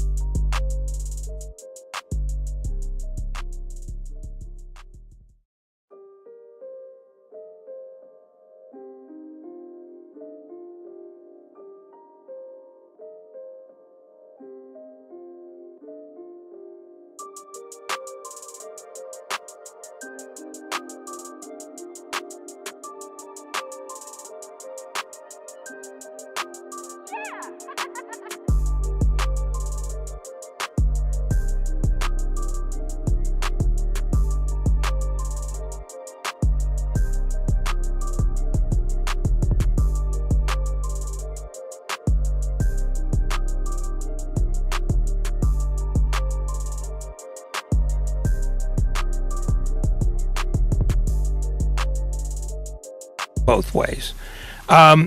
It's probably about where I thought it would be. I thought it might have been 4.5 or so, but when they set it at 3.5, they were basically saying, we don't think this line's going to move, and so far it hasn't. Comcast business text line is always open at 888-957-9570.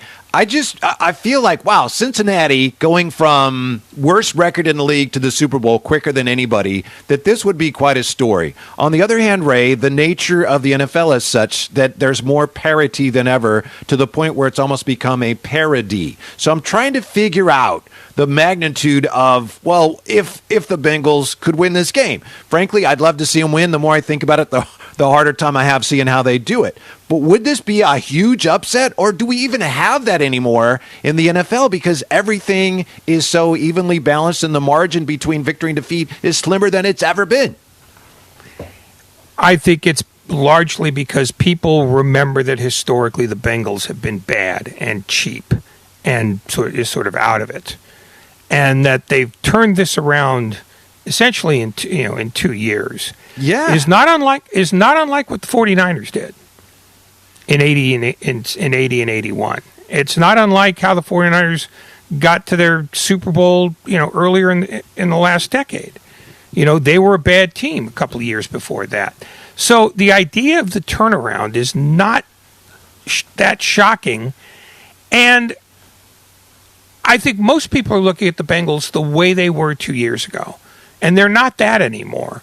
They now have a running back who's hard to tackle. They have one of the 2 or 3 best wide receivers in football, one of the 5 best quarterbacks in football, and they're a dynamic team, and they did it quickly. But I think people are not yet ready to consider the possibility that the Bengals are actually good, and I think that's largely, sort of being enslaved by the brand, and the brand has been the Bengals aren't good, but they are now. So I would, if they won, I wouldn't see it as a massive upset. Okay. It's just interesting. You mentioned the 49ers, and, of course, 2019. You remember week 2, what the 49ers did to the Bengals, right? And Zach Taylor just got in there, and the Red Rifle was still slinging it for the Bengals, and they were terrible, right? I know they had a really good opening week, the Bengals had in 2019 against Seattle. Then they played the 49ers, and the 49ers destroyed them, right? They destroyed them. That was a game, unfortunately, Joe Staley got hurt, and we were in the process of finding out how good the 49ers were, and we found out the Bengals were terrible. Here we are a couple years later, and the 49ers came close, didn't quite make it, but the Bengals in the Super Bowl. How about the fact that it's in L.A.? Is there any sort of home field advantage for the Rams? I know they don't always have the fans rooting for them when it's a regular season game. L.A. fans sometimes, or at least the fans at L.A. games, tend to pull for the other team. So is that a real disadvantage for these pesky? I'm clinging to it. These are big underdogs. These Bengals, these pesky underdog Bengals, playing in L.A.'s own stadium this week. Ray, what a story this would be. Calm down. God, what is wrong with you? You're in your own home. You don't have to act up. No, look, when Tampa won in their own stadium, did everybody scream about what a great home field advantage they had? No. They all raved about Tom Brady, when in fact that game was won by the fact that Tampa had the best defense in football. Nobody ever wants to look at the real cause why something happens. It wasn't home field advantage. It was they were the better team, and they had the much better defense. And Tom Brady brings his own sort of brand magic to anything. So, also, I don't think that anybody said, well, if they had played that game, in Denver, or if they had played that game in Houston, this wouldn't have happened. They would have said that Tampa was better. So, I don't think the home field has any bearing at all. And, in fact, if there is a home field advantage in football that is less evident for a good team than the Rams, I don't know what it is. Another big factor in that Super Bowl last year was the fact that Kansas City's offensive line was overwhelmed, which could be a factor this week. We are brought to you by BMW Fairfield, now open in the Fairfield.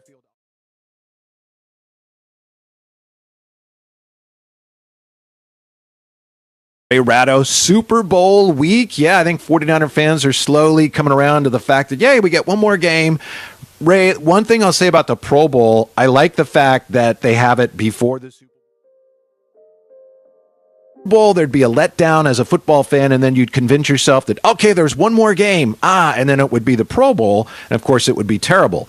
And I know, I would guess we agree here, we don't need to spend a lot of time talking about the game yesterday because it's the Pro Bowl.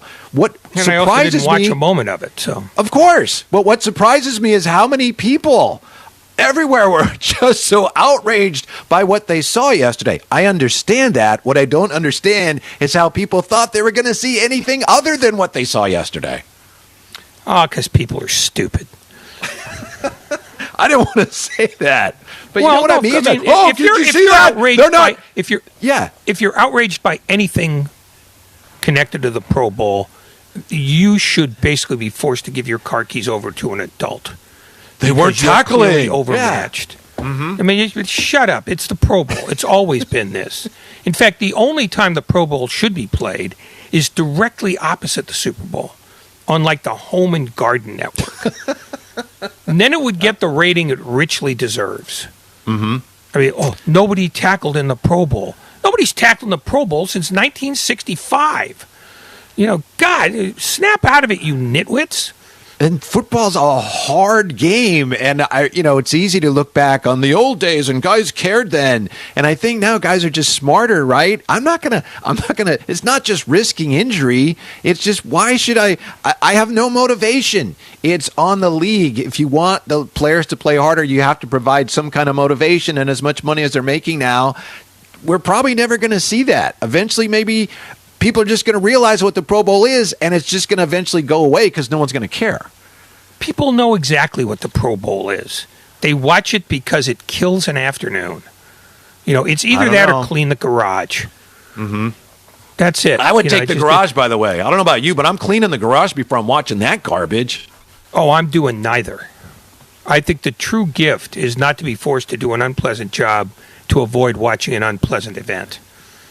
That said, yeah, if you force me to rank them, I'd rather clean the garage. The Pro Bowl is an abomination, and it is one of the reasons why American culture is dying. I don't think I'd go that far. I think, like you said, we know what it is. No, yes, you would. You absolutely would. You know the Pro Bowl is proof that we have lost our way as a nation. It's proof that we are just not honest with ourselves, and we just fail to recognize what's going on. And every year, some people, like you said, people know what the Pro Bowl is. No, you saw on social media, you heard people on our station today just outraged by what they saw. And it's like, hello, we've seen that before. That's what this stupid game is. Who was outraged? I believe Guru went off on for Twitter. Christ's I think Randy Cross said some very cross things about the Pro Bowl on social media as well, the great former 49er. He's been in Pro Bowls. He knows what it is. I mean, it's all performative art. The Pro Bowl. Jeez. Yeah, we'll leave it at there. Except, it literally is football's equivalent of a B game in Scottsdale in February. It is. And so every year, the league and the networks tell us, here it is, football's all-star game. And some people are like, all right, this year's going to be good. No, it's not. Don't watch. Wait a minute. The National Football League lied to people? I think could that they did. Possibly be? I think it was very misleading. They lied to them with the ease with which we take in oxygen and give off carbon dioxide. The league is the definition of lying. And if you don't believe that, go back to Roger Goodell's memo about diversity in the workplace from 2 days ago. I agree. That was completely. A wall-to-wall lie. I completely agree. What I don't quite understand is why we're such willing participants in the whole process, where the league lies to us and we're like, yeah, okay, when we know, but we should know better by now, Ray. That's the thing. I'm not surprised the Pro Bowl is terrible. Why do people watch the Pro Bowl? Again, our culture is dying. We are on the verge of becoming Belgium. That's what we are. If you waffles, think the Pro Bowl is great waffles. If you think the Pro Bowl is an important part of your day, on any day, you have lost your way. And if, as you tend to believe here, that a lot of people really care about the Pro Bowl, then America's doomed. Forget From the 510? Yeah. We're going to be Macedonia. Comcast, which is it? Belgium or Macedonia? Make up your mind. Comcast We're deteriorating more with each passing sentence. 888-957-9570 from the 510. Deion Sanders went off, and he never tackled during real games. And we'll make that our text of the day nominee here from the 650. Just play flag football. Yeah, again, I don't want to wander down that well-trodden path of, whoa, what's this Pro Bowl's terrible? It's like, why do people think the Pro Bowl is going to be any good? All that said, busy weekend for the 49ers, Ray, as you know. Anthony Lynn, they hire him to be an assistant head coach. Apparently, they knew that Mike McDaniel was on his way to become the head coach of the Dolphins. My question then, if we're connecting dots here, which I like to try to do, does that mean that the next new quarterback for the 49ers, presumably the backup to Trey Lance, is going to be Tyrod Taylor? Anthony Lynn coming here. He'll probably become the offensive coordinator. Does that mean that the Obi-Wan quarterback next year role is going to be played by Tyrod Taylor? I don't think the two have... Stop it. Free agent? Okay. When you over-caffeinate before the show, you easily lose your way. Okay. Tyrod Taylor is, please. Do you honestly think that Anthony Lynn was hired here because he gave them the inside track on Tyrod Taylor? No, but I do think that he's the type of quarterback that they need for next year, and they've got an in with him now, and he is a free agent. So it makes sense. When you look at the type of quarterback that the 49ers need next year, presumably to mentor and back up Trey Lance, and also somebody's going to have to play perhaps if they're running a lot of read option stuff. Who knows what's going to happen with Trey Lance? Tyrod Taylor, you call him Tyrod Taylor. I believe he prefers Tyrod Taylor. I think he'd be a perfect candidate. It's either him or Hoyer or who knows who else. So Hoyer. Anthony Lynn, Tyrod Taylor, it adds up. God. Whitey, I love you to death. But when you say the words Brian and Hoyer in the same sentence, you undermine whatever it is oozing out of your cake hole. This is just, no, stop it. It's February 7th. Where's your dignity? That's the type of quarterback you know they're going to need next year. And you know that Shanahan, he still has some of that scheme arrogance. And if he's looking at guys, you know that Hoyer knows the system. It's going to be somebody like that. I'd rather have Tyrod Taylor than Brian Hoyer. That's my point. Kathy Bates is more similar to Trey Lance than Brian Hoyer is. Why would you bring in Brian Hoyer? No, you wouldn't. Nobody would. He's available, and he well-versed in the scheme, and he would be a candidate. That's Archie Manning. Fact. The fact that he's 80 doesn't matter. Brian, please, Whitey, take a sedative. Well, give me a name then. Give me a couple names. Who are we talking? Easy for you to February sit there and 7th. take pot shots. I don't want to. Okay. They're months away from doing anything. And I still don't believe there's any connection between Anthony Lynn and Tyrod Taylor. Or Tyrod Taylor. Whatever his stupid name is. It's Tyrod. At least we could. It's February 7th. We don't have to do this. Mm-hmm. We are sentient human beings. We have choices.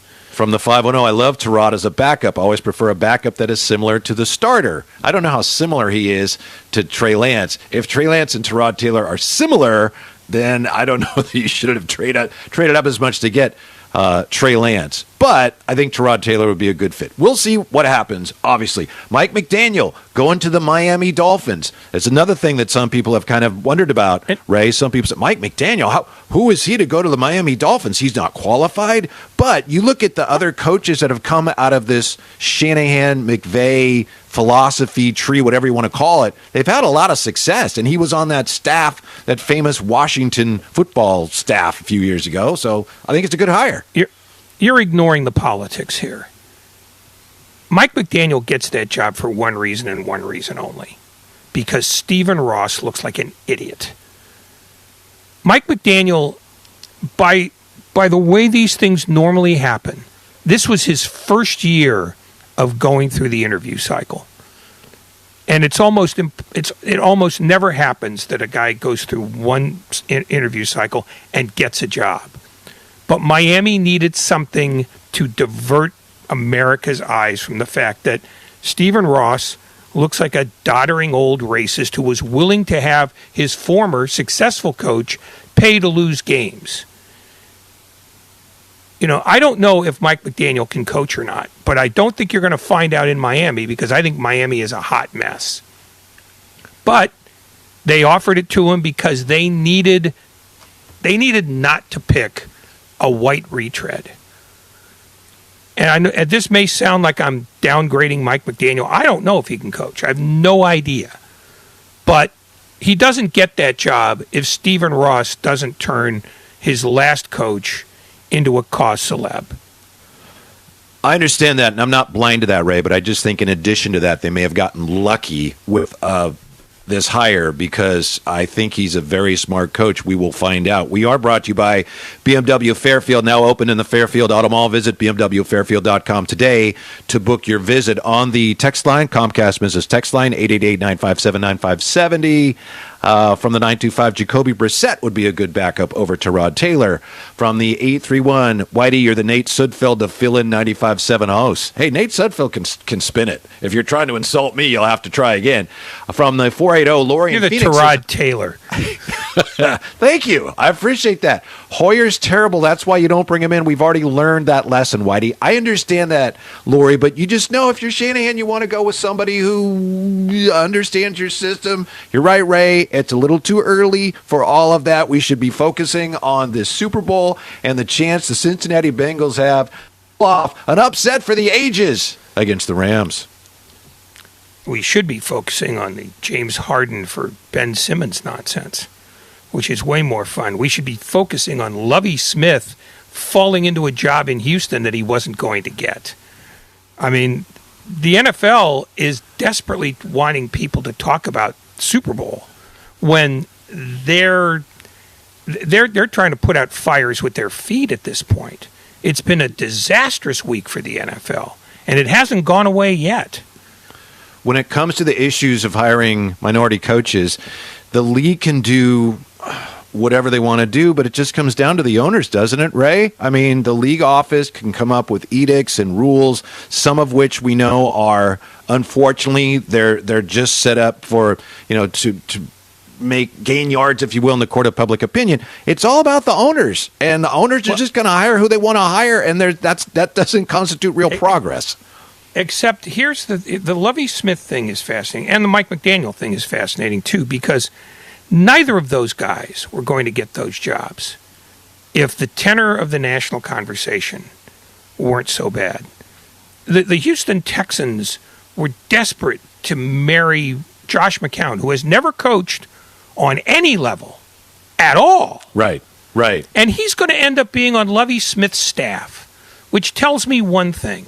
Lovie Smith is going to be fired after a year like David Culley was, and then they're going to hope that, everybody's forgotten about this, time in the cycle, and they'll go, "Oh yeah, sure, why not Josh McCown?" The NFL is in it up to its eyelids this time with their retrograde hiring practices and the sham of the Rooney Rule and the joke that is the Fritz Pollard Coalition. I mean, that's what the Super Bowl week story is. It's not whether the Bengals can cover the 4 or whether the Rams are a team for the ages. Neither of those things is particularly fascinating. To me, it's that the NFL is trying to make you forget all the stupid crap that's happened in the last 2 weeks. And I don't know that the football game is I don't think the football game is compelling enough to do that. Do you think they've accomplished anything with Lovie Smith, with Mike McDaniel?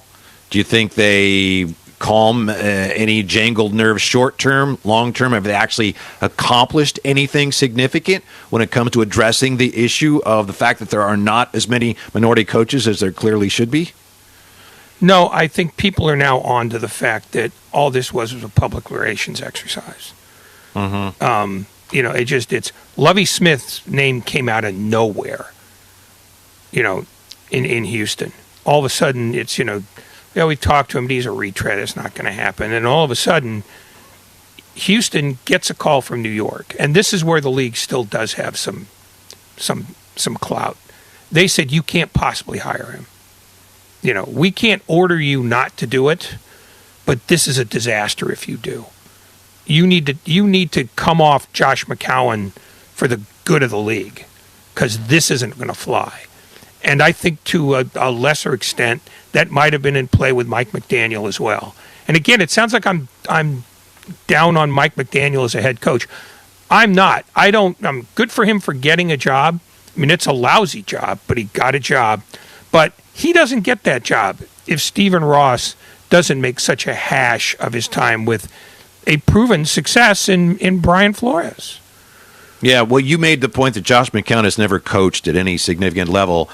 Mike McDaniel, and again, I think he's smart enough. I think he can do a good job there. But he hasn't even played football anywhere at a significant level, which is one of the reasons why people are pointing at that and going, that smells a little funny. But you look at what Houston did, Ray, where the Culley got fired after 1 year. I mean, you can't keep doing that, right? That looked terrible when Arizona did it a couple years ago before they brought in Cliff Kingsbury. You can't fire a coach after 1 year, then bring in another one, and then fire him after 1 year. So Lovie Smith has to be there for a while.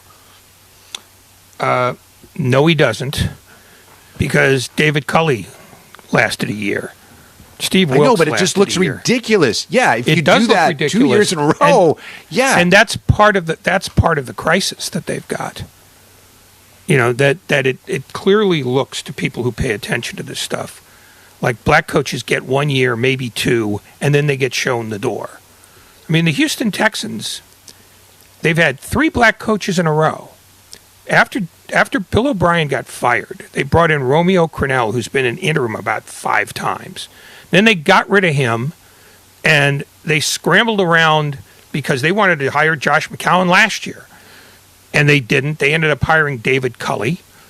And he did, by most accounts, a relatively decent job with a bad roster. And he still got fired because they were going to get Josh McCown in the door. Well, now, the political air has turned. And they can't possibly bring in Josh McCown without, creating another firestorm for the league. So they settle on Lovie Smith. But if you think that Lovie Smith's going to last more than a year, you'd better be willing to prove to me that the Texans are going to be 10-7, because I see no way that he lasts. They're going to keep trying to slip Josh McCown under the door as many times as it takes to get him in the seat. Yeah, I understand your point. I just don't think even the Texans, as woebegone a franchise as that is, can bring in 2 African-American head coaches in a row and fire each of them after 1 year. I don't think they can do that. It would be damaging to them, for the league. I just don't think even they could pull that off right. I understand your point. I just don't think there's any way you could fire Lovie after 1 year, given the current climate and how aware people are of this issue right now. In a year, they're banking on the notion that people will forget. They may be wrong, but I think they're going to try. I mean, Cal McNair and Jack Easterby have their hearts set on this guy. And, it's, and it sucks for Lovie Smith, and it sucks for Mike McDaniel in Miami too. Because, they're going to be viewed upon as, lesser coaches than they are because of the circumstances under which they were hired. Mike McDaniel in particular, all he did was just, go on an interview, and lo and behold, all of a sudden he's got a job. The turnaround there, it's disturbing because A, you usually don't get one the first time around, and 2, he's going as sort of wallpaper for a place that has shown what a retrograde dump that franchise is. So I'm not criticizing Mike McDaniel at all. I'm not criticizing Lovie Smith. What I am doing is saying that the NFL is trying to waive 2 hires here to try to distract you from the fact that, their owners don't care about the Rooney Rule, they don't care about the Fritz Pollard Alliance, and they don't care about diversity in the workplace. And they just got called on it this time by a guy in Brian Flores who said, you know what?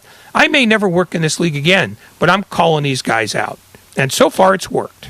We are sponsored by AC Transit. Find a career with exceptional benefits so you can do what you love. AC Transit is hiring bus operators and mechanics now. Bring your skills to AC Transit and enjoy exceptional benefits with a side of work-life balance. It's more than a job. Apply today to actransit.org/careers. Coming up, Ray and I bring you Warriors Live, getting you ready for the Dubs and the Thunder, as if you need help getting ready for that. Next, right here on 95.7 The Game. Visit Friedman's Appliance in Pleasant Hill to see the full selection of Monogram appliances. At Monogram, it's not just one detail, it's many. You can preheat your oven using voice control or check how much time is left in your dishwasher cycle with your phone. And now, receive up to 3 free eligible Monogram appliances or generous credits towards the appliances of your choice. You can see all of the Monogram appliances displayed beautifully in live working vignettes at Friedman's Appliance in Pleasant Hill or Friedman'sAppliance.com. From carriage house to glass aluminum doors, RNS Doors has a full line of commercial and residential garage doors and gates to suit anyone's taste and budget. Visit rsdoors.com. RNS Doors. Look for the red truck. Get help managing your money for the life and years ahead with Fidelity Income Planning. We'll look at what you've saved, what you'll need, and help you.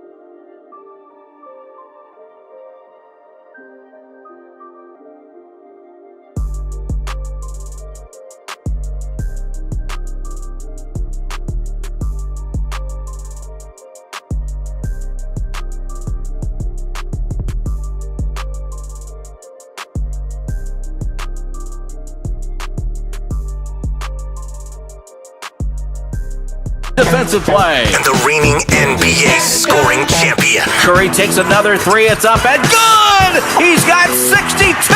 Welcome to Warriors Live on 95.7 The Game. Presented by Xfinity Sports Zone, the ultimate sports hub experience. Whitey Gleason, Ray Ratto bringing you Warriors Live this afternoon. And after a rare stretch of 3 days off, the Dubs expecting some familiar faces back tonight when they put their 8-game winning streak on the line against the always colorful Thunder in Oklahoma City. Ray, the Warriors hoping to have Iguodala back tonight. We'll see. They're hoping to have Otto Porter Jr. back, as you call him, fourth quarter Porter. Wasn't that long ago that the Warriors and Thunder were rivals, not anymore, and you got to like the Warriors' chances of stretching that winning streak to 9 tonight. Oh, you have to very much like it. And, yeah, that Thunder that Thunder Warrior rivalry died hideously in the Hamptons on the 4th of July, 2016. I mean, that was done, and they haven't played a meaningful game since. Yeah, well, they were a playoff team for a little while there with Russ holding things down, but now the Oklahoma City Thunder, and by the way, just got word that, Iguodala back tonight, Otto Porter Jr. back, and he should be starting. We just received word of that seconds ago, so something to look forward to tonight for the Warriors against the Oklahoma City Thunder. Tell you one thing I like about the Thunder, Ray, I actually enjoy watching the Thunder play when Josh Giddey's on the floor. Their 19-year-old point guard. He does a little bit of everything except shoot the three. Well, he shoots the three, just doesn't make it. And we've got so many 19-year-olds. That's kind of a drawback, Whitey. It is. He does a lot of things well, but it's like, oh my goodness, I think he's under 30%. Fun to watch. The Thunder, or the Tunder, as I like to call them, they're one of those stealth tank teams, Ray. What they do is they shoot a lot of threes, and they can't make threes. They're 8th in attempts, and they're way down the list in field goal percentage. So that's one of the ways when you're not necessarily trying to win a lot of games, that's what you do. You have your guys shoot a lot of threes. This is a style we want to play when they can't make them. And Josh Giddey has a lot of area of improvement. He's just not a very good three-point shooter right now, but he's a good player. Yeah, they have 5 guys on this roster who are not shooting 30% from the field. They're shooting 31% as a team, which, if that's not last, that's from the three-point line. You mean, right? That's from the three-point line. Yeah. I mean, they're literally god awful, and yes, they are tanking because, quite frankly, they got no future right now. They've got to make one, and they've been compiling all these draft picks in hopes of trying to recreate what Danny Ainge tried to create in Boston, where he had all the picks in the world and then could suddenly start using them to trade people around. And it never happened.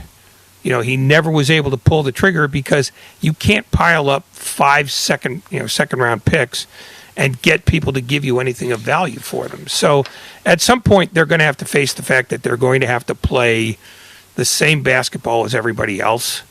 And right now, all they're doing is trying to beat out the Pistons and the Magic for last. Yeah, they're not very good, and they're also without Shai Gilgeous-Alexander, clearly by far their best player. He's been hurt.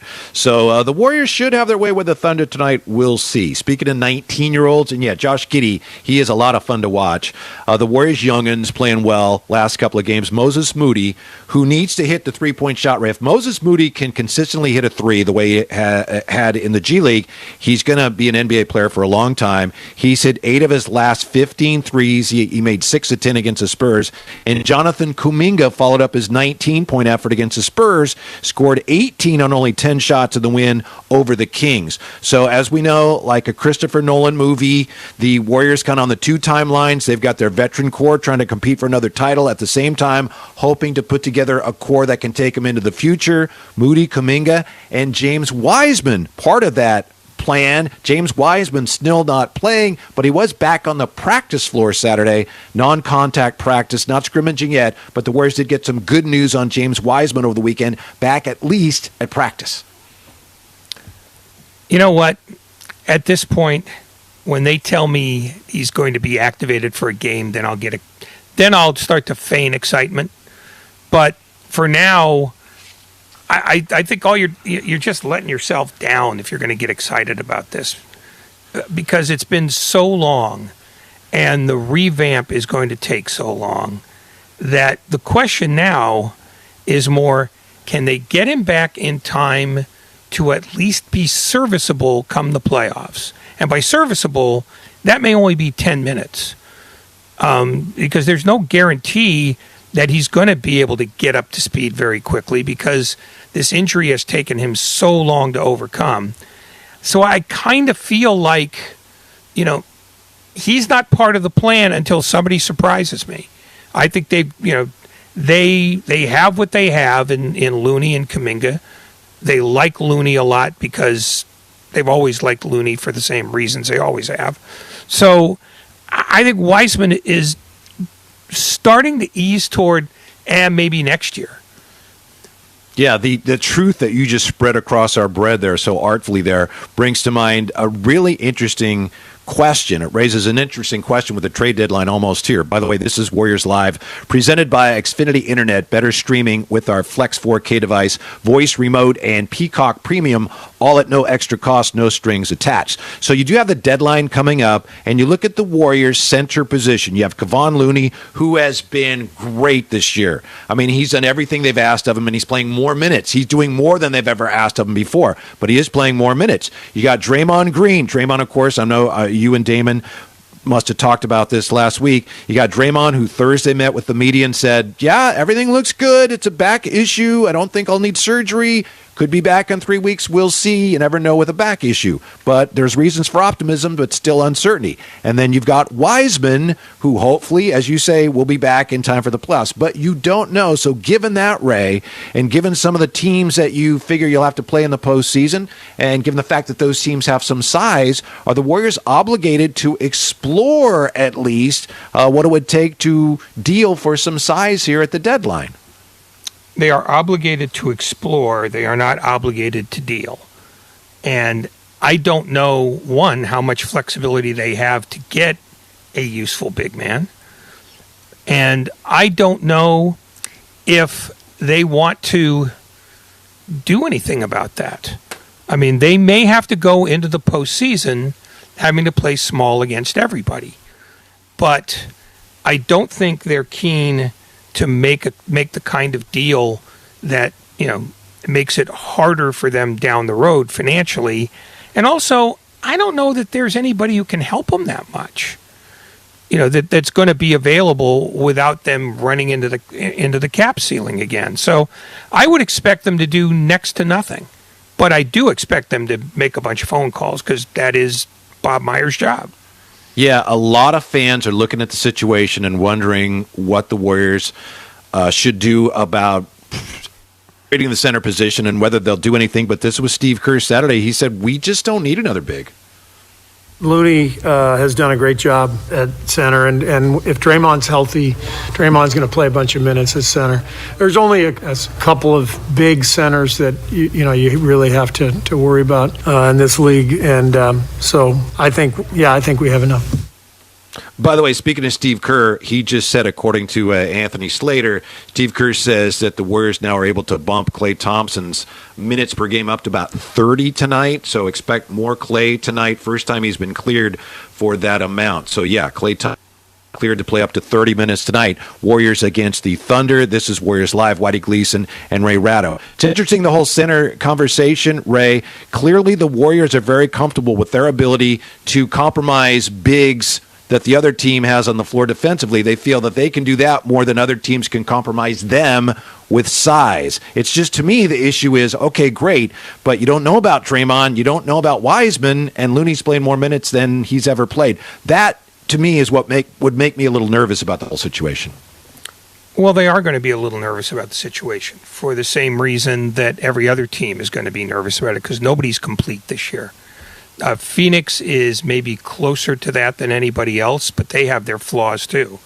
So I think everybody's going to go into the playoffs knowing that they have at least one weakness, if not two, and they're just going to have to deal with it, because you rarely get like wire-to-wire super teams.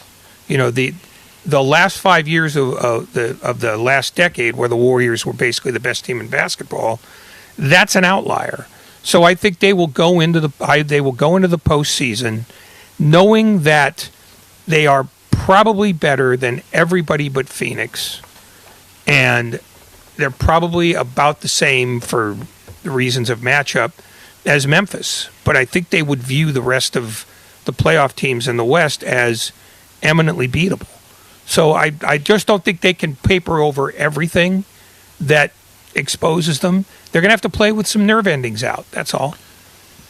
Yeah, and if you take everything Bob Meyer said last week at face value, he indicated the Warriors don't want to trade anybody. They love the roster. They love everybody on the roster.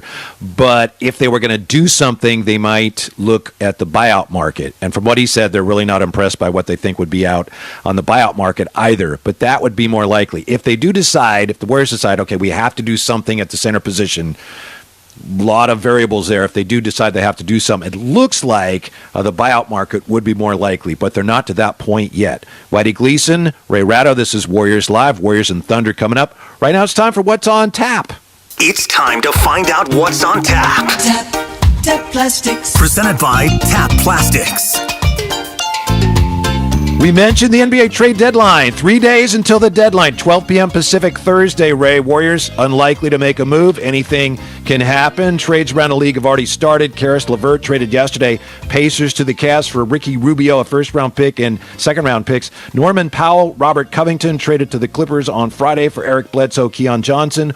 All eyes on the 76ers and Nets. Will a Harden for Ben Simmons trade happen? I don't think so, Ray, because according to reports, Kevin Durant said, I don't think we should trade Harden. And if KD says we're not trading Harden, I don't think the Nets are trading Harden. It's interesting you didn't say the same thing about Irving, but that's another story. It sounds like apparently a month ago, Daryl Morey tried to get a conversation going with Sean Marks in Brooklyn, and Sean Marks wouldn't even take the call. So I don't think that deal's coming off, in this cycle anyway. Maybe it happens in the off season, but I don't know how. I think, Brooklyn clearly does not want Ben Simmons at the cost of James Harden. That said, they may feel differently about it if Harden's struggles with health and consistency continue, because Brooklyn right now is an incredibly incomplete team. And most of that has to do with the fact that Durant is hurt. But I don't see a team that's going to gel when they all get their guys back. I just don't. I think the fall off after those three guys is too precipitous. And if you don't get all three of them going in a playoff game, they're probably the inferior team. So, yeah, I think the Nets' whole situation has either sailed or is getting ready to take to sea, because I don't see this one. I think too much time has passed, and Harden's clearly unhappy even when he's playing, and I don't know where Durant's head is at with the other two guys either. I think this might be a grand experiment that never got off the ground. What's on Tap, presented by Tap Plastics, the ultimate destination for do-it-yourself enthusiasts. Yeah, the trade deadline almost here. There's been a lot of buzz about a Harden for Simmons deal. I don't think it's going to happen, Ray. I think Daryl Morey, even though he's got so many people, fans, media members saying he can't hang on to Simmons past the deadline, I don't think Daryl Morey is going to give up Ben Simmons for far less than he believes he's worth, and I think there's every chance he's going to hang on to Ben Simmons at the deadline. And it certainly is not going to happen, the whole Harden for Simmons thing. That ain't going to happen. Yeah, when fans and pundits tell you that something can't possibly happen, I know that's just stupid on stupid. They know nothing. That said, there is no indication that Brooklyn is interested in talking. If they're not interested in talking, no deal's happening.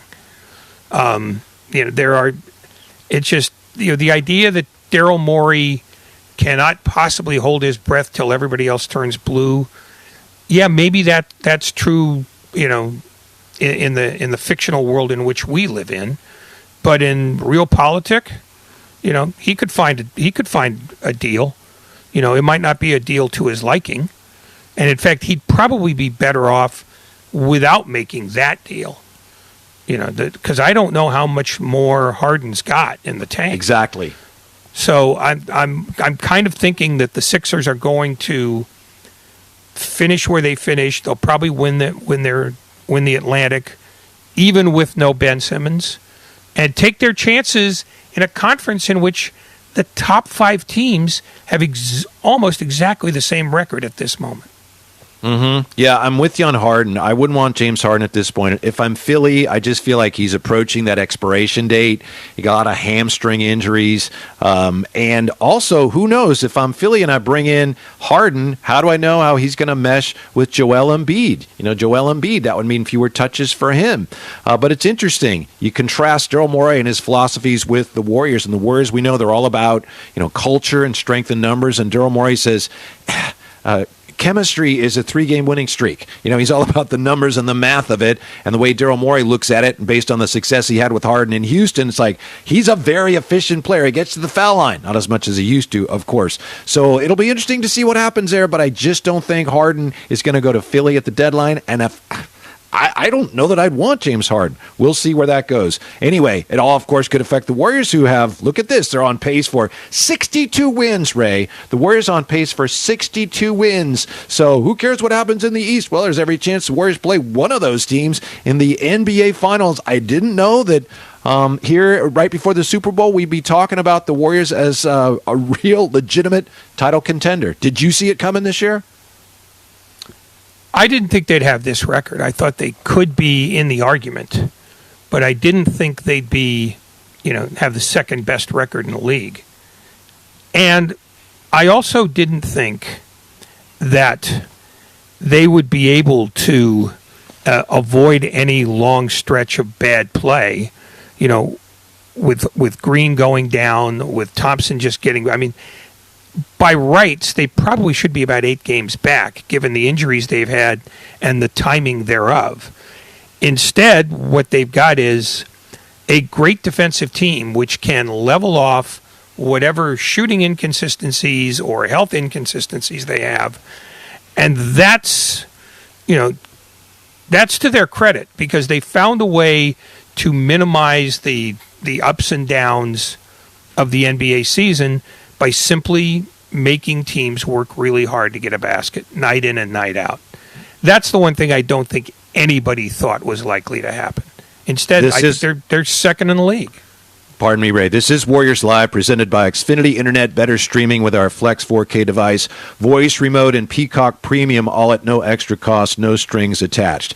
You touched on one of the absolute keys to the Warriors' success. Yeah, they make you work very hard when you're on offense, the defensive foundation for all the success they've ever had here under Steve Kerr. But also, when the offense is clicking, as it is of late, that's a really hard team to guard. As Saint always tells us about the Warrior offense, player movement, ball movement. And you watch defenders trying to keep up with Steph and now Clay. And the Warriors, the last couple of games especially, have really been shooting the ball well. And it's nice to see the offense coming together, Ray. They're figuring out how to pile up a lot of assists and keep things flowing without Draymond. They struggled with that. But when they shoot well as they have, I think it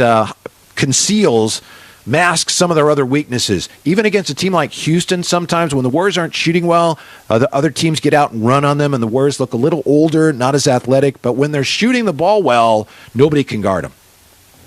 But they've also played a stretch of teams that were either not playoff teams or teams that were going through a particularly bad patch. And I think they and Phoenix are the 2 best teams in the league in picking on bad teams. Going back to that loss in Minnesota where they lost by 20 in the middle of last month. They beat Detroit. They lost in overtime to Indiana. They beat Houston. They beat a Utah Jazz team that was in free fall. They beat Dallas by destroying their defense. They beat Minnesota, which has been up and down. Then they beat the slumping Nets, the Rockets, the Spurs, and the Kings. And now they've got the Thunder. So they have done what you're supposed to do against bad teams, and it's beat the hell out of them. It'll be interesting to see how well they do when they're at Utah on Wednesday and come the end of the month when the schedule gets harder. Because offensively, yeah, they've looked pretty good, but these are against teams that don't guard anybody or don't have the players healthy to guard them. It's easy to put up 122 when you're trying to deal with the Houston Rockets, who basically let you score whenever you want. So I'm not sure that their offensive woes are over, but they haven't been around in a while because they're playing teams that don't guard them. Right, but offensively they're trending in the right direction, and so is Steph Curry. Real quick, the schedule, Thunder tonight. You mentioned the Jazz Wednesday on ESPN. Jazz have won 2 in a row, but they're really struggling. Then it's back home to face the Knicks Thursday, the Lakers Saturday night on ABC. Then the Warriors have a Valentine's date with the Clippers on NBA TV. Then they wrap up the pre-All-Star portion of the season against the Nuggets at Chase on the 16th. So the All-Star break almost here, and it's not as if, we tend to think of All-Star breaks as a halfway point. After tonight, the Warriors only have 28 games left in the regular season, Ray. Yeah, the schedule's been front-loaded to an almost extreme degree, to the point where after the All-Star break, the season changes into a sprint. And that's where we'll see what kind of playoff team the Warriors are, because those games get compressed basically by the nature of the schedule, and they're always against good teams. So I think we're going to get the truest look yet of the kind of team the Warriors are going to be after the break, when they open at Portland and then home against Dallas and then go on the road for 4, because now they won't be able to load manage quite so much, because the games matter more. Because once you get past 60, every game has an impact on your playoff position, and unless the Warriors are so good that they don't have to worry about that, they got to worry about it. Yeah, I think you're right, but I don't think the Warriors will really know what they are until they get Steph and Clay and Draymond on the floor at the same time. This is Warriors Live. Coming up next, Warriors now have the best odds to win it all, but they're tied with what team? The answer may surprise you. It's next, Warriors Live. Whitey Gleason, Ray Ratto, 95.7 The Game. You're listening to Warriors Live on 95.7 The Game. Presented by Xfinity Sports Zone, the ultimate sports hub experience. Take JMU in this CAA clash. I'm Joe Ostrowski, here to help you beat the books with BetQL. James Madison faces off with Drexel tonight, and the BetQL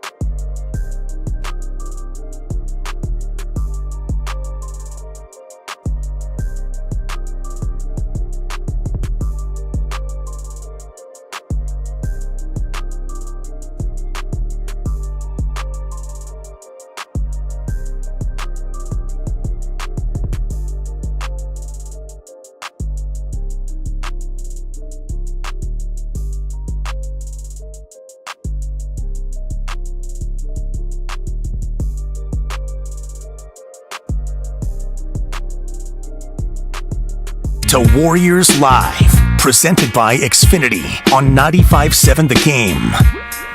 Some really good news pregame as the Warriors get ready to take on the Thunder. Whitey Gleason, Ray Ratto with you on Warriors Live. Steve Kerr letting the media know before the game that Klay Thompson has been cleared, Ray, to play 30 minutes. First time Klay has been cleared to play 30 minutes, so that'll be fun tonight. He's playing so well, so much more efficiently than he was when he returned against the always pesky Sacramento Kings on Thursday. Hello? Klay with 23 on 8 of 11 shooting, but 7 of 9 3-point shooting. 7 assists for Klay Thompson, the Claymaker. All of a sudden, he's an assist machine, Ray. I think in part that is because he's more comfortable not having to take as many shots as he was earlier, and he's sort of gotten that, gee, I missed this so much thing out of his system. So yeah, it makes sense, and it's an advance in the way he's feeling because he's now playing closer to the way he did before the injuries. The fact that he's not the guy who thinks shot first is to his credit. It's to his credit, and it's to the team's benefit.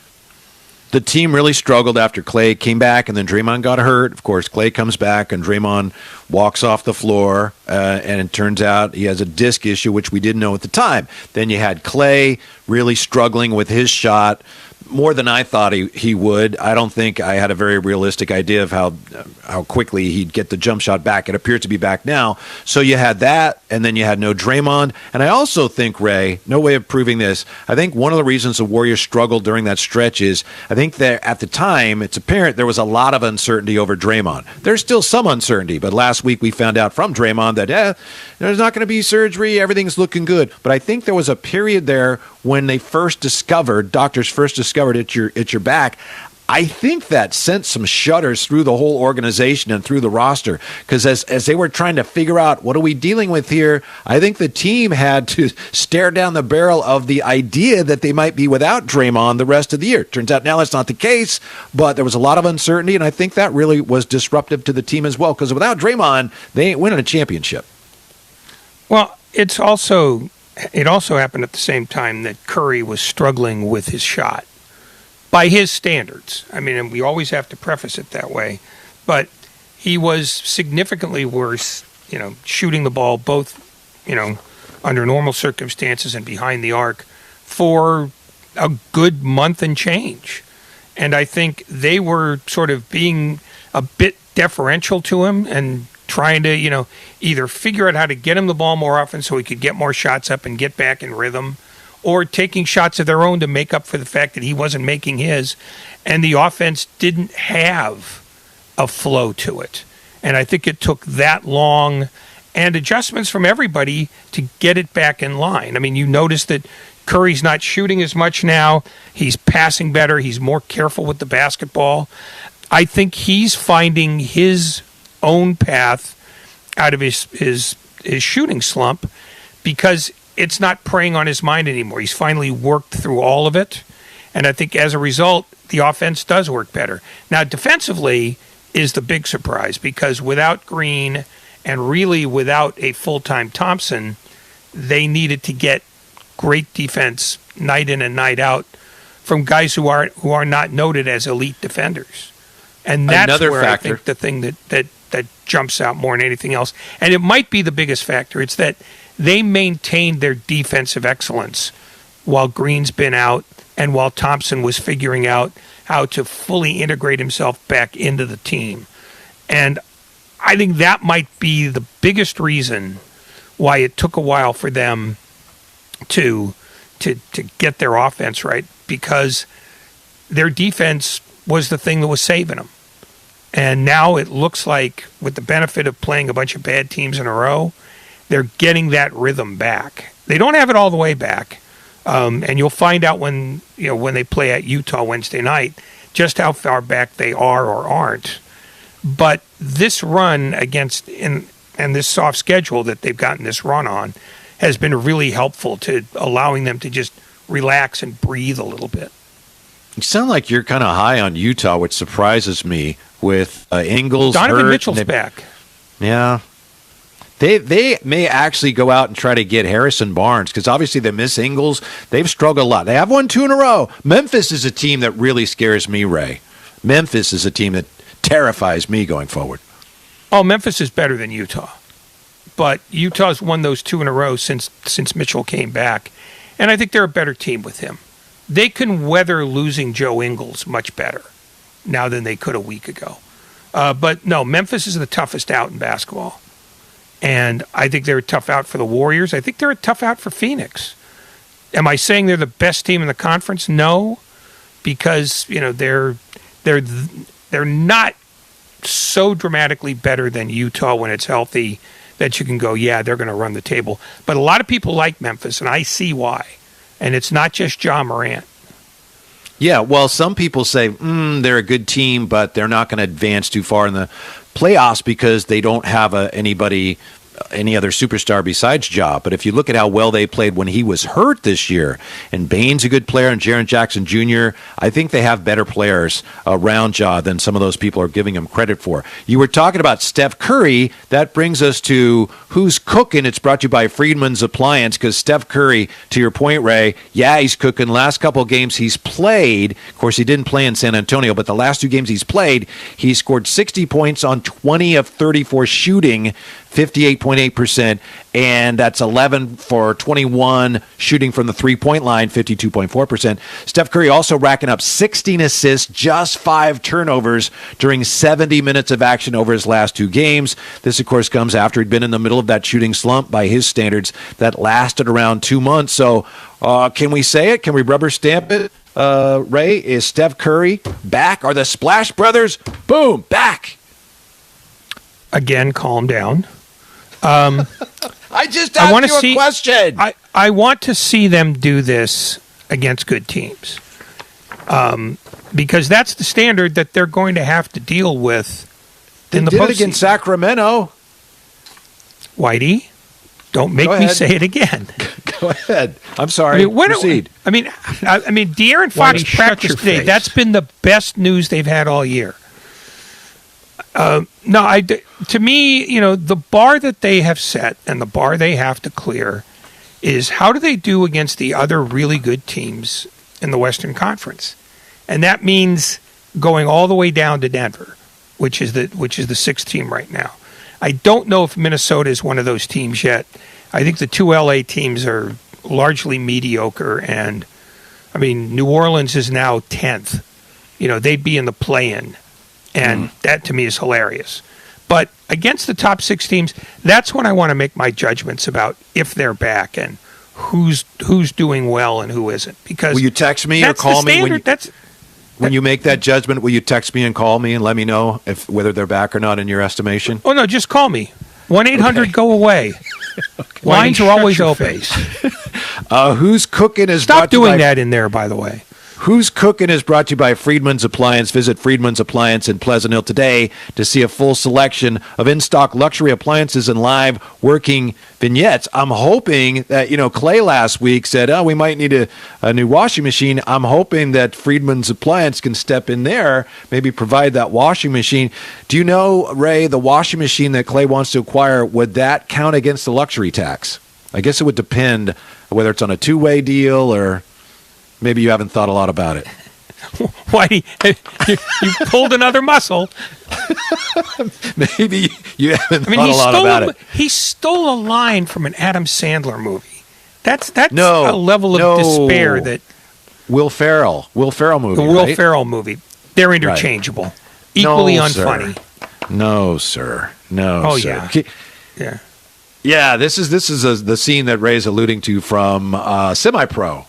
I've been doing a lot of thinking. Decided to add someone to our team to add some real firepower, okay? I think this guy could give us a new spark. Now, don't get mad. At point guard. At point guard? 5'10". I traded away our washing machine to get him. He punches and bunches. Ed Monix! Yeah, Woody Harrelson, played by Woody Harrelson. Speaking of the Warriors and good teams, according to odds provided by PointsBet, for what this is worth, the Warriors on pace to win, 62 games. Warriors are tied with what team, Ray, for the best odds to win the 2022 NBA championship? Warriors are tied with what team? Plus 450 best odds according to PointsBet.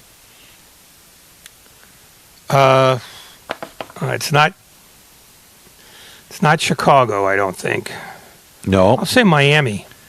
No, it actually is the Brooklyn Nets. And I don't blame you for not getting that because this is ridiculous. Warriors tied with the Nets, best odds to win the championship, followed by Phoenix and then the Milwaukee Bucks. Why is it that there are still so many people that think, oh, the Brooklyn Nets, KD comes back and Harden, Kyrie, watch out for the Nets. Do these people even watch basketball? No, I think that's just old money before the Nets went face first. And I think that's probably why. I thought there might be more money on other teams, but maybe nobody's gotten a lot of financial support, given the fact that it's early February and you're not really, betting a lot of futures at this point. That would be my guess, but it's clearly not Brooklyn. Right, I know. Yeah, the odds, sure, but as a legitimate chance, I'd be more inclined to bet Miami or Milwaukee coming out of the East. Yeah, when the over-unders for win totals first came out, whenever that was, somebody asked me, I was on the air with somebody, and they said, what team do you like here? And the first team I picked, I said, Cleveland's going to win more games than 20 whatever. But, Ray, I didn't put any money on it. I knew right away. So the Cavs are going to win way more games than that. But I wasn't smart enough to put my money where my mouth is. This is Warriors Live. Yeah?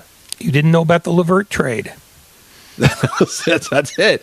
This is Warriors Live, presented by Xfinity Internet. Better streaming with our Flex 4K device, voice remote, and Peacock Premium, all at no extra cost, no strings attached. The Warriors get ready to take on the Oklahoma City Thunder. Warriors at 40-13. Thunder not at 40-13. 17-35. The Warriors coming off of 3 full days of rest. They've already beaten the Thunder a couple times this year, and of course, Klay Thompson is cleared to play as many as 30 minutes tonight. I don't know, Ray, seriously, if this game is one-sided, it's the NBA, you never know. Do you play Klay? Is Klay going to play the 30 minutes even if this game's out of hand, or do you take advantage of the opportunity to rest him? Right now, getting him out on the court as much as possible is the priority, right? No, the priority is to win the game so you can rest guys for when they play up in Utah and you really would like the 30 minutes out of them.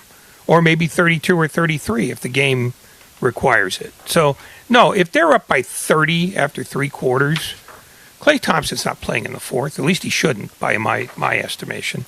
You don't have to prove anything to anybody about minutes played, he wants to. He wants to be out there. Yep. And that's when Steve Kerr puts his hand on his shoulder and says, Klay, you are not wasting another moment of energy in this building against this team. Save yourself for Wednesday. We'll definitely need you then. Your career doesn't end tonight. Don't be like Whitey Gleason. Calm down. Okay. I know Klay is going to want to play. You've watched a lot of teams over the years. He doesn't get a vote on this. Once he's active, that's what Steve Kerr gets to decide. And if he plays him in the fourth quarter just to let him have some run in a game that's been long decided, that's a mistake.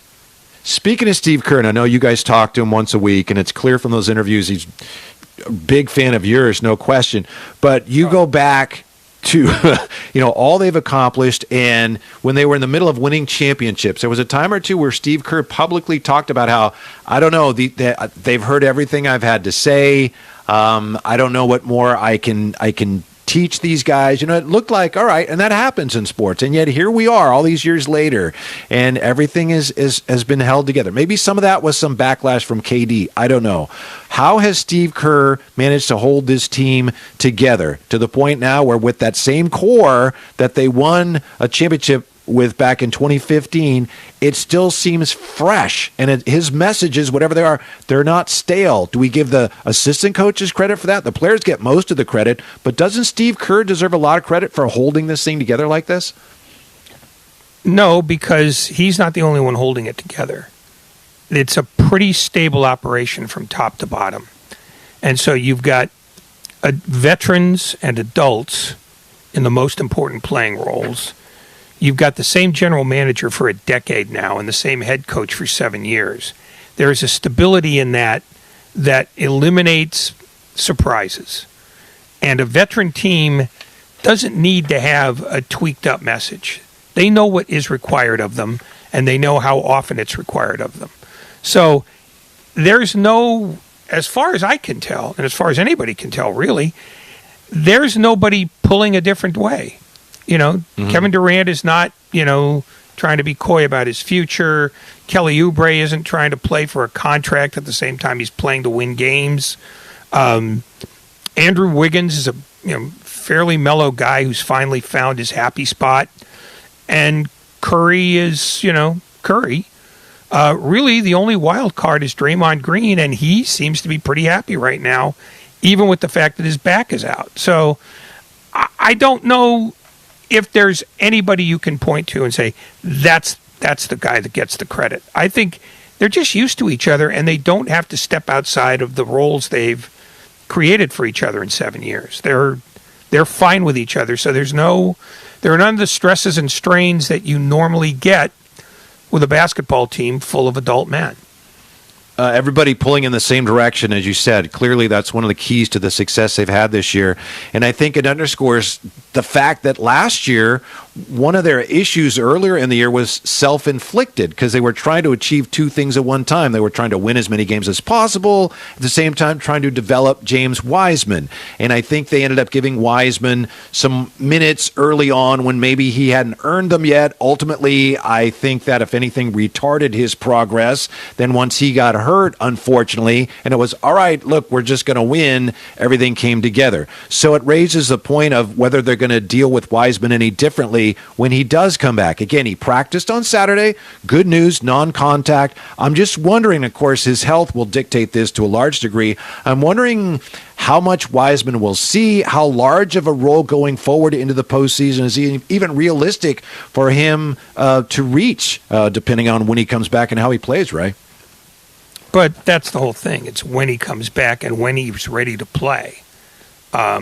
This injury has taken a lot longer than anybody thought, to the point where there's no point in guessing when he'll be ready, because he might not be ready in 15 games. It seems to me, though, that if he doesn't get at least 15 games where he's at least up to speed physically and can give them 10, 12 minutes a night, that they're really going to rely on him much at all. Maybe I'm wrong about what you need as a run-up to postseason, but it seems to me they'd want to see him at least 15 games when he's as operational as he's going to be. He may not get more minutes than Kuminga. He probably won't get more minutes than Looney, but he wouldn't be a bad piece to add on at the end of the bench. I don't know that he'd be in the rotation necessarily, but until they know when/if he can come back, I think they're just operating as though he's not there. They're trying to get him ready, but it's not like they are holding a spot for him when he finally is there. I think depending on when he comes back and depending on the percentage to which he's back, that will determine how much he plays between now and May or June, if that. Steve Kerr was asked on Saturday when Wiseman could be back, and he responded with basically the verbal equivalent of the shrug emoji. It's hard to determine anything with James just because the process has been slow. There's a chance that he could be playing, come playoff time. We don't really know what to expect. I think what's realistic here, Ray, is if he's able to come back at all. And we don't know. But if he is, I think maybe he plays some. Maybe he soaks up some of the minutes that Bielitsa was playing. Bielitsa has been hurt too. I don't think, he's not going to have a role going into the playoffs. You'd love to have some size, somebody you can bring in if you need to match up with somebody else as big. But based on what Wiseman did last year defensively and the fact that he hasn't played, I don't even know if that's realistic. So I think obviously they don't want the year to be a total wash, so fingers crossed, but everything's still on the table.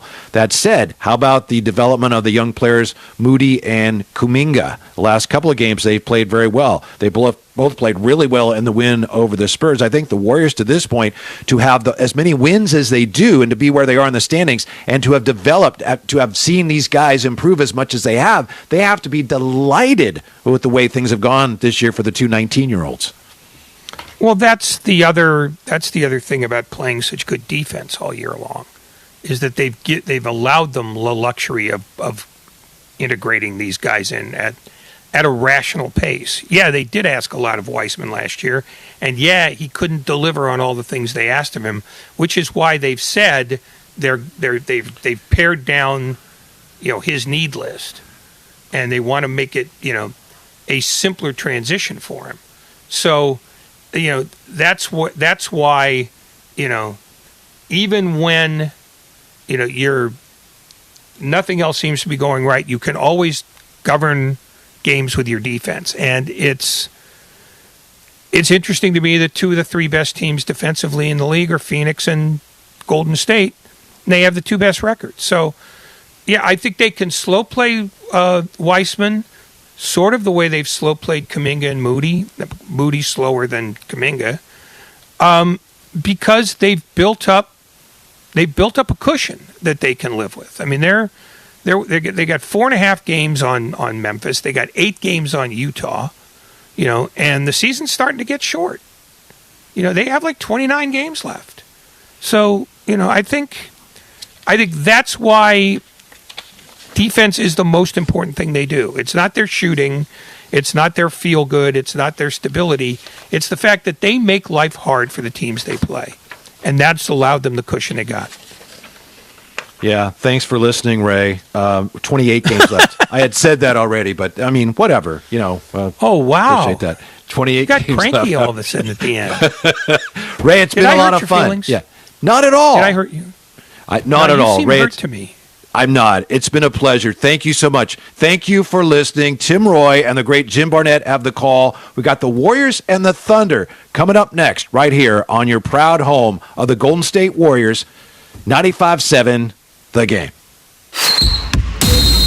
This has been Warriors Live on 95.7 The Game. Presented by Xfinity Sports Zone, the ultimate sports hub experience. What's up, everybody? Nick Costos here at the Bet River Sports Betting Minute, brought to you by Bet River Sportsbook, your hometown sportsbook. College hoops tonight, Duke an 11.5-point favorite against Virginia. Total here is 129. I want to back Virginia here as a double-digit road underdog. This is going to be a letdown spot for Duke coming off a win on Saturday at their biggest rival, so let's take Virginia tonight plus 11.5. That's it for this Bet River Sports Betting Minute, brought to you by Bet River Sportsbook, your hometown sportsbook. I'm Nick Costos. Keep it locked here for more throughout the day. Is online casino and sports betting not yet legal in your state? BetRivers.net.